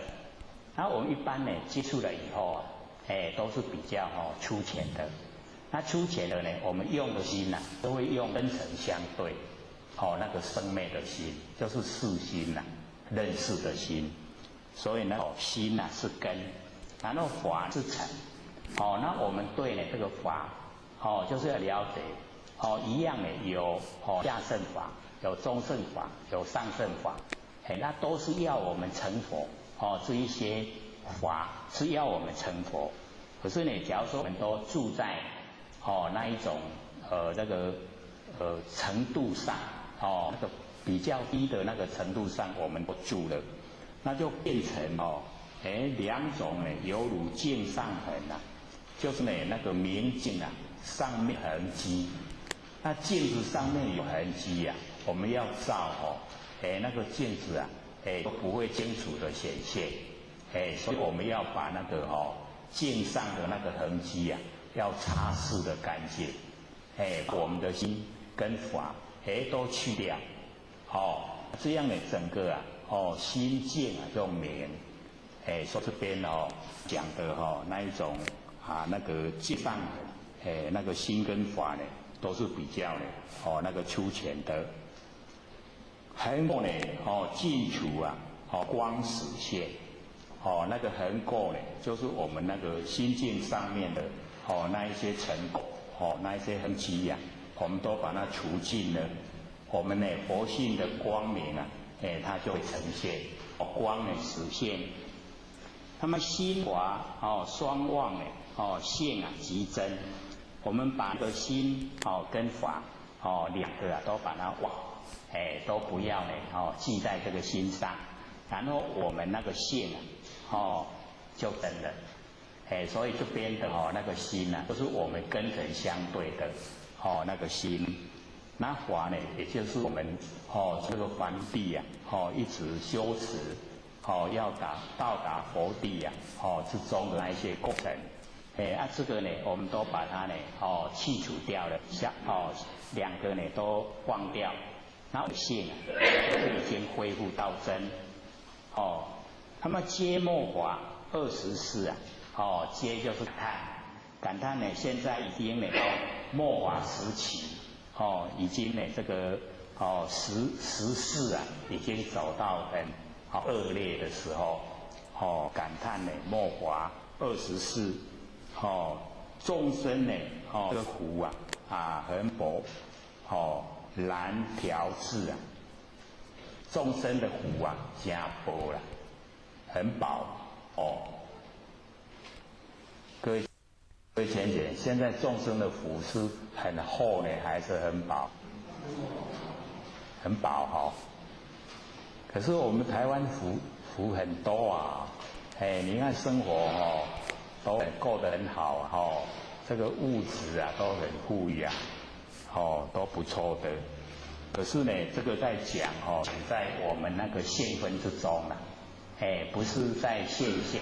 我们在现象享受的倒是都不错，可是呢，我们那个佛性里面也就是没有累积很多的那个德，所以我们现在众生呢很难来调制就是要怎么样把这个众生引导到呢那个佛的境地比较困难，众生因为没有很强烈的欲愿。各位先生，有没有很强烈的意愿想要成佛？没啦。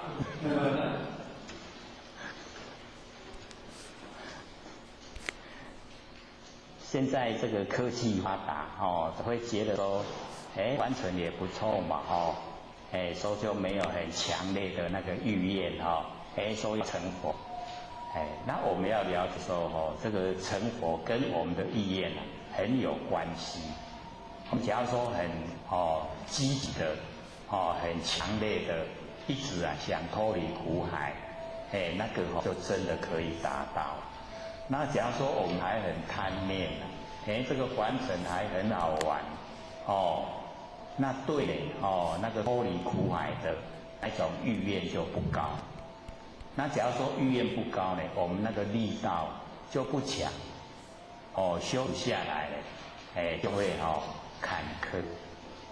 那假如说我们意愿很强，那个不怕那个阻碍，不怕困难，那个成就就会很快很大。所以这个要看我们自己本身那个意愿。气盛呢，也延续邪见生，就是呢离开这个圣人视线在凡尘的时间已经很远，那我们的邪见很深，所以现在很多人看到这个永嘉大师的指导歌写这个样子他就不服气他说怎么会邪见深？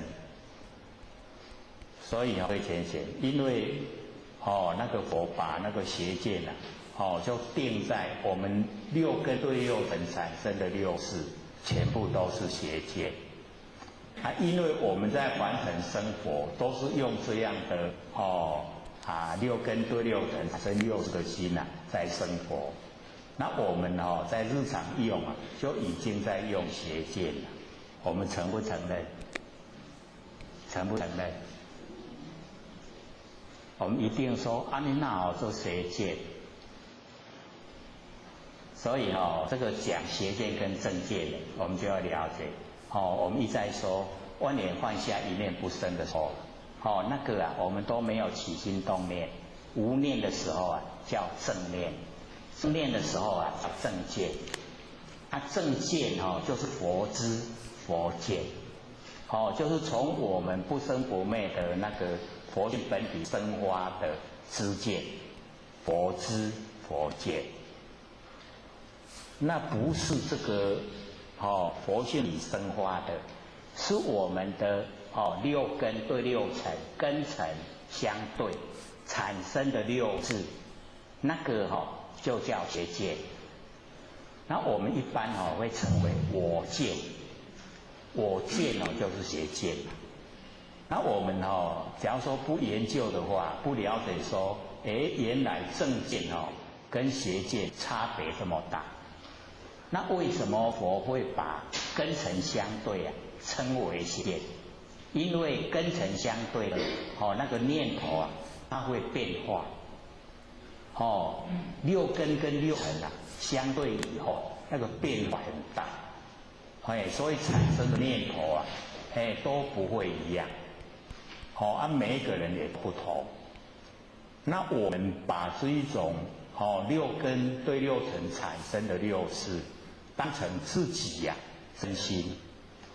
所以最大的那个这一个让我们会六道轮回的因就是在这里。我们把这个心四心生灭的四心当成真心。这样了解是吗？了不了解？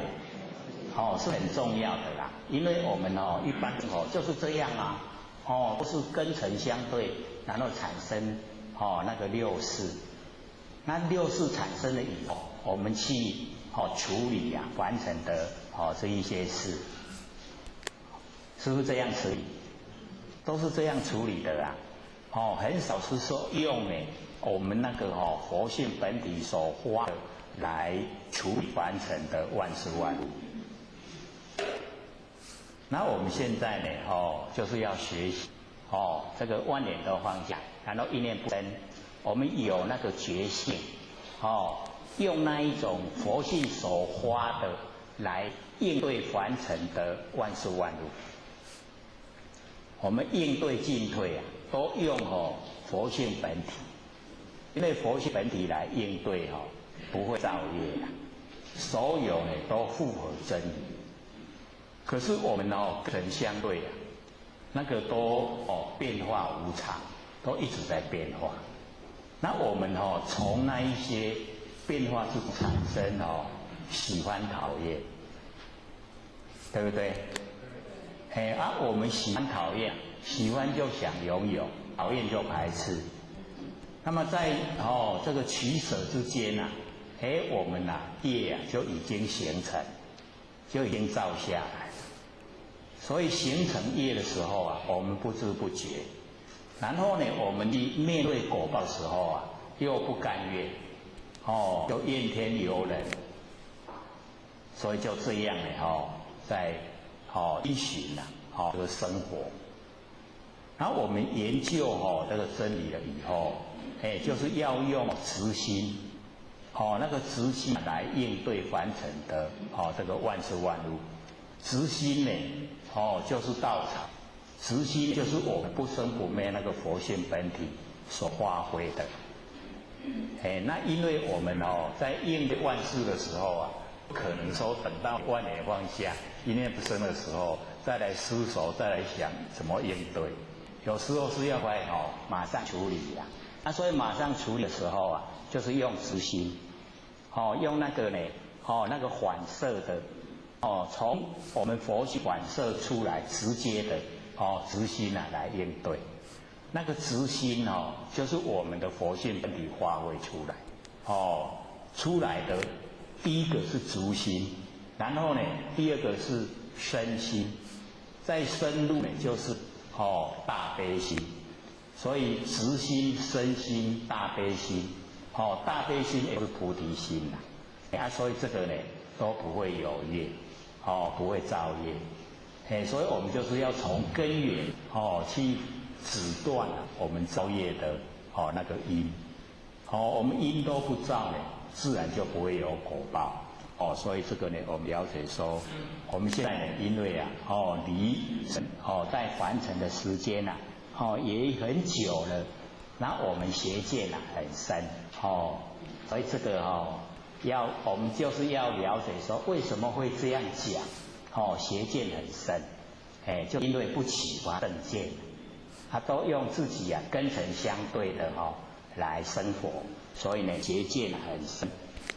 那么魔强法弱啊，多怨害，这个呢，魔现在很强，他法很弱，就是那个正法，非常的没有力道了，他那个魔力啊很强，那个引诱力量很大，魔强法弱，法很弱。所以各位就可以看我们现在年轻的一些学子、一些学生啊，这个晚上都睡觉，做什么上网，都会玩到天亮，都这个样子。那个为什么有那么大的魔力啊？那个就是魔强，法很弱，这个正法很弱。假如说他在追求学识，就是要这个考试用的那个学校用的那一些啊，他那么努力啊就好了，都努力到天亮，那肯定是很理想，对不对？他们是不是上网都是在研究这一些他们学校用，都一定不是，对不对？所以我们了解那个就是魔强。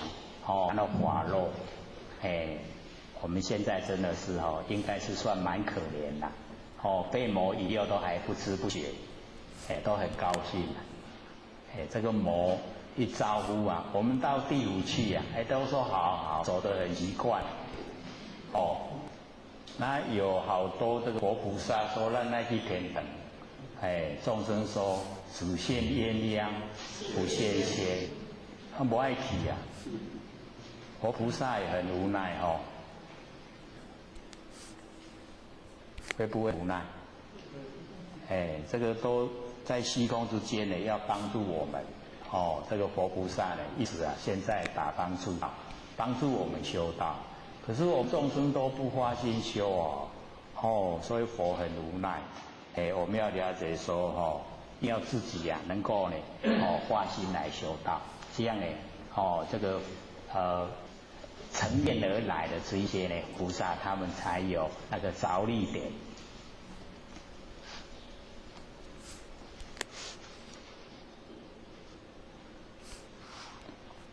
闻说如来这个顿教门分布呢灭除令瓦碎，因为这个魔强法弱的时候啊，我们众生呢都呢产生那个不怨害，那听到呢这个如来的这个顿教法门，可以呢使我们从那个众生的位阶啊，一下子呢就到达那个佛地这一种顿教门。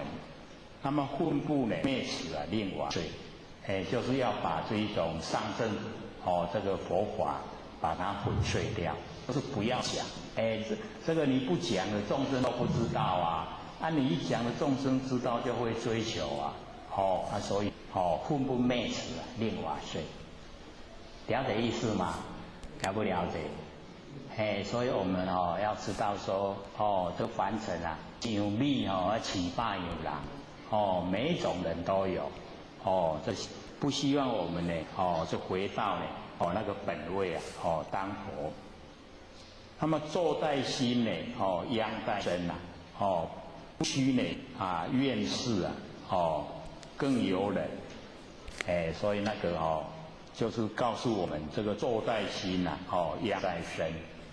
我们假如说心里面有不好的念头那个坐在心有不好的念头，然后那个遭殃就是我们的身要去接受，身体要去接受那个遭殃那个灾殃。当呢我们接受灾殃的时候不须呢这个厌束，要呢到处去埋怨我们一接受一些灾殃的时候一定会到处去诉苦，会不会？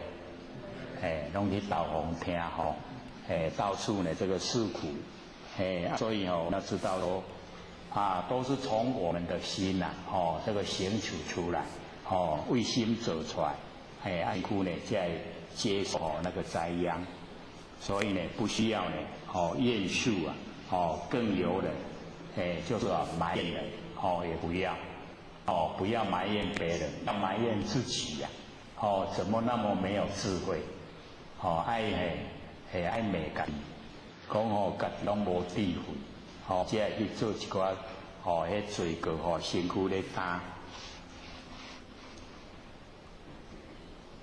易得这个不招无间业我们要呢得到这个不招来那个无间那个无间地狱的罪业所以我们这个之前那个有讲过呢，那个忤逆罪那个无间地狱那个忤逆。可是呢，我们那个忤逆罪讲解的时候是讲在修持方面的那个大慧菩萨呢问那个释迦牟尼佛那个忤逆罪，那佛就讲内忤无间各位还记得吗？那个杀父就是杀掉无明，杀母呢就是杀掉贪爱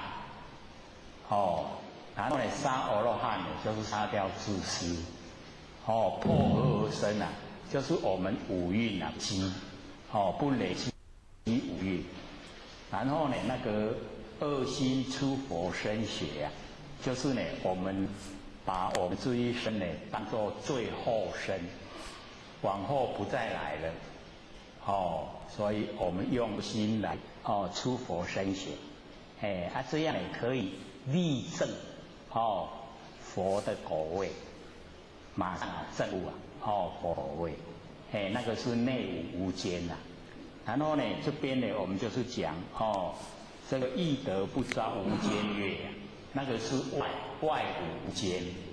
那么外无间它是讲杀父杀母杀阿罗汉，然后破和合身，恶心呢出佛身血所以有这五个这很大的罪过，要进入呢阿鼻地狱就是受苦没有间断我们在呢那个18层地狱那个受苦都还有那个空间可以休息受苦者休困者再个在刑罚没有一直呢那个受苦。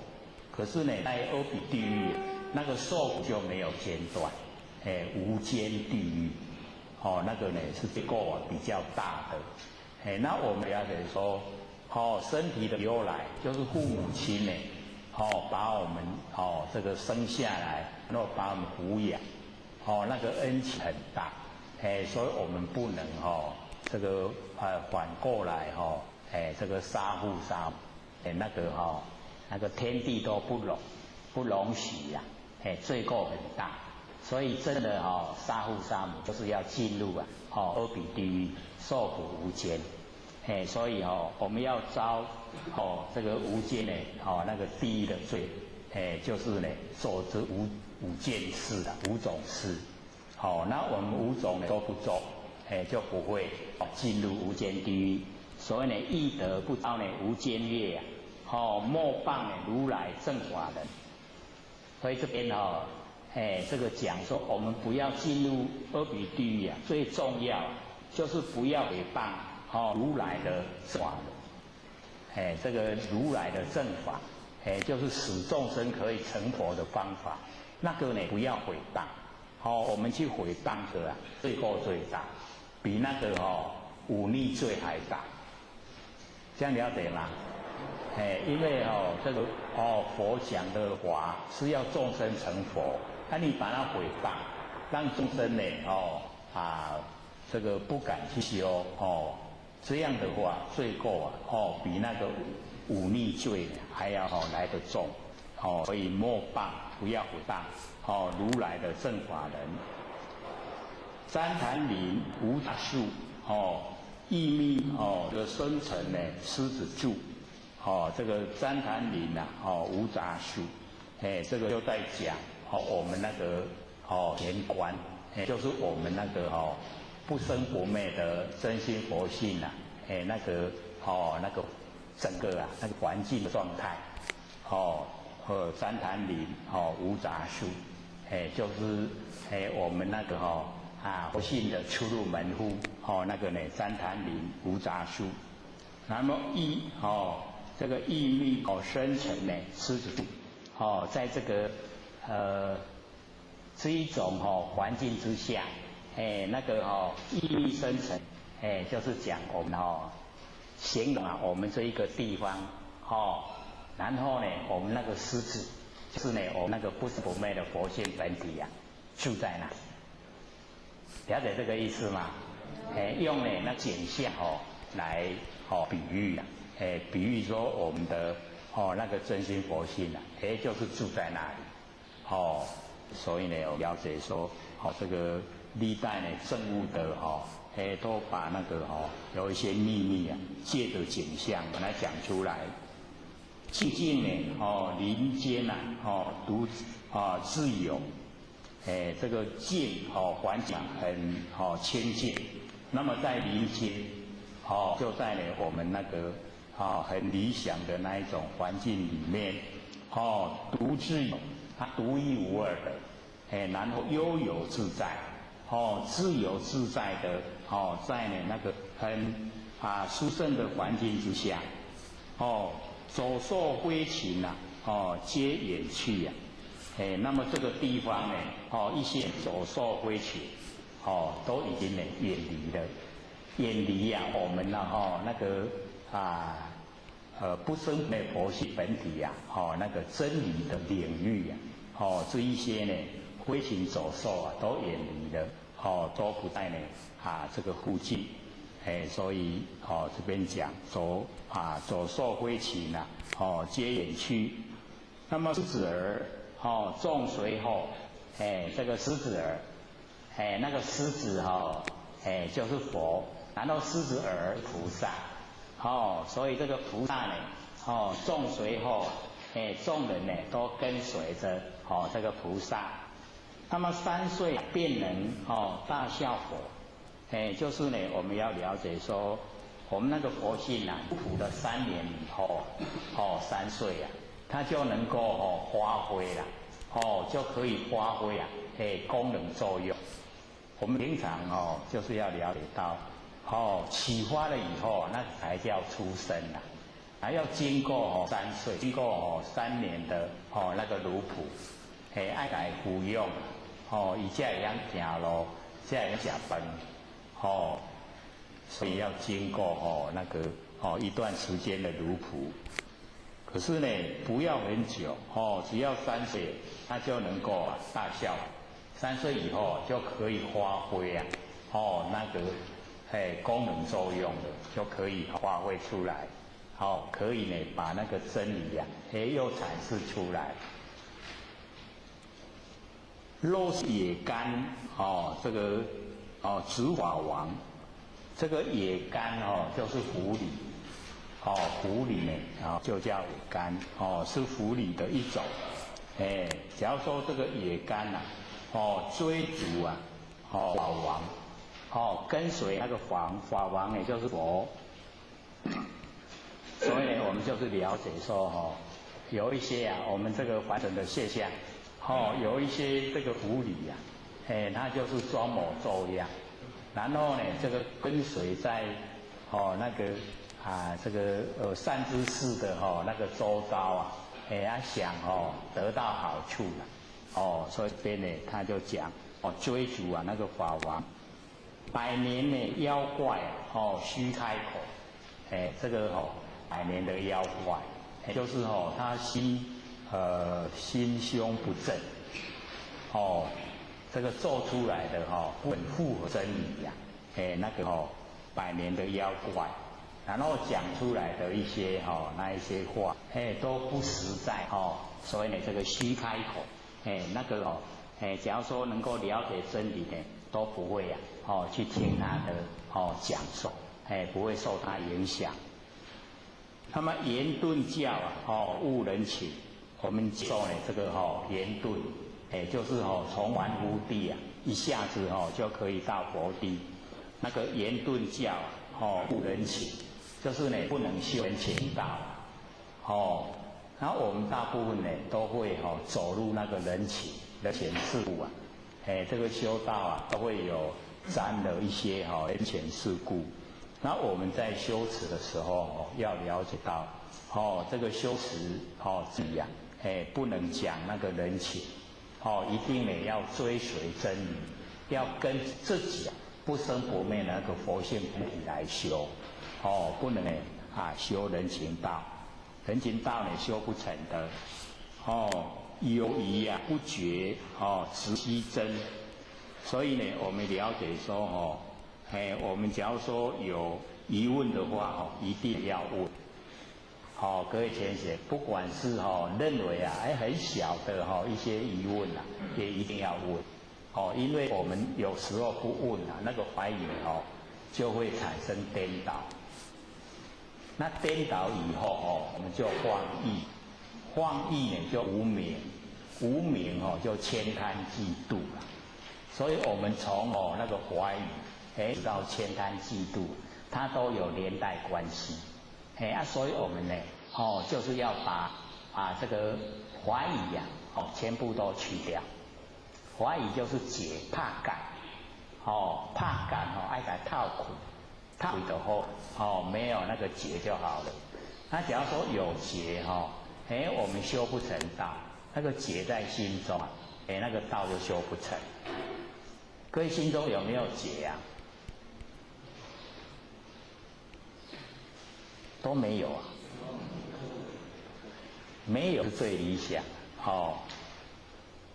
那或许呢都会讲，越努力修道那个问题会越多，因为碰到的都自己没有经历不知道怎么样去应对所以我们遇到这种情形有疑必问，一定要问因为有经历的人他会给我们一些良好的一些意见供我们参考。这样我们就可以避开那一些颠倒的情形发生。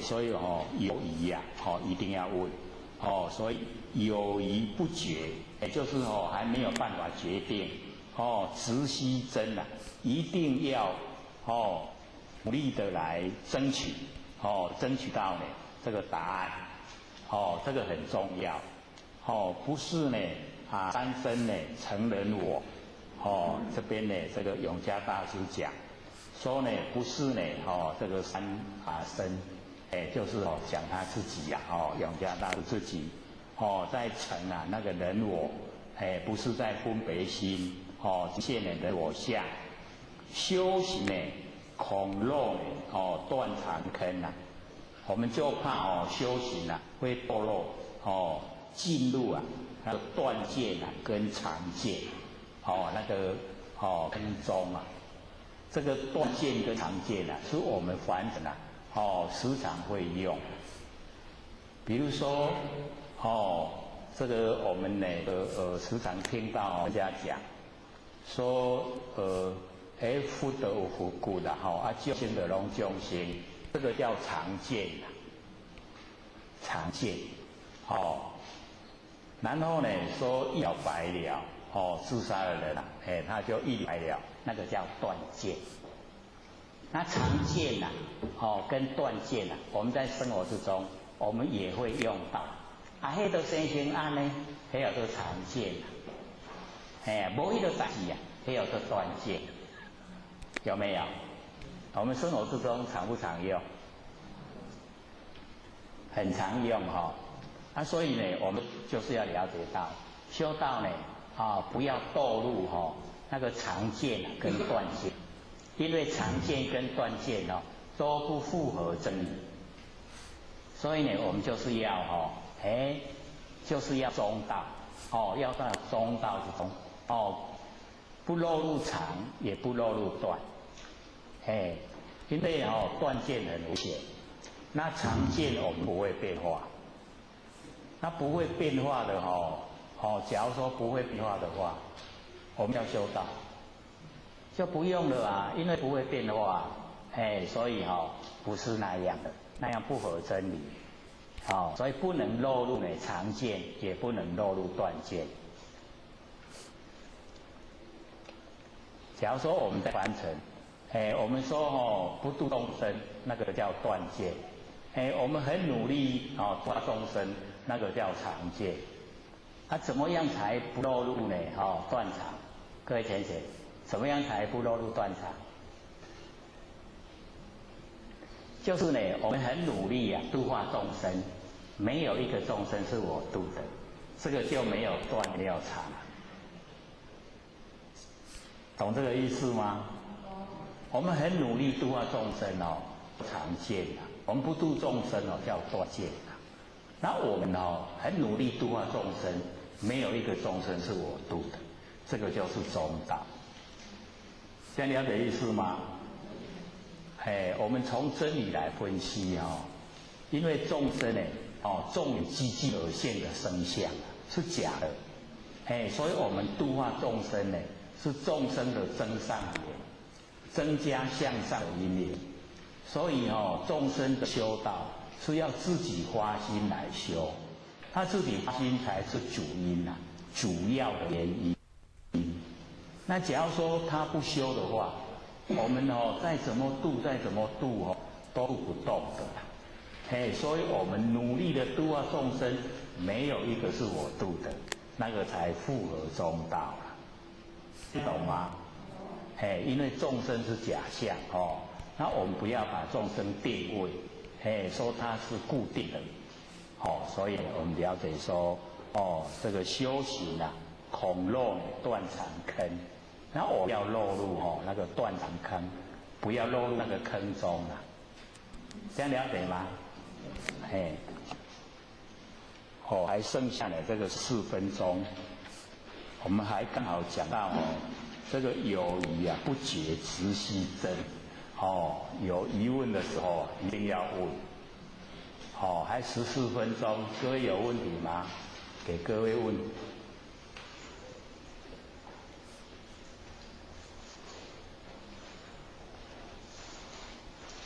好，请说。我们说一代律师是济公活佛因为菩萨是一代律师那我们天台师父也是一代律师，那他们说，这样为什么点到是我们济公活佛亲生？请刘老师解释一下。好，请说。因为我们最后呢64代的这个斩道盘我们这个佛老师跟一位菩萨，这个比较特殊啦这个以往呢都是一位的，那我们现在呢有世尊之母，那我们要了解呢这个是同掌都是掌这个道盘。那我们一般都是我们佛老师来这个点道。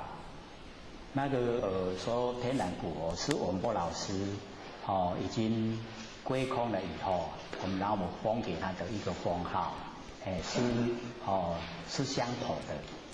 然后我们在办道的时候是一解坛的，然后呢我们佛老师借着点完师的手来点开魂那个乾官窍，那个是要道盘的祖师才有的钱币当然我们师母也是可以来点，可是呢我们师母都会这个礼让给我们老师所以事实的情形也就是这个样子，是一样的不要说国位那个封号名号不一样就不同，以为说不同人，不是的，是相同的。还有吗？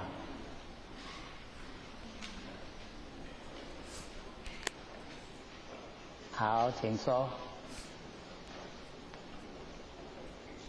卢讲师好好。或许曾经有跟部分姐有提到说，可不可以使刘讲师在发问这段时间没有问题的时候，会带大家做外放下的休息。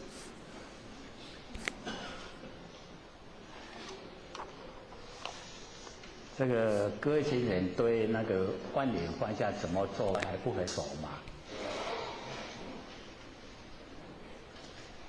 我们把那个纲要就是万年放下，我们先记得。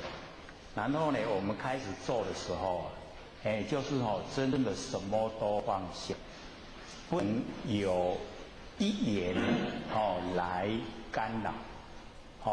我们想到什么那个叫也，那个也要放下，全部都放下，我们不起心动念，在全部都放下、不起心动念的时候，不是什么都没有了，是有那个觉在，有我们不生不灭那个真心佛性它的本体在，这个时候唯有在这个时候。那个本体才会呈现。或许呢，以往都讲，我们的佛性非常有修养，要我们跟他争他就会退位，让我们。唯有我们把所有都放下以后佛性的本体才会出来，它才会呈现的。那我们就是要认识我们要了解说，这一个不生不灭的真心佛性本体它就是那个不离当处，常在，不离当处，常在，就是在这一种万念都放下、一念不生的时候，我们那一个那个佛性的本体就整个都呈现，都出来了，这个都呈现。这个呢，就是我们以往在讲，那个十四古今不离当念，那个当念，会浅显，当念就是这个状态万念放下，一念都不生的状态，叫做当念，不离当念，这样懂意思吗？不是有念头，那个念是没有念头。没有念叫做正念，我们有念头叫做邪念，已经不正邪了。那你都没有念头叫正念，是从佛性发挥的正念。然后呢，那个正念用另外的文字叫做佛知、佛见、佛的知见。然后我们再用另外的文字来讲。这一个万念放下，一念不生，这一个当体就是佛，这样对吗？所以我们说见性成佛，有没有？这个就是见性，这个就是成佛，这样知道吗？有没有很亲切？很亲切所以各位先生，我们本身就是佛。各位看几尊那几尊拢谁叫做谁？几尊那几尊分呢？知道吗？谁呀？自己。我们每一个都是嘞。晚上这个睡觉的时候要告诉自己，我就是佛。欢喜爱困不起。好，请说。好。你有讲那个六根生六尘生六识，什么七大。那这就是那个怎么写？好，请说。那个是我们在凡尘能够修持的一些法门。从我们的六根，眼、耳、鼻、舌、身、意，六根，然后从六尘，色、声、香味、触、法，这个都可以可以修了。六根各根都可以修，六尘各尘也都可以修。然后从六识，就是从眼睛对色尘产生的那一个识，眼识，眼耳鼻舌身意六识。六识呢，我们日常用的都把它当成心了。这一个心的来源，就是我们根尘相对以后产生的。那这个我们从六识来修也可以，所以才修持里面有顺跟有逆。那顺修就是容易进入了，逆修那个要累生累世，就是要这一生修，来生再修，再来生再修，就是要很久，都很久。那个逆修比较不容易了。这个3618，18个修持方法，然后呢再加7大，就是呢水火风土这个5大，然后空见我们那个眼跟见，然后跟识认识的识，这个呢是在楞严经里面记载，就是25门修持方法。那个呢最好的就是耳根圆通了，就是从我们的那个6根里面的耳根来修，那个耳根圆通对我们来修比较容易，所以我会推广。我们也时常可以听到这个从耳根修，是这个样子。6根、6尘、6识、7大都可以。可是呢，我们修的话，我们就先先了解真理，了解真理以后，看我们这个适合哪一种修持方法，就从那一门深入。还有没有？还有4分钟。好，请说。我想去请教一下，那做耳根圆通的时候因为我们是知道声音的。听到声音的那是佛性嘛，那会有一个感觉是觉得说无限大无限大，那这种念头是为什么会有？就是跑出这种念头是对的，念头怎么样？就是会有感觉说，因为我们听到声音，知道那个是我们自己的佛性本体嘛，我们听到的时候，因为就是自己心里产生那种无限大的那种感觉对啊，因为或许不知道，就是说做的时候有产生这样子的念头不知道是到底对还是不对。好，请坐。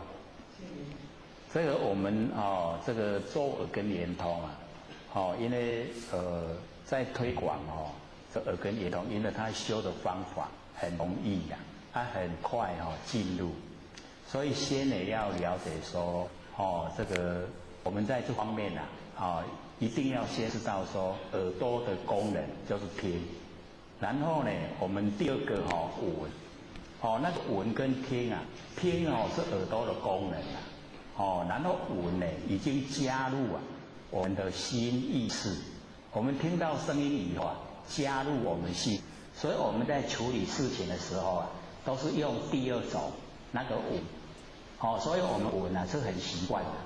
那么第3个就是闻性，那闻性是佛性那佛性我们要了解说启发佛性的时候就跟第2个闻有一点不同，因为第2个闻我们要详细的听到那个内容，听到讲话的内容、声音的内容一定要了解，我们才会应对。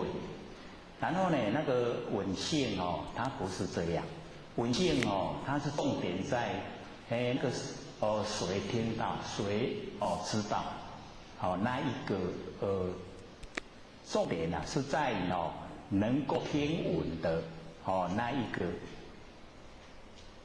佛性能够听闻，佛性寄托在耳朵，让我们能够听闻所以我们在这个应用的时候，就是声有亦非声，声有的时候不是我们闻气产生声无即无昧，就是声音没有的时候，我们闻性也没有昧，所以闻性没有声也没有昧。那我们在这个时候，我们不要有念头，因为这个时候我们是在用耳根。那假如说我们用念头那变成用意根加入意根，那用意根来修的话，它会变化我们就单纯就在耳根就好。耳根呢，我们就是先启发自己不生不灭的佛性，然后我们用耳根把我的佛性能够扩散到整个这个空间。因为只要哪个地有声音我们就会耳朵的五性就会呈现。呈现声音就表示我们佛性有在声音发生的地方。那声音它不久就变化会消失，可是我们的佛性呈现以后，它并没有消失，它一样在。那只要有声音的地方同时呢有好几个地方有声音，我们同时呢都知道。同时知道的时候，佛性呢就整个都伸展出来。那伸展出来的时候，整个佛性就充在这个空间。那声音变化没有了，我们佛性一样还在。修跟圆通就是要修这一个，重点呢是要把佛性能够跟空间合一体。所以到我们这个很熟悉的时候这个很遥远所以只要我们肯专心的做比如说很远的地方有救护车来，本来我们都一般人都还听不到，可是我们做耳根圆通竟然被视线听到，还很远的就已经知道了就是有那个救护的车要来。那个时候就是我们的佛性德那个伸展度已经延伸到那么宽广的地方越来就越宽广然后我们有讲说尽虚空就整个虚空全部都呈现了我们那个稳现。这个是修耳根圆通我们要达到的那个功效。不能再用意根，不能让它有起心动念，不要有念头。了解吗？会不会冲突？就是你专注在稳性就好。不要我们在听声音的时候，不要去分辨声音的内容，因为我们分辨声音的内容，会返回来变成第二个闻。变成第二个闻的时候，咱就要知影那个内容声音的内容，这样了解吗？那我们知道声音的内容，各位前有时候我们就会住相，就会产生烦恼。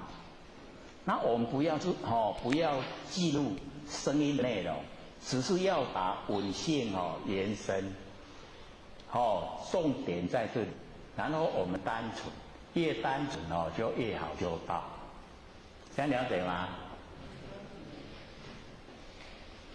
超过时间了，各位讲师、各位孩子、各位同学，大家好。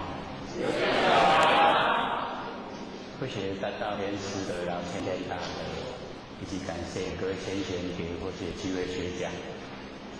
好，我们呢这个3个礼拜讲到。言对误人启发，对不对？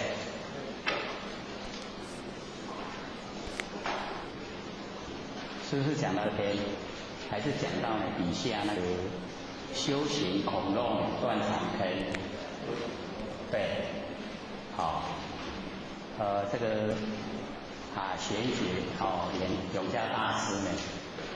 他就讲说不是呢，这个三身成人我，也就是不是呢，在分别你我他，而是呢，为了我们这个修道不落入那个断肠坑，那个断见跟常见，因为我们很容易在生活之中呢，很容易就进入断见跟常见，那断见我们最容易了解就是一了百了，了百了那个叫断见。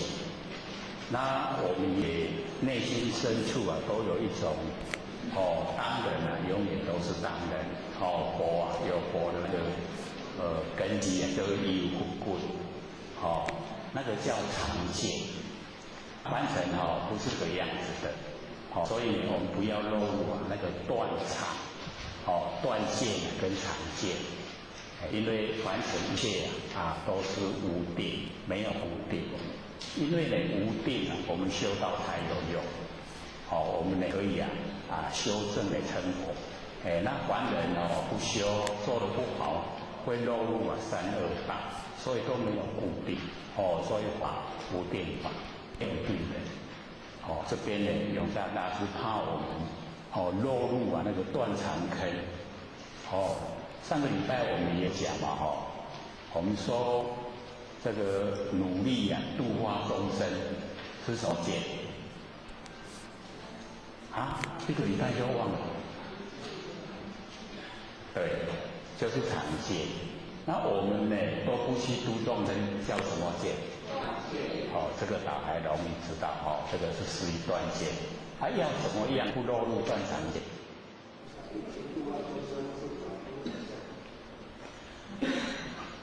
对，都还有一点意向就是我们度众生，没有一个众生是我度的，我们努力去度，可是呢都不住在那个功德下，因为众生都是自己发心，自己来修道。那个才是主要原因那我们呢度化众生是众生的增上缘，增加向上的因缘，所以并不是呢我们度化众生不修呢，不要说我们连佛都没有办法，所以我们要发心来修道，才是最重要的要原因，所以我们自己本身呢就是要发心，要呢自己有坚定的心说我可以成佛。各位今天有了没有？有了都不错这个表示说对自己不生不灭的佛性有把握已经可以去摸到我们不生不灭的佛性，可以体会的，可以领悟的，对那个成佛就有绝对的信心。而且是从自己的心里产生，不是希望，而是真正的，可以，早晚而已，一定可以成佛。所以我们大家互相勉励。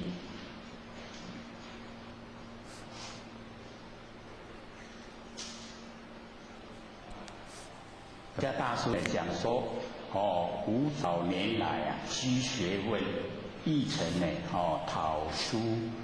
寻经论，这个永嘉大师呢说，他也是都已经有在累积那个学问，所以不是一生而已是累世累生累世都在学，听懂意思？跳过去了会不会呢？是不是？这个差之毫厘10千里，很不错。这个马上，到去了，马上发觉了。这个发觉的是谁对，就是佛性发觉我们都会用的。很高兴我们这边呢很短的时间都可以领悟，都可以听得懂进去我们不生不灭那个佛性本体，所以我们一定要了解到那个灰不灰是不是？因为凡尘有很多不执着文字一执着文字的时候我们很容易进入那个两边，像我们那个佛性本体说它是切实存在。可是没有形象，没有形象切实存在。这个有一点矛盾。既然切实存在就要有所证据那我们的佛性看也看不到，摸也摸不着就是让我们有一点这个很不容易去体会。那么在文字来描绘佛性的时候很容易落入那一种灰不灰是不是那种状态之下，那我们假如说对佛性没有切实的认识，就会被文字障碍，就变成我们那个理解那个领悟那个了悟的那个程度会不同。那只要差一点点差1毫米1毫1厘是非常的小，还没有千里就会失千里。好像我们那个开花的时候、吃花的时候只有差那么一点点，可是它越走就越偏就相差越多了。所以我们了解说在开始的时候绝对不要有误差。我们现在等于是起步的时候了。那起步呢或许都鼓励各位能够实际做。那实际做一定会有问题呈现。那问题呈现自己没有办法决定一定要问。所以或许很高兴各位学员都能够做，也能够问。说年放下一念手，不是有天赋吗？这个一问了或许就知道说那个已经是有一点贪心又想万念放下，又想一念手学，这样它是2个法门万放下是一个法门手学呢，一念手学呢又是另外一个法门。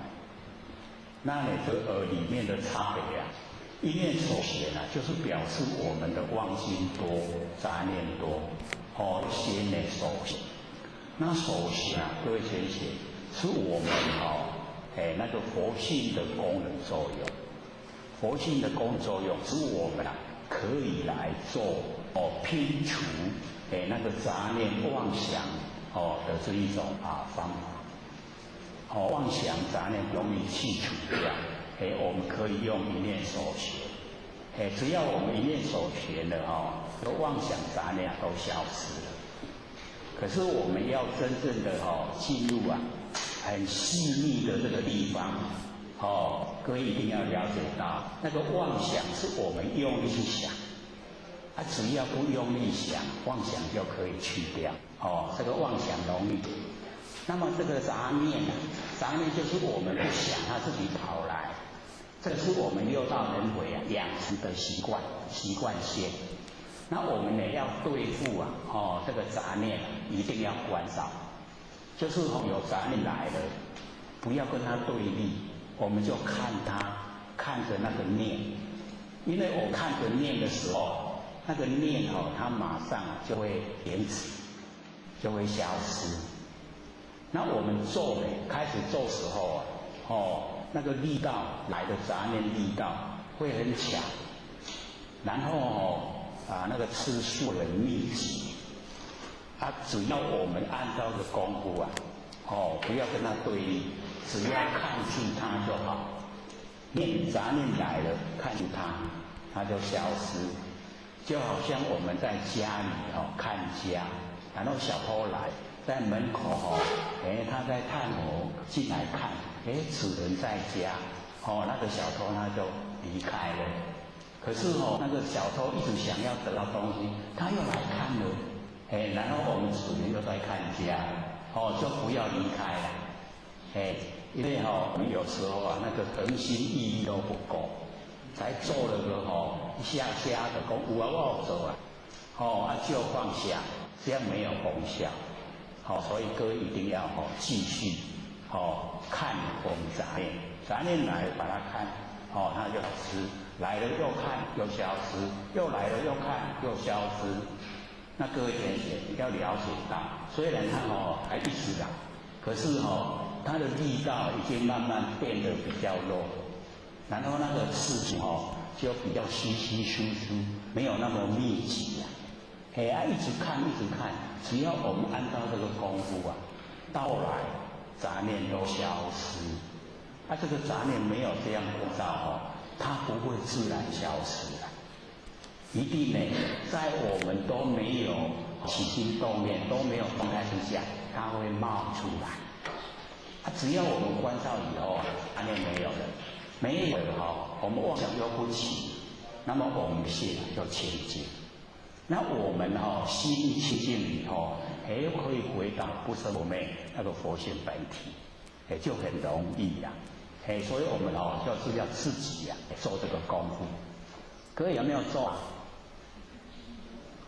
还在听的阶段呢没关系，先听熟一点再做，才不会这个状况连连依次啊这个万年放下，然后睡着了。第二次万年放下，杂念很多。第三次万年放下，一念手写，不是这样吗？所以就怕我们不做了，不怕我们这个做错赶快问，一定会有状况发生。那我们听熟了，知道怎么做了，然后只要你去做。所以呢，当我们做万年放下的时候，别的法门就不要做，做一个，一个就好。当我们念手的时候，别的法门也不要做，做一个，一念手钱就好。做耳根圆通，别的法门也不要做，做耳根圆通就好，就一个，要专一呀，专一才是道。当我们呢，那个在做万年放下，最重要的目的是要认识我们不生不灭的真心佛性。万年放下，一念不生。那个我们万年的放下，一念不生，什么缘都不要攀，不要攀缘，什么缘都不要，什么来的也都不要管它，全部都放下。那么这个时候剩下的就是我们不生不灭的真心佛性那个本体。那么在我们来讲，就一个觉，给我们的就是觉。那个觉我们要启发，那个是本来面目。所以我们成佛就是这个觉，这个觉在成佛的，这个本来它就是佛，所以能够我把它修正，就叫觉者，觉者就是佛。那我们现在只有觉，那个者还没有啦，所以我们要先认识，认识以后要培养，我们说时时刻刻能够万年放下，那么等于这个时候我们那个觉不局限在身上，它会慢慢扩充到我们周遭，等于是我们做耳根圆通的功效。可是这个时候不要去管耳根圆通，你只要呢万年放下，记得就好，记得说我是在万年放下。所以各位姐妹，刚开始的时候要强烈的告诉自己，万年放下，万年放下。虽然是有为，可是无为要从这里开始。你一直万年放下，万年放下，甚至连在睡觉你还在万年放下，万年放下，很好睡的，你起来精神很好。为什么？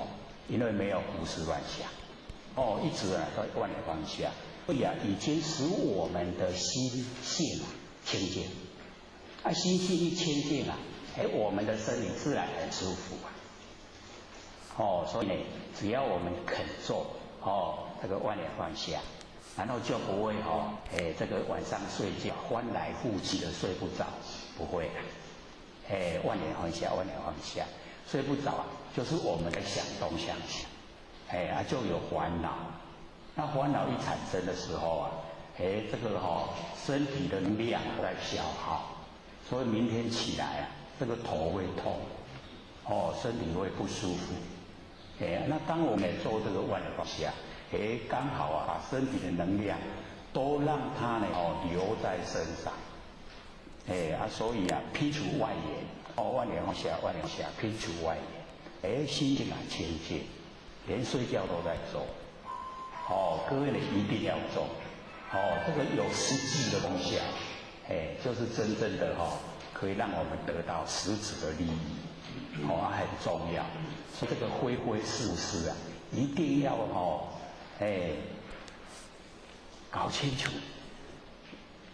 是就是是，非就是非，能含混，不能混淆，所以一混淆的时候我们就做起来没信心了。那我们很笃定的时候，就有了。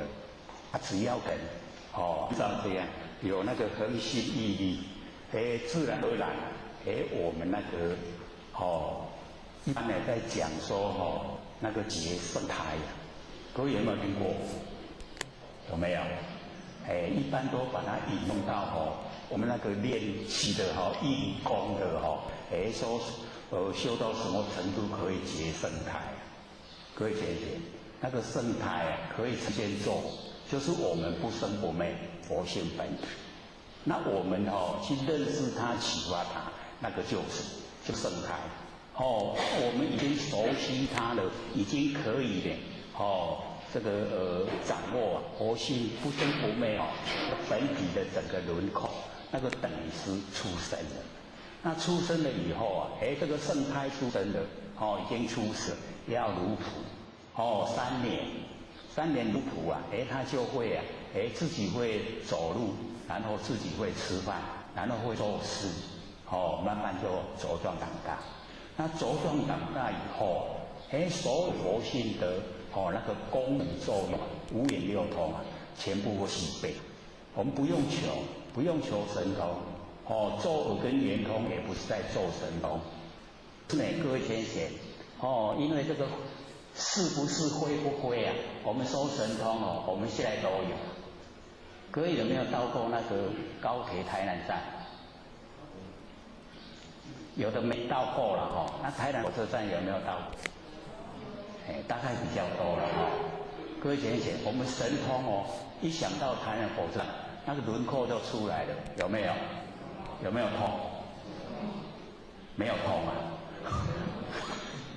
还不了解了解那个台南火车站的那个形象我们有去过就一定会有印象。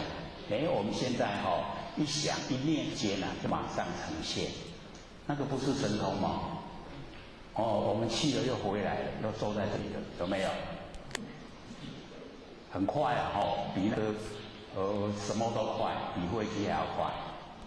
所以我们都有然后我们这个在凡尘所要努力追求的不是这个这个是佛性的功能作用自然而然我们只要进入佛性本体，功能作用都会有。所以当我们能够时时刻刻做万年方向以往或许看那个历代那个禅宗祖师他们的那个做的功夫像六祖就做15年，然后呢历代呢他们大概最快也要12年就可以全部都具备了。那我们现在做个1-2年、2-3年最起码我们的那个第六感都特别灵敏。今天发生什么事，遇到什么人，我们都事先会有征兆。或许不鼓励人家去追这个可是它自然会呈现，你自然会到。甚至于你今天要出门，这个天气很好，那个佛都会告诉你要带伞，你会告诉自己，他都会怕有天气这样会不会掉伞？可是你到中午到下午，真的在淋雨了，那个时候就后悔，没有听佛性的话，真的还是吃亏。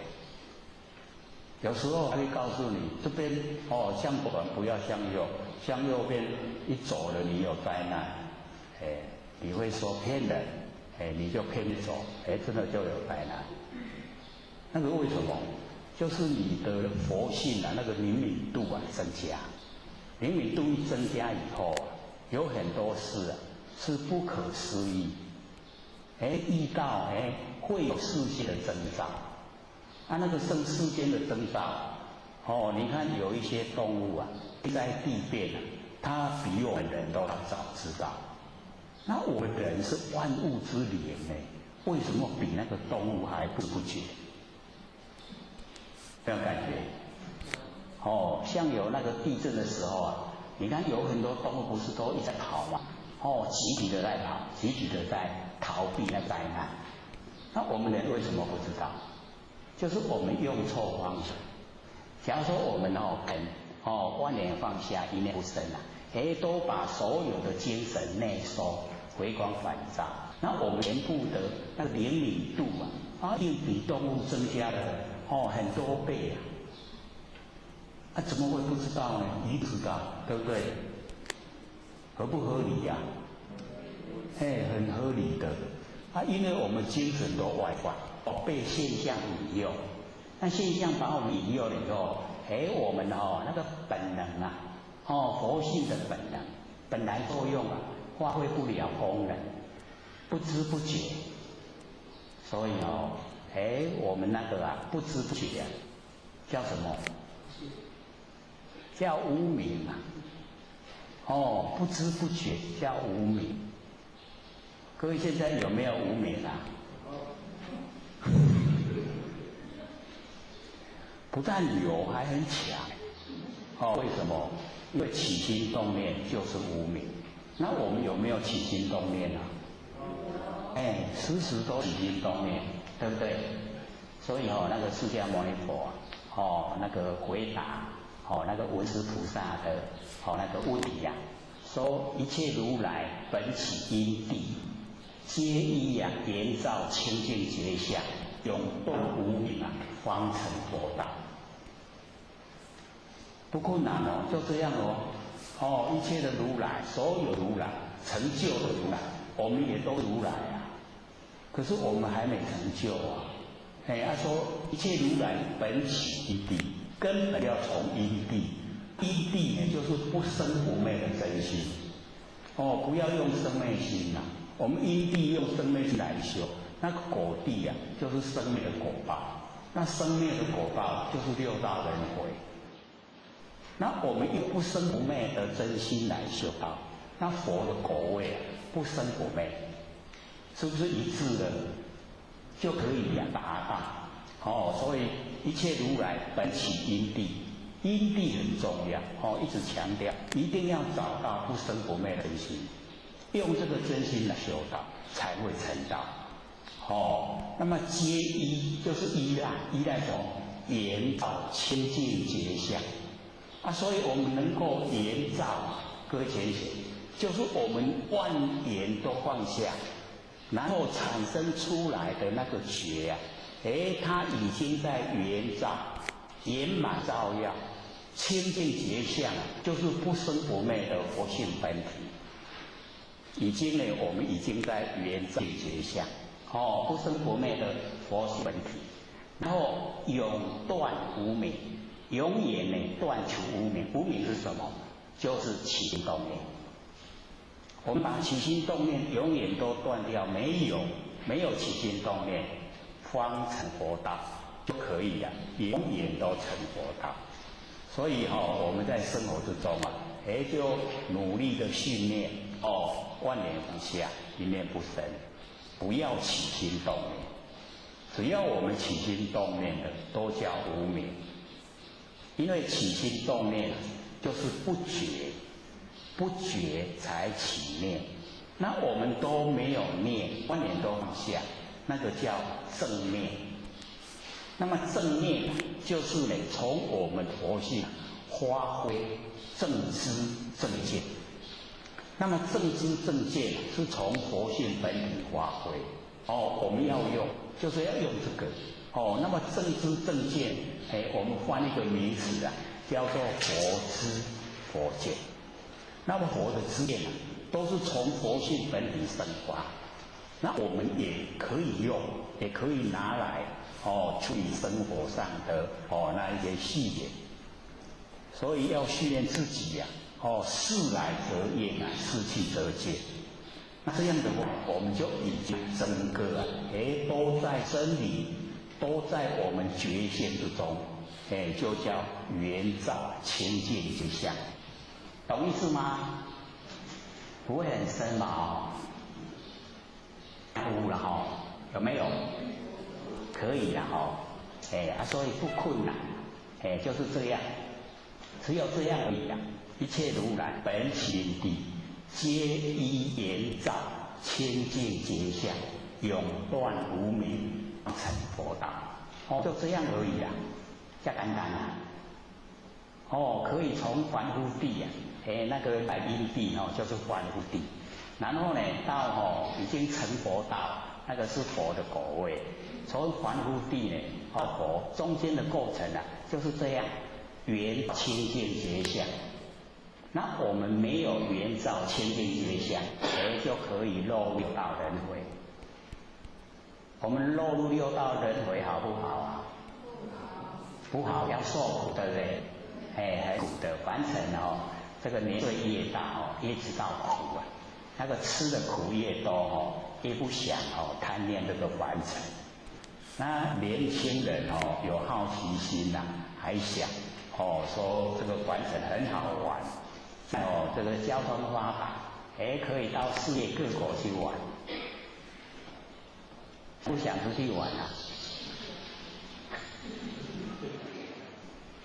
嘴巴是说不想，然后心里面想说有机会的话我也想，是不是这样？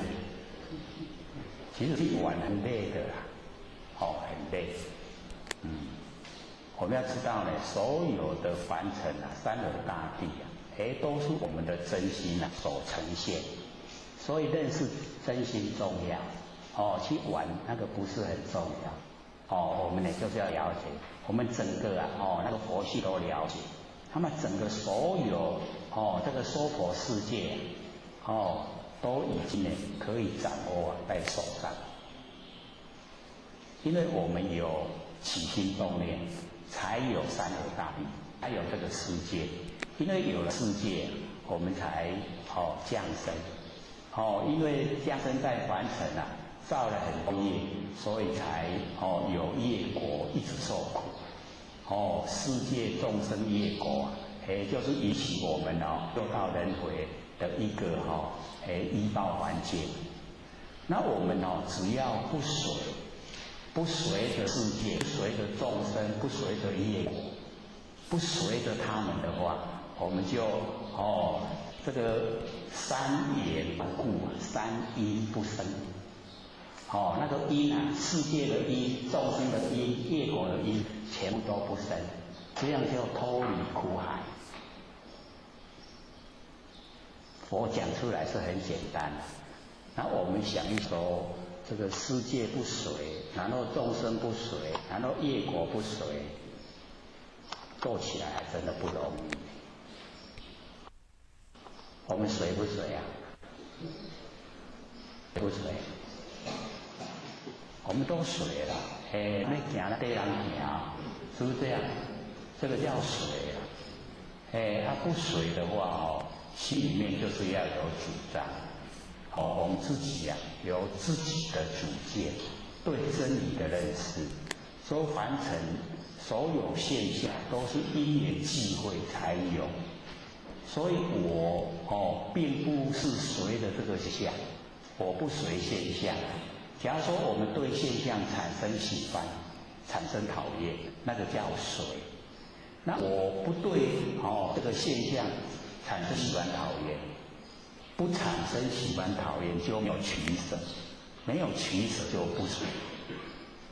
这样懂了吗？懂不懂？比较容易做的有没有？还没有最起码要先知道我们先知道，说凡尘的现象或是事情，都是因缘际会，因缘际会然后才有这个现象。缘际得生缘三究昧，所以现象是假的。要一直告诉自己现象是假的。那个事情也是一样，因缘际会事情才呈现，所以事情也是假的。那各位同学，我们遇到事情的时候有没有暴跳如雷的那个现象出来？那为什么会暴跳如雷？就是危害到我们的权利，就会暴跳如雷。所以各位就要了解这个都是虚幻不实在。我们生来有把权利带来吗？我们生来有把责任带来没有我们有使命任务我们不是有烫气莲吗？我们在老母身边都有花园，在老母的莲前啊，都有花园，要生动美化的人间，有没有？这个我们都忘了，因为6万年的，我们不是都完成6万年吗？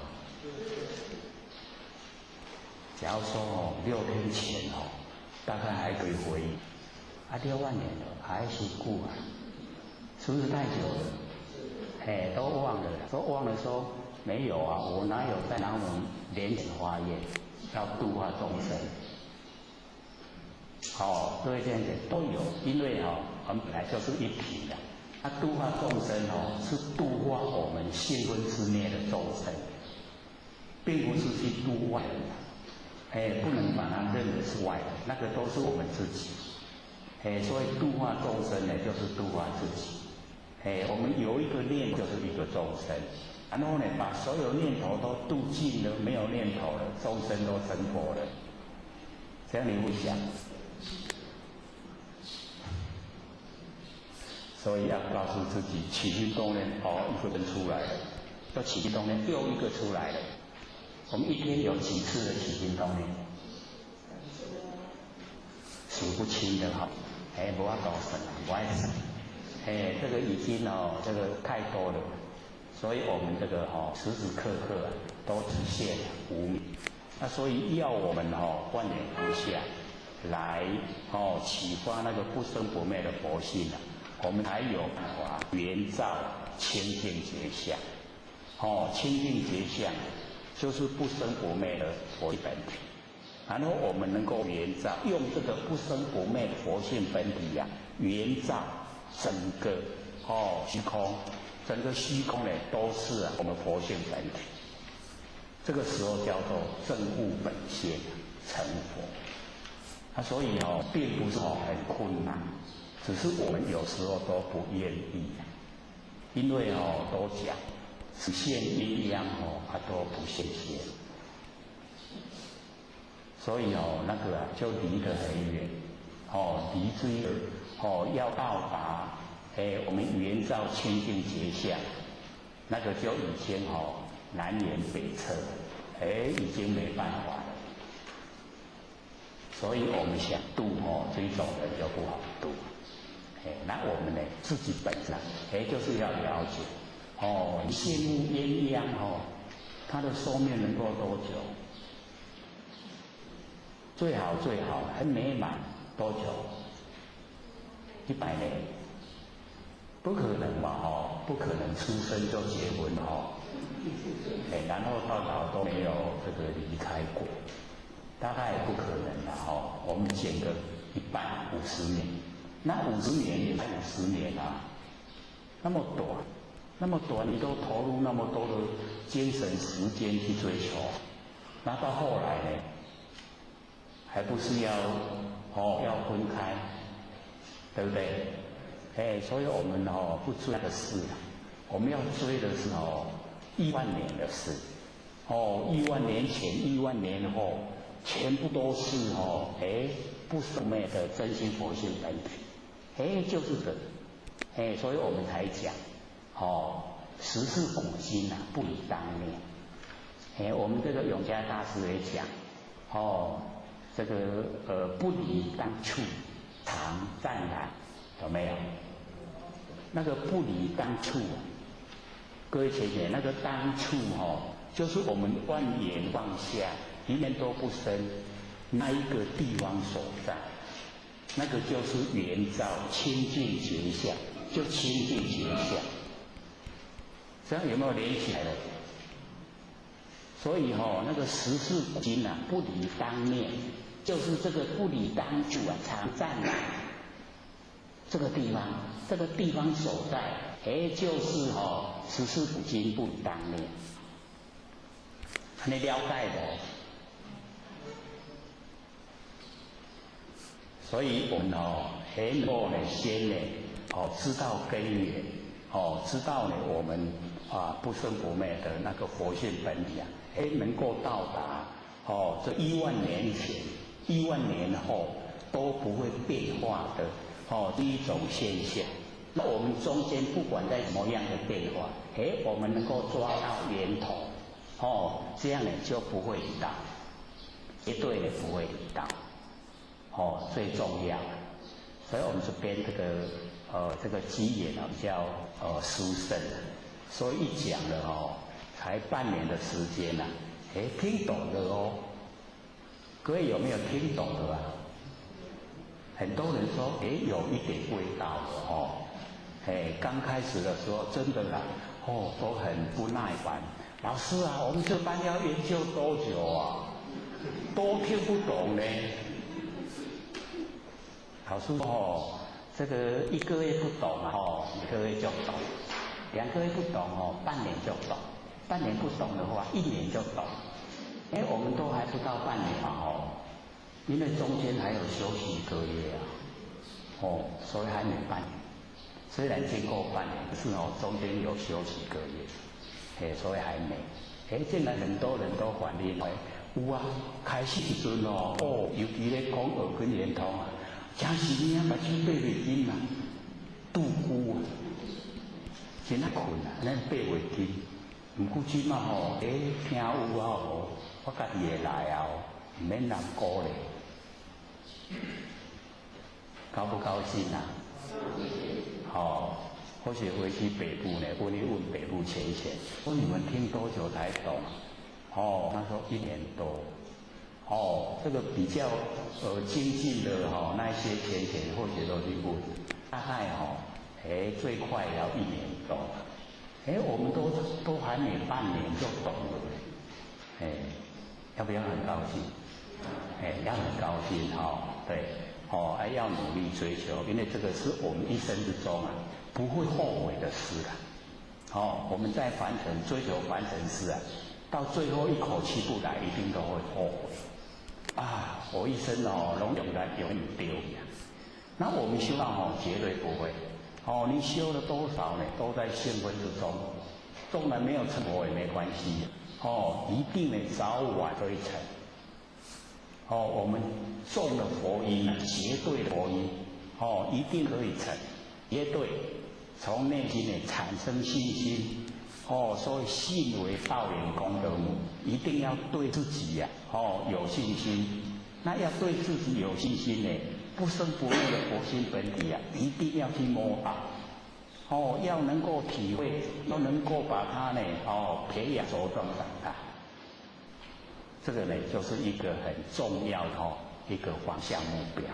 那我们抓住了只要呢我们抓住一个方向目标，然后真理呢在努力的熏习一直听一直听现在又送4箱的CD 来了。CD 不是可以吗？可以听嘛不用再买那个 MP3 也有MP3 只有2片，可是那个 CD 1集就要2片它10集就要20片，所以就很多了。既然鼓励大家听，只要你一直听呢，不熟也熟了这个真的山河大地就变成自己真心了。不然我们都没有听过山河大地是山河大地，我是我，那也点做会原来呢都是我们的自行呈现，没有心就没有外面的形象，因为有心，所以才有外相。所以我们要知道呢，能够看到，能够听到，都是我们的真心作用所以在眼睛呢叫做见性，在耳朵呢叫做闻性，在鼻子呢叫做嗅性然后在嘴巴那个叫味性，身体呢叫接触触性都有都是佛性发挥出来，可是我们都利用而不知日常在用的都不知道知不知道？日常在用知不知道我们佛性的功能作用？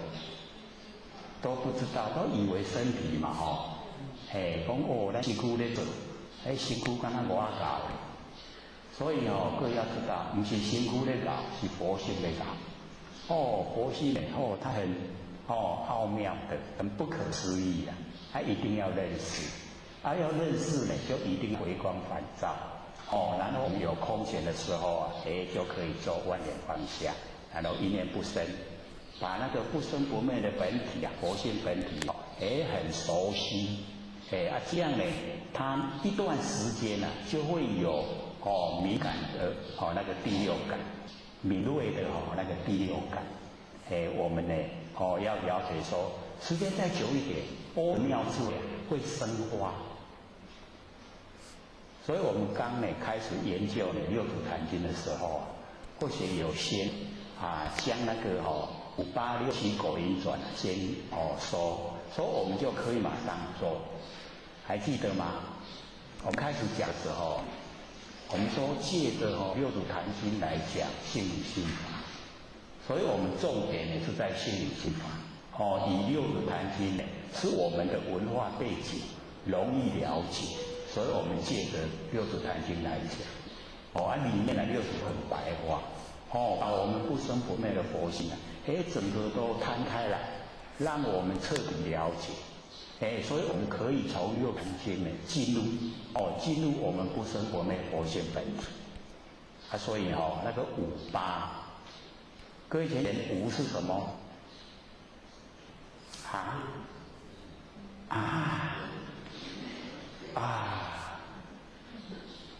都香拢袂记啦，唔是袂响啦那个5啊，就是眼、耳、鼻、舌、身5个。8呢就是阿赖耶识，6就是意识，7呢就是末那识，5、8是果，6、7是因，5、8、6、7果因转。那因啊，就是因地，开始的时候叫因地。果呢是成就，成就那个5、8是等到因地的成就来去转的，所以我们先开始是从第7、第6的意识，第7的末那识，从这2个开始做。那我们平常在完成都是用那个第6意识，意识啊就比较浅。第7是意根，它比较深，所以意根呢是很省思量，我们皱起眉头在想的，那就是用第7识。那我们一般呈现马上呢能了解那个是第6的意识。那我们现在说到要把第6意识转成妙观察智。那六祖就讲妙观察智啊，见灰功，还记得吗？就是见到灰有为功用，灰有为功用就是无为，那无为就是我们不生不灭的佛性本体。所以只要我们肯把第6意识转成妙观察智，就可以见到我们佛性本体。能够见到佛性本体就叫做始觉智，开始觉悟的智慧。那我们由始觉智来关照本觉理，本觉理就是不生不灭的佛性本体，然后合一大觉，把我们那个觉性跟虚空合在一起，然后成究竟觉，究竟觉就是佛。这样呢，又有一个怎么做的程序从第6意识转成妙观察智，妙观察智叫做始觉智，开始觉悟了，开始觉悟的智慧，然后我们来关照本觉理，本觉理呢就是不生不灭的佛性本体，然后呢合一大觉，跟整个虚空呢合在一起。成就境觉，境觉就是佛，这样听懂了吗？不是一直在这样讲吗？所以各位就可以了解说，因为北部前学给或学说，那个时候他不懂就是不懂了，他都是很白话，可是不懂就不懂。那以后领悟了1、2年领悟了以后，再来听以前的那一些话，还是一样的话，懂了，他懂了以后，想还是一样是一些话。他那个时候怎么会都不懂？这样了解意思吗？差在哪里？各位姐姐，差在哪里？差在熏习呀。只要我们熏习呀，那性分之中啊，佛音就有，佛音就有啊，对我们佛性本体啊，就了了分明，就能够全部知道。所以要熏习。那熏习呀，最好的方法，有空闲的时候啊，就是听呢，那个CD，要看呢，还要坐下来，那个时间也蛮长。所以听呢最理想，可以啊，反复听，会很熟啦，听得很熟，到熟以后，懂了，一窍通就窍通了，全部都通了，对真理都了解了，然后了解以后，我们回顾，回观我们以往所走的路啊，就会知道说较早拢行一寡冤枉路，可是也没有啦，那就在养成的人对这一个真理的那个熟悉度啦。这样来说，我们吃啊，那个饼干，一直吃到呢这个第10块的时候肚子饱了，他就回想。我头前食迄高地拢了，我都摕20块来食就好啊头前迄都唔免食就会使拢给了。谢谢，有没有料？他前面那个9块不吃的话，他吃这个第10块也不会饱。所以我们了解说之前做的也有功效，伊咧迄甜白，迄个巴肚甜无甜啊，甲第10个才甜啊。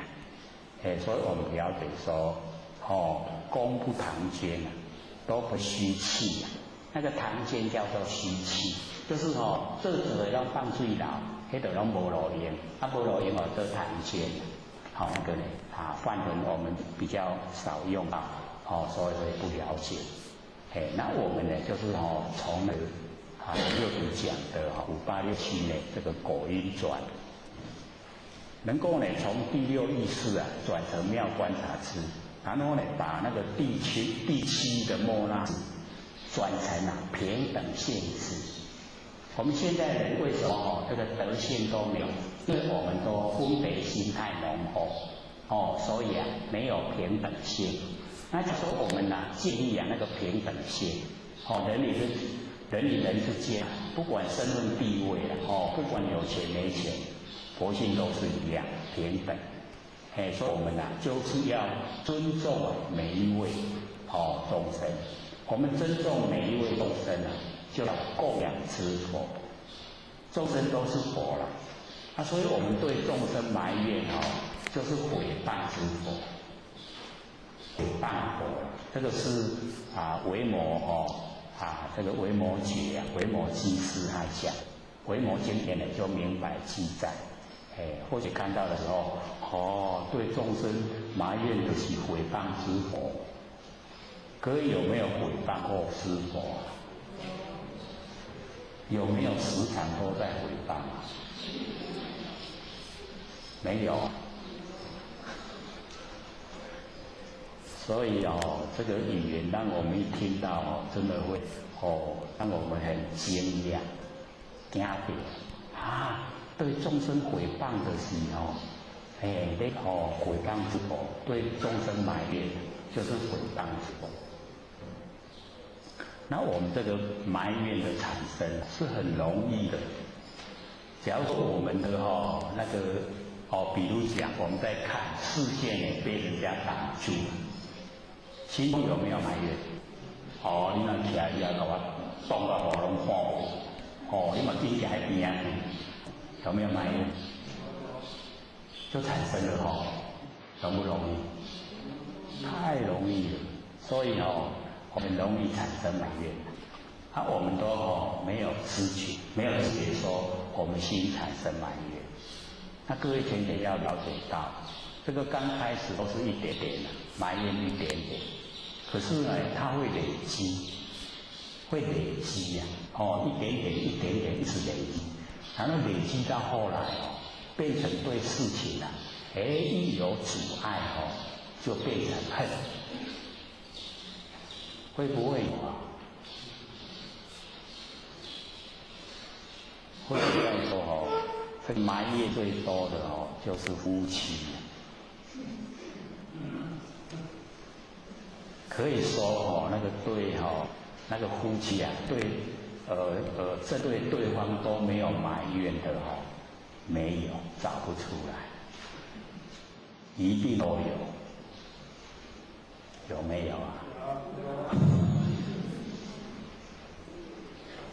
这个夫妻之间因为每天都生活在一起，那有一点意见不一样不合啊，就会产生就会产生而且呢这个因为都机会太多了，所以累积那个埋怨就会有恨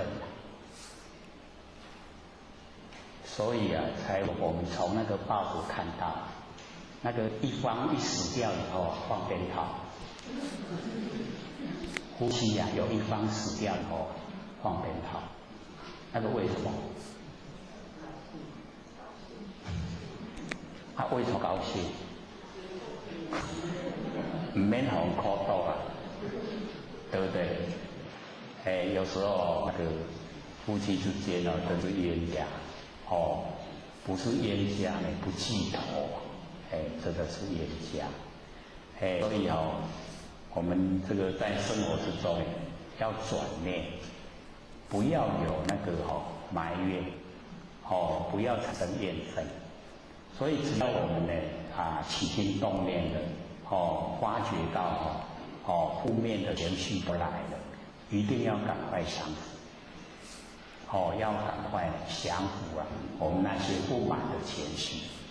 知道呢，我们从先天没有带这个东西来，不要让它呈现，不要有，要知道说结成夫妻是有因缘，我们要把所有的缘都变成善缘，当然是恶缘我们要变成善缘，这样的话呢才能够了缘，了缘了以后能够解脱。不然我们想解脱我们有结缘的话，那个缘都会把我们拉住，不让我们解脱。所以一定我们在生活之中要尽量降服自己的所有一切心，再怎么不满我们都要去克服，让它都消失。这样会不会做啊？你看拢唔敢硬要伤大声，唔拄我若有时阵你心肝讲好，我拢实在无用。迄句话有用伫要死去我惊要死的时阵我迄句话拢应记，苛责啦，良心会责。所以我们就是要了解到，凡尘呢，我们要朝好的方向去努力。既然来了，就是要了缘。把所有一些以往的业因全部都了掉，没有了，新的也不造，旧的都一直了，这样自然就可以解脱了。所以要自己努力。我们还讲到那个回归是不是对不对？还真的蛮久的时间1个小时。这样的话看起来本来说我们这一章今天要把它讲完，不过也是讲讲不讲完没关系呀，只要是听得懂，能够领悟的重要知道怎么做，怎么修，我们也都很有心也都蛮久的进入道场走到以后，时间都经过蛮长。可是呢，我们回顾这样一路走过来，让我们很得意，让我们很高兴的事多不多？可以说破了，现在都是坎坎坷坷，他没有抓到根源。那现在我们可以找到自己的根源，他可以努力的来修，修一天有一天的功夫啊，就不要放弃，借了呢这个是红土这个身体啊，重点借我们用，我们借假修真，把佛性呢都让它发挥它的光明，不再这个压抑它。因为如来不以世间共争啊，世间以我争，有没有？有没有听过？什么意思？如来是谁啊？不够了大家都知道是自己我们自己的如来都不跟凡尘的所有现象，不跟我们身体的六根，眼耳鼻舌身意都不跟他争。可是眼耳鼻舌身意都要跟佛性争。只要佛性一看到我们这个关在争了，他就退隐了，就不见了。是不是修养很好？我们佛性修养好不好？太好了，对不对？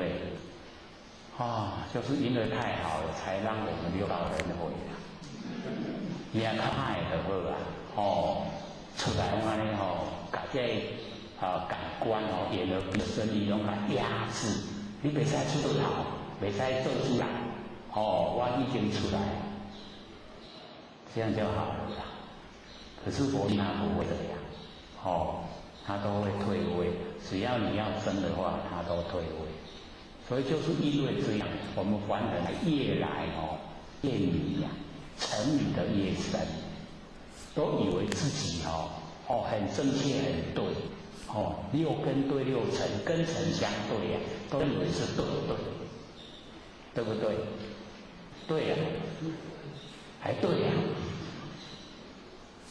根尘相对六根对六尘产生六识，那个都是因缘际会，所以佛教我们不要用那个心意识会害我们造业就会受苦。那我们把心意识去掉，用那个不生不灭的真心佛性，用它来应对凡尘的万事万物，这样就不会造业。没有造业就不用受苦。所以我们了解说呢，在这一种非不非是不是的状态之下，一定要彻底的认识，是就是是，非就是非，是道则进，非道则退，老子所讲的，我们就是要了解，符合于真理，我们就去做，不符合就不做，这样也不会造业，所以不要差之毫厘就知千里。这个四则龙女顿成佛，那个龙女就是在那个《妙法莲华经》里面它有这个出现，那个龙8岁就成佛，在那个南方无垢世界成佛。他告诉我们8岁，那龙女她又是始于天龙八部那个龙不是人八是天龙八部，天龙部龙女，那才8岁她就能够成佛，表示说呢，我们成佛不再累积很多生很多世只要你对那个万法都能够领悟它的实相，就可以成佛。各位先前万法的实相，各位领悟了没有？有没有？有没有？万法的实相是什么？所以各位这个叫做文字万法的实相就是我们不生不灭的真心佛性。我们换个万法就好像跟我无关系。有关系无？所以我们还有一句叫做万象皆空，有没有？难道空性即是佛性？或许不是这样说嘛，有没有？所以万法的那个性就是我们不生不灭的佛性，那万法皆空，就是万法万象的都是因缘际会，是事情是形象，一定都是因缘际会。那既然是因缘际会啊，它当下都是空的，它没有本性，包括我们身体啊也是一样，也是因缘际会。所以甜甜，我们的身体怎么来？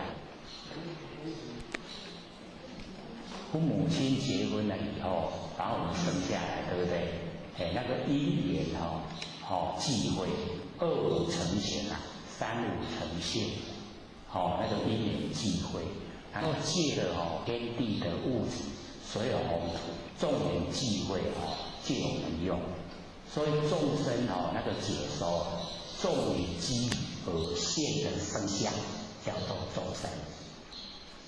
是众缘而生，那我们的佛性它没有生，这个身体啊是众缘而生，那缘际得生，缘淡就灭，它生出来以后现象，无生住异灭，它自然的过程，所以我们的身体啊都新陈代谢，生住异灭，我们没有一个人可以留住我们的身体。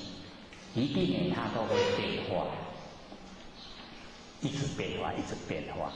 所以我们就是了到这个肉现象，一切都无常，一直在流转。那我们对无常流转的东西啊，不要投入心神去追求。我们要追求就是不生不灭，就是不会变化，常住的，常乐我见那个佛。那个程度，这是指我们追求，我们用一生短短的100年来追求，千亿万年的那个本体，证悟本体了以后，我们可以与天地同寿，天地有多长命，我们就有多长的寿命，可以千百亿化身，那个呢是我们追求的目标。所以我们呢要自己在心里面的这个努力告诉我们说呢，是追求方向对了，努了方向对了，就呢可以成佛所以8岁这个时间是很长。那规则呢善心生现罪。那个善心就是释迦牟尼佛修菩萨道的时候儿子。释迦牟尼佛这个示现在那个净饭馆的那个王宫里面那个生的儿子叫罗侯罗，可是他在修那个菩萨道的时候他的儿子叫长协。那么他很努力可以这个修到4场，就是呢把凡尘的这一些这个结都打开修到4场，结果一交到坏朋友交到恶友、恶知识恶知识呢都告诉他一些不好负面的那一些信息，他都听了。所以我们在凡尘交友要很谨慎。假如说他都是讲负面的那个不好的，那我们不要交这个朋友，我们要敬而远之会怕我们受他影响因为话一听进耳朵以后它会产生作用。那我们假如说智慧都还不够般若妙智慧还没有发生就更危险。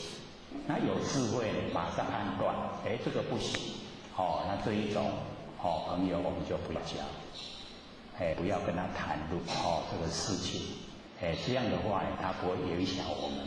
可是这个善心呢他就交到恶知识坏朋友然后一直拉，结果他退失那个四禅，到达四禅各位先生，已经可以不用吃饭，可以不用呼吸呀，是不是？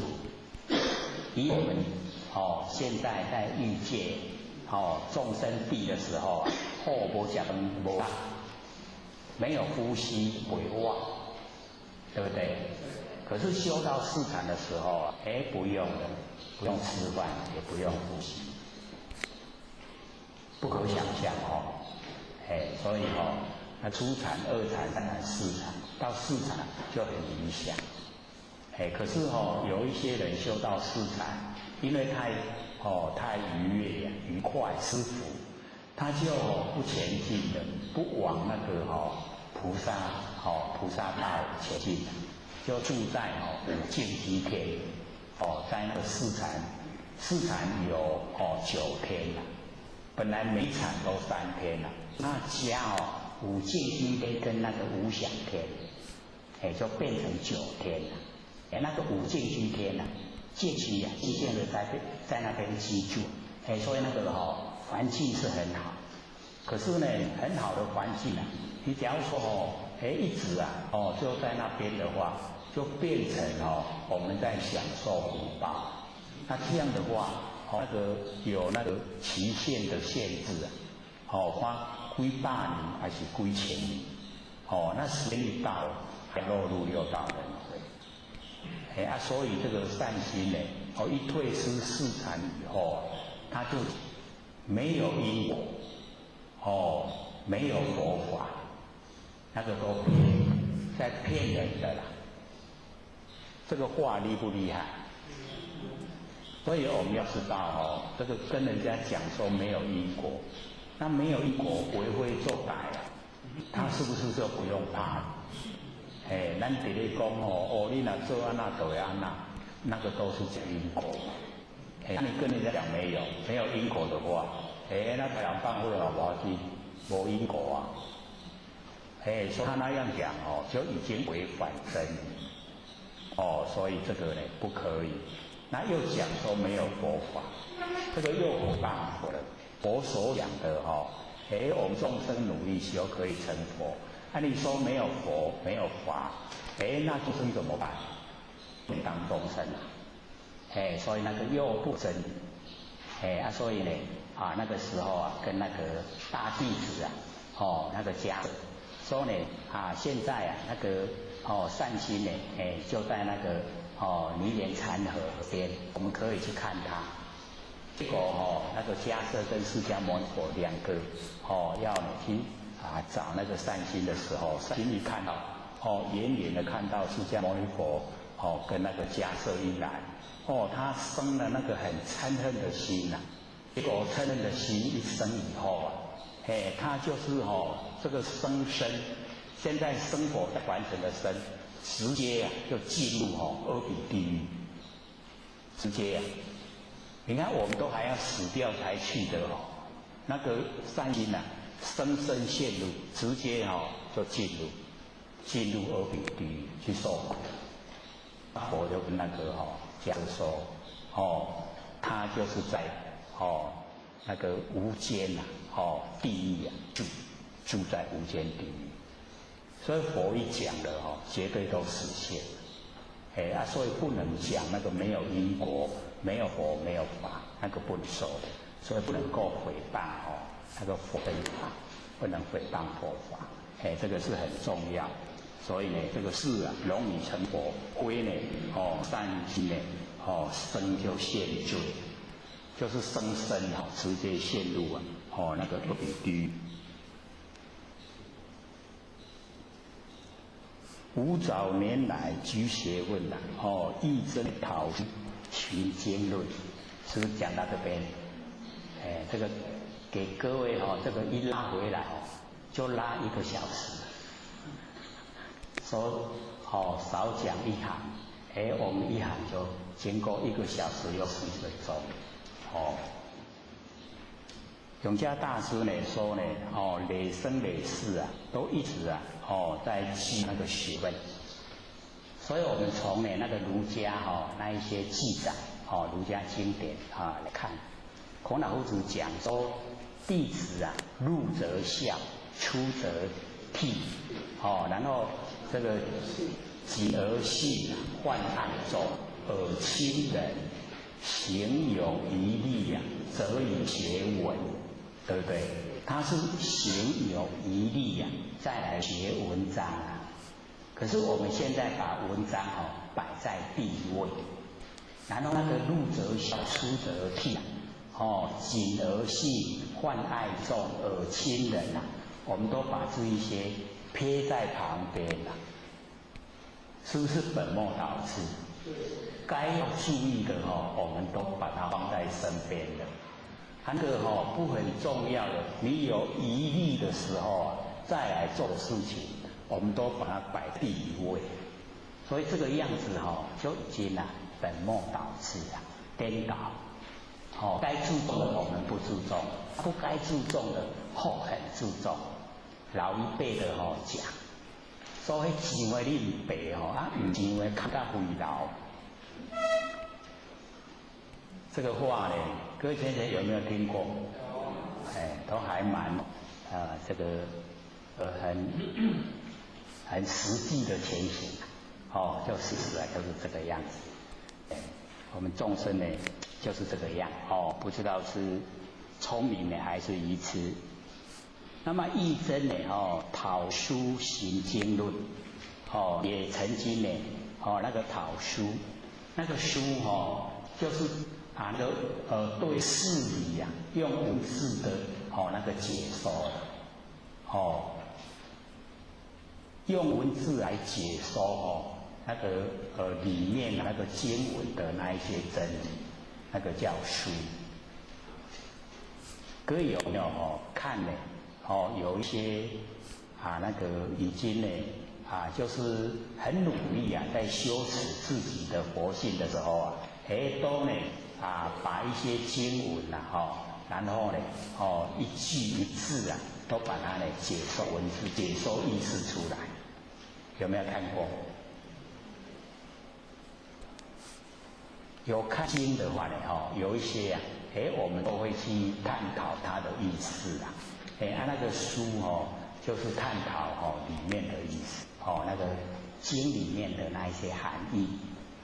那么论就是那个菩萨或是呢那一些弟子们，他们互相之间的那个对谈那个论，所以那个论是要比较呢进入那个佛性的一个过程。所以我们讲说这个三藏，三藏呢就是经律跟论，论呢就是阿毗昙，它也是呢非常高的一个法，所以永嘉大师呢就讲说呢，他也曾经寻找这个经论，就是要从经论里面去研究我们那个不生不灭那个佛性本体，也曾经做过这个工作。那么分别名相，不知修，就分别名相。所以各位同学，这个假如说是正式不修顿法，就是修正式的，从实性实住、实行、实回向、加行、实地、等觉、妙觉，这样呢。正式来修的话，它的过程有很多的名称那修持过程很多名称我们一般人都会很注重，就会注在那一些名跟那一些功效的上面。那我们一注了那个名跟相，注在名相，我们进一步的那个脚步就会很迟缓。就很慢，那些很屌的，就好像我们画地为牢，在地上画一圆圈，然后我们站在圆圈里面，自己观自己，会变成这样所以呢，顿教的他直接从凡夫地，一下子到佛地所以中间这个过程呢，他就不会在意。那一般他正式修的人看到我们用顿教的法门他会不服气。我安尼修几十年，你安尼跳会就过，你几十年拢唔免，他会不服气啊。各位了不了解这个意思？假如说我们是那个按部就班的，安尼安尼有哪行有哪行，就这样的。各位先生，或许住在基隆啊，我用步行的直直行来到咱家，爱久，很久对不对？那个叫做冥想。我若坐高铁偌久，很快对不对？很快我就到了那个叫做顿滑。你要坐高铁还是哪行？我们都知道啊，有方法嘛我的方法我坐就到啊，很快啊。我用走的现在还佫伫咧新北部咧。所以我们就是了解那个法重不重要？我们用法用对了不重要，很重要就可以达成目标。所以我们呢现在是用顿教法门，就能够顿悟呢进入不生不灭佛性本体。跟我们呢按部就班，知信持住实行持回向。刚才咱来了解迄名都已经足多时间啦，莫讲要去修几大，所以那个分别名相不知晓，迄真是唔知影有困。较认真愈认真，愈问题才愈深，愈未了解。所以呢，永嘉大师形容入海算沙，徒自困。各位天贤，海里面的沙有力量。我们进入海里面去算沙，算袂了，是不是算到真疲劳啊，都算袂了，对不对？所以呢，我们就是了解一落入明，一落入相，就好像入海去算沙，迄种无了时啊，袂讲算了，今仔日算一卦，明仔载算一卦这生这一生算袂了交代后生搁再算，总有一生会算完。那海的沙，我们有没有办法像这样？绝对没办法了。所以不要住在明，不要住在相，所以要离相。明跟相都要离。所以我们只要能离相，两个字呢，会记了。名称叫佛明佛，四个字嘛，离相明佛。以前不是时常各位说吗？只要我们离相，我们就是佛，有没有？修起来的，所以那个CD送来的要拿，很多，拿回去听，才记得离相明佛。即摆人来甲你骂，你拢莫去带伫迄骂的内容，因为迄拢明相。你像猪呢，是不是有名有相？没有。那我对号入座我像猪生不生气？生气了那个叫住在名相。那我们都不住你看讲出来迄个名相迄个空嘴无字对不对？我整个都是空，所以离相了，成不成佛了？很逍遥自在了，袂去用骂气啊要死。欢喜啊！你昨晚还出气啦？我足欢喜，我消一把罪业，高不高兴？真的被人家骂会高兴吗？所以我们要学向妈妈观恶缘是功德。永嘉大师说的我们观恶缘就是功德，能够消我们罪业罪业红消，好不好？真好对吧？吼，所以唔免搁气到等，不要再还给他了。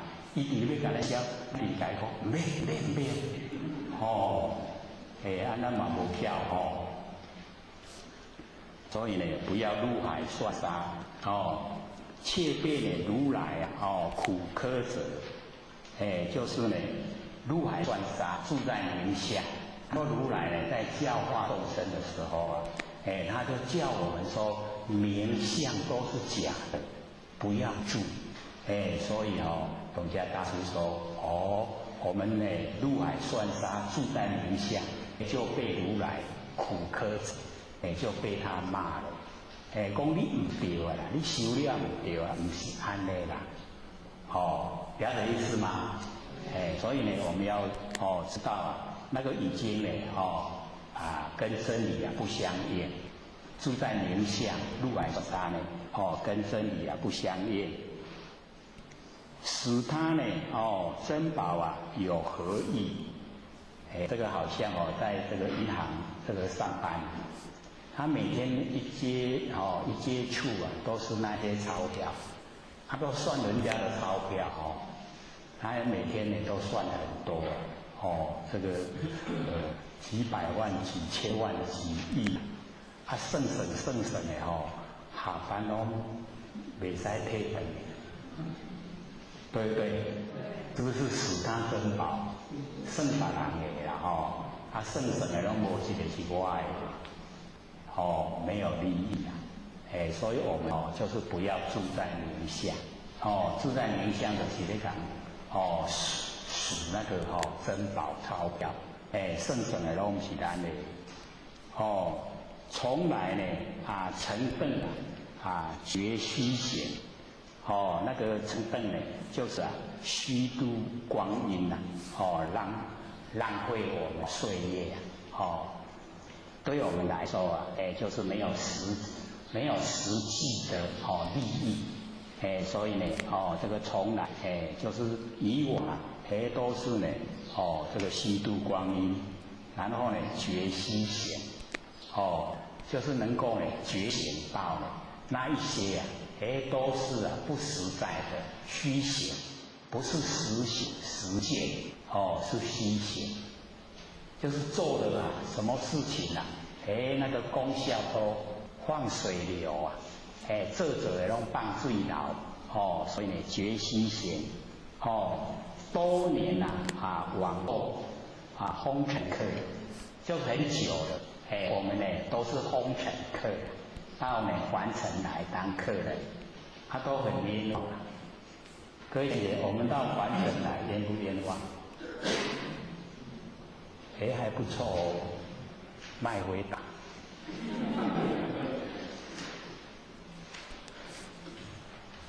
所以各位先生，这个我们呢现在都是整个活菩萨来凡尘打当知道，所以在那个佛卫兵的那个时期打入了一些庙。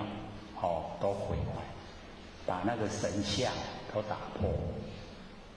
那时候呢，老天就讲，说上天借着红卫兵的手，把这一些庙跟佛像全部都毁坏，因为呢，他们都到凡尘来打当出道，所有证物坐在供桌上的这一些神明这一些佛像，他们都已经拜的时候就变成没有那个神明在，神明都到凡尘来打当出道，所以我们现在呢真的能够呢领悟真理，了真心佛性又能够实际修，根源呢都是已经有修正的这一些做动作上的那一些呢受人朝拜的神明。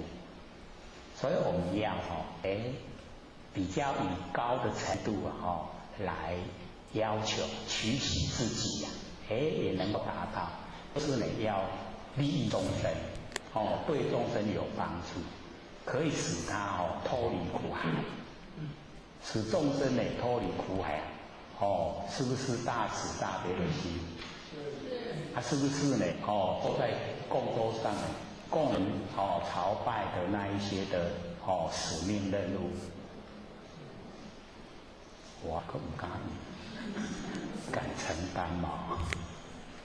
所以我们要承担就是要使这一些苦难的众生都能够找到根源，都能够修正成仙作佛。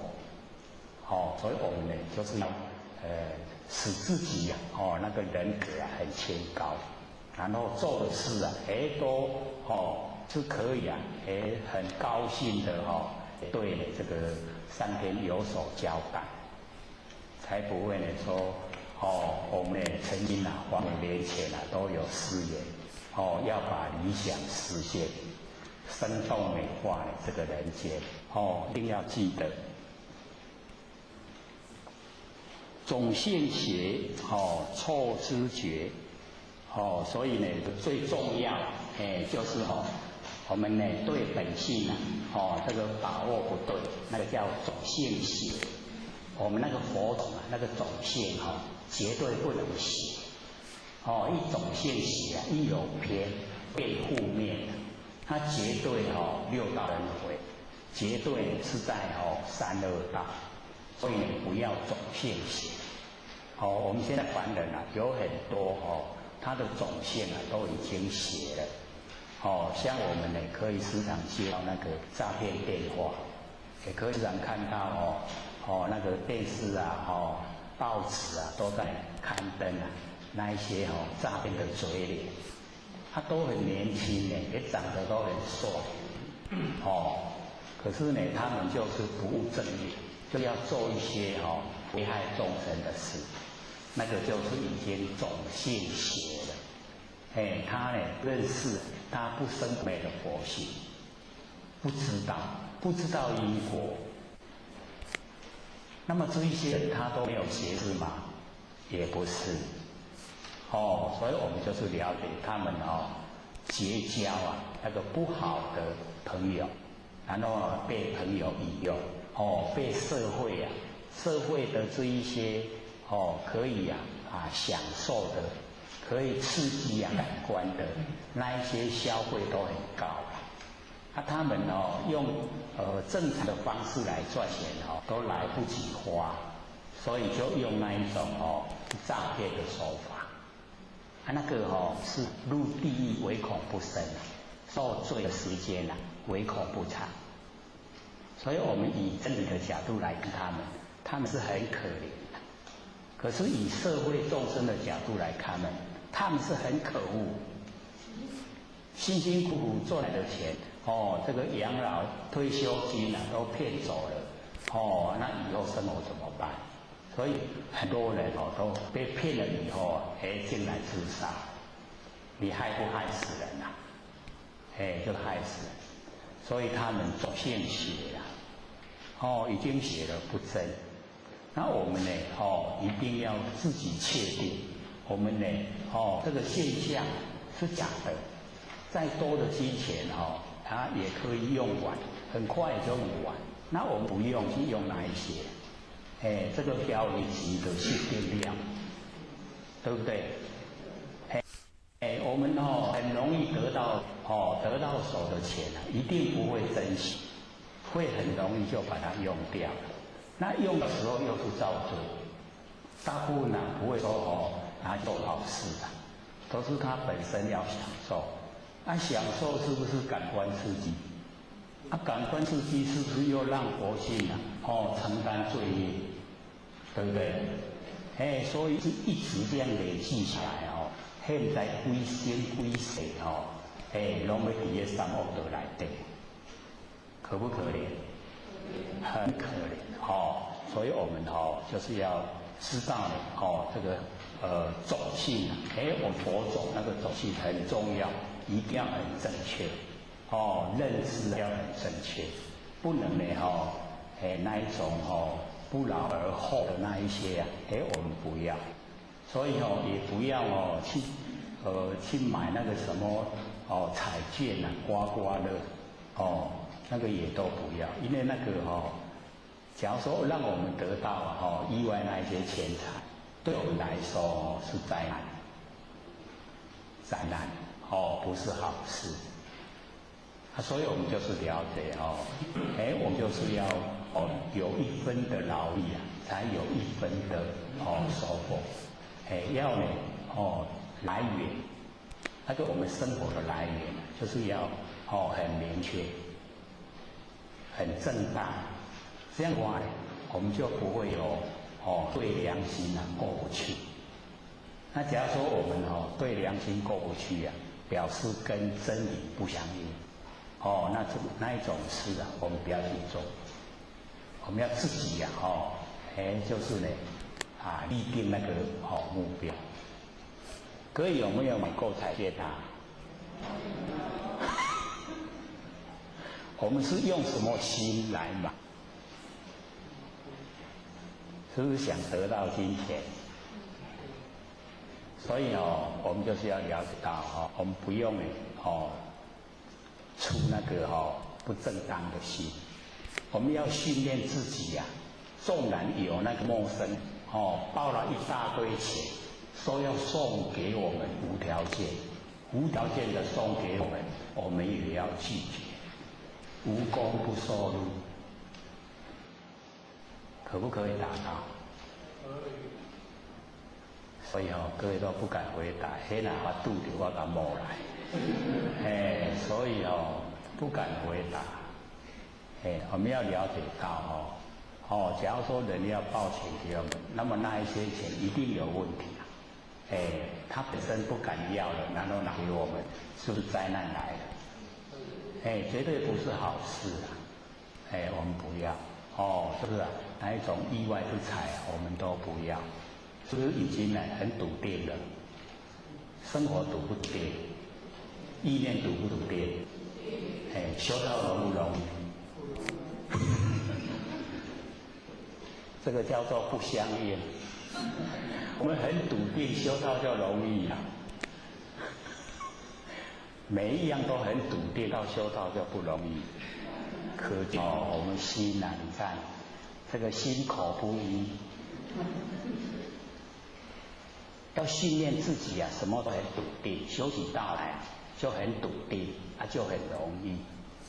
那不容易的呢，就是我们还有一些非分之想，就是有侥幸的心理侥幸台湾话叫什么？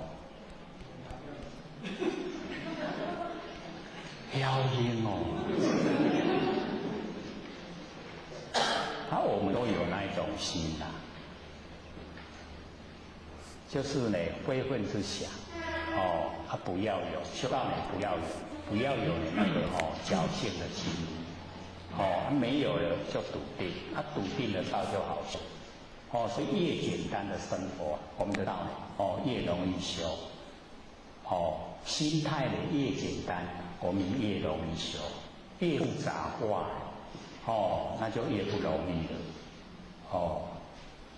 所以呢我们了解说这个种性学以后就错知觉那个所有的知觉全部都错了不正确所以我们种性很重要。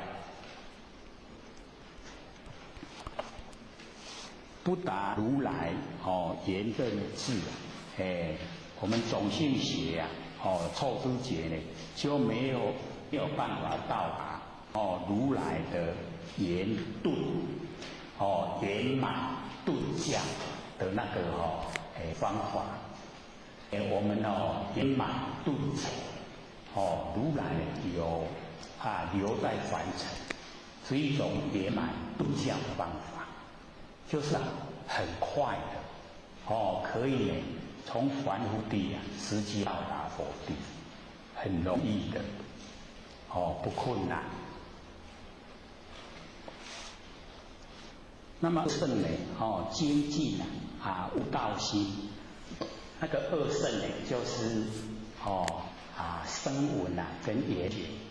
那么他们虽然很精进可是他们呢对那个真理的认识就是不懂车，他们只有追求自己觉悟了，他没有要这个利养众生，没有要度化众生所以他们虽然很精进可是那个悟就是没有没有道心，就是没有要那个让所有众生都脱离苦海所以呢各圣精进不道心。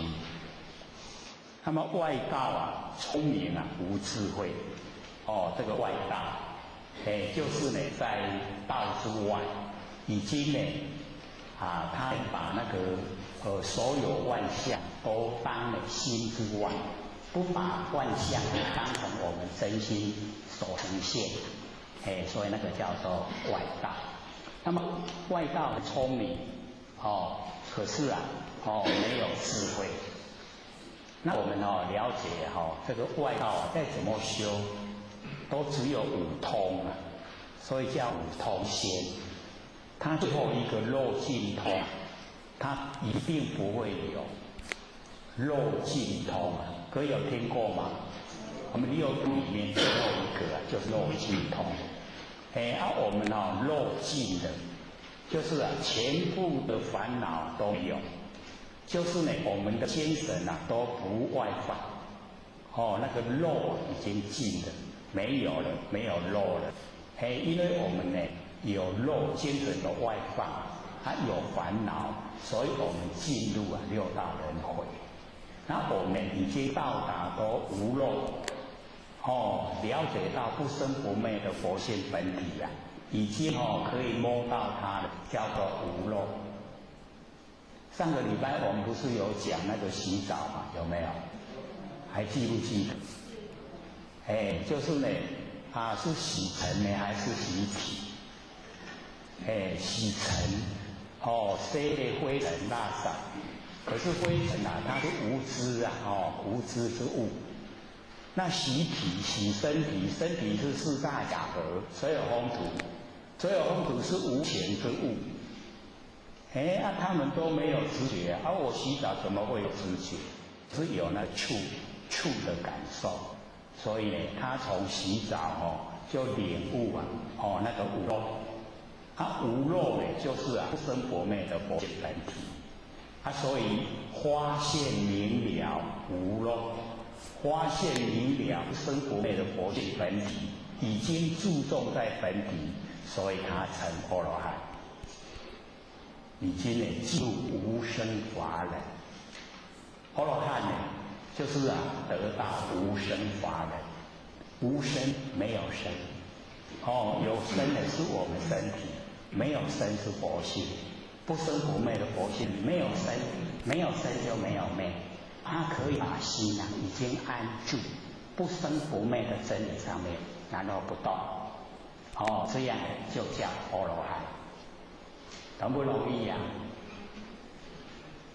那我们也发现我们每一个人都有如来，都有不生不灭的真心佛性。只要我们发现，我们把它安住把心安住在不不灭真理上面，然后不动，不起心动念，然后我们也可以到达了就已经是阿罗汉。然后我们又度众生进入了菩萨，这样知道吗？要多听就会很熟悉就是这样的过程进入我们那个不生不灭佛性本叫无漏。然后我们又想到众生这么可怜，度化去利益众生，这个叫菩萨。所以只要那个发心一出来，就已经有这个名了。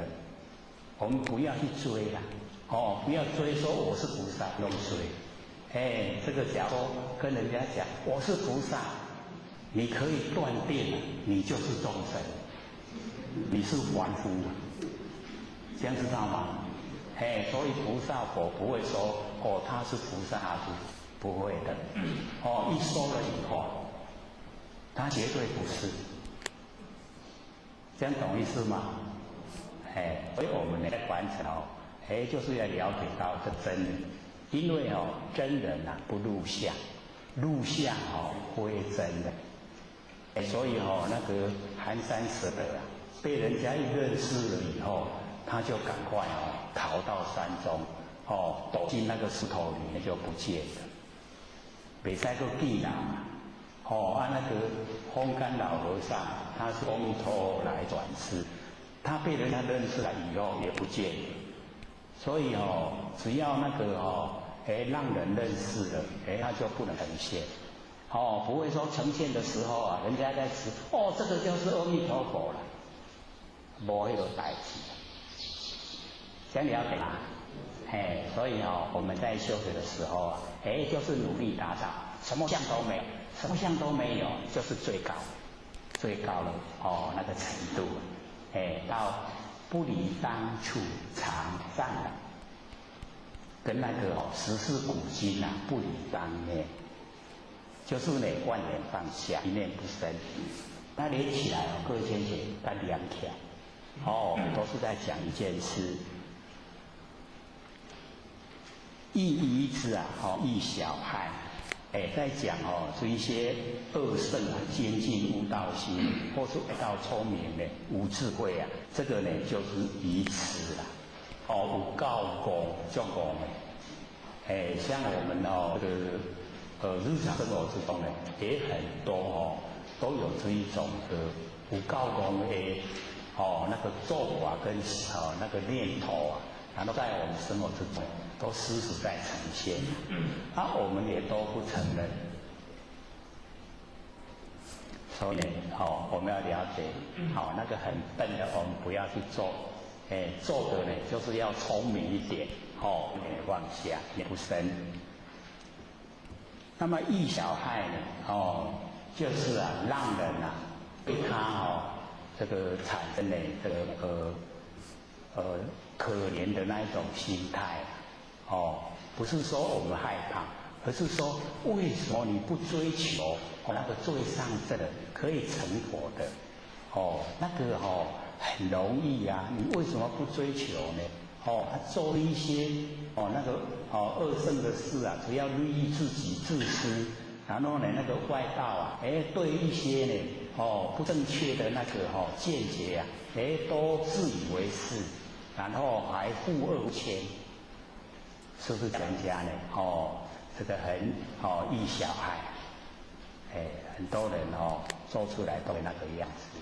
然后我们透彻了解真理以后来看他们，真的是叫我们这个意愚痴意小害，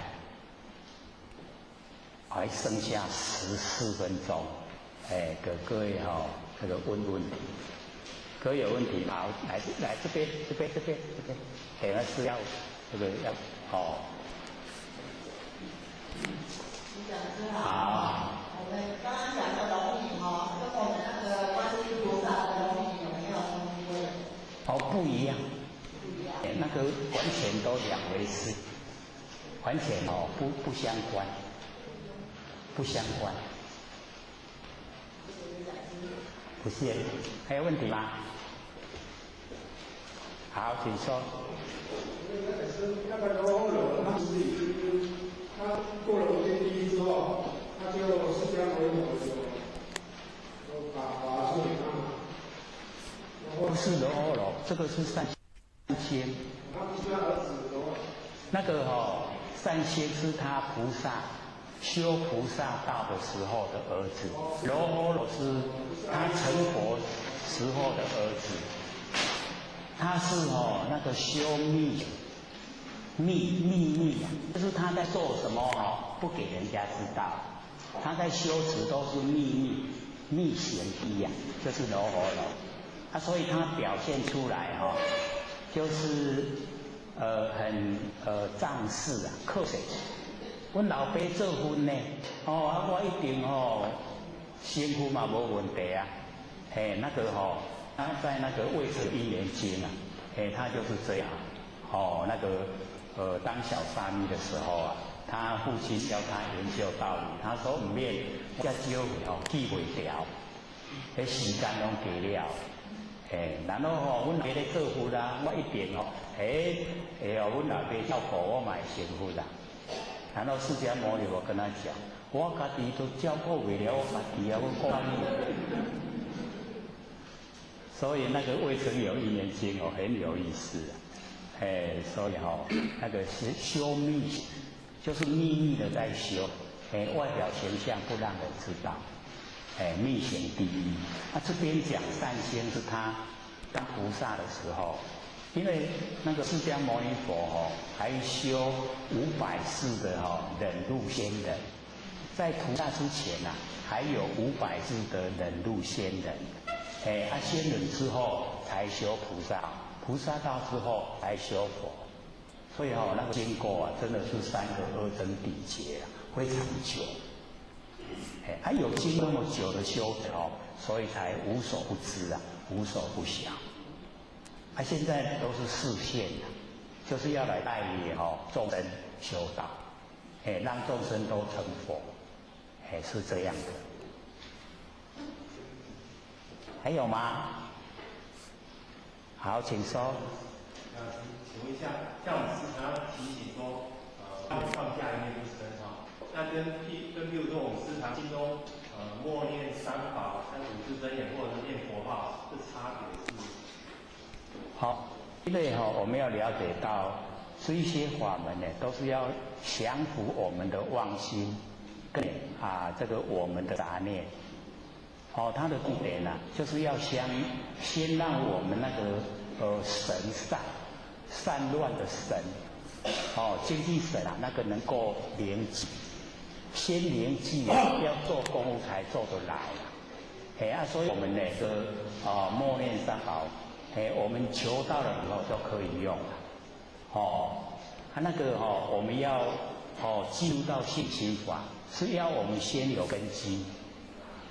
要先自己打根基把这些散乱的基都能够集中，然后集中以后我们来做，才能够使我们那个不生不灭的那个真佛性到达清净。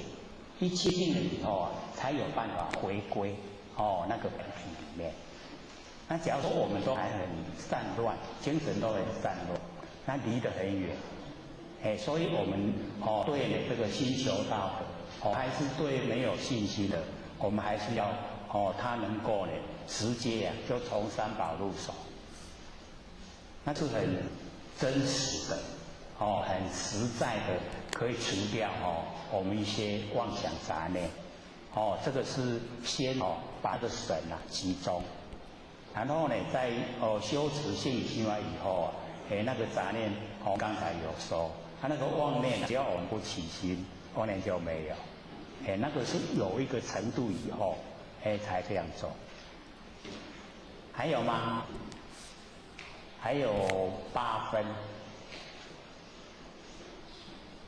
有就问小事也没关系，都不要拍谁。好，请说。